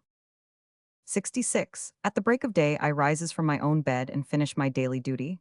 Then I employ myself tea o'clock, after which I employ myself to bathe, then take for my body some sweet meat. And just at 9:12 I came to school to attend my class duty. Then at 2:12 p.m. I return from school and engage myself to do my natural duty. Then I engage for a quarter to take my tiffin. Then I study t p.m., after which I began to play anything which comes in my head. After 8:12, half past to 8 we began to sleep. Before sleeping I told a constable just 11. Oh, he came and rose us from 11:30. We began to read still morning. It is not perfectly clear, now that I come to cipher upon it. He gets up at about 5 in the morning, or along there somewhere, and goes to bed about 15 or 16 hours afterward. That much of it seems straight, but why he should rise again 3 hours later and resume his studies till morning is puzzling. I think it is because he is studying history. History requires a world of time and bitter hard work when your education is no further advanced than the cat's. When you are merely stuffing yourself with a mixed-up mess of empty names and random incidents and elusive dates, which no one teaches you how to interpret and which, uninterpreted, pay you not a farthing's value for your waste of time. Yes, I think he had to get up at 11:30 p.m. in order to be sure to be perfect with his history lesson by noon, with results as follows from a Calcutta school examination. Q. Who was Cardinal Wolsey? Cardinal Wolsey was an editor of a paper named North Britain. Number 45 of his publication, he charged the king of uttering a lie from the throne. He was arrested and cast into prison, and after releasing went to France. 3. As Bishop of York but died in dysentery in a church on his way to be blockheaded. 8. Cardinal Wolsey was the son of Edward Roman IV. After his father's death, he himself ascended the throne at the age of 10 only, but when he surpassed, or when he was fallen in his 20 years of age at that time, he wished to make a journey in his countries under him, but he was opposed by his mother to do journey, and according to his mother's example he remained in the home, and then became king. After many times, obstacles, and many confusion, he became king, and afterwards his brother. There is probably not a word of truth in that. Q. What is the meaning of Ichdean? 10. An honor conferred on the first or eldest sons of English sovereigns. It is nothing more than some feathers. 11. Ichdean was the word which was written on the feathers of the blind king who came to fight, being interlaced with the bridles of the horse. 13. Ichdean is a title given to Henry Roman VII by the Pope of Rome, when he forwarded the Reformation of Cardinal Wolsey to Rome, and for this reason he was called Commander of the Faith. A dozen or so of this kind of insane answers are quoted in the book from that examination. Each answer is sweeping proof, all by itself, that the person uttering it was pushed ahead of where he belonged when he was put into history. Proof that he had been put to the task of acquiring history before he had had a single lesson in the art of acquiring it, which is the equivalent of dumping a pupil into geometry before he has learned the progressive steps which lead up to it and make its acquirement possible. Those Calcutta novices had no business with history. There was no excuse for examining them in it, no excuse for exposing them and their teachers. They were totally empty, there was nothing to examine. Helen Keller has been dumb, stone deaf, and stone blind ever since she was a little baby a year and a half old.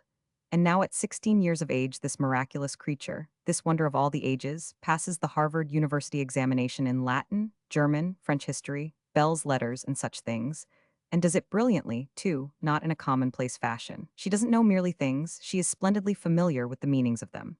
When she writes an essay on a Shakespearean character, her English is fine and strong, her grasp of the subject is the grasp of one who knows, and her page is electric with light.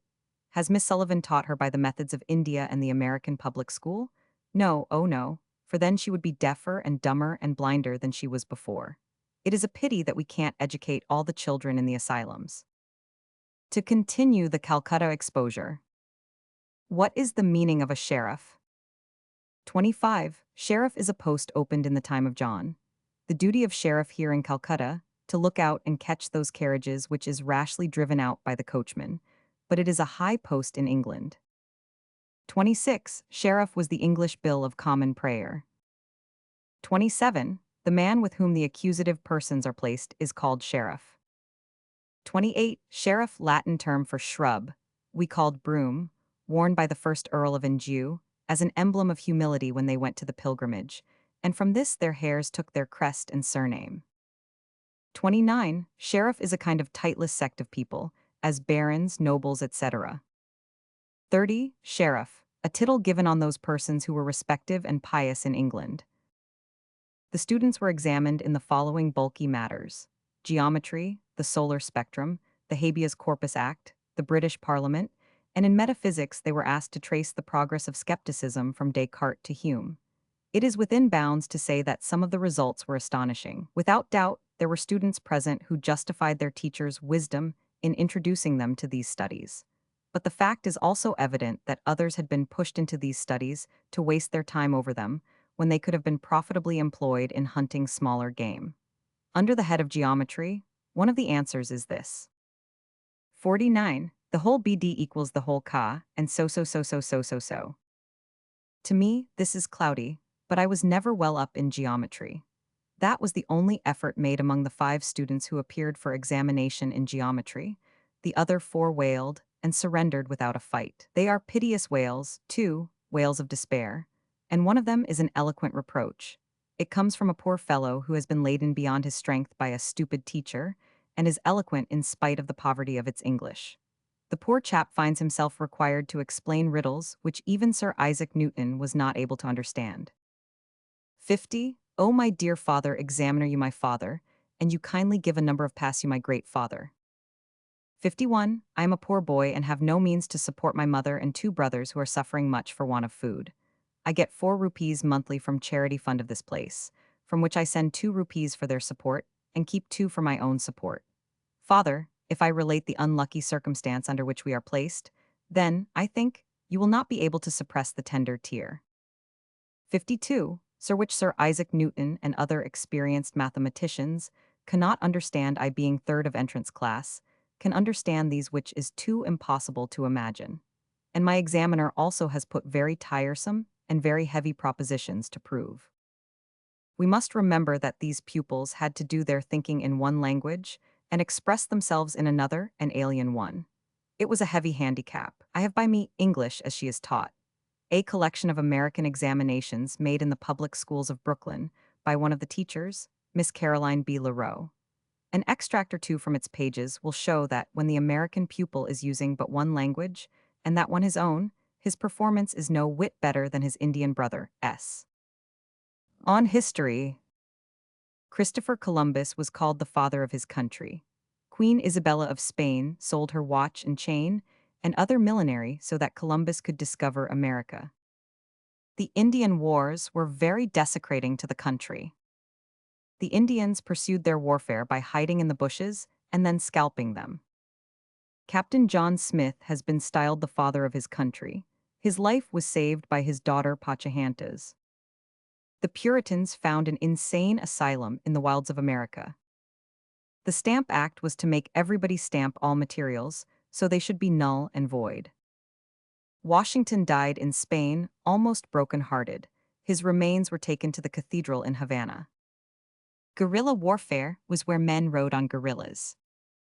In Brooklyn, as in India, they examine a pupil, and when they find out he doesn't know anything, they put him into literature, or geometry, or astronomy, or government, or something like that, so that he can properly display the ossification of the whole system. On literature, Bracebridge Hall was written by Henry Irving. Edgar A. Poe was a very curdling writer. Beowulf wrote the scriptures. Ben Jonson survived Shakespeare in some respects. In the Canterbury Tale, it gives account of King Alfred on his way to the shrine of Thomas Bucket. Chaucer was the father of English pottery. Chaucer was succeeded by H. Wads, Longfellow. We will finish with a couple of samples of literature, one from America, the other from India. The first is a Brooklyn public school boy's attempt to turn a few verses of The Lady of the Lake into prose. You will have to concede that he did it. The man who rode on the horse performed the whip, and an instrument made of steel alone with strong ardor not diminishing. For, being tired from the time passed with hard labor, overworked with anger, and ignorant with weariness, while every breath for labor he drew with cries full of sorrow, the young deer made him perfect who worked hard filtered in sight. The following paragraph is from a little book which is famous in India, the biography of a distinguished Hindu judge, Anukul Chunder Mukherjee. It was written by his nephew and is unintentionally funny, in fact, exceedingly so. I offer here the closing scene. If you would like to sample the rest of the book, it can be had by applying to the publishers, Messrs. Thacker, Spink & Co., Calcutta. And having said these words, he hermetically sealed his lips, not to open them again. All the well-known doctors of Calcutta that could be procured for a man of his position and wealth were brought. Doctors Payne, Farah, and Nilmadhub Mukherjee and others. They did what they could do, with their puissance and knack of medical knowledge, but it proved after all as if to milk the ram. His wife and children had not the mournful consolation to hear his last words. He remained sotto voce for a few hours, and then was taken from us at 6:12 p.m. according to the caprice of God which passeth understanding. Chapter 62. There are no people who are quite so vulgar as the over-refined ones. Pudd'nhead Wilson's New Calendar. We sailed from Calcutta toward the end of March, stopped a day at Madras, 2 or 3 days in Ceylon, then sailed westward on a long flight for Mauritius. From my diary. We are far abroad upon the smooth waters of the Indian Ocean, now. It is shady and pleasant and peaceful under the vast spread of the awnings, and life is perfect again, ideal. The difference between a river and the sea is that the river looks fluid, the sea solid, usually looks as if you could step out and walk on it. The captain has this peculiarity: he cannot tell the truth in a plausible way. In this he is the very opposite of the austere Scot who sits midway of the table. He cannot tell a lie in an unplausible way. When the captain finishes a statement, the passengers glance at each other privately, as who should say, "Do you believe that?" When the Scot finishes one, the look says, "How strange and interesting." The whole secret is in the manner and method of the two men. The captain is a little shy and diffident, and he states the simplest fact as if he were a little afraid of it, while the Scot delivers himself of the most abandoned lie with such an air of stern veracity that one is forced to believe it, although one knows it is. So, for instance, the Scot told about a pet flying fish he once owned that lived in a little fountain in his conservatory and supported itself by catching birds and frogs and rats in the neighboring fields. It was plain that no one at the table doubted this statement. By and by, in the course of some talk about custom-house annoyances, the captain brought out the following simple everyday incident, but through his infirmity of style, managed to tell it in such a way that it got no credence. He said, "I went ashore at Naples one voyage when I was in that trade, and stood around helping my passengers, for I could speak a little Italian. 2 or 3 times at intervals, the officer asked me if I had anything dutiable about me, and seemed more and more put out and disappointed every time I told him no. Finally, a passenger whom I had helped through asked me to come out and take something. I thanked him, but excused myself, saying I had taken a whiskey just before I came ashore. It was a fatal admission. The officer at once made me pay 6 pence import duty on the whiskey, just from ship to shore, you see, and he fined me £5 for not declaring the goods, another £5 for falsely denying that I had anything dutiable about me, also £5 for concealing the goods, and £50 for smuggling, which is the maximum penalty for unlawfully bringing in goods under the value of 7 pence halfpenny. Altogether, £65 sixpence for a little thing like that. The Scot is always believed, yet he never tells anything but lies. Whereas the captain is never believed, although he never tells a lie, so far as I can judge. If he should say his uncle was a male person, he would probably say it in such a way that nobody would believe it. At the same time, the Scot could claim that he had a female uncle and not stir a doubt in anybody's mind. My own luck has been curious all my literary life. I never could tell a lie that anybody would doubt, nor a truth that anybody would believe. Lots of pets on board, birds and things. In these far countries, the white people do seem to run remarkably to pets. Our host in Kanpur had a fine collection of birds, the finest we saw in a private house in India. And in Colombo, Dr. Murray's great compound and commodious bungalow were well populated with domesticated company from the woods. Frisky little squirrels, a Ceylon mina walking sociably about the house, a small green parrot that whistled a single urgent note of call without motion. Of its beak also chuckled, a monkey in a cage on the back veranda and some more out in the trees, also a number of beautiful macaws in the trees, and various and sundry birds and animals of breeds not known to me. But no cat. Yet a cat would have liked that place. Apres-tea planting is the great business in Ceylon now. A passenger says it often pays 40%. On the investment, says there is a boom. Apres the sea is a Mediterranean blue, and I believe that that is about the divinest color known to nature. It is strange and fine, nature's lavish generosities to her creatures, at least to all of them except man. For those that fly she has provided a home that is nobly spacious, a home which is 40 miles deep and envelops the whole globe and has not an obstruction in it. For those that swim she has provided a more than imperial domain, a domain which is miles deep and covers 4/5 of the globe. But as for man, she has cut him off with the mere odds and ends of the creation. She has given him the thin skin, the meager skin which is stretched over the remaining 1/5. The naked bones stick up through it in most places. On the one half of this domain he can raise snow, ice, sand, rocks, and nothing else. So the valuable part of his inheritance really consists of but a single fifth of the family estate. And out of it, he has to grub hard to get enough to keep him alive, and provide kings and soldiers, and powder to extend the blessings of civilization with. Yet man, in his simplicity and complacency and inability to cipher, thinks nature regards him as the important member of the family. In fact, her favorite.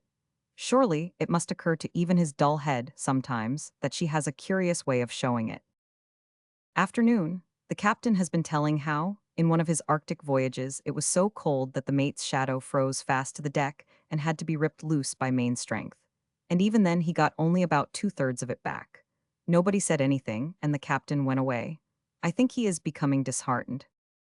Also, to be fair, there is another word of praise due to this ship's library. It contains no copy of The Vicar of Wakefield, that strange menagerie of complacent hypocrites and idiots, of theatrical cheap John heroes and heroines, who are always showing off, of bad people who are not interesting, and good people who are fatiguing. A singular book. Not a sincere line in it, and not a character that invites respect. A book which is one long wastepipe discharge of goody-goody puerilities and dreary moralities. A book which is full of pathos which revolts, and humor which grieves the heart. There are few things in literature that are more piteous, more pathetic, than the celebrated humorous incident of Moses and the spectacles. Jane Austen's books, too, are absent from this library. Just that one omission alone would make a fairly good library out of a library that hadn't a book in it. Customs in tropic seas. At 5 in the morning they pipe to wash down the decks, and at once the ladies who are sleeping their turn out and they in their beds go below. Then one after another the men come up from the bath in their pajamas and walk the decks an hour or two with bare legs and bare feet. Coffee and fruit served. The ship cat and her kitten now appear and get about their toilets. Next the barber comes and flays us on the breezy deck. Breakfast at 9:30 and the day begins. I do not know how a day could be more reposeful. No motion, a level blue sea, nothing in sight from horizon to horizon. The speed of the ship furnishes a cooling breeze. There is no mail to read and answer, no newspapers to excite you, no telegrams to fret you or fright you. The world is far, far away. It has ceased to exist for you, seemed a fading dream. Along in the first days, has dissolved to an unreality now. It is gone from your mind with all its businesses and ambitions, its prosperities and disasters, its exultations and despairs, its joys and griefs and cares and worries. They are no concern of yours anymore. They have gone out of your life. They are a storm which has passed and left a deep calm behind. The people group themselves about the decks in their snowy white linen, and read, smoke, sew, play cards, talk, nap, and so on. In other ships, the passengers are always ciphering about when they are going to arrive. Out in these seas, it is rare, very rare, to hear that subject broached. In other ships, there is always an eager rush to the bulletin board at noon to find out what the run has been. In these seas, the bulletin seems to attract no interest. I have seen no one visit it. In 13 days, I have visited it only once. Then I happened to notice the figures of the day's run. On that day, there happened to be talk, at dinner, about the speed of modern ships. I was the only passenger present who knew this ship's gait. Necessarily, the Atlantic custom of betting on the ship's run is not a custom here. Nobody ever mentions it. I myself am wholly indifferent as to when we are going to get in. If anyone else feels interested in the matter, he has not indicated it in my hearing. If I had my way, we should never get in at all. This sort of sea life is charged with an indestructible charm. There is no weariness, no fatigue, no worry, no responsibility, no work, no depression of spirits. There is nothing like this serenity, this comfort, this peace, this deep contentment to be found anywhere on land. If I had my way, I would sail on forever and never go to live on the solid ground again. One of Kipling's ballads has delivered the aspect and sentiment of this bewitching sea correctly.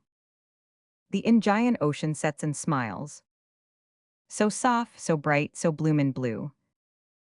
There aren't a wave for miles and miles, except the jiggle from the screw.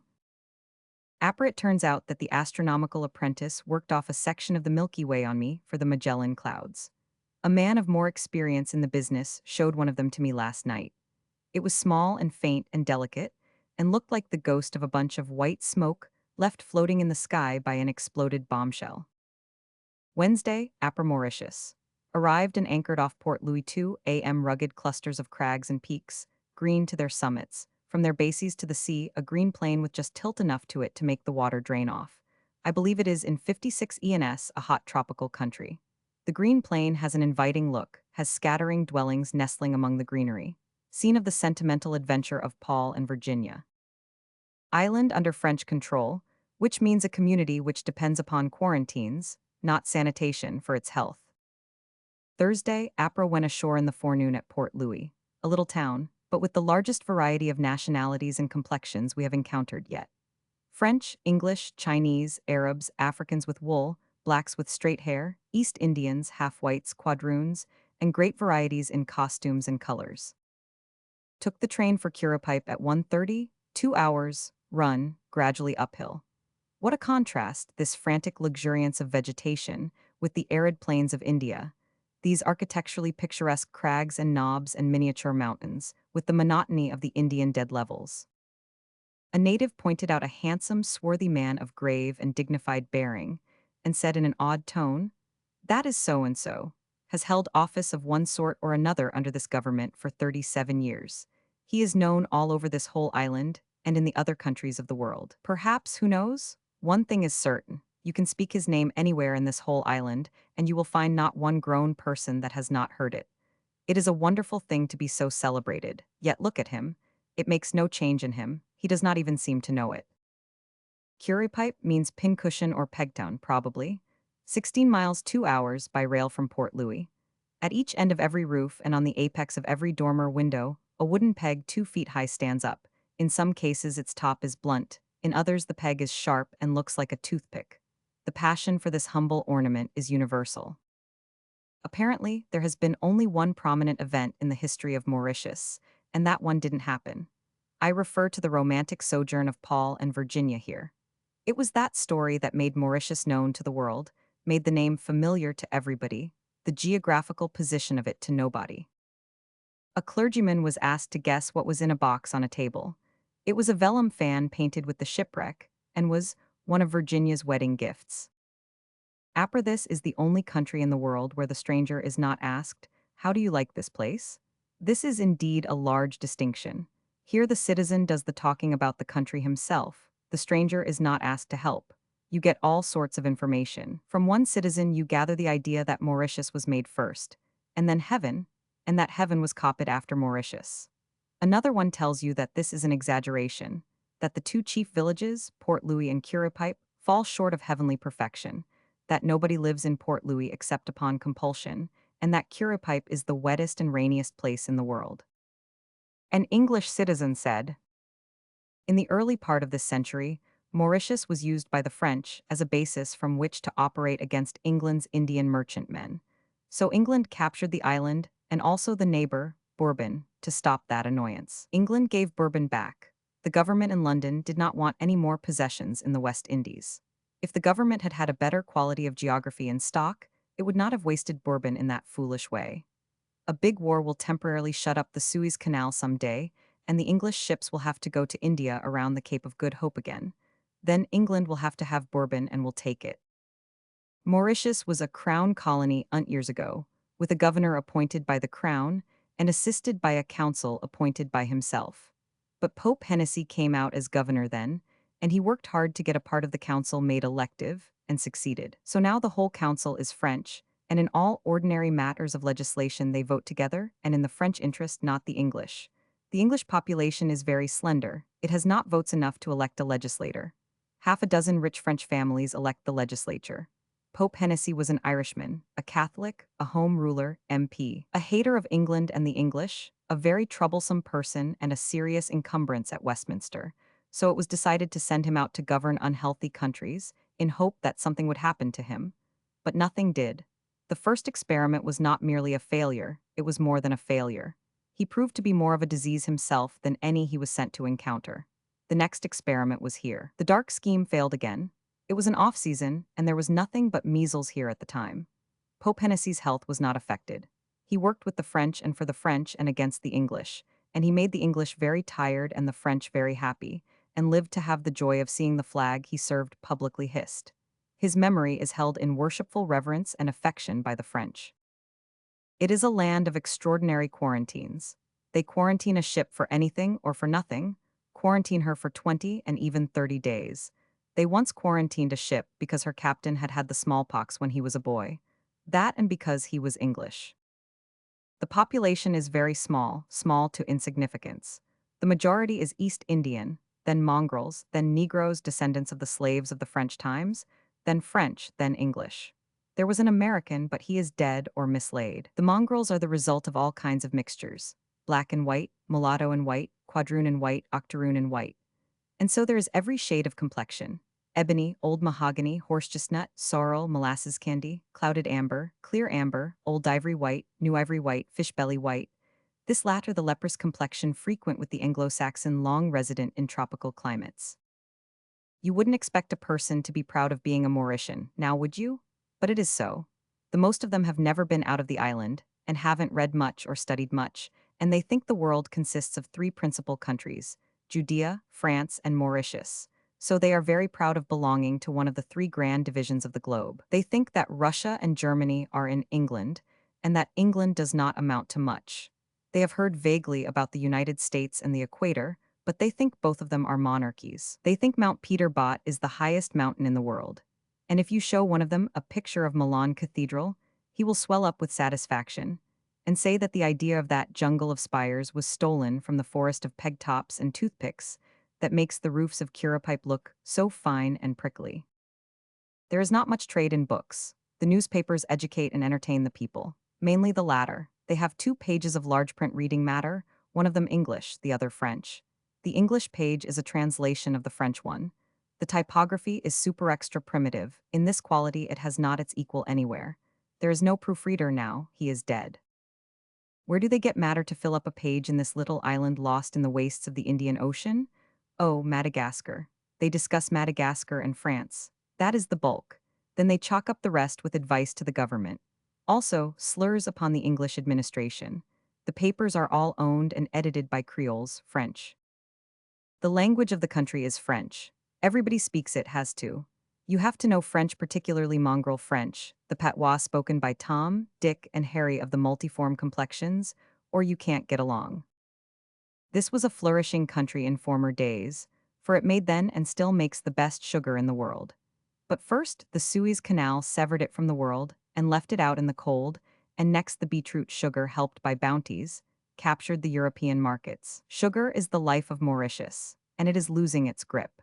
Its downward course was checked by the depreciation of the rupee, for the planter pays wages in rupees but sells his crop for gold, and the insurrection in Cuba and paralyzation of the sugar industry, there have given our prices here a life-saving lift. But the outlook has nothing permanently favorable about it. It takes a year to mature the canes, on the high ground 3 and 6 months longer, and there is always a chance that the annual cyclone will rip the profit out of the crop. In recent times, a cyclone took the whole crop, as you may say, and the island never saw a finer one. Some of the noblest sugar estates in the island are in deep difficulties. A dozen of them are investments of English capital, and the companies that own them are at work now, trying to settle up and get out with a saving of half the money they put in. You know, in these days, when a country begins to introduce the tea culture, it means that its own specialty has gone back on it. Look at Bengal, look at Ceylon. Well, they've begun to introduce the tea culture here. Many copies of Paul and Virginia are sold every year in Mauritius. No other book is so popular here except the Bible. By many, it is supposed to be a part of the Bible. All the missionaries work up their French on it when they come here to pervert the Catholic mongrel. It is the greatest story that was ever written about Mauritius, and the only one. Chapter 63. The principal difference between a cat and a lie is that the cat has only 9 lives. Pudd'nhead Wilson's New Calendar. Apra, the cyclone of 1892, killed and crippled hundreds of people. It was accompanied by a deluge of rain, which drowned Port Louis and produced a water famine. Quite true, for it burst the reservoir and the water pipes, and for a time after the flood had disappeared there was much distress from want of water. This is the only place in the world where no breed of matches can stand the damp. Only one match in 16 will light.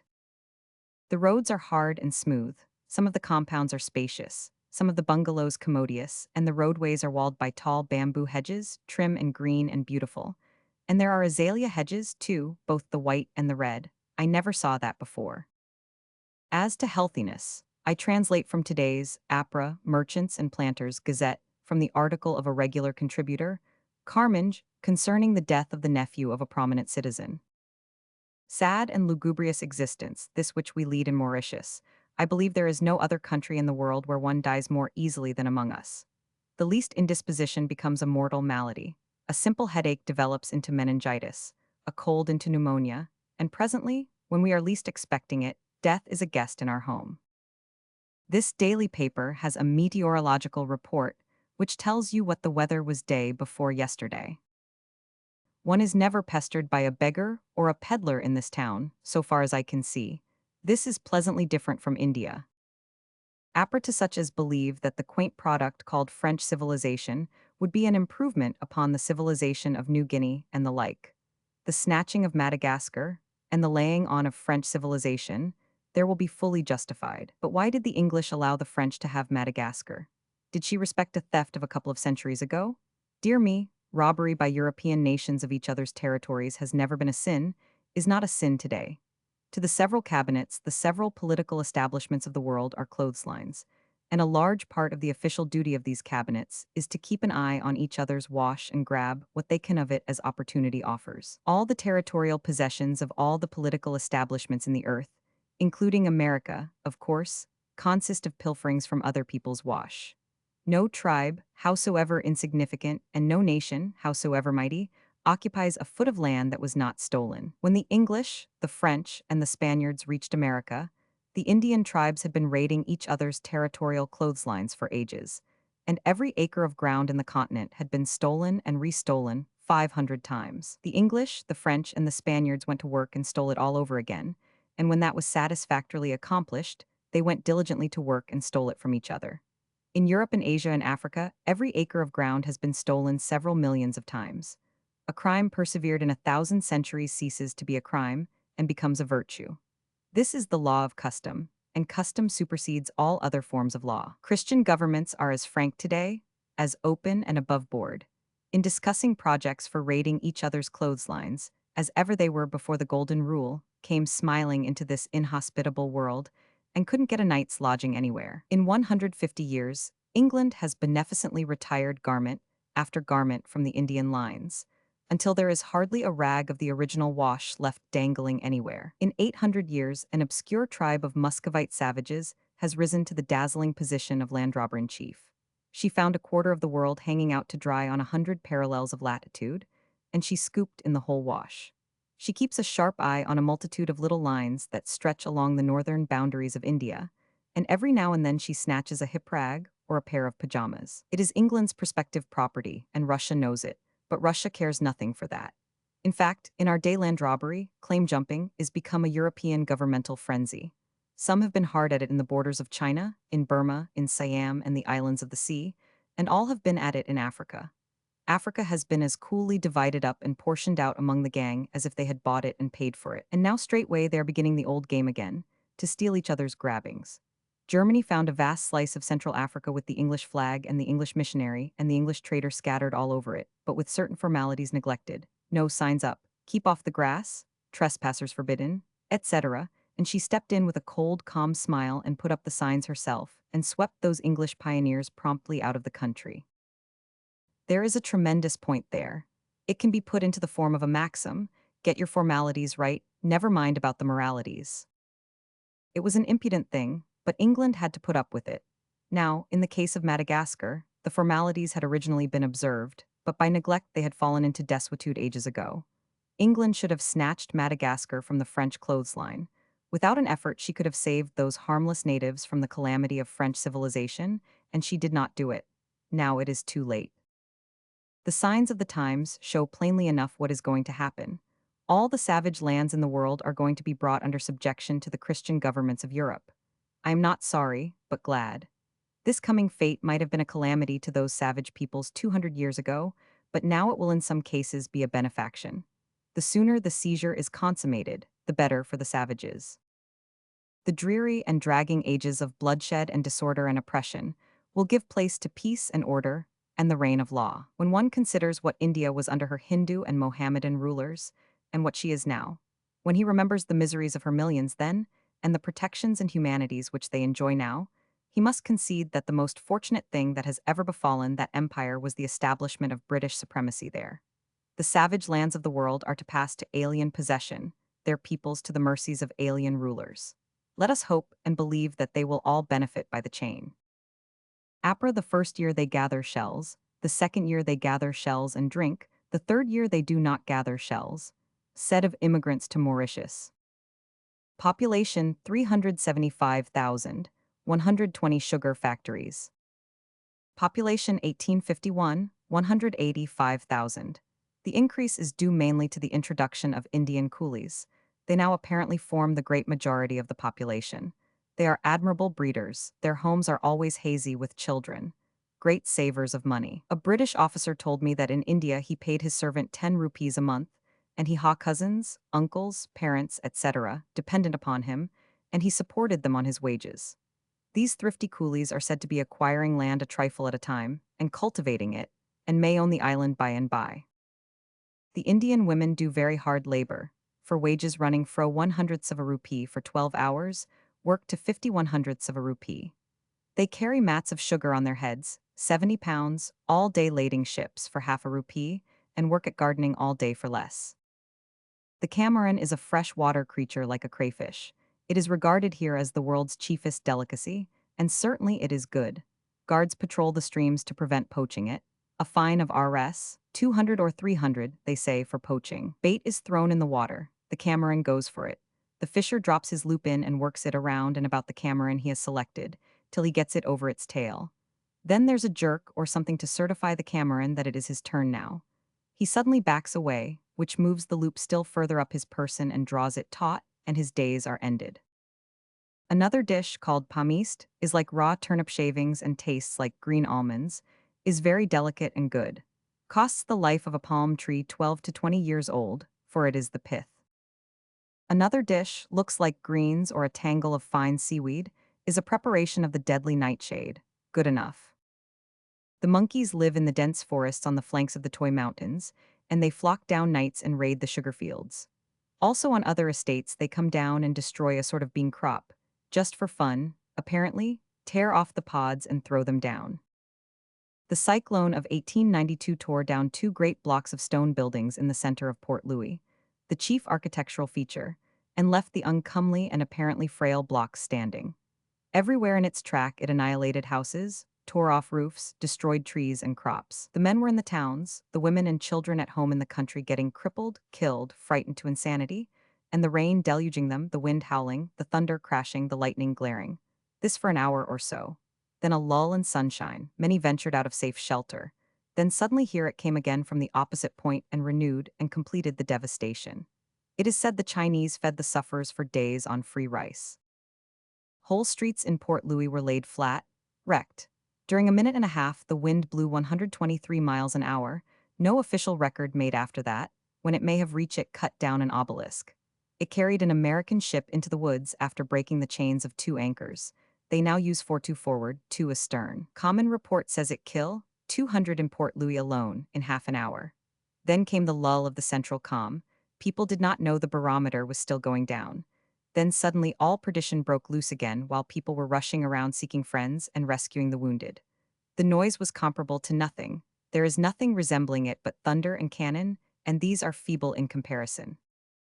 What there is of Mauritius is beautiful. You have undulating wide expanses of sugar cane, a fine, fresh green and very pleasant to the eye, and everywhere else you have a ragged luxuriance of tropic vegetation of vivid greens of varying shades, a wild tangle of underbrush, with graceful tall palms lifting their crippled plumes high above it, and you have stretches of shady dense forest with limpid streams frolicking through them, continually glimpsed and glimpsed again in the pleasantest hide-and-seek fashion. And you have some tiny mountains, some quaint and picturesque groups of toy peaks, and a dainty little vest pocket Matterhorn. And here and there and now and then a strip of sea with a white ruffle of surf breaks into the view. That is Mauritius and pretty enough. The details are few, the massed result is charming but not imposing, not riotous, not exciting. It is a Sunday landscape. Perspective and the enchantments wrought by distance are wanting. There are no distances, there is no perspective, so to speak. 15 miles as the crow flies is the usual limit of vision. Mauritius is a garden and a park combined. It affects one's emotions as parks and gardens affect them. The surfaces of one's spiritual deeps are pleasantly played upon. The deeps themselves are not reached, not stirred. Spaciousness, remote altitudes, the sense of mystery which haunts apparently inaccessible mountain domes and summits reposing in the sky, these are the things which exalt the spirit and move it to see visions and dream dreams. The Sandwich Islands remain my ideal of the perfect thing in the matter of tropical islands. I would add another story to Mauna Loa's 16,000 feet if I could, and make it particularly bold and steep and craggy and forbidding and snowy, and I would make the volcano spout its lava floods out of its summit instead of its sides. But aside from these non-essentials, I have no corrections to suggest. I hope these will be attended to. I do not wish to have to speak of it again. Chapter 64. When your watch gets out of order, you have choice of 2 things to do: throw it in the fire or take it to the watch tinker. The former is the quickest. Pudd'nhead Wilson's New Calendar. The Arundel Castle is the finest boat I have seen in these seas. She is thoroughly modern, and that statement covers a great deal of ground. She has the usual defect, the common defect, the universal defect, the defect that has never been missing from any ship that ever sailed. She has imperfect beds. Many ships have good beds, but no ship has very good ones. In the matter of beds, all ships have been badly edited, ignorantly edited from the beginning. The selection of the beds is given to some hardy, strong-backed, self-made man, when it ought to be given to a frail woman accustomed from girlhood to backaches and insomnia. Nothing is so rare, on either side of the ocean, as a perfect bed. Nothing is so difficult to make. Some of the hotels on both sides provide it, but no ship ever does or ever did. In Noah's Ark, the beds were simply scandalous. Noah set the fashion, and it will endure in one degree of modification or another till the next flue am passing Isle de Bourbon, broken up skyline of volcanic mountains in the middle. Surely it would not cost much to repair them, and it seems inexcusable neglect to leave them as they are. It seems stupid to send tired men to Europe to rest. It is no proper rest for the mind to clatter from town to town in the dust and cinders, and examine galleries and architecture, and be always meeting people and lunching and teaing and dining, and receiving worrying cables and letters. And a sea voyage on the Atlantic is of no use. Voyage too short, sea too rough. The peaceful Indian and Pacific Oceans and the long stretches of time are the healing thing. May 2 a fair, great ship in sight, almost the first we have seen in these weeks of lonely voyaging. We are now in the Mozambique Channel, between Madagascar and South Africa, sailing straight west for Delagoa Bay. Last night, the burly chief engineer, middle-aged, was standing telling a spirited seafaring tale and had reached the most exciting place, where a man overboard was washing swiftly astern on the great seas and uplifting despairing cries, everybody racing aft in a frenzy of excitement and fading hope. When the band, which had been silent a moment, began impressively its closing piece, the English national anthem. As simply as if he was unconscious of what he was doing, he stopped his story, uncovered, laid his laced cap against his breast, and slightly bent his grizzled head. The few bars finished, he put on his cap and took up his tale again, as naturally as if that interjection of music had been a part of it. There was something touching and fine about it, and it was moving to reflect that he was one of a myriad, scattered over every part of the globe, who by turn was doing as he was doing every hour of the 24, those awake doing it while the others slept. Those impressive bars forever floating up out of the various climes, never silent and never lacking reverent listeners. All that I remember about Madagascar is that Thackeray's little Billy went up to the top of the mast, and there knelt him upon his knee, saying, I see Jerusalem and Madagascar, and North and South America. May 3, Sunday. 15 or 20 Afrikanders who will end their voyage today and strike for their several homes from Delagoa Bay tomorrow, sat up singing on the afterdeck in the moonlight T.A.M. good fun and wholesome. And the songs were clean songs, and some of them were hallowed by tender associations. Finally, in a pause, a man asked, Have you heard about the fellow that kept a diary crossing the Atlantic? It was a discord, a wet blanket. The men were not in the mood for humorous dirt. The songs had carried them to their homes, and in spirit they sat by those far hearthstones, and saw faces and heard voices other than those that were about them. And so this disposition to drag in an old indecent anecdote got no welcome. Nobody answered. The poor man hadn't wit enough to see that he had blundered, but asked his question again. Again there was no response. It was embarrassing for him. In his confusion he chose the wrong course, did the wrong thing, began the anecdote. Began it in a deep and hostile stillness, where had been such life and stir and warm comradeship before. He delivered himself of the brief details of the diary's first day, and did it with some confidence and a fair degree of eagerness. It fell flat. There was an awkward pause. The two rows of men sat like statues. There was no movement, no sound. He had to go on, there was no other way, at least none that an animal of his caliber could think of. At the close of each day's diary, the same dismal silence followed. When at last he finished his tale and sprung the indelicate surprise which is wont to fetch a crash of laughter, not a ripple of sound resulted. It was as if the tale had been told to dead men. After what seemed a long, long time, somebody sighed, somebody else stirred in his seat. Presently, the men dropped into a low murmur of confidential talk, each with his neighbor, and the incident was closed. There were indications that that man was fond of his anecdote, that it was his pet, his standby, his shot that never missed, his reputation maker. But he will never tell it again. No doubt he will think of it sometimes, for that cannot well be helped. And then he will see a picture, and always the same picture. The double rank of dead men, the vacant deck stretching away in dimming perspective beyond them, the wide desert of smooth sea all abroad, the rim of the moon, spying from behind a rag of black cloud, the remote top of the mizzenmast shearing a zigzag path through the fields of stars in the deeps of space. And this soft picture will remind him of the time that he sat in the midst of it and told his poor little tale and felt so lonesome when he got through. 50 Indians and Chinamen asleep in a big tent in the waist of the ship forward. They lie side by side with no space between. The former wrapped up, head and all, as in the Indian streets, the Chinamen uncovered, the lamp and things for opium smoking in the center. A passenger said it was 10 two-ton truck loads of dynamite that lately exploded at Johannesburg. Hundreds killed, he doesn't know how many, limbs picked up for miles around. Glass shattered and roof swept away or collapsed yards off, fragment of iron flung 3.5 miles. It occurred at 3 p.m. At 6, 65,000 pounds had been subscribed. When this passenger left, 35,000 pounds had been voted by city and state governments, and 100,000 pounds by citizens and business corporations.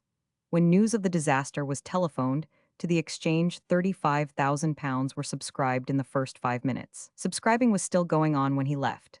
The papers had ceased the names, only the amounts. Too many names, not enough room. 100,000 pounds subscribed by companies and citizens. If this is true, it must be what they call in Australia a record. The biggest instance of a spontaneous outpour for charity in history, considering the size of the population it was drawn from, $8 or $10 for each white resident, babies at the breast included.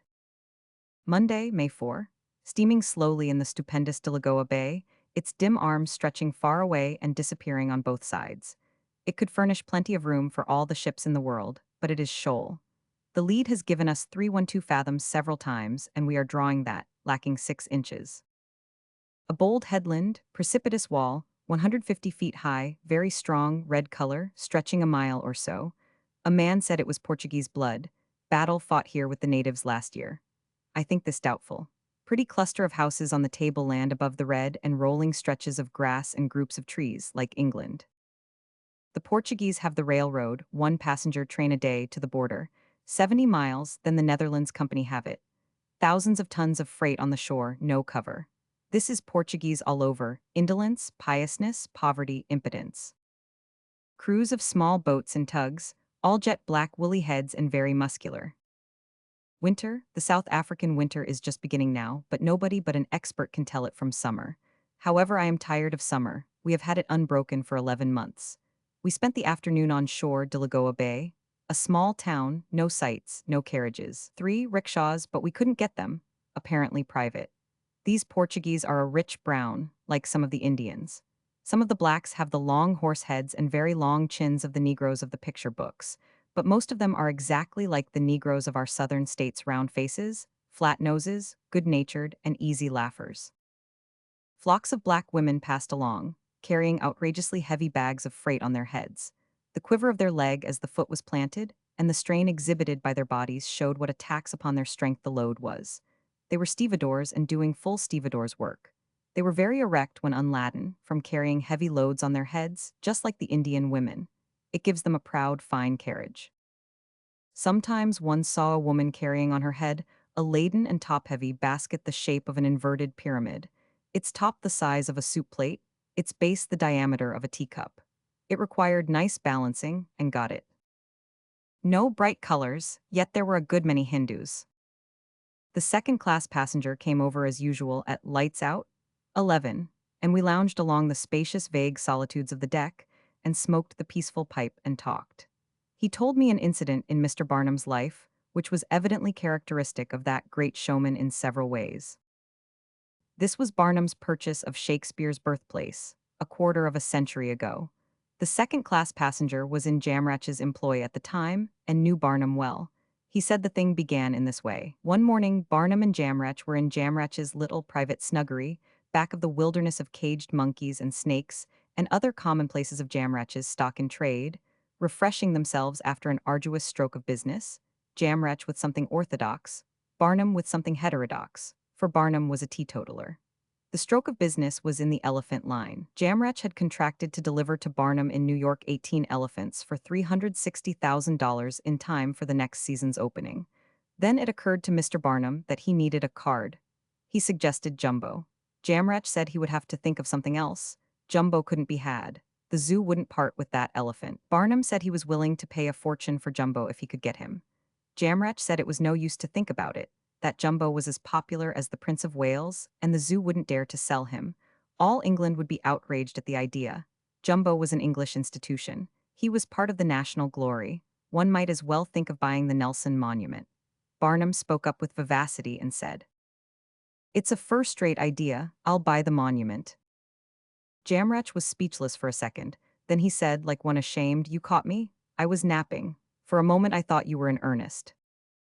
Barnum said pleasantly, "I was in earnest. I know they won't sell it, but no matter, I will not throw away a good idea for all that. All I want is a big advertisement. I will keep the thing in mind, and if nothing better turns up, I will offer to buy it. That will answer every purpose. It will furnish me a couple of columns of gratis advertising in every English and American paper for a couple of months, and give my show the biggest boom a show ever had in this world." Jamrach started to deliver a burst of admiration, but was interrupted by Barnum, who said, "Here is a state of things. England ought to blush." His eye had fallen upon something in the newspaper. He read it through to himself, then read it aloud. It said that the house that Shakespeare was born in at Stratford-on-Avon was falling gradually to ruin through neglect, that the room where the poet first saw the light was now serving as a butcher's shop, that all appeals to England to contribute money, the requisite sum stated, to buy and repair the house and place it in the care of salaried and trustworthy keepers had fallen resultless. Then Barnum said, "There's my chance. Let Jumbo and the monument alone for the present, they'll keep.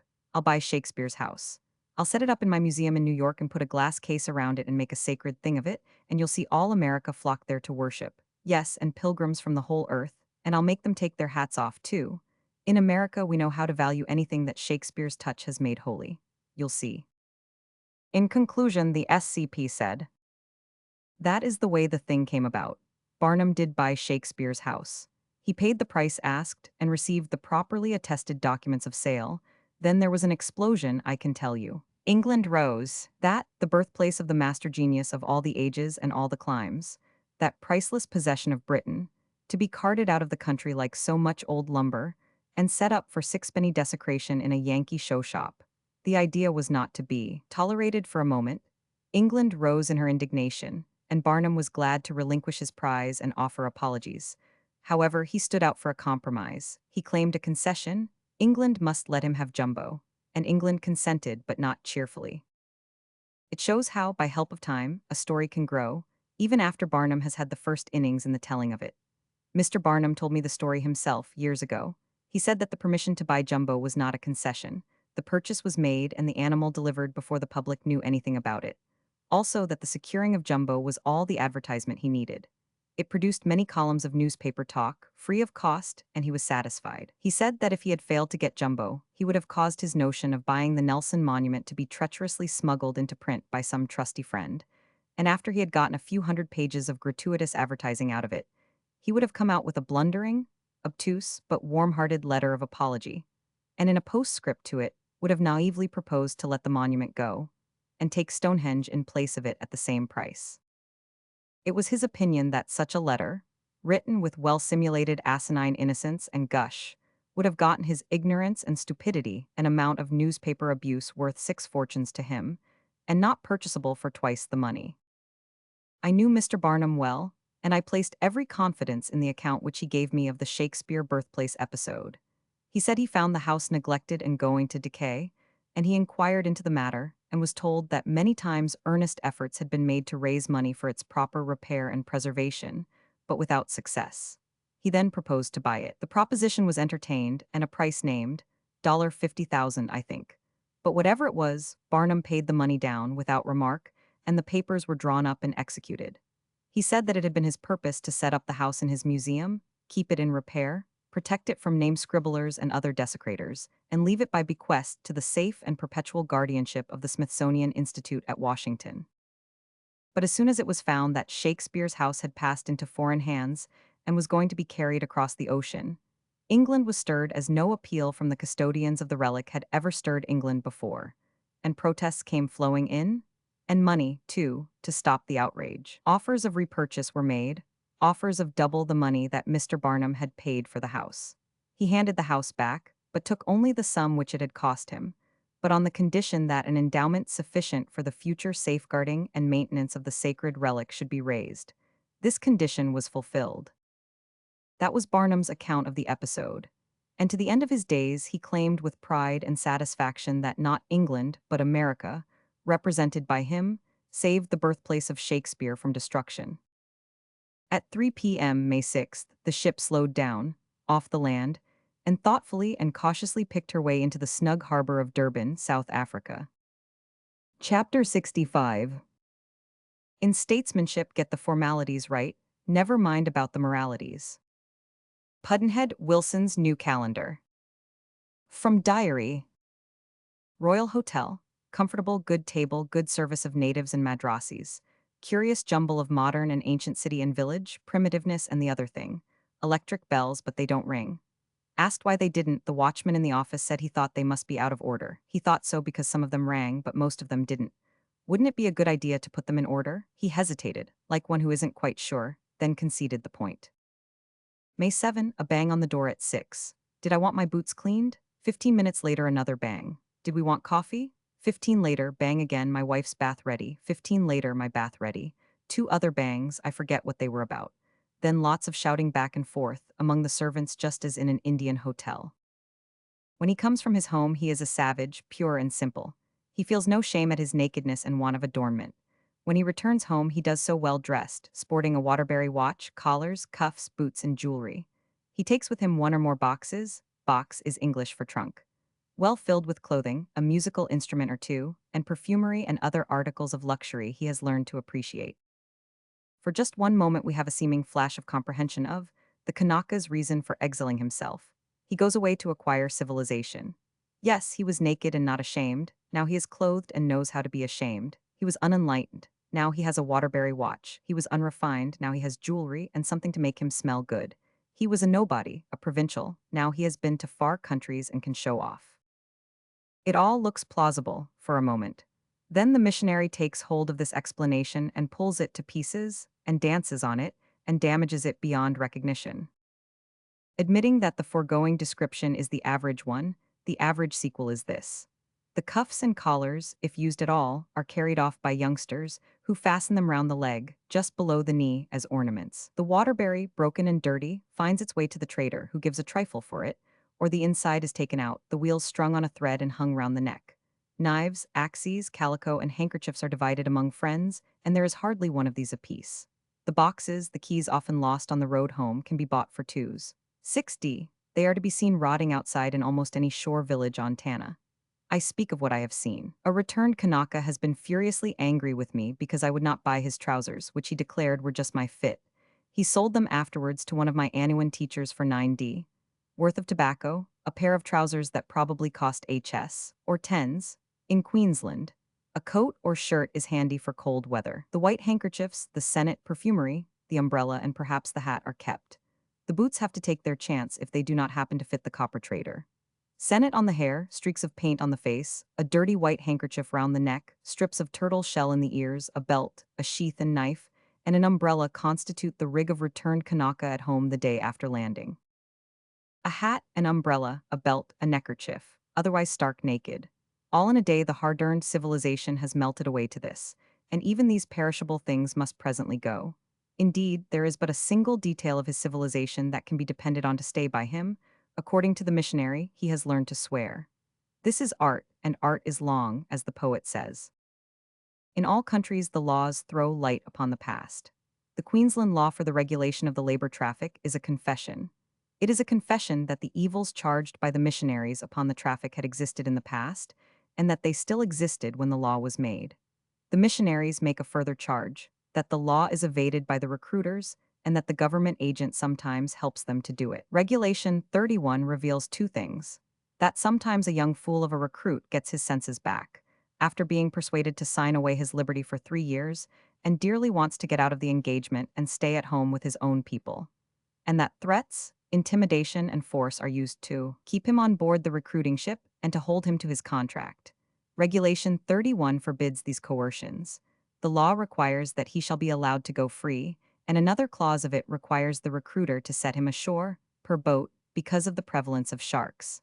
Testimony from Rev. Mr. Gray. There are wrinkles for taking the penitent Kanaka. My first experience of the traffic was a case of this kind in 1884. A vessel anchored just out of sight of our station. Word was brought to me that some boys were stolen, and the relatives wished me to go and get them back. The facts were, as I found, that 6 boys had recruited, had rushed into the boat. The government agent informed me. They had all signed, and, said the government agent, on board they shall remain. I was assured that the 6 boys were of age and willing to go. Yet on getting ready to leave the ship, I found 4 of the lads ready to come ashore in the boat. This I forbade. One of them jumped into the water and persisted in coming ashore in my boat.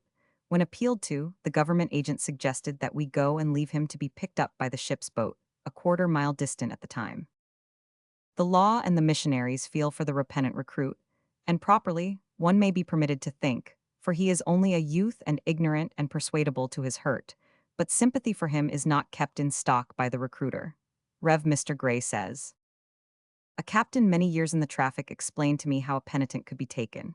When a boy jumps overboard, we just take a boat and pull ahead of him, then lie between him and the shore. If he has not tired himself swimming and passes the boat, keep on heading him in this way. The dodge rarely fails. The boy generally tires of swimming, gets into the boat of his own accord, and goes quietly on board. Yes, exhaustion is likely to make a boy quiet. If the distressed boy had been the speaker's son, and the captor's savages, the speaker would have been surprised to see how differently the thing looked from the new point of view. However, it is not our custom to put ourselves in the other person's place. Somehow there is something pathetic about that disappointed young savage's resignation. I must explain here that in the traffic dialect, boy does not always mean boy. It means a youth above 16 years of age. That is by Queensland law the age of consent, though it is held that recruiters allow themselves some latitude in guessing at ages. Captain Juan of the Free Spirit chafes under the annoyance of cast-iron regulations. They and the missionaries have poisoned his life. He grieves for the good old days, vanished to come no more. See him weep, hear him cuss between the lines. For a long time we were allowed to apprehend and detain all deserters who had signed the agreement on board ship. But the cast-iron regulations of the Act of 1884 put a stop to that, allowing the Kanaka to sign the agreement for 3 years' service, travel about in the ship in receipt of the regular rations, cadge all he could, and leave when he thought fit, so long as he did not extend his pleasure trip to Queensland. Rev. Mr. Gray calls this same restrictive cast-iron law a farce. There is as much cruelty and injustice done to natives by acts that are legal as by deeds unlawful. The regulations that exist are unjust and inadequate. Unjust and inadequate they must ever be. He furnishes his reasons for his position, but they are too long for reproduction here. However, if the Mosta Kanaka advantages himself by a 3 years course in civilization in Queensland, is a necklace and an umbrella, and a showy imperfection in the art of swearing, it must be that all the profit of the traffic goes to the white man. This could be twisted into a plausible argument that the traffic ought to be squarely abolished. However, there is reason for hope that that can be left alone to achieve itself. It is claimed that the traffic will depopulate its sources of supply within the next 20 or 30 years. Queensland is a very healthy place for white people, death rate 12 in 1,000 of the population, but the Kanaka death rate is a way above that. The vital statistics for 1893 place it at 52, for 1894, Mackay District, 68. The first 6 months of the Kanaka's exile are peculiarly perilous for him because of the rigors of the new climate. The death rate among the new men has reached as high as 180 in the 1,000. In the Kanaka's native home, his death rate is 12 in time of peace, and in time of war. Thus exiled to Queensland, with the opportunity to acquire civilization, an umbrella, and a pretty poor quality of profanity, is 12 times as deadly for him as war. Common Christian charity, common humanity, does seem to require not only that these people be returned to their homes, but that war, pestilence, and famine be introduced among them for their preservation. Concerning these Pacific Isles and their peoples, an eloquent prophet spoke long years ago, 50 years ago. In fact, he spoke a little too early. Prophecy is a good line of business, but it is full of risks. This prophet was the Right Rev. M. Russell, LL.D. DCL of Edinburgh. Is the tide of civilization to roll only to the foot of the Rocky Mountains? And is the sun of knowledge to set at last in the waves of the Pacific? No, the mighty day of 4,000 years is drawing to its close. The sun of humanity has performed its destined course. But long ere its setting rays are extinguished in the west, its ascending beams have glittered on the isles of the eastern seas. And now, we see the race of Japhet setting forth to people the isles, and the seeds of another Europe and a second England sown in the regions of the sun. But mark the words of the prophecy. He shall dwell in the tents of Shem, and Canaan shall be his servant. It is not said Canaan shall be his slave. To the Anglo-Saxon race is given the scepter of the globe, but there is not given either the lash of the slave driver or the rack of the executioner. The East will not be stained with the same atrocities as the West. The frightful gangrene of an enthralled race is not to mar the destinies of the family of Japhet in the Oriental world. Humanizing, not destroying as they advance.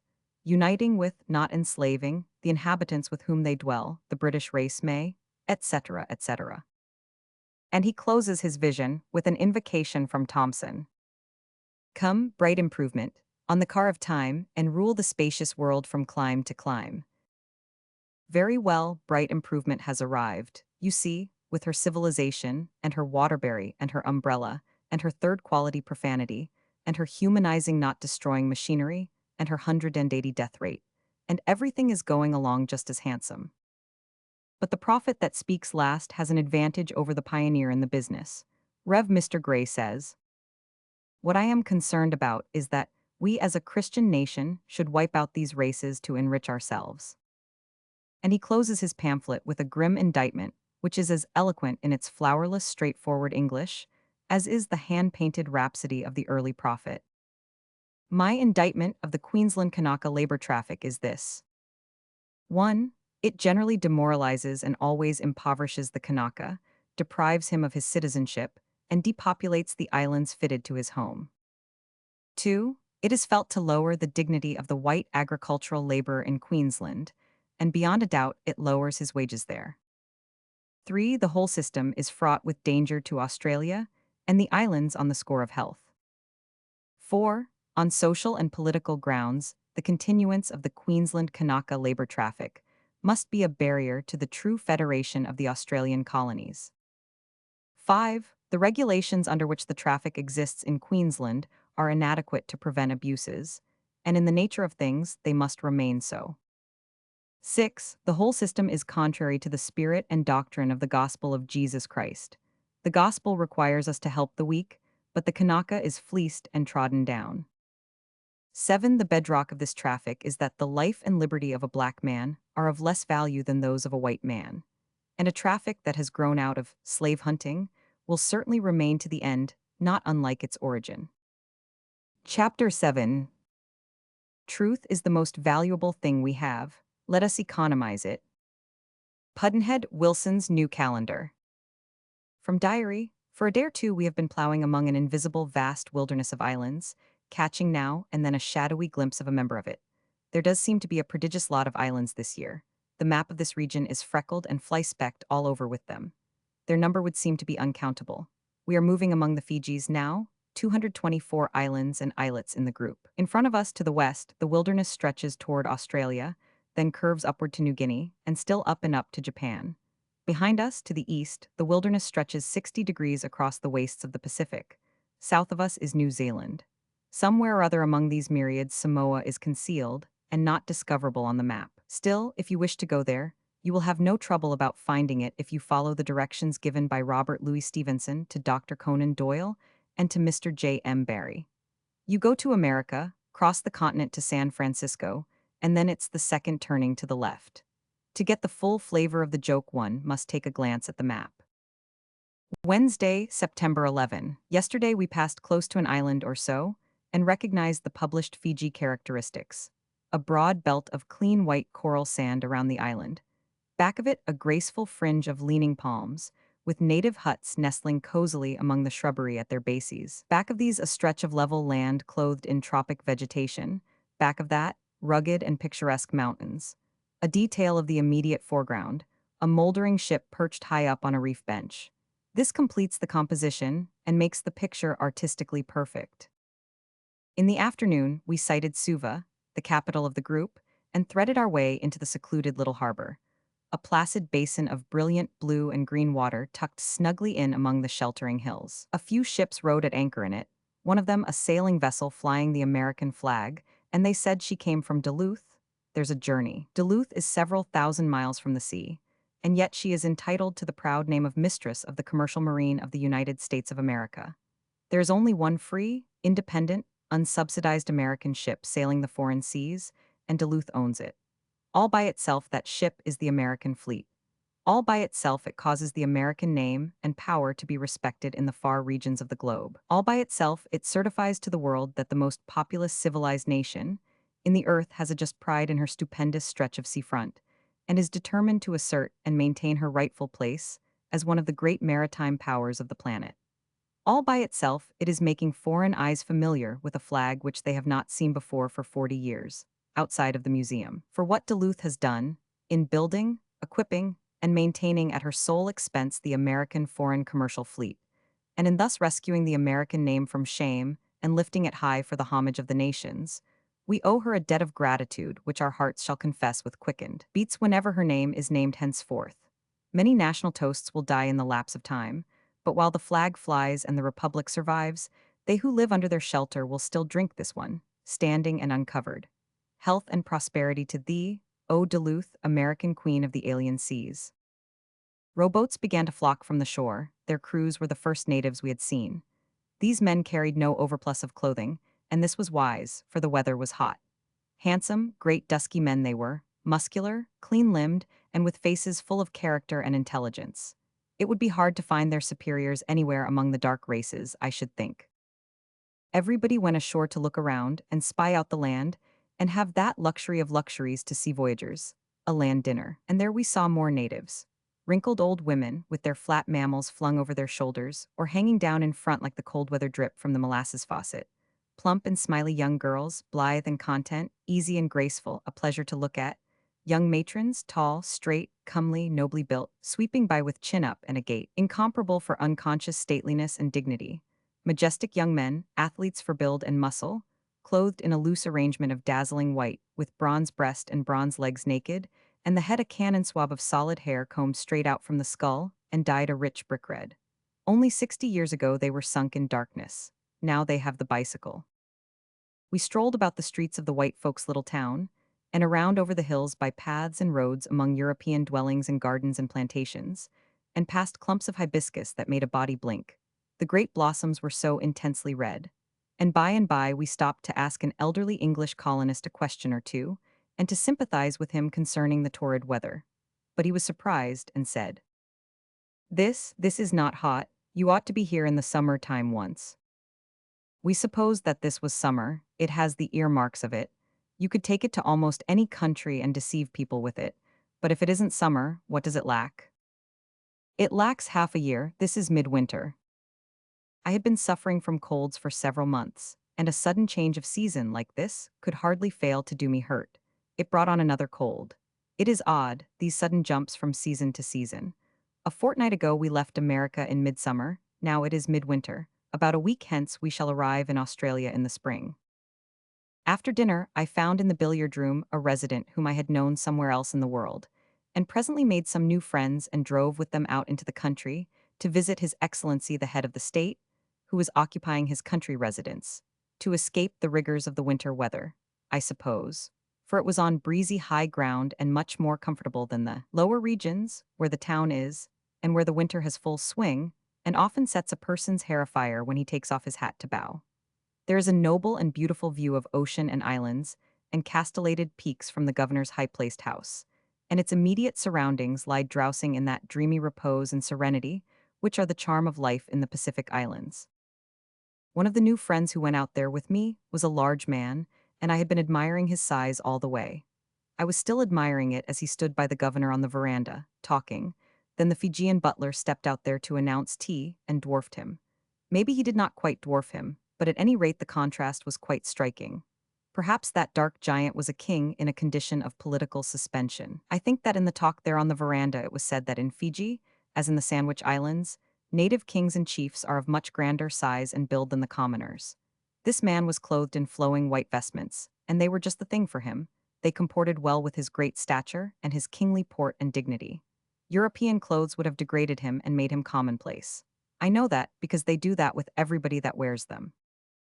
It was said that the old-time devotion to chiefs and reverence for their persons still survive in the native commoner, and in great force. The educated young gentleman who is chief of the tribe that live in the region about the capital dresses in the fashion of high-class European gentlemen, but even his clothes cannot damn him in the reverence of his people. Their pride in his lofty rank and ancient lineage lives on, in spite of his lost authority and the evil magic of his tailor. He has no need to defile himself with work or trouble his heart with the sordid cares of life. The tribe will see to it that he shall not want, and that he shall hold up his head and live like a gentleman. I had a glimpse of him down in the town. Perhaps he is a descendant of the last king, the king with the difficult name, whose memory is preserved by a notable monument of cut stone, which one sees in the enclosure in the middle of the town. Thackenbow, I remember, now, that is the name. It is easier to preserve it on a granite block than in your head.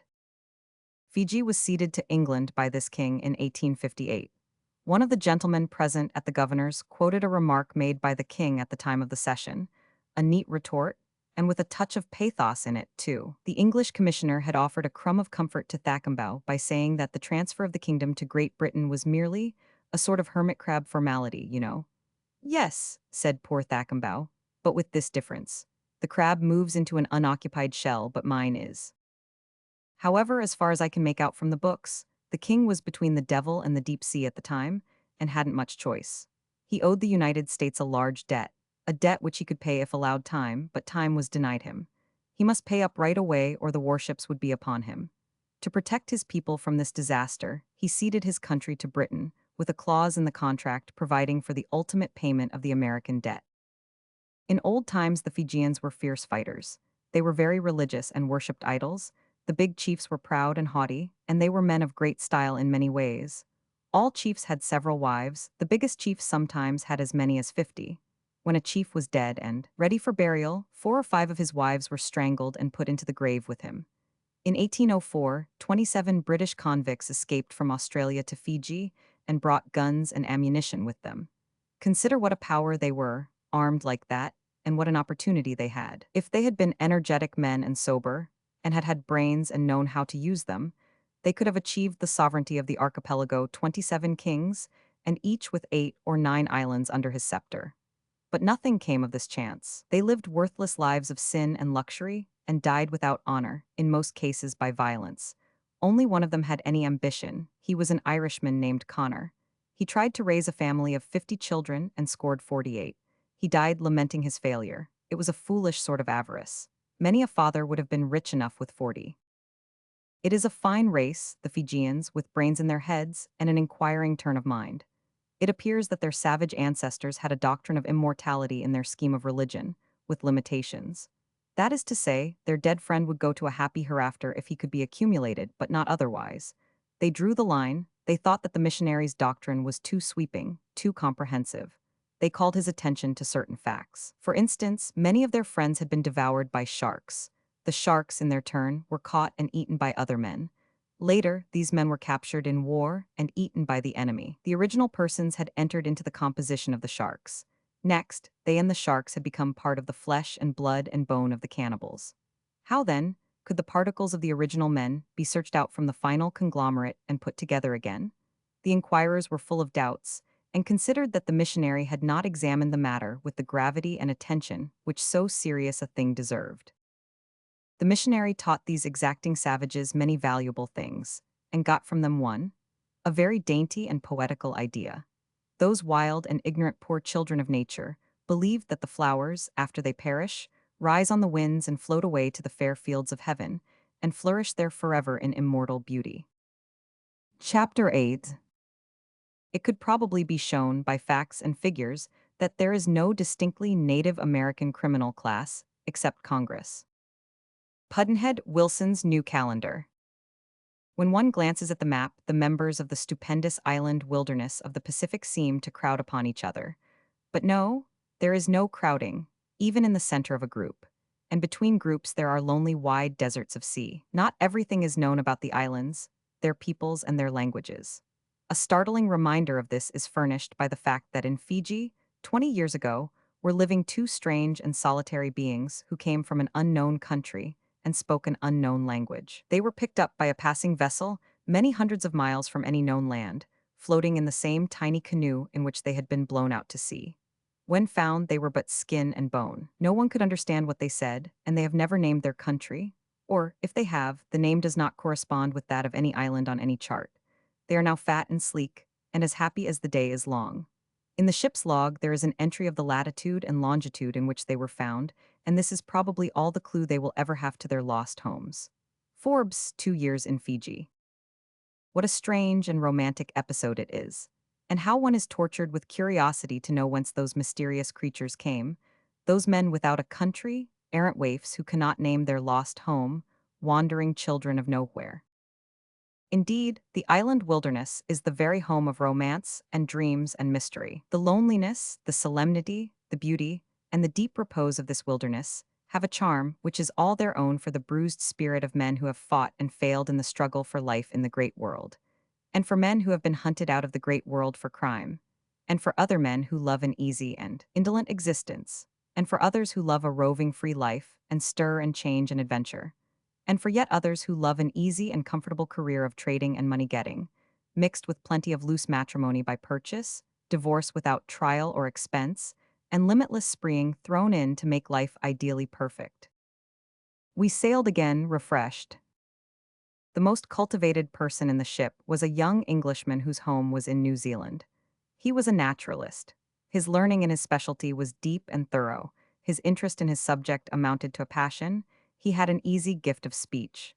And so, when he talked about animals, it was a pleasure to listen to him. And profitable, too, though he was sometimes difficult to understand because now and then he used scientific technicalities which were above the reach of some of us.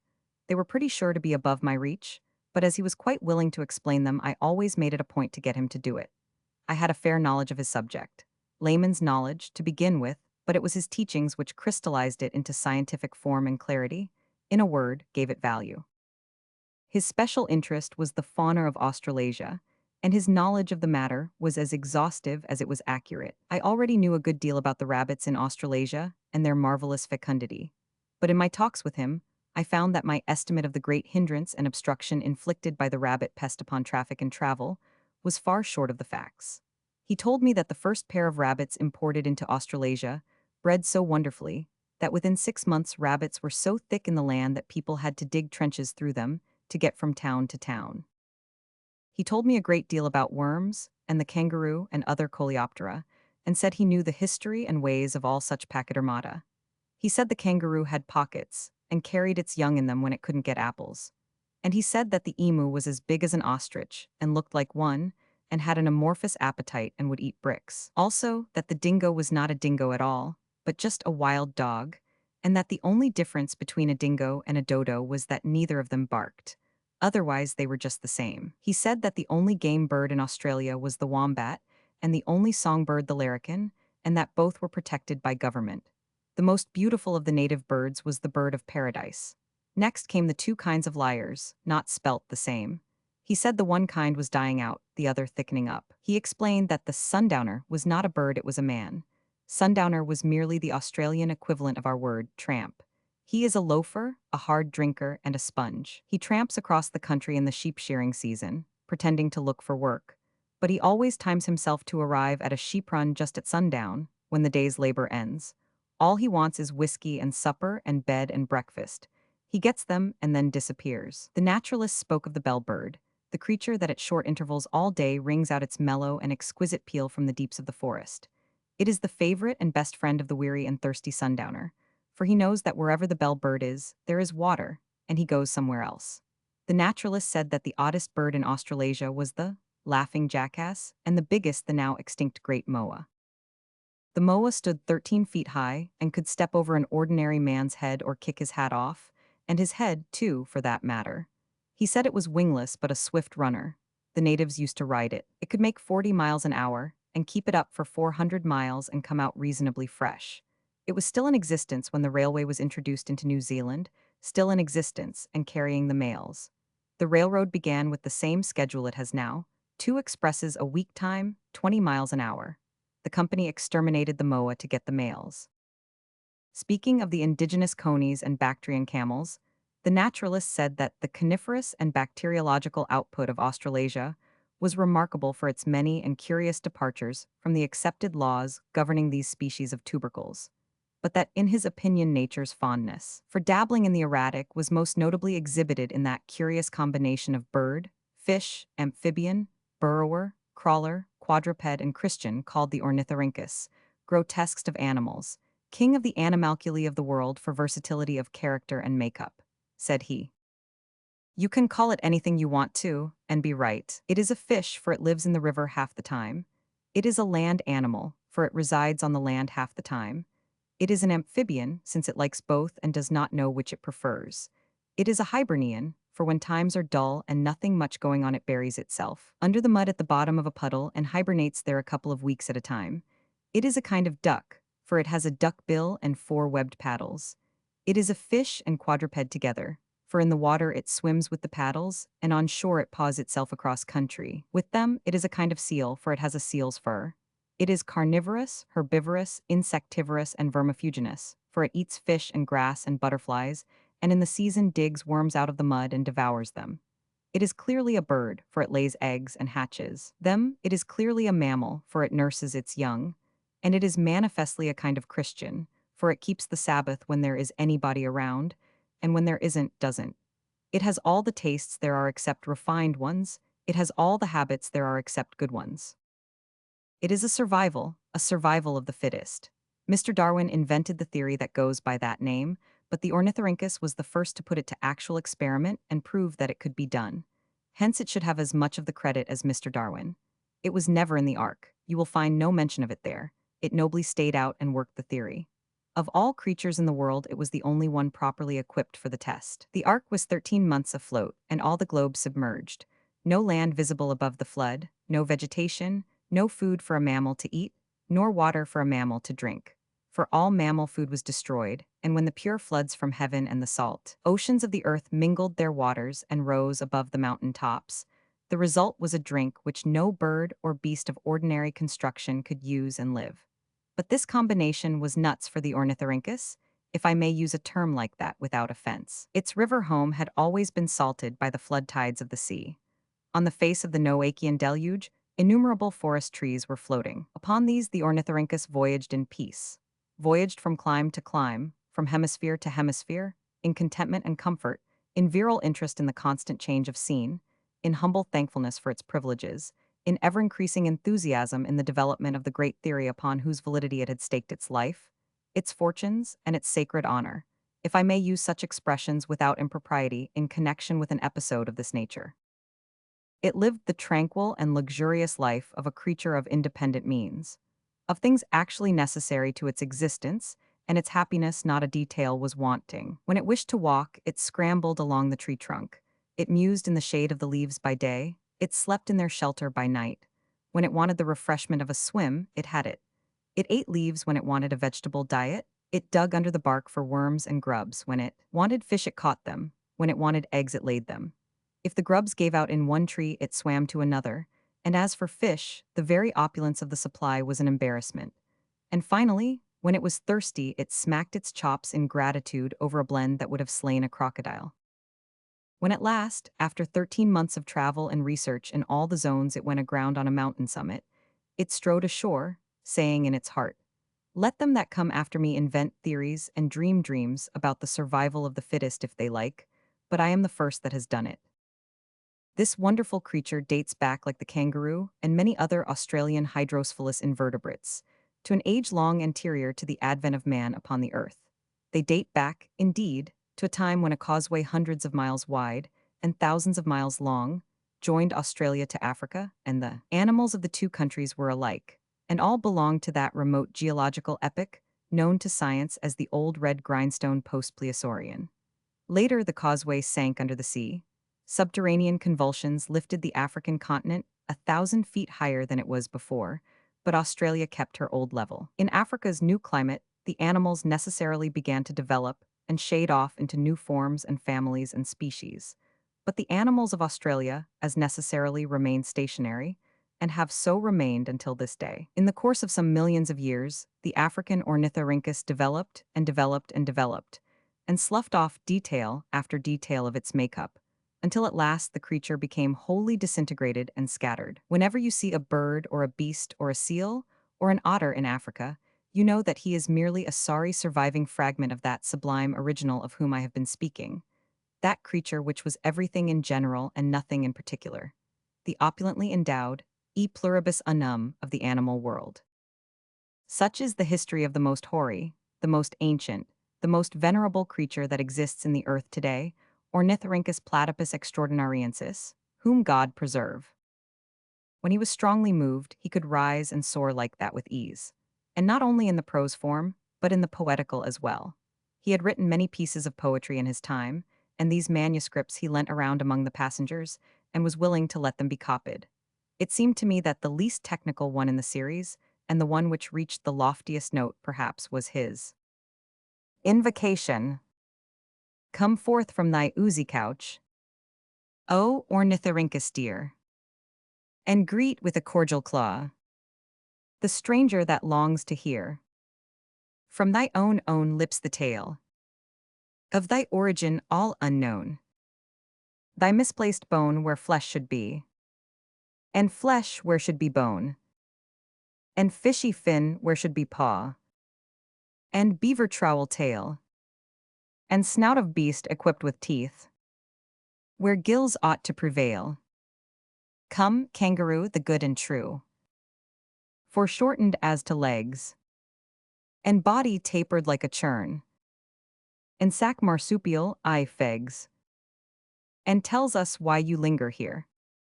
Thou relic of a vanished time, when all your friends as fossils sleep, immortalized in lime. Perhaps no poet is a conscious plagiarist, but there seems to be warrant for suspecting that there is no poet who is not at one time or another an unconscious one. The above verses are indeed beautiful, and, in a way, touching, but there is a haunting something about them which unavoidably suggests the sweet singer of Michigan. It can hardly be doubted that the author had read the works of that poet and been impressed by them. It is not apparent that he has borrowed from them any word or yet any phrase, but the style and swing and mastery and melody of the sweet singer all are there. Compare this invocation with Frank Dutton, particularly stanzas 1st and 17th, and I think the reader will feel convinced that he who wrote the one had read the other. 1. Frank Dutton was as fine a lad as ever you wish to see, and he was drowned in Pine Island Lake. On earth no more will he be. His age was near 15 years, and he was a motherless boy. He was living with his grandmother when he was drowned, poor boy. Chapter 17. He was drowned on Tuesday afternoon. On Sunday he was found, and the tidings of that drowned boy was heard for miles around. His form was laid by his mother's side, beneath the cold, cold ground. His friends for him will drop a tear when they view his little mound. The Sentimental Songbook by Mrs. Julia Moore, p. 36. Chapter 9. It is your human environment that makes climate. Pudd'nhead Wilson's New Calendar. Sept 15 night, close to Australia now, Sydney 50 miles distant. That note recalls an experience. The passengers were sent for, to come up in the bow and see a fine sight. It was very dark. One could not follow with the eye the surface of the sea more than 50 yards in any direction. It dimmed away, and became lost to sight at about that distance from us. But if you patiently gazed into the darkness a little while, there was a sure reward for you. Presently, a quarter of a mile away you would see a blinding splash or explosion of light on the water. A flash so sudden and so astonishingly brilliant that it would make you catch your breath. Then that blotch of light would instantly extend itself, and take the corkscrew shape and imposing length of the fabled sea serpent, with every curve of its body and the break spreading away from its head, and the wake following behind its tail, clothed in a fierce splendor of living fire. And but it was coming at a lightning gait. Almost before you could think, this monster of light, 50 feet long, would go flaming and storming by, and suddenly disappear. And out in the distance whence he came you would see another flash, and another and another and another, and see them turn into sea serpents on the instant. And once 16 flashed up at the same time and came tearing towards us. A swarm of wiggling curves, a moving conflagration, a vision of bewildering beauty, a spectacle of fire and energy whose equal the most of those people will not see again until after they are dead. It was porpoises aglow with phosphorescent light. They presently collected in a wild and magnificent jumble under the bows, and there they played for an hour, leaping and frolicking and carrying on, turning somersaults in front of the stem or across it and never getting hit, never making a miscalculation, though the stem missed them only about an inch as a rule. They were porpoises of the ordinary length, 8 or 10 feet, but every twist of their bodies sent a long procession of united and glowing curves astern. That fiery jumble was an enchanting thing to look at, and we stayed out the performance. One cannot have such a show as that twice in a lifetime. The porpoise is the kitten of the sea. He never has a serious thought. He cares for nothing but fun and play. But I think I never saw him at his winsomest until that night. It was near a center of civilization, and he could have been drinking. By and by, when we had approached to somewhere within 30 miles of Sydney, heads the great electric light that is posted on one of those lofty ramparts began to show. And in time the little spark grew to a great sun and pierced the firmament of darkness with a far-reaching sword of light. Evening, at 4 p.m. it was unpleasantly warm. Half-hour after sunset one needed a spring overcoat, by 8 a winter one. Durban is a neat and clean town. One notices that without having his attention called to it. Rickshaws drawn by splendidly built black Zulus, so overflowing with strength seemingly that it is a pleasure, not a pain, to see them snatch a rickshaw along. They smile and laugh and show their teeth, a good-natured lot. Not allowed to drink, 2s per hour for one person, 3s for two, 3D for a course, one person. The chameleon in the hotel court. He is fat and indolent and contemplative, but is businesslike and capable when a fly comes about, reaches out a tongue like a teaspoon and takes him in. He gums his tongue first. He is always pious in his looks. And pious and thankful both when Providence or one of us sends him a fly. He has a froggy head and a back like a new grave for shape, and hands like a bird's toes that have been frostbitten. But his eyes are his exhibition feature. A couple of skinny cones project from the sides of his head, with a wee shiny bead of an eye set in the apex of each. And these cones turn bodily like pivot guns and point every which way, and they are independent of each other. Each has its own exclusive machinery. When I am behind him and see, in front of him, he whirls one eye rearwards and the other forwards, which gives him a most congressional expression, one eye on the constituency and one on the swag. And then, if something happens above and below him, he shoots out one eye upward like a telescope and the other downward. And this changes his expression, but does not improve it. Natives must not be out after the curfew bell without a pass. In Natal there are 10 blacks to 1 white. Sturdy plump creatures are the women. They comb their wool up to a peak and keep it in position by stiffening it with brown-red clay. Half of this tower colored denotes engagement. The whole of it colored denotes marriage. None but heathen Zulus on the police. Christian ones not allowed. May 9, a drive yesterday with friends over the Berea. Very fine roads and lofty, overlooking the whole town, the harbor, and the sea-beautiful views. Residences all along, set in the midst of green lawns with shrubs and generally one or two intensely red outbursts of poinsettia. The flaming splotch of blinding red a stunning contrast with the world of surrounding green. The cactus tree, candelabrum-like, and one twisted like gray writhing serpents. The flat crown should be flat roof. Half a dozen naked branches full of elbows, slant upward like artificial supports, and fling a roof of delicate foliage out in a horizontal platform as flat as a floor. And you look up through this thin floor as through a green cobweb or veil. The branches are Japanesage. All about you is a bewildering variety of unfamiliar and beautiful trees. One sort wonderfully dense foliage and very dark green, so dark that you notice it at once. Notwithstanding there are so many orange trees. The flamboyant, not in flower now, but when in flower lives up to its name, we are told. Another tree with a lovely upright tassel scattered among its rich greenery, red and glowing as a firecoal. Here and there a gum tree, half a dozen lofty Norfolk Island pines lifting their fronded arms skyward, groups of tall bamboo. Saw one bird, not many birds here and they have no music, and the flowers not much smell, they grow so fast. Everything neat and trim and clean like the town. The loveliest trees and the greatest variety I have ever seen anywhere, except approaching Darjeeling. Have not heard anyone call Natal the Garden of South Africa, but that is what it probably is. It was when Bishop of Natal that Colenso raised such a storm in the religious world. The concerns of religion are a vital matter here yet. A vigilant eye is kept upon Sunday. Museums and other dangerous resorts are not allowed to be open. You may sail on the bay, but it is wicked to play cricket. For a while a Sunday concert was tolerated, upon condition that it must be admission-free and the money taken by collection. But the collection was alarmingly large and that stopped the matter. They are particular about babies. A clergyman would not bury a child according to the sacred rites because it had not been baptized. The Hindu is more liberal. He burns no child under 3, holding that it does not need purifying. The king of the Zulus, a fine fellow of 30, was banished 6 years ago for a term of 7 years. He is occupying Napoleon's old stand, St. Helena. The people are a little nervous about having him come back, and they may well be, for Zulu kings have been terrible people sometimes, like T'Chaka, Dingaan, and Setwio. There is a large Trappist monastery 2 hours from Durban, over the country roads, and in company with Mr. Milligan and Mr. Hunter, general manager of the Natal Government Railways, who knew the heads of it, we went out to see it. There it all was, just as one reads about it in books and cannot believe that it is so. I mean the rough, hard work, the impossible hours, the scanty food, the coarse raiment, the Maribor beds, the taboo of human speech, of social intercourse, of relaxation, of amusement, of entertainment, of the presence of woman in the men's establishment.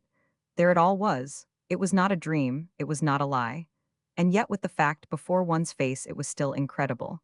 It is such a sweeping suppression of human instincts, such an extinction of the man as an individual. La Trappe must have known the human race well. The scheme which he invented hunts out everything that a man wants and values, and withholds it from him. Apparently, there is no detail that can help make life worth living that has not been carefully ascertained and placed out of the Trappist's reach. La Trappe must have known that there were men who would enjoy this kind of misery, but how did he find it out? If he had consulted you or me, he would have been told that his scheme lacked too many attractions, that it was impossible, that it could never be floated. But there in the monastery was proof that he knew the human race better than it knew itself. He set his foot upon every desire that a man has, yet he floated his project, and it has prospered for 200 years and will go on prospering forever, no doubt. Man likes personal distinction, there in the monastery it is obliterated. He likes delicious food, there he gets beans and bread and tea and not enough of it. He likes to lie softly, there he lies on a sand mattress and has a pillow and a blanket but no sheet. When he is dining in a great company of friends, he likes to laugh and chat. There a monk reads a holy book aloud during meals, and nobody speaks or laughs. When a man has 100 friends about him, evenings, he likes to have a good time and run late. There he and the rest go silently to bed at 8. And in the dark, too, there is but a loose brown robe to discard, there are no nightclothes to put on, a light is not needed. Man likes to lie abed late. There he gets up once or twice in the night to perform some religious office, and gets up finally for the day at 2 in the morning. Man likes light work or none at all. There he labors all day in the field, or in the blacksmith shop or the other shops devoted to the mechanical trades, such as shoemaking, saddlery, carpentry, and so on. Man likes the society of girls and women, there he never has it. He likes to have his children about him, and pet them and play with them, there he has none. He likes billiards, there is no table there. He likes outdoor sports and indoor dramatic and musical and social entertainments. There are none there. He likes to bet on things. I was told that betting is forbidden there. When a man's temper is up, he likes to pour it out upon somebody there. This is not allowed. A man likes animals, pets. There are none there. He likes to smoke. There he cannot do it. He likes to read the news. No papers or magazines come there. A man likes to know how his parents and brothers and sisters are getting along when he is away, and if they miss him, there he cannot know. A man likes a pretty house and pretty furniture and pretty things and pretty colors, there he has nothing but naked aridity and somber colors. A man likes, name it yourself, whatever it is absent from that place. From what I could learn, all that a man gets for this is merely the saving of his soul. It all seems strange, incredible, impossible. But La Trappe knew the race. He knew the powerful attraction of unattractiveness. He knew that no life could be imagined, howsoever comfortless and forbidding, but somebody would want to try it. This parent establishment of Germans began its work 15 years ago. Strangers, poor, and unencouraged. It owns 15,000 acres of land now, and raises grain and fruit, and makes wines, and manufactures all manner of things, and has native apprentices in its shops, and sends them forth able to read and write, and also well equipped to earn their living by their trades. And this young establishment has set up 11 branches in South Africa. And in them, they are Christianizing and educating and teaching wage-yielding mechanical trades to 1,200 boys and girls. Protestant missionary work is coldly regarded by the commercial white colonist all over the heathen world, as a rule, and its product is nicknamed Rice Christians, occupationless incapables who join the church for revenue only. But I think it would be difficult to pick a flaw in the work of these Catholic monks, and I believe that the disposition to attempt it has not shown itself. Tuesday, May 12. Transvaal politics in a confused condition. First, the sentencing of the Johannesburg reformers startled England by its severity. On the top of this came Kruger's exposure of the cipher correspondence, which showed that the invasion of the Transvaal, with the design of seizing that country and adding it to the British Empire, was planned by Cecil Rhodes and Bate, which made a revulsion in English feeling and brought out a storm against Rhodes and the chartered company for degrading British honor. For a good while I couldn't seem to get at a clear comprehension of it was so tangled. But at last, by patient study, I have managed it, I believe. As I understand it, the Uitlanders and other Dutchmen were dissatisfied because the English would not allow them to take any part in the government except to pay taxes. Next, as I understand it, Dr. Kruger and Dr. Jameson, not having been able to make the medical business pay, made a raid into Matabeleland with the intention of capturing the capital, Johannesburg, and holding the women and children to ransom, until the Uitlanders and the other Boers should grant to them, and the chartered company, the political rights which had been withheld from them. They would have succeeded in this great scheme, as I understand it, but for the interference of Cecil Rhodes and Mr. Bate, and other chiefs of the Matabele, who persuaded their countrymen to revolt and throw off their allegiance to Germany. This, in turn, as I understand it, provoked the King of Abyssinia to destroy the Italian army and fall back upon Johannesburg, this at the instigation of Rhodes to bull the stock market. Chapter 66. Everyone is a moon and has a dark side which he never shows to anybody. Pudd'nhead Wilson's New Calendar. When I scribbled in my notebook a year ago the paragraph which ends the preceding chapter, it was meant to indicate, in an extravagant form, two things: the conflicting nature of the information conveyed by the citizen to the stranger concerning South African politics, and the resulting confusion created in the stranger's mind thereby. But it does not seem so very extravagant now. Nothing could in that disturbed and excited time make South African politics clear or quite rational to the citizen of the country, because his personal interest and his political prejudices were in his way. And nothing could make those politics clear or rational to the stranger, the sources of his information being such as they were. I was in South Africa some little time. When I arrived there, the political pot was boiling fiercely. 4 months previously, Jameson had plunged over the Transvaal border with about 600 armed horsemen at his back, to go to the relief of the women and children of Johannesburg. On the fourth day of his march, the Boers had defeated him in battle, and carried him and his men to Pretoria, the capital, as prisoners. The Boer government had turned Jameson and his officers over to the British government for trial, and shipped them to England. Next, it had arrested important citizens of Johannesburg as raid conspirators, condemned their 4 leaders to death, then commuted the sentences, and now the 64 were waiting, in jail, for further results. Before midsummer, they were all out excepting 2, who refused to sign the petitions for release. 58 had been fined $10,000 each and enlarged, and the 4 leaders had gotten off with fines of $125,000 each with permanent exile added, in one case. Those were wonderfully interesting days for a stranger, and I was glad to be in the thick of the excitement. Everybody was talking, and I expected to understand the whole of one side of it in a very little while. I was disappointed. There were singularities, perplexities, unaccountabilities about it which I was not able to master. I had no personal access to Boers. Their side was a secret to me, aside from what I was able to gather of it from published statements. My sympathies were soon with the reformers in the Pretoria jail, with their friends, and with their cause. By diligent inquiry in Johannesburg, I found out, apparently, all the details of their side of the quarrel except one, what they expected to accomplish by an armed rising. Nobody seemed to know. The reason why the reformers were discontented and wanted some changes made seemed quite clear. In Johannesburg, it was claimed that the Uitlanders, strangers, foreigners, paid 13/15 of the Transvaal taxes, yet got little or nothing for it. Their city had no charter, it had no municipal government.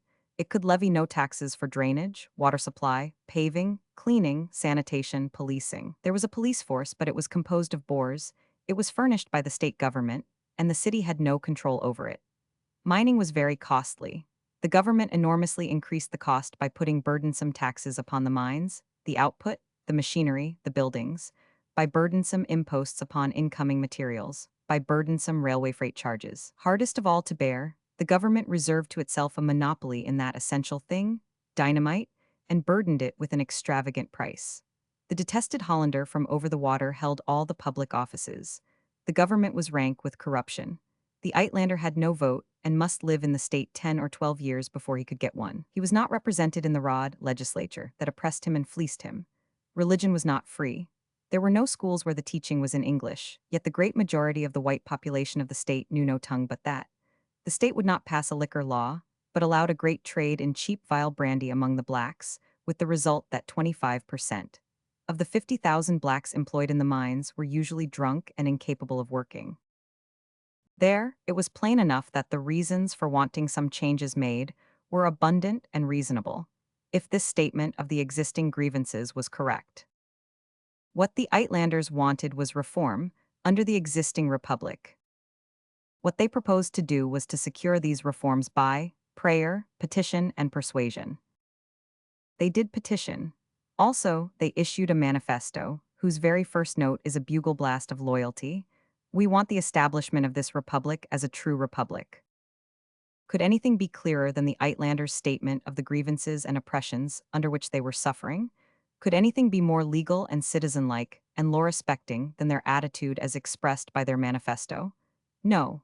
Those things were perfectly clear, perfectly comprehensible. But at this point, the puzzles and riddles and confusions begin to flock in. You have arrived at a place which you cannot quite understand.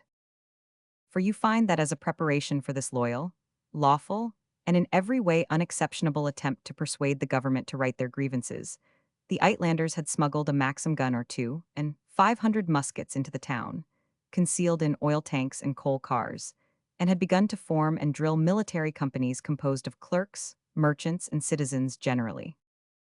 What was their idea? Did they suppose that the Boers would attack them for petitioning for redress? That could not be.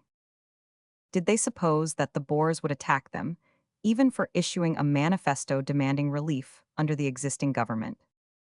Yes, they apparently believed so, because the air was full of talk of forcing the government to grant redress if it were not granted peacefully. The reformers were men of high intelligence. If they were in earnest, they were taking extraordinary risks. They had enormously valuable properties to defend, their town was full of women and children, their mines and compounds were packed with thousands upon thousands of sturdy blacks. If the Boers attacked, the mines would close, the blacks would swarm out and get drunk. Riot and conflagration and the Boers together might lose the reformers more in a day, in money, blood, and suffering, then the desired political relief could compensate in 10 years if they won the fight and secured the reforms. It is May 1897 now. A year has gone by, and the confusions of that day have been to a considerable degree cleared away. Mr. Cecil Rhodes, Dr. Jameson, and others responsible for the raid have testified before the Parliamentary Committee of Inquiry in London, and so have Mr. Lionel Phillips and other Johannesburg reformers, monthly nurses of the revolution which was born dead. These testimonies have thrown light. 3 books have added much to this light. South Africa as It Is, by Mr. Statham, an able writer partial to the Boers. The Story of an African Crisis, by Mr. Garrett, a brilliant writer partial to Rhodes, and A Woman's Part in a Revolution, by Mrs. John Hayes Hammond, a vigorous and vivid diarist, partial to the reformers. By liquefying the evidence of the prejudiced books and of the prejudiced parliamentary witnesses, and stirring the whole together and pouring it into my own prejudiced molds, I have got at the truth of that puzzling South African situation, which is this. After a couple of years of judicious plotting, Mr. Rhodes had his reward. The revolutionary kettle was briskly boiling in Johannesburg, and the Uitlander leaders were backing their appeals to the government, now hardened into demands, by threats of force and bloodshed. By the middle of December, 1895, the explosion seemed imminent. Mr. Rhodes was diligently helping, from his distant post in Cape Town. He was helping to procure arms for Johannesburg. He was also arranging to have Jameson break over the border and come to Johannesburg with 600 mounted men at his back. Jameson, as per instructions from Rhodes, perhaps, wanted a letter from the reformers requesting him to come to their aid. It was a good idea. It would throw a considerable share of the responsibility of his invasion upon the reformers. He got the letter, that famous one urging him to fly to the rescue of the women and children. He got it 2 months before he flew. The reformers seemed to have thought it over and concluded that they had not done wisely. For the next day after giving Jameson the implicating document, they wanted to withdraw it and leave the women and children in danger. But they were told that it was too late. The original had gone to Mr. Rhodes at the Cape. Jameson had kept a copy, though. From that time until the 29th of December, a good deal of the reformers' time was taken up with energetic efforts to keep Jameson from coming to their assistance. Jameson's invasion had been set for the 26th. The reformers were not ready. The town was not united. Some wanted a fight, some wanted peace. Some wanted a new government, some wanted the existing one reformed. Apparently very few wanted the revolution to take place in the interest and under the ultimate shelter of the imperial flag, British. Yet a report began to spread that Mr. Rhodes's embarrassing assistance had for its end this latter object. Jameson was away up on the frontier tugging at his leash, fretting to burst over the border. By hard work the reformers got his starting date postponed a little, and wanted to get it postponed 11 days. Apparently, Rhodes's agents were seconding their efforts, in fact wearing out the telegraph wires trying to hold him back. Rhodes was himself the only man who could have effectively postponed Jameson, but that would have been a disadvantage to his scheme. Indeed, it could spoil his whole 2 years' work. Jameson endured postponement 3 days, then resolved to wait no longer. Without any orders accepting Mr. Rhodes's significant silence, he cut the telegraph wires on the 29th and made his plunge that night to go to the rescue of the women and children by urgent request of a letter now 9 days old, as per date, a couple of months old in fact. He read the letter to his men, and it affected them. It did not affect all of them alike. Some saw in it a piece of piracy of doubtful wisdom, and were sorry to find that they had been assembled to violate friendly territory instead of to raid native kraals as they had supposed. Jameson would have to ride 150 miles. He knew that there were suspicions abroad in the Transvaal concerning him, but he expected to get through to Johannesburg before they should become general and obstructive. But a telegraph wire had been overlooked and not cut. It spread the news of his invasion far and wide, and a few hours after his start, the Boer farmers were riding hard from every direction to intercept him. As soon as it was known in Johannesburg that he was on his way to rescue the women and children, the grateful people put the women and children in a train and rushed them for Australia. In fact, the approach of Johannesburg's savior created panic and consternation there, and a multitude of males of peaceable disposition swept to the trains like a sandstorm. The early ones fared best. They secured seats by sitting in them 8 hours before the first train was timed to leave. Mr. Rhodes lost no time. He cabled the renowned Johannesburg letter of invitation to the London press, the grey-headedest piece of ancient history that ever went over a cable. The new poet laureate lost no time. He came out with a rousing poem lauding Jameson's prompt and splendid heroism in flying to the rescue of the women and children, for the poet could not know that he did not fly until 2 months after the invitation. He was deceived by the false date of the letter, which was December 20th. Jameson was intercepted by the Boers on New Year's Day, and on the next day he surrendered. He had carried his copy of the letter along, and if his instructions required him, in case of emergency, to see that it fell into the hands of the Boers, he loyally carried them out. Mrs. Hammond gives him a sharp rap for his supposed carelessness, and emphasizes her feeling about it with burning italics.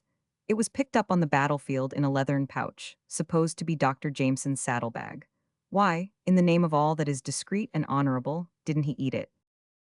She requires too much. He was not in the service of the reformers, excepting ostensibly. He was in the service of Mr. Rhodes.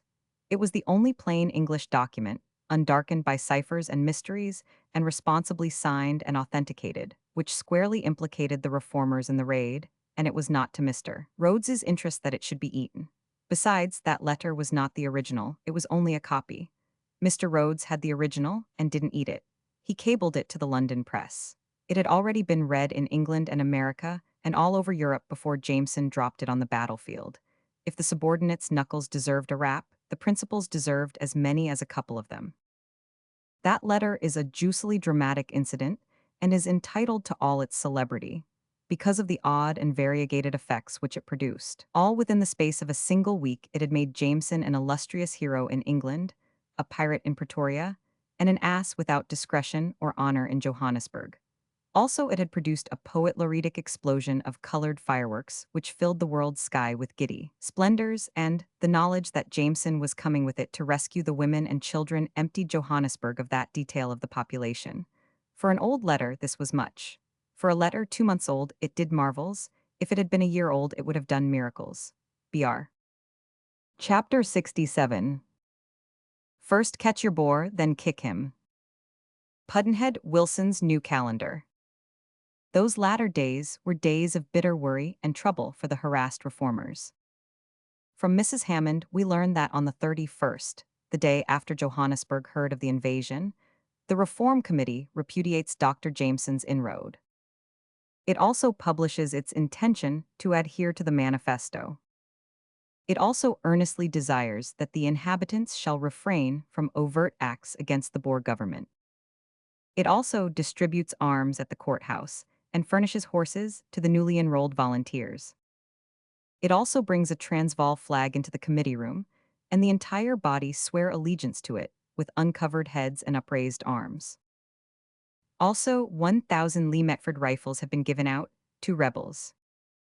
Also, in a speech, reformer Lionel Phillips informs the public that the Reform Committee delegation has been received with courtesy by the Government Commission and been assured that their proposals shall be earnestly considered.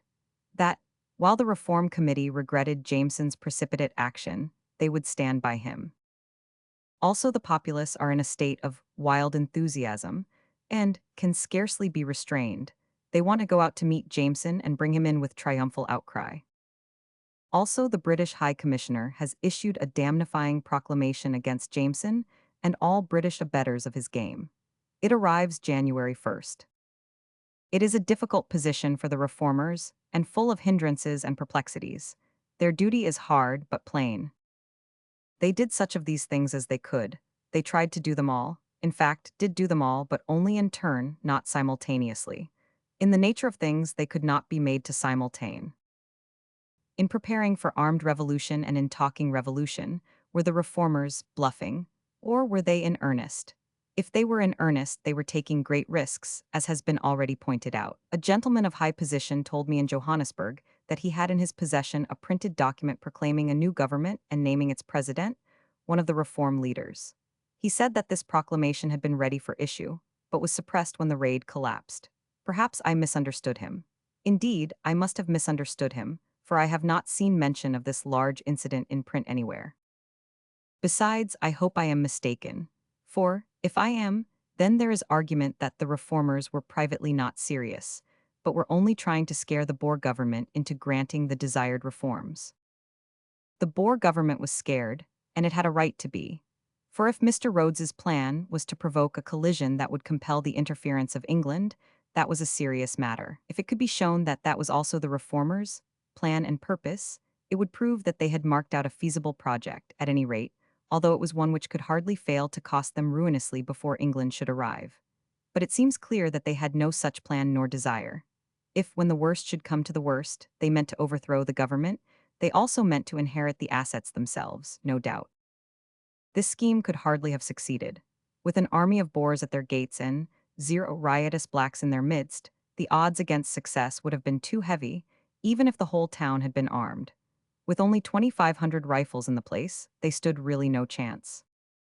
To me, the military problems of the situation are of more interest than the political ones, because by disposition I have always been especially fond of war. No, I mean fond of discussing war, and fond of giving military advice. If I had been with Jameson the morning after he started, I should have advised him to turn back. That was Monday. It was then that he received his first warning from a Boer source not to violate the friendly soil of the Transvaal. It showed that his invasion was known. If I had been with him on Tuesday morning and afternoon, when he received further warnings, I should have repeated my advice. If I had been with him the next morning, New Year's, when he received notice that a few hundred Boers were waiting for him a few miles ahead, I should not have advised but commanded him to go back. And if I had been with him 2 or 3 hours later, a thing not conceivable to me, I should have retired him by force. For at that time he learned that the few hundred had now grown to 800, and that meant that the growing would go on growing. For, by authority of Mr. Garrett, one knows that Jameson's 600 were only 530 at most, when you count out his native drivers, etc., and that the 530 consisted largely of green youths, raw young fellows, not trained and war-worn British soldiers. And I would have told Jameson that those lads would not be able to shoot effectively from horseback in the scamper and racket of battle, and that there would not be anything for them to shoot at, anyway, but rocks, for the Boers would be behind the rocks, not out in the open. I would have told him that 300 Boer sharpshooters behind rocks would be an overmatch for his 500 raw young fellows on horseback. If pluck were the only thing essential to battle winning, the English would lose no battles. But discretion, as well as pluck, is required when one fights Boers and Red Indians. In South Africa, the Briton has always insisted upon standing bravely up, unsheltered, before the hidden Boer, and taking the results. Jameson's men would follow the custom. Jameson would not have listened to me. He would have been intent upon repeating history, according to precedent. Americans are not acquainted with the British-Boer War of 1881, but its history is interesting and could have been instructive to Jameson if he had been receptive. I will cull some details of it from trustworthy sources, mainly from Russell's Natal. Mr. Russell is not a Boer, but a Briton. He is inspector of schools, and his history is a textbook whose purpose is the instruction of the natal English youth. After the seizure of the Transvaal and the suppression of the Boer government by England in 1877, the Boers fretted for 3 years, and made several appeals to England for a restoration of their liberties, but without result. Then they gathered themselves together in a great mass meeting at Krugerstorp, talked their troubles over, and resolved to fight for their deliverance from the British yoke. Krugerstorp, the place where the Boers interrupted the Jameson raid. The little handful of farmers rose against the strongest empire in the world. They proclaimed martial law and the re-establishment of their republic. They organized their forces and sent them forward to intercept the British battalions. This, although Sir Garnet Wolseley had but lately made proclamation that, so long as the sun shone in the heavens, the Transvaal would be and remain English territory. And also in spite of the fact that the commander of the 94th Regiment, already on the march to suppress this rebellion, had been heard to say that the Boers would turn tail at the first beat of the big drum. South Africa as It Is, by F. Reginald Statham, page 82. London, T. Fisher Unwin, 1897. 4 days after the flag raising, the Boer force which had been sent forward to forbid the invasion of the English troops met them at Bronkhorst Spruit, 246 men of the 94th Regiment, in command of a colonel, the big drum beating, the band playing, and the first battle was fought. It lasted 10 minutes. Result: British loss, more than 150 officers and men, out of the 246. Surrender of the remnant. Boer loss, if any not stated. They are fine marksmen, the Boers. From the cradle up, they live on horseback and hunt wild animals with the rifle. They have a passion for liberty and the Bible, and care for nothing else. General Sir George Colley, Lieutenant Governor and Commander-in-Chief in Natal, felt it his duty to proceed at once to the relief of the loyalists and soldiers beleaguered in the different towns of the Transvaal. He moved out with 1,000 men and some artillery. He found the Boers encamped in a strong and sheltered position on high ground at Laing's Neck, every Boer behind a rock. Early in the morning of the 28th January, 1881, he moved to the attack with the 58th Regiment, commanded by Colonel Dean, a mounted squadron of 70 men, the 60th Rifles, the Naval Brigade with 3 rocket tubes, and the artillery with 6 guns. He shelled the Boers for 20 minutes, then the assault was delivered, the 58th marching up the slope in solid column. The battle was soon finished with this result, according to Russell. British loss in killed and wounded, 174. Boer loss trifling. Colonel Dean was killed, and apparently every officer above the grade of lieutenant was killed or wounded, for the 58th retreated to its camp in command of a lieutenant. Africa as It Is. That ended the second battle. On the 7th of February, General Colley discovered that the Boers were flanking his position. The next morning he left his camp at Mount Pleasant and marched out and crossed the Ngogo River with 270 men, started up the Ngogo Heights, and there fought a battle which lasted from noon till nightfall. He then retreated, leaving his wounded with his military chaplain, and in recrossing the now swollen river lost some of his men by drowning. That was the third Boer victory. Result, according to Mr. Russell: British loss, 150 out of 270 engaged. Boer loss, 8 killed, 9 wounded, 17. There was a season of quiet now, but at the end of about 3 weeks Sir George Colley conceived the idea of climbing, with an infantry and artillery force, the steep and rugged mountain of Amajuba in the night, a bitter hard task, but he accomplished it. On the way he left about 200 men to guard a strategic point, and took about 400 up the mountain with him. When the sun rose in the morning, there was an unpleasant surprise for the Boers. Yonder were the English troops visible on top of the mountain 2 or 3 miles away, and now their own position was at the mercy of the English artillery. The Boer chief resolved to retreat up that mountain. He asked for volunteers and got them. The storming party crossed the swale and began to creep up the steeps, and from behind rocks and bushes, they shot at the soldiers on the skyline as if they were stalking deer, says Mr. Russell. There was continuous musketry fire, steady and fatal on the one side, wild and ineffectual on the other. The Boers reached the top and began to put in their ruinous work. Presently the British broke and fled for their lives down the rugged steep. The Boers had won the battle. Result in killed and wounded, including among the killed the British general. British loss, 226 out of 400 engaged. Boer loss, 1 killed, 5 wounded. That ended the war. England listened to reason and recognized the Boer Republic, a government which has never been in any really awful danger since, until Jameson started after it with his 500 raw young fellows. To recapitulate, the Boer farmers and British soldiers fought 4 battles, and the Boers won them all. Result of the 4, in killed and wounded. British loss, 700 men. Boer loss, so far as known, 23 men. It is interesting, now, to note how loyally Jameson and his several trained British military officers tried to make their battles conform to precedent. Mr. Garrett's account of the raid is much the best one I have met with, and my impressions of the raid are drawn from that. When Jameson learned that near Krugerstorp he would find Boers waiting to dispute his passage, he was not in the least disturbed. He was feeling as he had felt 2 or 3 days before, when he had opened his campaign with a historic remark to the same purport as the one with which the commander of the 94th had opened the Boer-British War of 14 years before. That commander's remark was that the Boers would turn tail at the first beat of the big drum. Jameson's was that with his raw young fellows, he could kick the persons of the Boers all round the Transvaal. He was keeping close to historic precedent. Jameson arrived in the presence of the Boers. They, according to precedent, were not visible. It was a country of ridges, depressions, rocks, ditches, moraines of mining tailings, not even as favorable for cavalry work as Laing's Neck had been in the former disastrous days. Jameson shot at the ridges and rocks with his artillery, just as General Colley had done at the Neck, and did them no damage and persuaded no Boer to show himself. Then about 100 of his men formed up to charge the ridge according to the 58th's precedent at the Neck. But as they dashed forward, they opened out in a long line, which was a considerable improvement on the 58th's tactics.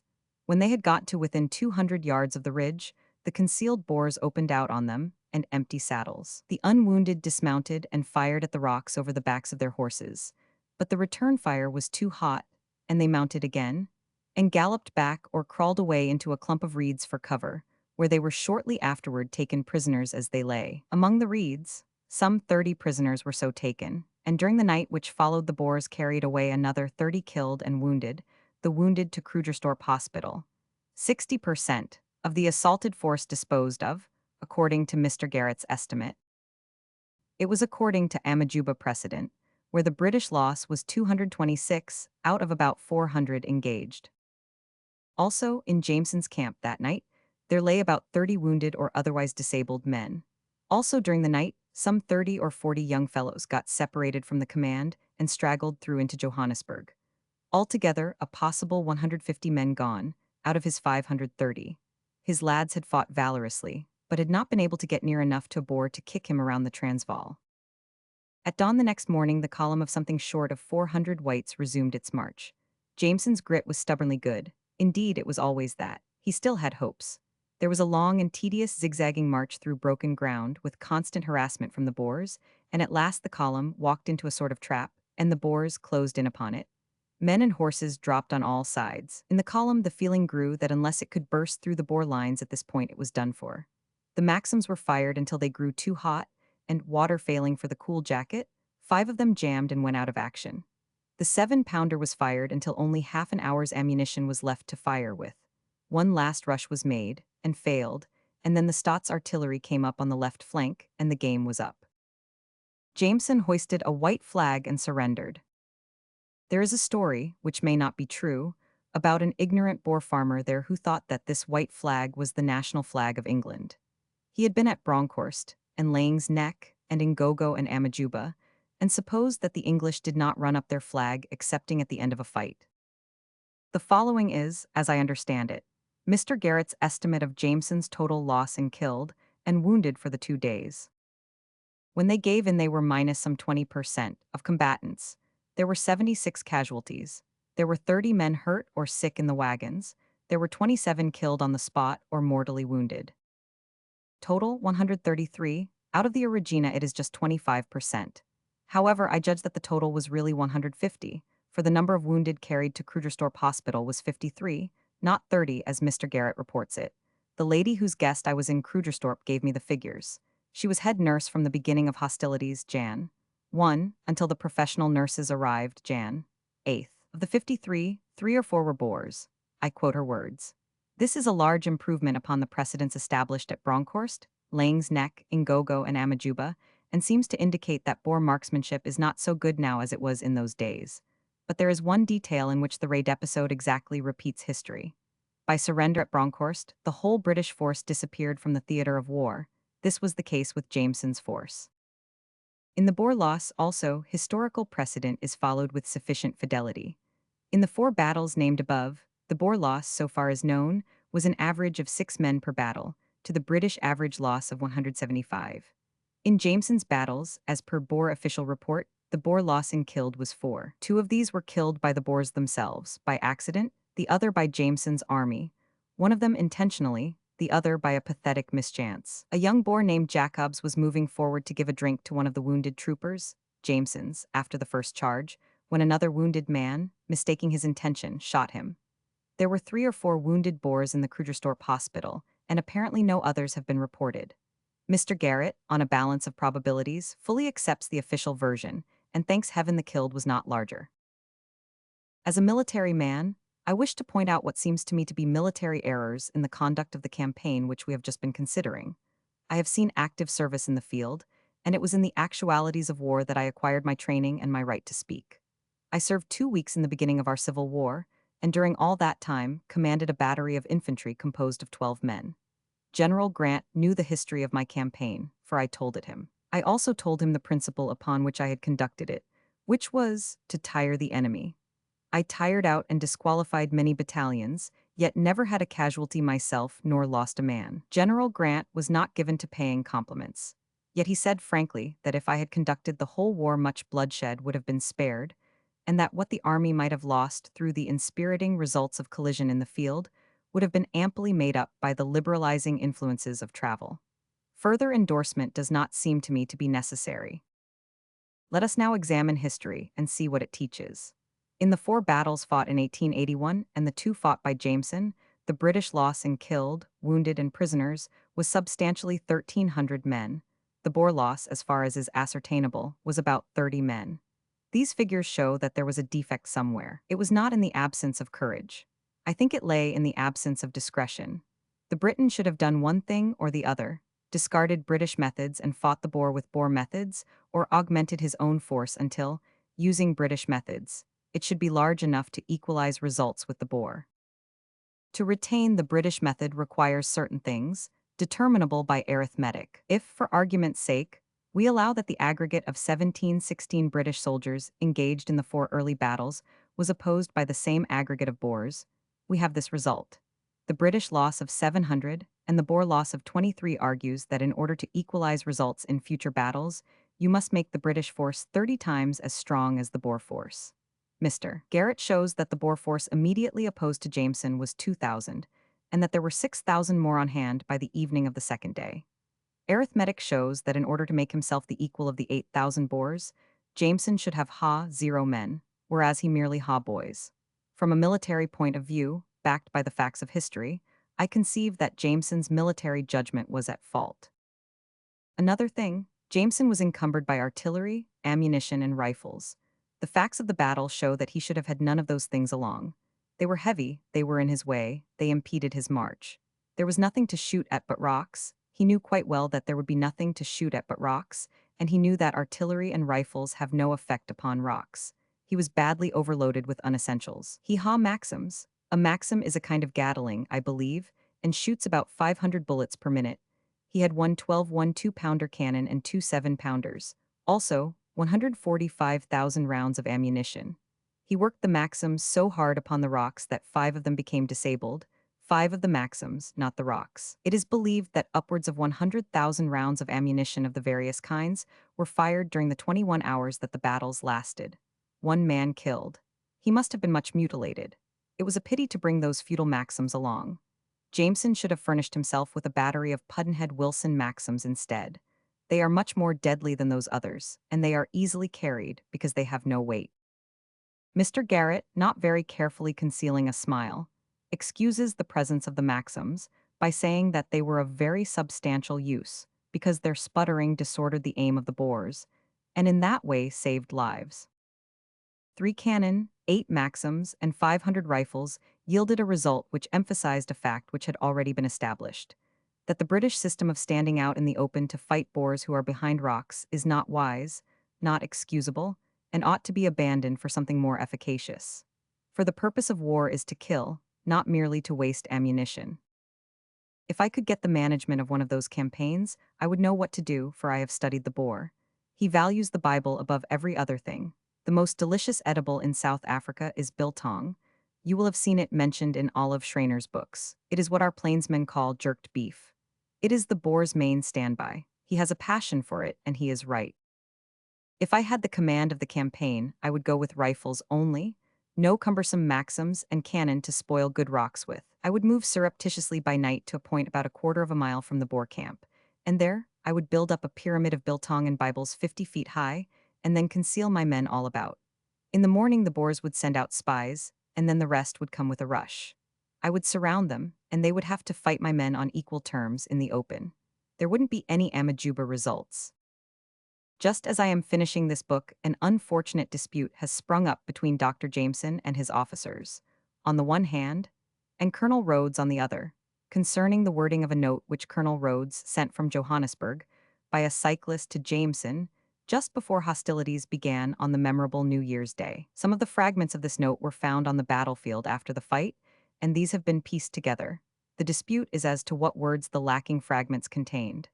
Jameson says the note promised him a reinforcement of 300 men from Johannesburg.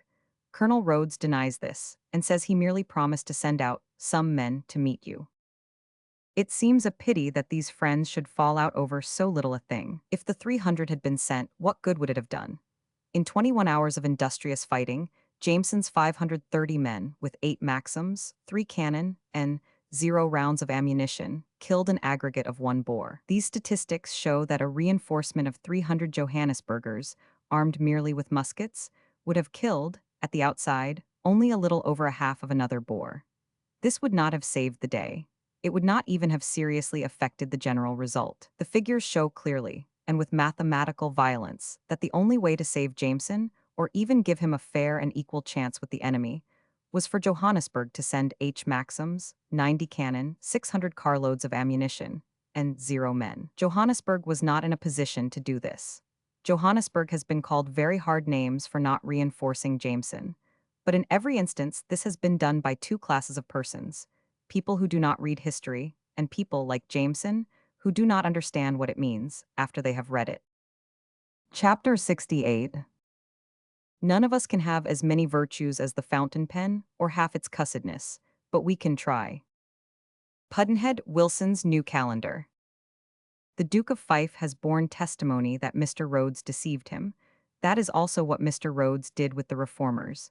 He got them into trouble and then stayed out himself. A judicious man, he has always been that. As to this, there was a moment of doubt once. It was when he was out on his last pirating expedition in the Matabele country. The cable shouted out that he had gone unarmed to visit a party of hostile chiefs.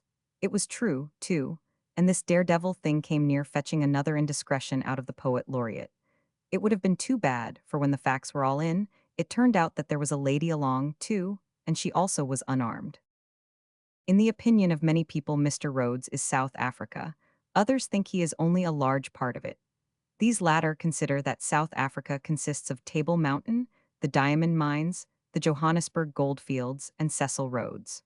The goldfields are wonderful in every way. In 7 or 8 years they built up, in a desert, a city of 100,000 inhabitants, counting white and black together, and not the ordinary mining city of wooden shanties, but a city made out of lasting material. Nowhere in the world is there such a concentration of rich mines as at Johannesburg. Mr. Bonamissai, my manager there, gave me a small gold brick with some statistics engraved upon it, which record the output of gold from the early days to July 1895, and exhibit the strides which have been made in the development of the industry. In 1888, the output was $4,162,440. The output of the next 5.5 years was total $17,585,894. For the single year ending with June 1895, it was $45,553,700. The capital which has developed the mines came from England, the mining engineers from America. This is the case with the diamond mines also. South Africa seems to be the heaven of the American scientific mining engineer. He gets the choicest places and keeps them. His salary is not based upon what he would get in America, but apparently upon what a whole family of him would get there. The successful mines pay great dividends, yet the rock is not rich, from a Californian point of view. Rock which yields $10 or $12 a ton is considered plenty rich enough. It is troubled with base metals to such a degree that 20 years ago it would have been only about half as valuable as it is now. For at that time, there was no paying way of getting anything out of such rock but the coarser-grained, free gold. But the new cyanide process has changed all that, and the gold fields of the world now deliver up $50 million worth of gold per year, which would have gone into the tailing pile under the former conditions. The cyanide process was new to me and full of interest. And among the costly and elaborate mining machinery, there were fine things which were new to me, but I was already familiar with the rest of the details of the gold mining industry. I had been a gold miner myself in my day and knew substantially everything that those people knew about it, except how to make money at it. But I learned a good deal about the Boers there, and that was a fresh subject. What I heard there was afterwards repeated to me in other parts of South Africa. Summed up, according to the information thus gained, this is the Boer. Is deeply religious, profoundly ignorant, dull, obstinate, bigoted, uncleanly in his habits, hospitable, honest in his dealings with the whites, a hard master to his black servant, lazy, a good shot, good horseman, addicted to the chase, a lover of political independence, a good husband and father, not fond of herding together in towns, but liking the seclusion and remoteness and solitude and empty vastness and silence of the veldt.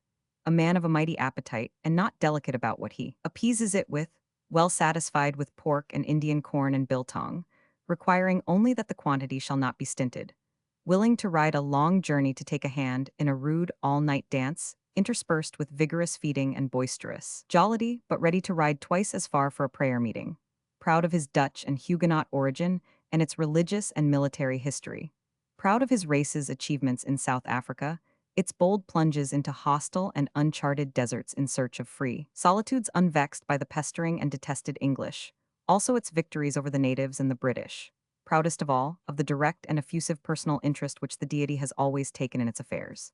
He cannot read, he cannot write, he has one or two newspapers, but he is, apparently, not aware of it.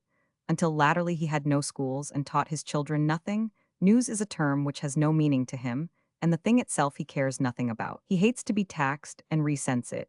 He has stood stock still in South Africa for 2 centuries and a half, and would like to stand still till the end of time, for he has no sympathy with Uitlander notions of progress. He is hungry to be rich, for he is human, but his preference has been for riches in cattle, not in fine clothes and fine houses and gold and diamonds.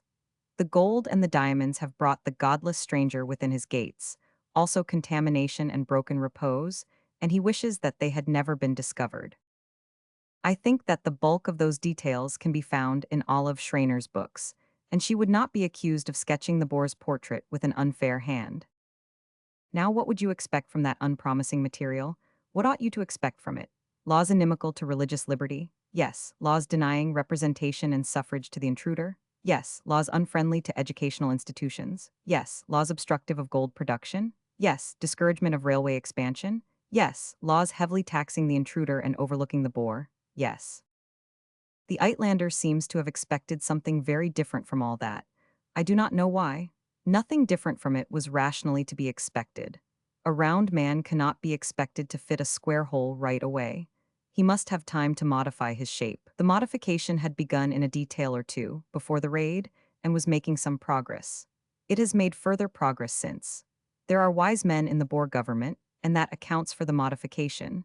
The modification of the Boer mass has probably not begun yet. If the heads of the Boer government had not been wise men, they would have hanged Jameson, and thus turned a very commonplace pirate into a holy martyr. But even their wisdom has its limits, and they will hang Mr. Rhodes if they ever catch him. That will round him and complete him and make him a saint. He has already been called by all other titles that symbolize human grandeur, and he ought to rise to this one, the grandest of all. It will be a dizzy jump from where he is now, but that is nothing. It will land him in good company and be a pleasant change for him. Some of the things demanded by the Johannesburgers manifesto have been conceded since the days of the raid, and the others will follow in time, no doubt. It was most fortunate for the miners of Johannesburg that the taxes which distressed them so much were levied by the Boer government, instead of by their friend Rhodes and his chartered company of highwaymen, for these latter take half of whatever their mining victims find. They do not stop at a mere percentage. If the Johannesburg miners were under their jurisdiction, they would be in the poorhouse in 12 months. I have been under the impression all along that I had an unpleasant paragraph about the Boers somewhere in my notebook, and also a pleasant one. I have found them now. The unpleasant one is dated at an interior village and says, Mr. Z called, He is an English Afrikander, is an old resident, and has a Boer wife. He speaks the language, and his professional business is with the Boers exclusively. He told me that the ancient Boer families in the great region of which this village is the commercial center are falling victims to their inherited indolence and dullness in the materialistic latter-day race and struggle, and are dropping one by one into the grip of the usurer, getting hopelessly in debt, and are losing their high place and retiring to second and lower. The Boer's farm does not go to another Boer when he loses it, but to a foreigner. Some have fallen so low that they sell their daughters to the blacks. Under date of another South African town, I find the note which is creditable to the Boers. Dr. X told me that in the Kaffir War, 1,500 Kaffirs took refuge in a great cave in the mountains, about 90 miles north of Johannesburg, and the Boers blocked up the entrance and smoked them to death. Dr. X has been in there and seen the great array of bleached skeletons, one a woman with the skeleton of a child hugged to her breast. The great bulk of the savages must go. The white man wants their lands, and all must go accepting such percentage of them as he will need to do his work for him, upon terms to be determined by himself. Since history has removed the element of guesswork from this matter, and made it certainty, the humanist way of diminishing the black population should be adopted, not the old cruel ways of the past. Mr. Rhodes and his gang have been following the old ways. They are chartered to rob and slay, and they lawfully do it, but not in a compassionate and Christian spirit. They rob the Mashonas and the Matabeles of a portion of their territories in the hallowed old style of purchase, for a song, and then they force a quarrel and take the rest by the strong hand.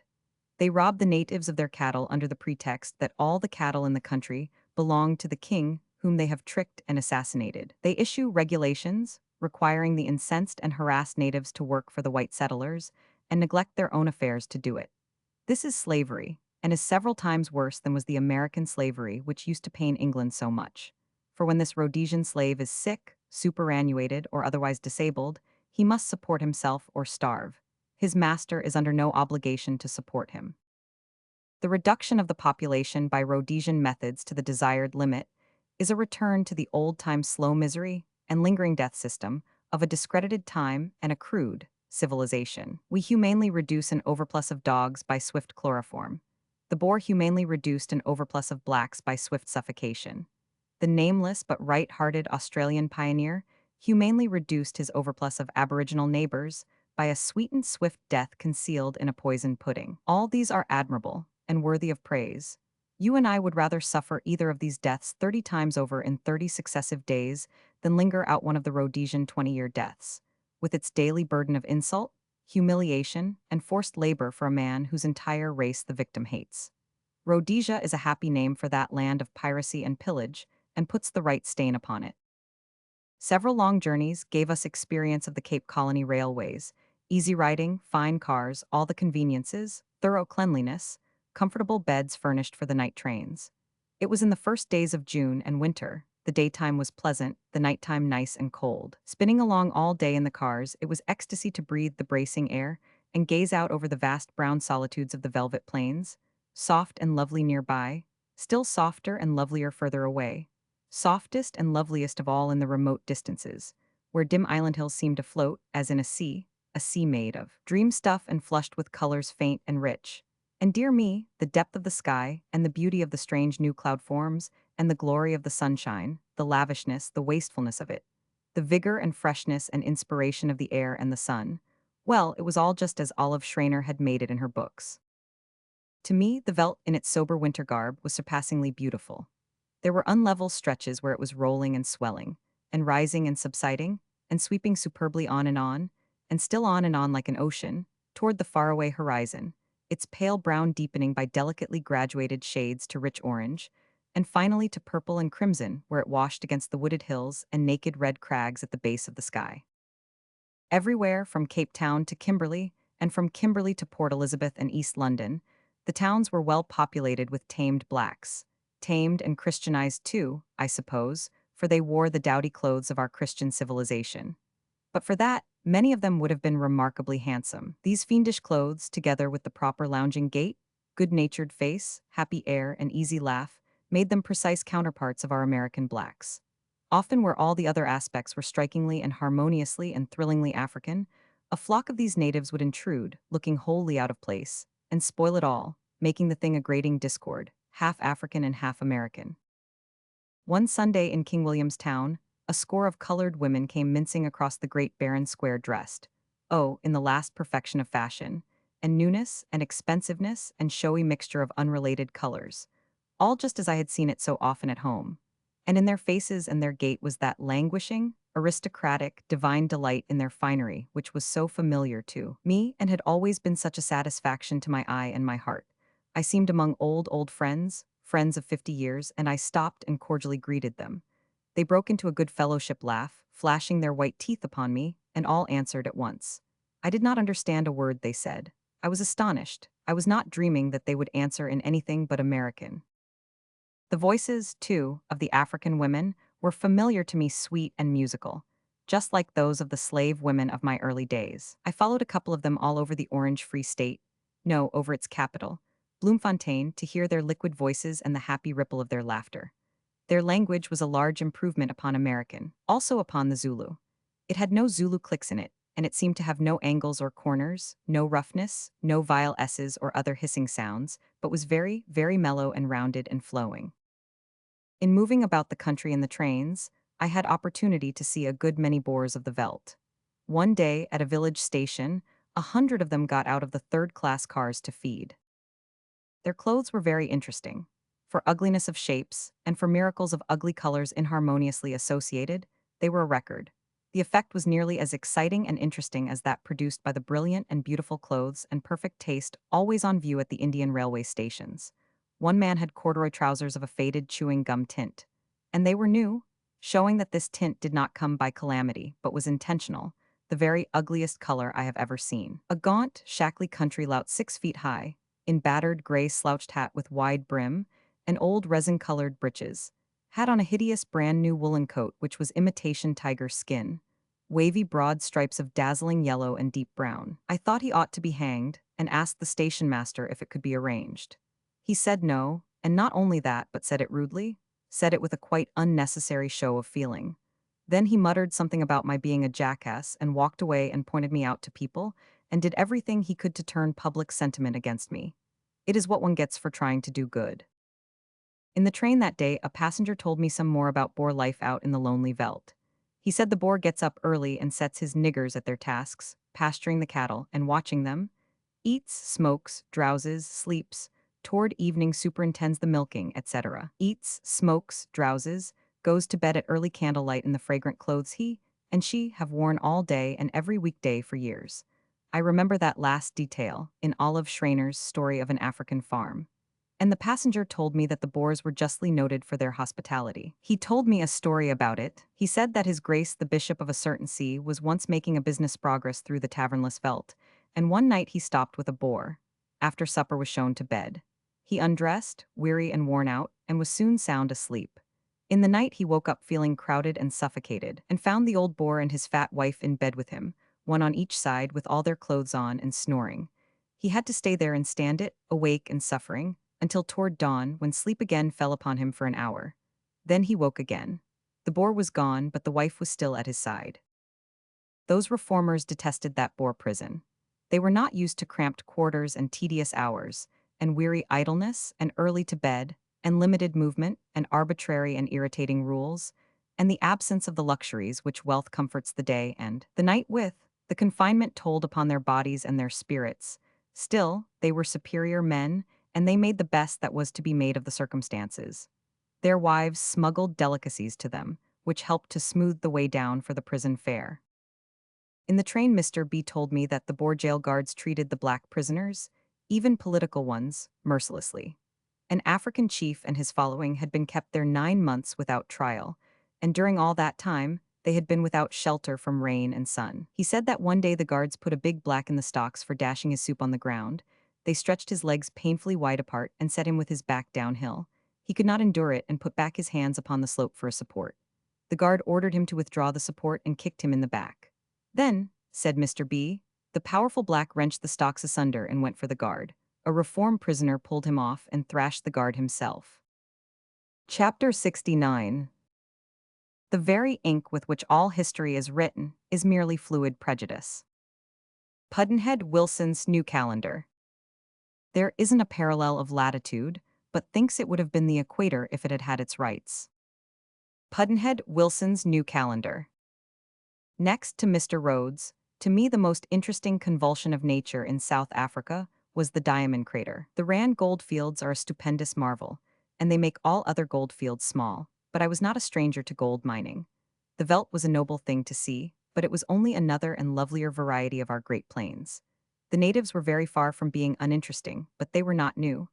And as for the towns, I could find my way without a guide through the most of them because I had learned the streets, under other names, in towns, just like them in other lands. But the diamond mine was a wholly fresh thing, a splendid and absorbing novelty. Very few people in the world have seen the diamond in its home. It has but 3 or 4 homes in the world, whereas gold has a million. It is worthwhile to journey around the globe to see anything which can truthfully be called a novelty, and the diamond mine is the greatest and most select and restricted novelty which the globe has in stock. The Kimberley diamond deposits were discovered about 1869, I think.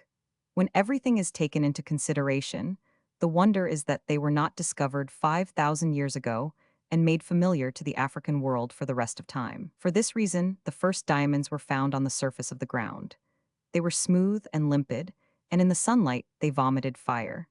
They were the very things which an African savage of any era would value above every other thing in the world excepting a glass bead. For 2 or 3 centuries we have been buying his lands, his cattle, his neighbor, and any other thing he had for sale, for glass beads, and so it is strange that he was indifferent to the diamonds, for he must have picked them up many and many a time. It would not occur to him to try to sell them to whites, of course, since the whites already had plenty of glass beads, and more fashionably shaped, too, than these.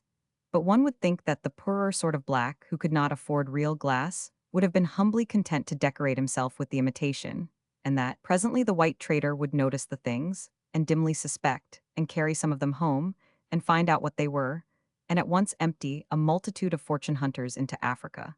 There are many strange things in human history. One of the strangest is that the sparkling diamonds laid there so long without exciting anyone's interest. The revelation came at last by accident. In a Boer's hut out in the wide solitude of the plains, a traveling stranger noticed a child playing with a bright object, and was told it was a piece of glass which had been found in the veldt. The stranger bought it for a trifle and carried it away, and being without honor, made another stranger believe it was a diamond, and so got $125 out of him for it, and was as pleased with himself as if he had done a righteous thing. In Paris, the wronged stranger sold it to a pawnshop for $10,000, who sold it to a countess for $90,000, who sold it to a brewer for $800,000, who traded it to a king for a dukedom and a pedigree, and the king put it up the spout. I know these particulars to be correct. The news flew around, and the South African diamond boom began. The original traveler, the dishonest one, now remembered that he had once seen a Boer teamster chalking his wagon wheel on a steep grade with a diamond as large as a football, and he laid aside his occupations and started out to hunt for it, but not with the intention of cheating anybody out of $125 with it, for he had reformed. We now come to matters more didactic. Diamonds are not embedded in rock ledges 50 miles long, like the Johannesburg gold, but are distributed through the rubbish of a filled-up well, so to speak. The well is rich, its walls are sharply defined, outside of the walls are no diamonds. The well is a crater, and a large one. Before it had been meddled with, its surface was even with the level plain, and there was no sign to suggest that it was there. The pasturage covering the surface of the Kimberley crater was sufficient for the support of a cow, and the pasturage underneath was sufficient for the support of a kingdom. But the cow did not know it and lost her chance. The Kimberley crater is roomy enough to admit the Roman Colosseum. The bottom of the crater has not been reached, and no one can tell how far down in the bowels of the earth it goes. Originally, it was a perpendicular hole packed solidly full of blue rock or cement, and scattered through that blue mass, like raisins in a pudding, were the diamonds. As deep down in the earth as the blue stuff extends, so deep will the diamonds be found. There are 3 or 4 other celebrated craters nearby. A circle 3 miles in diameter would enclose them all. They are owned by the De Beers Company, a consolidation of diamond properties arranged by Mr. Rhodes 12 or 14 years ago. The De Beers owns other craters. They are under the grass, but the De Beers knows where they are and will open them someday if the market should require it. Originally, the diamond deposits were the property of the Orange Free State, but a judicious rectification of the boundary line shifted them over into the British territory of Cape Colony. A high official of the Free State told me that the sum of $400,000 was handed to his Commonwealth as a compromise, or indemnity, or something of the sort, and that he thought his Commonwealth did wisely to take the money and keep out of a dispute, since the power was all on the one side and the weakness all on the other. The De Beers Company dig out $400,000 worth of diamonds per week now. The Cape got the territory, but no profit, for Mr. Rhodes and the Rothschilds and the other De Beers people own the mines, and they pay no taxes. In our day, the mines are worked upon scientific principles, under the guidance of the ablest mining engineering talent procurable in America. There are elaborate works for reducing the blue rock and passing it through one process after another, until every diamond it contains has been hunted down and secured. I watched the concentrators at work big tanks containing mud and water and invisible diamonds, and was told that each could stir and churn and properly treat 300 carloads of mud per day, 1,600 pounds to the carload, and reduce it to 3 carloads of slush. I saw the 3 carloads of slush taken to the pulsators, and they're reduced to a quarter of a load of nice clean dark-colored sand. Then I followed it to the sorting tables, and saw the men deftly and swiftly spread it out and brush it about and seize the diamonds as they showed up. I assisted, and once I found a diamond half as large as an almond. It is an exciting kind of fishing, and you feel a fine thrill of pleasure every time you detect the glow of one of those limpid pebbles through the veil of dark sand. I would like to spend my Saturday holidays in that charming sport every now and then. Of course, there are disappointments. Sometimes you find a diamond which is not a diamond. It is only a quartz crystal or some such worthless thing. The expert can generally distinguish it from the precious stone which it is counterfeiting, but if he is in doubt, he lays it on a flat iron and hits it with a sledgehammer. If it is a diamond, it holds its own. If it is anything else, it is reduced to powder. I liked that experiment very much and did not tire of repetitions of it. It was full of enjoyable apprehensions, unmarred by any personal sense of risk. The De Beers concern treats 8,000 carloads, about 6,000 tons of blue rock per day, and the result is 3 pounds of diamonds. Value, uncut, $50,000 to $70,000. After cutting, they will weigh considerably less than a pound, but will be worth 4 or 5 times as much as they were before. All the plain around that region is spread over, a foot deep, with blue rock, placed there by the company, and looks like a plowed field. Exposure for a length of time make the rock easier to work than it is when it comes out of the mine. If mining should cease now, the supply of rock spread over those fields would furnish the usual 0 carloads per day to the separating works during 3 years. The fields are fenced and watched, and at night they are under the constant inspection of lofty electric searchlight. They contain $50 or $60 million worth of diamonds, and there is an abundance of enterprising thieves around. In the dirt of the Kimberley streets there is much hidden wealth. Some time ago the people were granted the privilege of a free wash-up. There was a general rush, the work was done with thoroughness, and a good harvest of diamonds was gathered. The deep mining is done by natives. There are many hundreds of them. They live in quarters built around the inside of a great compound. They are a jolly and good-natured lot and accommodating. They performed a war dance for us, which was the wildest exhibition I have ever seen. They are not allowed outside of the compound during their term of service 3 months. I think it is, as a rule. They go down the shaft, stand their watch, come up again, are searched, and go to bed or to their amusements in the compound. And this routine they repeat, day in and day out. It is thought that they do not now steal many diamonds successfully.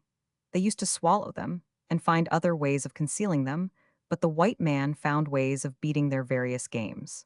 One man cut his leg and shoved a diamond into the wound, but even that project did not succeed. When they find a fine large diamond, they are more likely to report it than to steal it, for in the former case they get a reward, and in the latter they are quite apt to merely get into trouble. Some years ago, in a mine not owned by the De Beers, a black found what has been claimed to be the largest diamond known to the world's history, and as a reward he was released from service and given a blanket, a horse, and $500.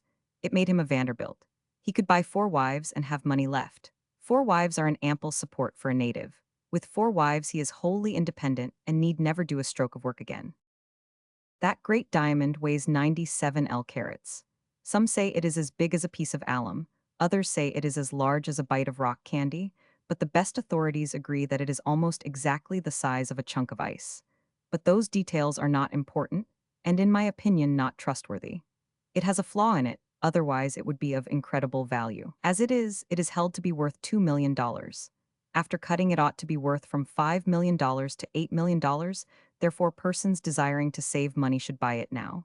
It is owned by a syndicate, and apparently there is no satisfactory market for it. It is earning nothing, it is eating its head off. Up to this time, it has made nobody rich but the native who found it. He found it in a mine which was being worked by contract. That is to say, a company had bought the privilege of taking from the mine 5 million carloads of blue rock for a sum down and a royalty. Their speculation had not paid, but on the very day that their privilege ran out, that native found the $2 million diamond and handed it over to them. Even the diamond culture is not without its romantic episodes. The Koh-i-Noor is a large diamond and valuable, but it cannot compete in these matters with three which, according to legend, are among the crown trinkets of Portugal and Russia. One of these is held to be worth $20 million, another, $25 million, and the third something over $28 million. Those are truly wonderful diamonds, whether they exist or not. And yet they are of but little importance by comparison with the one wherewith the Boer wagoner chalked his wheel on that steep grade as heretofore referred to. In Kimberley, I had some conversation with the man who saw the Boer do that, an incident which had occurred 27 or 28 years before I had my talk with him. He assured me that that diamond's value could have been over $1 billion, but not under it. I believed him, because he had devoted 27 years to hunting for it, and was in a position to know. A fitting and interesting finish to an examination of the tedious and laborious and costly processes whereby the diamonds are gotten out of the deeps of the earth, and freed from the base stuffs which imprison them, is the visit to the De Beers offices in the town of Kimberley, where the result of each day's mining is brought every day and weighed, assorted, valued, and deposited in safes against shipping day. An unknown and unaccredited person cannot get into that place, and it seemed apparent from the generous supply of warning and protective and prohibitory signs that were posted all about, that not even the known and accredited can steal diamonds there without inconvenience. We saw the day's output, shining little nests of diamonds, distributed a foot apart, along a counter, each nest reposing upon a sheet of white paper. That day's catch was about $70,000 worth. In the course of a year, half a ton of diamonds pass under the scales there and sleep on that counter. The resulting money is $18 million or $20 million. Profit, about $12 million. Young girls were doing the sorting. A nice, clean, dainty, and probably distressing employment. Everyday ducal incomes sift and sparkle through the fingers of those young girls, yet they go to bed at night as poor as they were when they got up in the morning. The same thing next day and all the days. They are beautiful things, those diamonds in their native state. They are of various shapes, they have flat surfaces, rounded borders, and never a sharp edge. They are of all colors and shades of color, from dewdrop white to actual black, and their smooth and rounded surfaces and contours, variety of color, and transparent limpidity make them look like piles of assorted candies. A very light straw color is their commonest tint. It seemed to me that these uncut gems must be more beautiful than any cut ones could be, but when a collection of cut ones was brought out, I saw my mistake. Nothing is so beautiful as a rose diamond with the light playing through it, except that uncostly thing which is just like it, wavy sea water with the sunlight playing through it and striking a white sand bottom. Before the middle of July, we reached Cape Town and the end of our African journeyings, and well satisfied, for towering above us was Table Mountain, a reminder that we had now seen each and all of the great features of South Africa except Mr. Cecil Rhodes. I realize that that is a large exception. I know quite well that whether Mr. Rhodes is the lofty and worshipful patriot and statesman that multitudes believe him to be, or Satan come again, as the rest of the world account him, he is still the most imposing figure in the British Empire outside of England. When he stands on the Cape of Good Hope, his shadow falls to the Zambesi. He is the only colonial in the British dominions whose goings and comings are chronicled and discussed under all the globe's meridians, and whose speeches, unclipped, are cabled from the ends of the earth. And he is the only unroyal outsider whose arrival in London can compete for attention with an eclipse. That he is an extraordinary man, and not an accident of fortune, not even his dearest South African enemies were willing to deny, so far as I heard them testify. The whole South African world seemed to stand in a kind of shuddering awe of him, friend and enemy alike. It was as if he were deputy.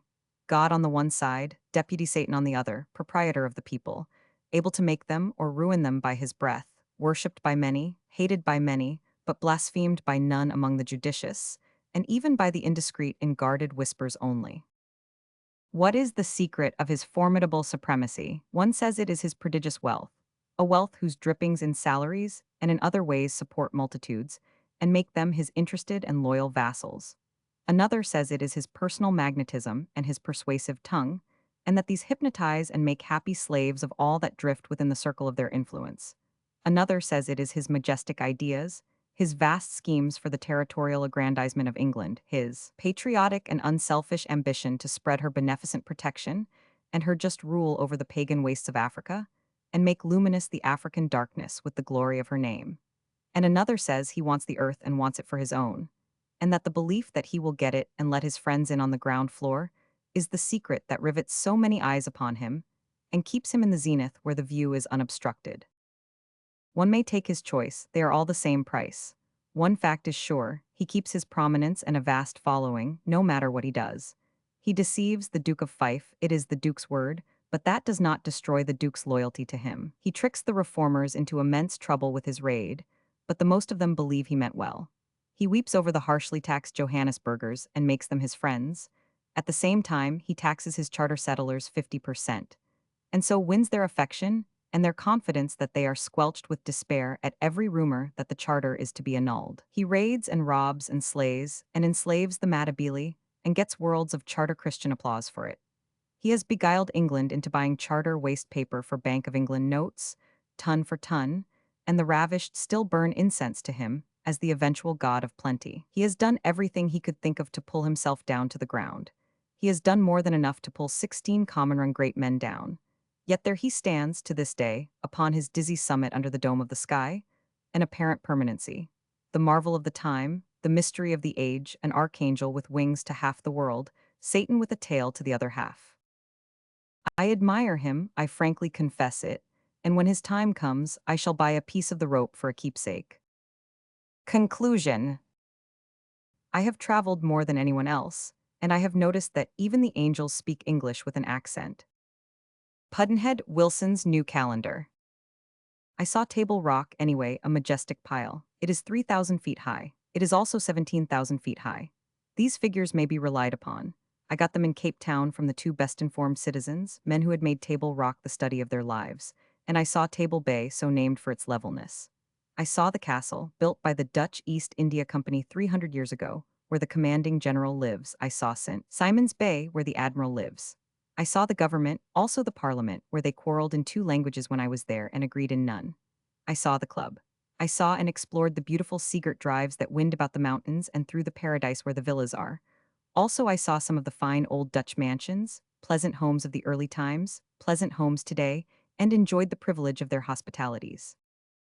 And just before I sailed I saw in one of them a quaint old picture which was a link in a curious romance. A picture of a pale, intellectual young man in a pink coat with a high black collar. It was a portrait of Dr. James Barry, a military surgeon who came out to the Cape 50 years ago with his regiment. He was a wild young fellow and was guilty of various kinds of misbehavior. He was several times reported to headquarters in England, and it was in each case expected that orders would come out to deal with him promptly and severely, but for some mysterious reason, no orders of any kind ever came back. Nothing came but just an impressive silence. This made him an imposing and uncanny wonder to the town. Next, he was promoted a way up. He was made medical superintendent general and transferred to India. Presently, he was back at the Cape again and at his escapades once more. There were plenty of pretty girls, but none of them caught him, none of them could get hold of his heart. Evidently, he was not a marrying man. And that was another marvel, another puzzle, and made no end of perplexed talk. Once he was called in the night, an obstetric service, to do what he could for a woman who was believed to be dying. He was prompt and scientific, and saved both mother and child. There are other instances of record which testify to his mastership of his profession, and many which testify to his love of it and his devotion to it. Among other adventures of his was a duel of a desperate sort, fought with swords at the castle. He killed his man. The child heretofore mentioned as having been saved by Dr. Barry so long ago was named for him and still lives in Cape Town. He had Dr. Barry's portrait painted and gave it to the gentleman in whose old Dutch house I saw it, the quaint figure in pink coat and high black collar. The story seems to be arriving nowhere, but that is because I have not finished. Dr. Bari died in Cape Town 30 years ago. It was then discovered that he was a woman. The legend goes that inquiries, soon silenced, developed the fact that she was a daughter of a great English house, and that was why her Cape wildnesses brought no punishment and got no notice when reported to the government at home. Her name was an alias. She had disgraced herself with her people, so she chose to change her name and her sex and take a new start in the world. We sailed on the 15th of July in the Norman, a beautiful ship, perfectly appointed. The voyage to England occupied a short fortnight, without a stop except at Madeira. A good and restful voyage for tired people, and there were several of us. I seem to have been lecturing 1,000 years, though it was only a 12-month, and a considerable number of the others were reformers who were fagged out with their 5 months of seclusion in the Pretoria prison. Our trip around the earth ended at the Southampton Pier, where we embarked 13 months before. It seemed a fine and large thing to have accomplished, the circumnavigation of this great globe in that little time, and I was privately proud of it. For a moment, then came one of those vanity-snubbing astronomical reports from the observatory people, whereby it appeared that another great body of light had lately flamed up in the remotenesses of space, which was traveling at a gait which would enable it to do all that I had done in a minute and a half. Human pride is not worthwhile. There is always something lying in wait to take the wind out of it. Sydney Harbor is shut in behind a precipice that extends some miles like a wall and exhibits no break to the ignorant stranger. It has a break in the middle, but it makes so little show that even Captain Cook sailed by it without seeing it. Near by that break is a false break which resembles it, and which used to make trouble for the mariner at night, in the early days before the place was lighted. It caused the memorable disaster to the Duncan Dunbar, one of the most pathetic tragedies in the history of that pitiless ruffian, the sea. The ship was a sailing vessel, a fine and favorite passenger packet, commanded by a popular captain of high reputation. She was due from England, and Sydney was waiting and counting the hours and making ready to give her a heart-stirring welcome. For she was bringing back a great company of mothers and daughters, the long-missed light and bloom of life of Sydney homes, daughters that had been years absent at school, and mothers that had been with them all that time watching over them. Of all the world, only India and Australasia have by custom freighted ships and fleets with their hearts, and know the tremendous meaning of that phrase. Only they know what the waiting is like when this freightage is entrusted to the fickle winds, not steam, and what the joy is like when the ship that is returning this treasure comes safe to port, and the long dread is over. On board the Duncan Dunbar, flying toward Sydney Heads in the waning afternoon, the happy homecomers made busy preparation, for it was not doubted that they would be in the arms of their friends before the day was done. They put away their seagoing clothes and put on clothes meeter for the meeting, their richest and their loveliest, these, poor brides of the grave. But the wind lost force, or there was a miscalculation, and before the heads were sighted the darkness came on. It was said that ordinarily the captain would have made a safe offing and waited for the morning, but this was no ordinary occasion. All about him were appealing faces, faces pathetic with disappointment, so his sympathy moved him to try the dangerous passage in the dark. He had entered the Heads 17 times and believed he knew the ground, so he steered straight for the false opening, mistaking it for the true one. He did not find out that he was wrong until it was too late. There was no saving the ship. The great seas swept her in and crushed her to splinters and rubbish upon the rock tushes at the base of the precipice. Not one of all that fair and gracious company was ever seen again alive. The tale is told to every stranger that passes the spot, and it will continue to be told to all that come, for generations. But it will never grow old, custom cannot stale it, the heartbreak that is in it can never perish out of it. There were 200 persons in the ship, and but one survived the disaster. He was a sailor. A huge sea flung him up the face of the precipice and stretched him on a narrow shelf of rock midway between the top and the bottom, and there he lay all night. At any other time he would have lain there for the rest of his life, without chance of discovery. But the next morning, the ghastly news swept through Sydney that the Duncan Dunbar had gone down in sight of home, and straightway the walls of the Heads were black with mourners, and one of these, stretching himself out over the precipice to spy out what might be seen below, discovered this miraculously preserved relic of the wreck. Ropes were brought, and the nearly impossible feat of rescuing the man was accomplished. He was a person with a practical turn of mind, and he hired a hall in Sydney and exhibited himself at sixpence a head till he exhausted the output of the goldfields for that year. We entered and cast anchor, and in the morning went ohing and awing in admiration up through the crooks and turns of the spacious and beautiful harbor. A harbor which is the darling of Sydney and the wonder of the world. It is not surprising that the people are proud of it, nor that they put their enthusiasm into eloquent words. A returning citizen asked me what I thought of it, and I testified with a cordiality which I judged would be up to the market rate. I said it was beautiful, superbly beautiful. Then by a natural impulse I gave God the praise. The citizen did not seem altogether satisfied. He said, "It is beautiful, of course it's beautiful. The harbor, but that isn't all of it, it's only half of it. Sydney's the other half, and it takes both of them together to ring the supremacy bell. God made the harbor, and that's all right, but Satan made Sydney." Of course I made an apology, and asked him to convey it to his friend. He was right about Sydney being half of it. It would be beautiful without Sydney, but not above half as beautiful as it is now, with Sydney added. It is shaped somewhat like an oak leaf, a roomy sheet of lovely blue water, with narrow offshoots of water running up into the country on both sides between long fingers of land, high wooden ridges with sides sloped like graves. Handsome villas are perched here and there on these ridges, snuggling amongst the foliage, and one catches alluring glimpses of them as the ship swims by toward the city. The city clothes a cluster of hills and a ruffle of neighboring ridges with its undulating masses of masonry.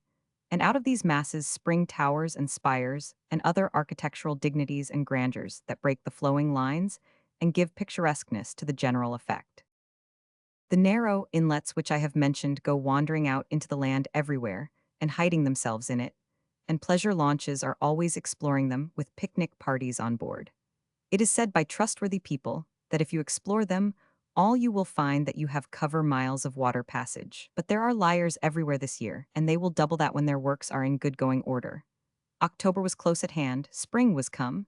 It was really spring, everybody said so, but you could have sold it for summer in Canada, and nobody would have suspected. It was the very weather that makes our home summers the perfection of climatic luxury.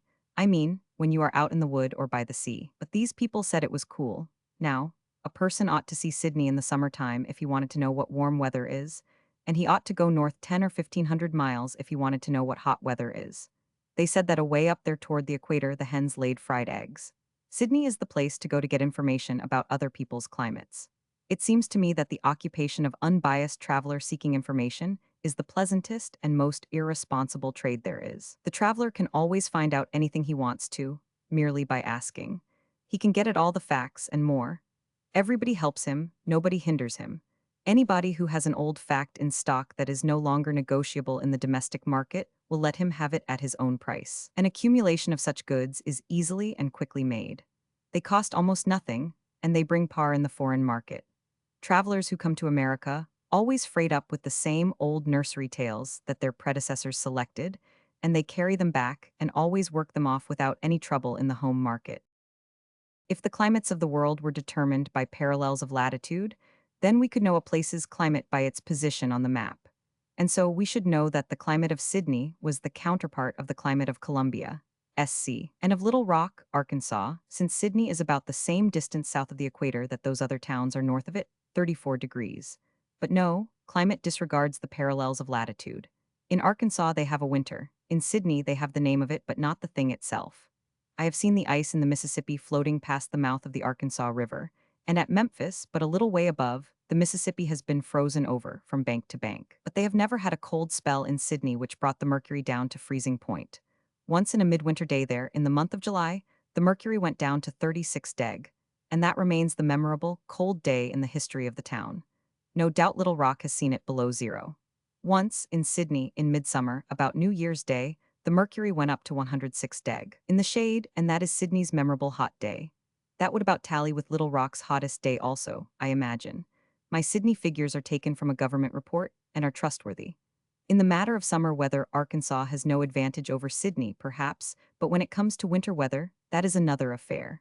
You could cut up an Arkansas winter into 100 Sydney winters and have enough left for Arkansas and the poor.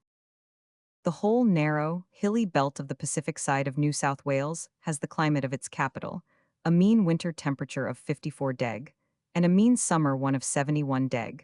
It is a climate which cannot be improved upon for healthfulness. But the experts say that 90° in New South Wales is harder to bear than 112°. In the neighboring colony of Victoria, because the atmosphere of the former is humid and of the latter dry. The mean temperature of the southernmost point of New South Wales is the same as that of Nice, 60 deg. Yet Nice is further from the equator by 460 miles than is the former. But nature is always stingy of perfect climates, stingier in the case of Australia than usual. Apparently, this vast continent has a really good climate nowhere but around the edges. If we look at a map of the world, we are surprised to see how big Australia is. It is about two-thirds as large as the United States was before we added Alaska.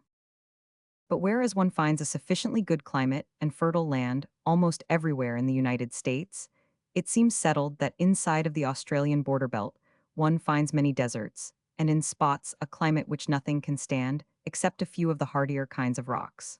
In effect, Australia is as yet unoccupied. If you take a map of the United States and leave the Atlantic seaboard states in their places, also the fringe of southern states from Florida west to the mouth of the Mississippi, also a narrow, inhabited streak up the Mississippi halfway to its headwaters, also a narrow, inhabited border along the Pacific coast. Then take a brushful of paint and obliterate the whole remaining mighty stretch of country that lies between the Atlantic states and the Pacific coast strip. Your map will look like the latest map of Australia. This stupendous blank is hot, not to say torrid. A part of it is fertile, the rest is desert. It is not liberally watered, it has no towns. One has only to cross the mountains of New South Wales and descend into the westward-lying regions to find that he has left the choice climate behind him and found a new one of a quite different character. In fact, he would not know by the thermometer that he was not in the blistering plains of India. Captain Sturt, the great explorer, gives us a sample of the heat. The wind, which had been blowing all the morning from the NE, increased to a heavy gale, and I shall never forget its withering effect. I sought shelter behind a large gum tree, but the blasts of heat were so terrific that I wondered the very grass did not take fire. This really was nothing ideal. Everything both animate and inanimate gave way before it. The horses stood with their backs to the wind and their noses to the ground, without the muscular strength to raise their heads. The birds were mute, and the leaves of the trees under which we were sitting fell like a snow shower around us. At noon, I took a thermometer graded to 127 deg out of my box and observed that the mercury was up to 125. Thinking that it had been unduly influenced, I put it in the fork of a tree close to me, sheltered alike from the wind and the sun. I went to examine it about an hour afterwards, when I found the mercury had risen to the top of the instrument and had burst the bulb, a circumstance that I believe no traveler has ever before had to record. I cannot find language to convey to the reader's mind an idea of the intense and oppressive nature of the heat that prevailed. That hot wind sweeps over Sydney sometimes and brings with it what is called a dust storm. It is said that most Australian towns are acquainted with the dust storm. I think I know what it is like, for the following description by Mr. Gape tallies very well with the alkali dust storm of Nevada, if you leave out the shovel part. Still, the shovel part is a pretty important part, and seems to indicate that my Nevada storm is but a poor thing after all. As we proceeded, the altitude became less, and the heat proportionately greater until we reached Dubbo, which is only 600 feet above sea level. It is a pretty town, built on an extensive plain. After the effects of a shower of rain have passed away, the surface of the ground crumbles into a thick layer of dust, and occasionally, when the wind is in a particular quarter, it is lifted bodily from the ground in one long opaque cloud. In the midst of such a storm, nothing can be seen a few yards ahead, and the unlucky person who happens to be out at the time is compelled to seek the nearest retreat at hand. When the thrifty housewife sees in the distance the dark column advancing in a steady whirl towards her house, she closes the doors and windows with all expedition.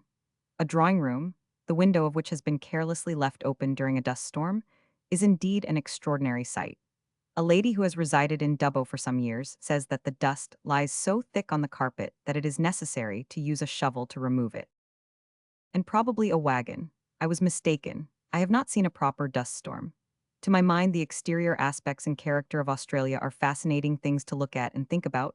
They are so strange, so weird, so new, so uncommonplace, such a startling and interesting contrast to the other sections of the planet, the sections that are known to us all, familiar to us all. In the matter of particulars, a detail here, a detail there, we have had the choice climate of New South Wales seacoast. We have had the Australian heat as furnished by Captain Sturt. We have had the wonderful dust storm, and we have considered the phenomenon of an almost empty hot wilderness half as big as the United States, with a narrow belt of civilization, population, and good climate around it. Chapter 10. Everything human is pathetic. The secret source of humor itself is not joy but sorrow. There is no humor in heaven. Pudd'nhead Wilson's New Calendar. Captain Cook found Australia in 1770, and 18 years later the British government began to transport convicts to it. Altogether, New South Wales received 0 in 53 years. The convicts wore heavy chains, they were ill-fed and badly treated by the officers set over them. They were heavily punished for even slight infractions of the rules. The cruelest discipline ever known is one historian's description of their life. The Story of Australasia, J.S. Laurie. English law was hard-hearted in those days. For trifling offenses which in our day would be punished by a small fine or a few days, confinement, men, women, and boys were sent to this other end of the earth to serve terms of 7 and 14 years, and for serious crimes they were transported for life. Children were sent to the penal colonies for 7 years for stealing a rabbit. When I was in London 23 years ago, there was a new penalty in force for diminishing garroting and wife-beating. 25 lashes on the bare back with the cat o' nine tails. It was said that this terrible punishment was able to bring the stubbornest ruffians to terms, and that no man had been found with grit enough to keep his emotions to himself beyond the ninth blow. As a rule, the man shrieked earlier. That penalty had a great and wholesome effect upon the garroters and wife-beaters, but humane modern London could not endure it. It got its law rescinded. Many a bruised and battered English wife has since had occasion to deplore that cruel achievement of sentimental humanity. 25 lashes. In Australia and Tasmania, they gave a convict 50 for almost any little offense, and sometimes a brutal officer would add 50, and then another 50, and so on, as long as the sufferer could endure the torture and live. In Tasmania, I read the entry, in an old manuscript official record, of a case where a convict was given 300 lashes for stealing some silver spoons.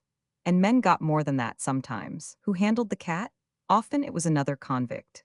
Sometimes it was the culprit's dearest comrade, and he had to lay on with all his might. Otherwise he would get a flogging himself for his mercy, for he was under watch, and yet not do his friend any good. The friend would be attended to by another hand and suffer no lack in the matter of full punishment. The convict life in Tasmania was so unendurable, and suicide so difficult to accomplish that once or twice despairing men got together and drew straws to determine which of them should kill another of the group. This murder to secure death to the perpetrator, and to the witnesses of it by the hand of the hangman. The incidents quoted above are mere hints, mere suggestions of what convict life was like. They are but a couple of details tossed into view out of a shoreless sea of such. Or, to change the figure, they are but a pair of flaming steeples photographed from a point which hides from sight the burning city which stretches away from their bases on every hand. Some of the convicts, indeed, a good many of them, were very bad people, even for that day, but the most of them were probably not noticeably worse than the average of the people they left behind them at home. We must believe this, we cannot avoid it. We are obliged to believe that a nation that could look on, unmoved, and see starving or freezing women hanged for stealing 26 cents worth of bacon or rags, and boys snatched from their mothers, and men from their families, and sent to the other side of the world for long terms of years for similar, trifling offenses, was a nation to whom the term civilized could not in any large way be applied. And we must also believe that a nation that knew, during more than 40 years, what was happening to those exiles and was still content with it, was not advancing in any showy way toward a higher grade of civilization. If we look into the characters and conduct of the officers and gentlemen who had charge of the convicts and attended to their backs and stomachs, we must grant again that as between the convict and his masters, and between both and the nation at home, there was a quite noticeable monotony of sameness. 4 years had gone by, and many convicts had come. Respectable settlers were beginning to arrive. These two classes of colonists had to be protected, in case of trouble among themselves or with the natives. It is proper to mention the natives, though they could hardly count they were so scarce. At a time when they had not as yet begun to be much disturbed, not as yet being in the way, it was estimated that in New South Wales there was but one native to 45,000 acres of territory. People had to be protected. Officers of the regular army did not want this service, away off there where neither honor nor distinction was to be gained. So England recruited and officered a kind of militia force of 1,000 uniformed civilians called the New South Wales Corps and shipped it. This was the worst blow of all. The colony fairly staggered under it. The core was an object lesson of the moral condition of England outside of the jails. The colonists trembled. It was feared that next there would be an importation of the nobility. In those early days, the colony was non-supporting.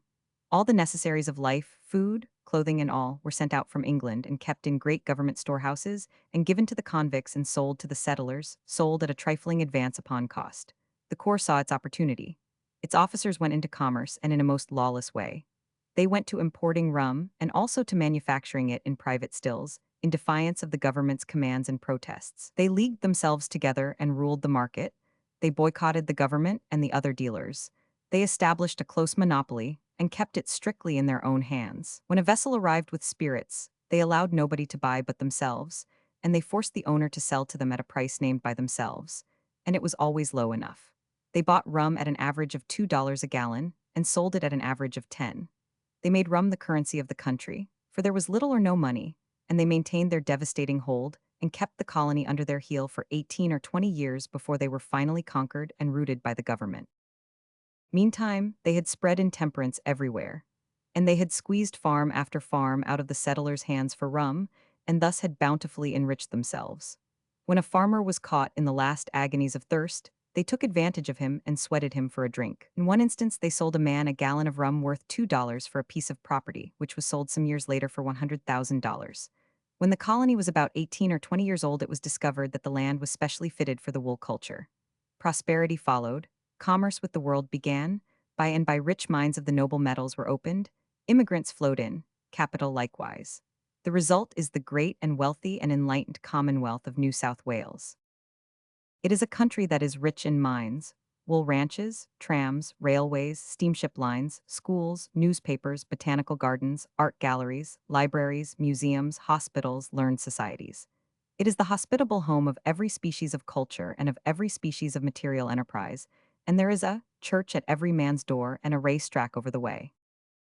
Chapter 11. We should be careful to get out of an experience only the wisdom that is in it, and stop there, lest we be like the cat that sits down on a hot stove lid. She will never sit down on a hot stove lid again, and that is well, but also she will never sit down on a cold one anymore. Pudd'nhead Wilson's New Calendar. All English-speaking colonies are made up of lavishly hospitable people, and New South Wales and its capital are like the rest in this. The English-speaking colony of the United States of America is always called lavishly hospitable by the English traveler. As to the other English-speaking colonies throughout the world from Canada all around, I know by experience that the description fits them. I will not go more particularly into this matter, for I find that when writers try to distribute their gratitude here and there, and yonder by detail they run across difficulties and do some ungraceful stumbling. Mr. Gape, New South Wales and Victoria in 1885, tried to distribute his gratitude and was not lucky. The inhabitants of Sydney are renowned for their hospitality. The treatment which we experienced at the hands of this generous-hearted people will help more than anything else to make us recollect with pleasure our stay amongst them. In the character of hosts and hostesses they excel. The new chum needs only the acquaintanceship of one of their number, and he becomes at once the happy recipient of numerous complimentary invitations and thoughtful kindnesses. Of the towns it has been our good fortune to visit, none have portrayed home so faithfully as Sydney. Nobody could say it finer than that, if he had put in his cork then and stayed away from Dubbo. But no, heedless man, he pulled it again. Pulled it when he was away along in his book, and his memory of what he had said about Sydney had grown dim. We cannot quit the promising town of Dubbo without testifying, in warm praise, to the kind-hearted and hospitable usages of its inhabitants. Sydney, though well deserving the character it bears of its kindly treatment of strangers, possesses a little formality and reserve. In Dubbo, on the contrary, though the same congenial manners prevail, there is a pleasing degree of respectful familiarity, which gives the town a homely comfort not often met with elsewhere. In laying on one side our pen, we feel contented in having been able, though so late in this work, to bestow a panegyric, however unpretentious, on a town which, though possessing no picturesque natural surroundings, nor interesting architectural productions, has yet a body of citizens whose hearts cannot but obtain for their town a reputation for benevolence and kind-heartedness. I wonder what soured him on Sydney. It seems strange that a pleasing degree of 3 or 4 fingers of respectful familiarity should fill a man up and give him the panegyrics so bad. For he has them, the worst way, anyone can see that. A man who is perfectly at himself does not throw cold detraction at people's architectural productions and picturesque surroundings, and let on that what he prefers is a Dubonese dust storm and a pleasing degree of respectful familiarity. No, these are old, old symptoms, and when they appear we know that the man has got the panegyrics. Sydney has a population of 400,000. When a stranger from America steps ashore there, the first thing that strikes him is that the place is 8 or 9 times as large as he was expecting it to be, and the next thing that strikes him is that it is an English city with American trimmings. Later on, in Melbourne, he will find the American trimmings still more in evidence. There, even the architecture will often suggest America. A photograph of its stateliest business street might be passed upon him for a picture of the finest street in a large American city. I was told that the most of the fine residences were the city residences of squatters. The name seemed out of focus somehow. When the explanation came, it offered a new instance of the curious changes which words, as well as animals, undergo through change of habitat and climate. With us, when you speak of a squatter, you're always supposed to be speaking of a poor man. But in Australia, when you speak of a squatter, you're supposed to be speaking of a millionaire. In America, the word indicates the possessor of a few acres and a doubtful title. In Australia, it indicates a man whose land front is as long as a railroad, and whose title has been perfected in one way or another. In America, the word indicates a man who owns a dozen head of livestock. In Australia, a man who owns anywhere from 50,000 up to 500,000 head. In America, the word indicates a man who is obscure and not important. In Australia, a man who is prominent and of the first importance. In America, you take off your hat to no squatter. In Australia, you do. In America, if your uncle is a squatter, you keep it dark. In Australia, you advertise it. In America, if your friend is a squatter, nothing comes of it. But with a squatter for your friend in Australia, you may sup with kings if there are any around. In Australia, it takes about 2 acres and a half of pasture land, some people say twice as many, to support a sheep. And when the squatter has 500,000 sheep, his private domain is about as large as Rhode Island, to speak in general terms. His annual wool crop may be worth $250,000. He will live in a palace in Melbourne or Sydney, or some other of the large cities, and make occasional trips to his sheep kingdom, several hundred miles away in the Great Plains, to look after his battalions of riders and shepherds and other hands. He has a commodious dwelling out there, and if he approve of you, he will invite you to spend a week in it, and will make you at home and comfortable, and let you see the great industry in all its details, and feed you and slake you and smoke you with the best that money can buy. On at least one of these vast estates, there is a considerable town, with all the various businesses and occupations that go to make an important town, and the town and the land it stands upon are the property of the squatters. I have seen that town, and it is not unlikely that there are other squatter-owned towns in Australia. Australia supplies the world not only with fine wool, but with mutton also. The modern invention of cold storage and its application in ships has created this great trade. In Sydney, I visited a huge establishment where they kill and clean and solidly freeze 1,000 sheep a day for shipment to England. The Australians did not seem to me to differ noticeably from Americans, either in dress, carriage, ways, pronunciation, inflections, or general appearance. There were fleeting and subtle suggestions of their English origin, but these were not pronounced enough, as a rule, to catch one's attention. The people have easy and cordial manners from the beginning, from the moment that the introduction is completed. This is American. To put it in another way, it is English friendliness with the English shyness and self-consciousness left out. Now and then, but this is rare, one hears such words as piper for paper, liddy for lady, and tibble for table fall from lips whence one would not expect such pronunciations to come. There is a superstition prevalent in Sydney that this pronunciation is an Australianism, but people who have been home, as the native reverently and lovingly calls England, know better. It is costermonger. All over Australasia, this pronunciation is nearly as common among servants as it is in London among the uneducated and the partially educated of all sorts and conditions of people.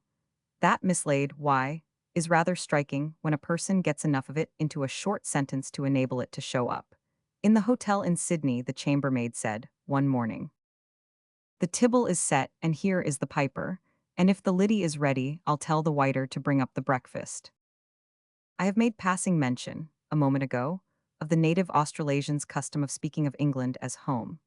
It was always pretty to hear it, and often it was said in an unconsciously caressing way that made it touching, in a way which transmuted a sentiment into an embodiment and made one seem to see Australasia as a young girl stroking Mother England's old grey head. In the Australasian, home-the-table talk is vivacious and unembarrassed. It is without stiffness or restraint. This does not remind one of England so much as it does of America. But Australasia is strictly democratic, and reserves and restraints are things that are bred by differences of rank. English and colonial audiences are phenomenally alert and responsive. Where masses of people are gathered together in England, caste is submerged, and with it the English reserve. Equality exists for the moment, and every individual is free. So free from any consciousness of fetters, indeed, that the Englishman's habit of watching himself and guarding himself against any injudicious exposure of his feelings is forgotten and falls into abeyance. And to such a degree, indeed, that he will bravely applaud all by himself if he wants to, an exhibition of daring which is unusual elsewhere in the world. But it is hard to move a new English acquaintance when he is by himself, or when the company present is small and new to him. He is on his guard then, and his natural reserve is to the fore. This has given him the false reputation of being without humor and without the appreciation of humor. Americans are not Englishmen, and American humor is not English humor. But both the American and his humor had their origin in England and have merely undergone changes brought about by changed conditions and a new environment. About the best humorous speeches I have yet heard were a couple that were made in Australia at club suppers, one of them by an Englishman, the other by an Australian. Chapter 12. There are those who scoff at the schoolboy, calling him frivolous and shallow. Yet it was the schoolboy who said, "Faith is believing what you know ain't so." Pudd'nhead Wilson's New Calendar. In Sydney, I had a large dream, and in the course of talk, I told it to a missionary from India who was on his way to visit some relatives in New Zealand. I dreamed that the visible universe is the physical person of God, that the vast worlds that we see twinkling millions of miles apart in the fields of space are the blood corpuscles in his veins, and that we and the other creatures are the microbes that charge with multitudinous life the corpuscles. Mr. X, the missionary, considered the dream a while, then said, "It is not surpassable for magnitude, since its metes and bounds are the metes and bounds of the universe itself. And it seems to me that it almost accounts for a thing which is otherwise nearly unaccountable, the origin of the sacred legends of the Hindus. Perhaps they dream them, and then honestly believe them to be divine revelations of fact. It looks like that, for the legends are built on so vast a scale that it does not seem reasonable that plodding priests would happen upon such colossal fancies when awake." He told some of the legends, and said that they were implicitly believed by all classes of Hindus, including those of high social position and intelligence. And he said that this universal credulity was a great hindrance to the missionary in his work. Then he said something like this: "At home, people wonder why Christianity does not make faster progress in India. They hear that the Indians believe easily, and that they have a natural trust in miracles, and give them a hospitable reception. Then they argue like this: since the Indian believes easily, place Christianity before them and they must believe. Confirm its truths by the biblical miracles, and they will no longer doubt. The natural deduction is that as Christianity makes but indifferent progress in India, the fault is with us. We are not fortunate in presenting the doctrines and the miracles. But the truth is, we are not by any means so well equipped as they think. We have not the easy task that they imagine. To use a military figure, we are sent against the enemy with good powder in our guns, but only wads for bullets. That is to say, our miracles are not effective. The Hindus do not care for them. They have more extraordinary ones of their own. All the details of their own religion are proven and established by miracles. The details of ours must be proven in the same way. When I first began my work in India, I greatly underestimated the difficulties thus put upon my task. A correction was not long in coming. I thought, as our friends think at home, that to prepare my childlike wonder-lovers to listen with favor to my grave message, I only needed to charm the way to it with wonders, marvels, miracles. With full confidence, I told the wonders performed by Samson, the strongest man that had ever lived, for so I called him. At first I saw lively anticipation and strong interest in the faces of my people, but as I moved along from incident to incident of the great story, I was distressed to see that I was steadily losing the sympathy of my audience. I could not understand it. It was a surprise to me and a disappointment. Before I was through, the fading sympathy had paled to indifference. Thence to the end, the indifference remained. I was not able to make any impression upon it. A good old Hindu gentleman told me where my trouble lay. He said, "We Hindus recognize a god by the work of his hands. We accept no other testimony." Apparently, this is also the rule with you Christians. And we know when a man has his power from a god by the fact that he does things which he could not do, as a man, with the mere powers of a man. Plainly, this is the Christian's way also, of knowing when a man is working by a god's power and not by his own. You saw that there was a supernatural property in the hair of Samson, for you perceived that when his hair was gone, he was as other men. It is our way, as I have said. There are many nations in the world, and each group of nations has its own gods and will pay no worship to the gods of the others. Each group believes its own gods to be strongest, and it will not exchange them except for gods that shall be proven to be their superiors in power. Man is but a weak creature, and needs the help of gods. He cannot do without it. Shall he place his fate in the hands of weak gods when there may be stronger ones to be found? That would be foolish. No, if he hear of gods that are stronger than his own, he should not turn a deaf ear, for it is not a light matter that is at stake. How then shall he determine which gods are the stronger, his own or those that preside over the concerns of other nations? By comparing the known works of his own gods with the works of those others. There is no other way.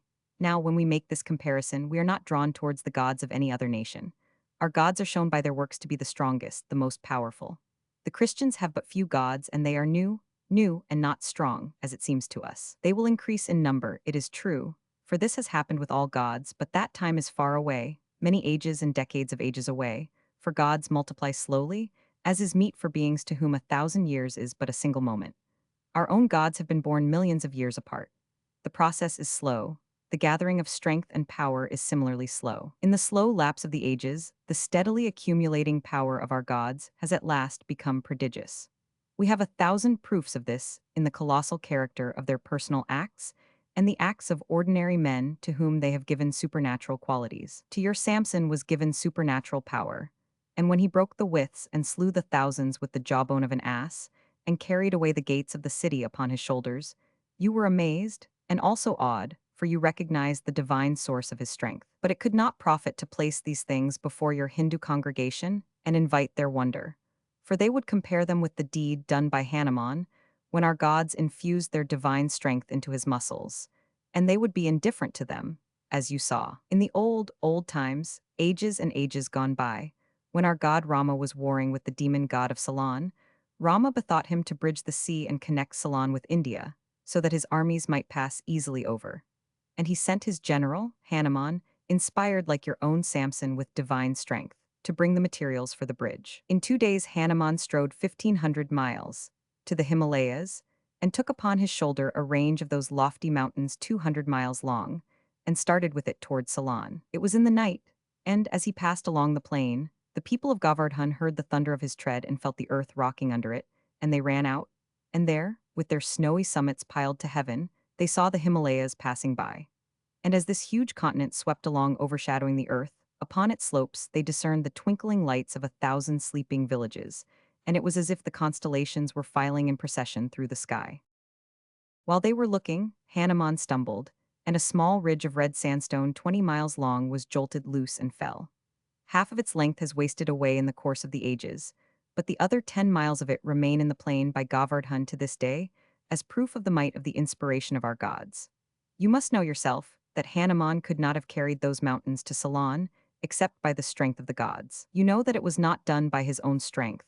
Therefore, you know that it was done by the strength of the gods, just as you know that Samson carried the gates by the divine strength and not by his own. I think you must concede two things.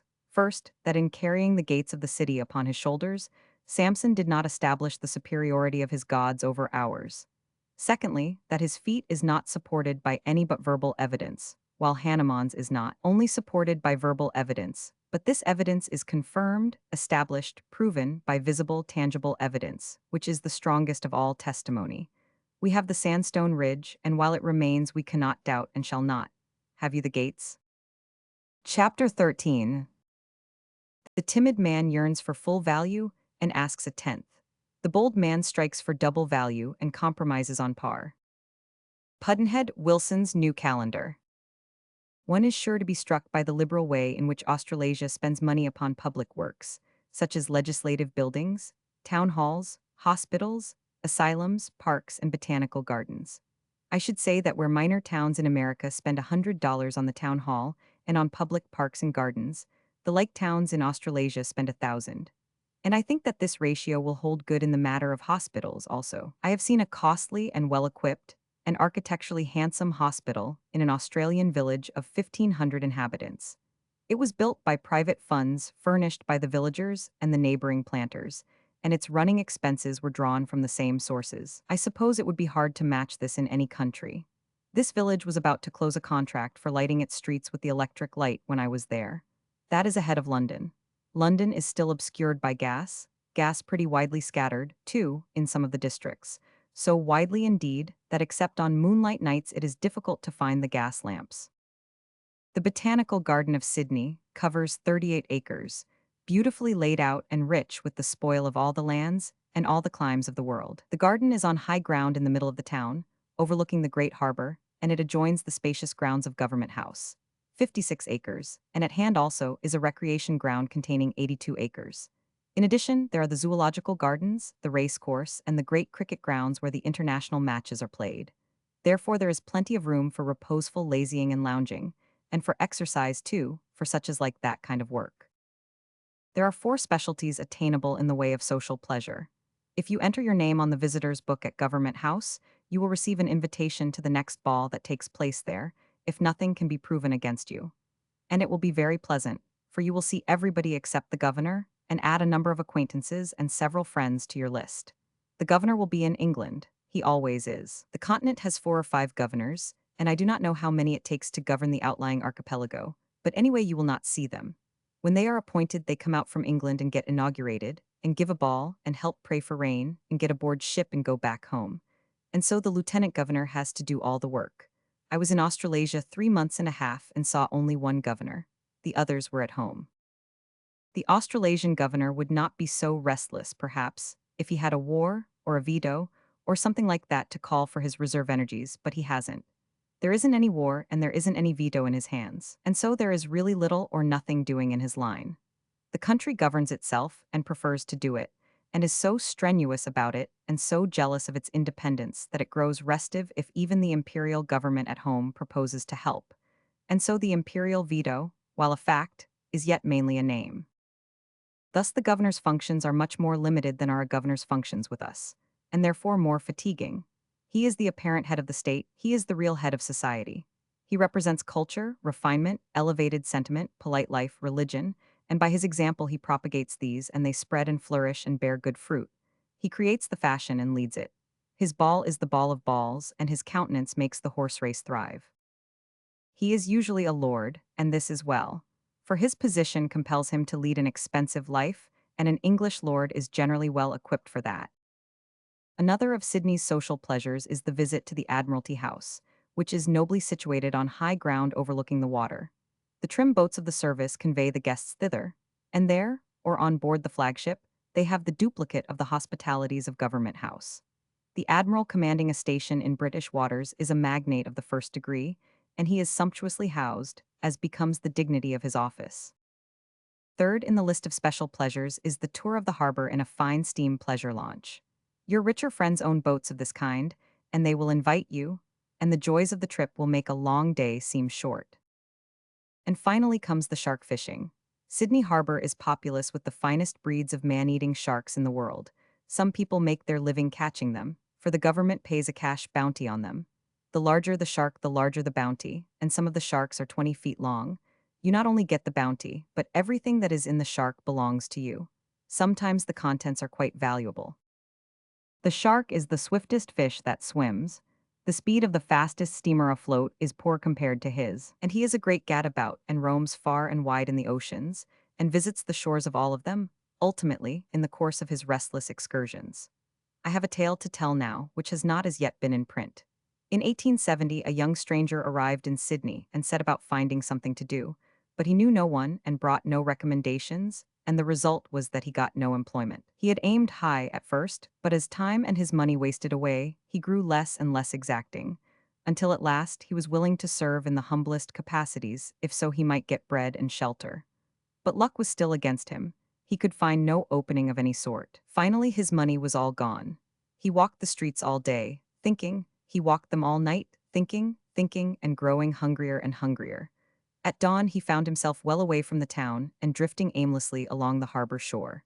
As he was passing by a nodding shark fisher, the man looked up and said, "Say, young fellow, take my line a spell and change my luck for me." "How do you know I won't make it worse?" "Because you can't, it has been at its worst all night. If you can't change it, no harm's done. If you do change it, it's for the better, of course. Come."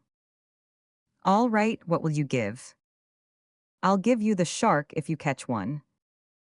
And I will eat it, bones and all. Give me the line." "Here you are. I will get away now for a while so that my luck won't spoil yours. For many and many a time I've noticed that if— There, pull in, man, you've got a bite. I knew how it would be. Why, I knew you for a born son of luck the minute I saw you. All right, he's landed." It was an unusually large shark, a full 19-footer, the fisherman said, as he laid the creature open with his knife. "Now you rob him, young man, while I step to my hamper for a fresh bait. There's generally something in them worth going for. You've changed my luck, you see. But my goodness, I hope you haven't changed your own." "Oh, it wouldn't matter. Don't worry about that. Get your bait, I'll rob him." When the fisherman got back, the young man had just finished washing his hands in the bay and was starting away. "What, you are not going?" "Yes, goodbye." "But what about your shark?" "The shark, why, what use is he to me?" "What use is he? I like that. Don't you know that we can go and report him to government and you'll get a clean solid 80 shillings bounty? Hard cash, you know. What do you think about it now?" "Oh, well, you can collect it." "And keep it, is that what you mean?" "Yes."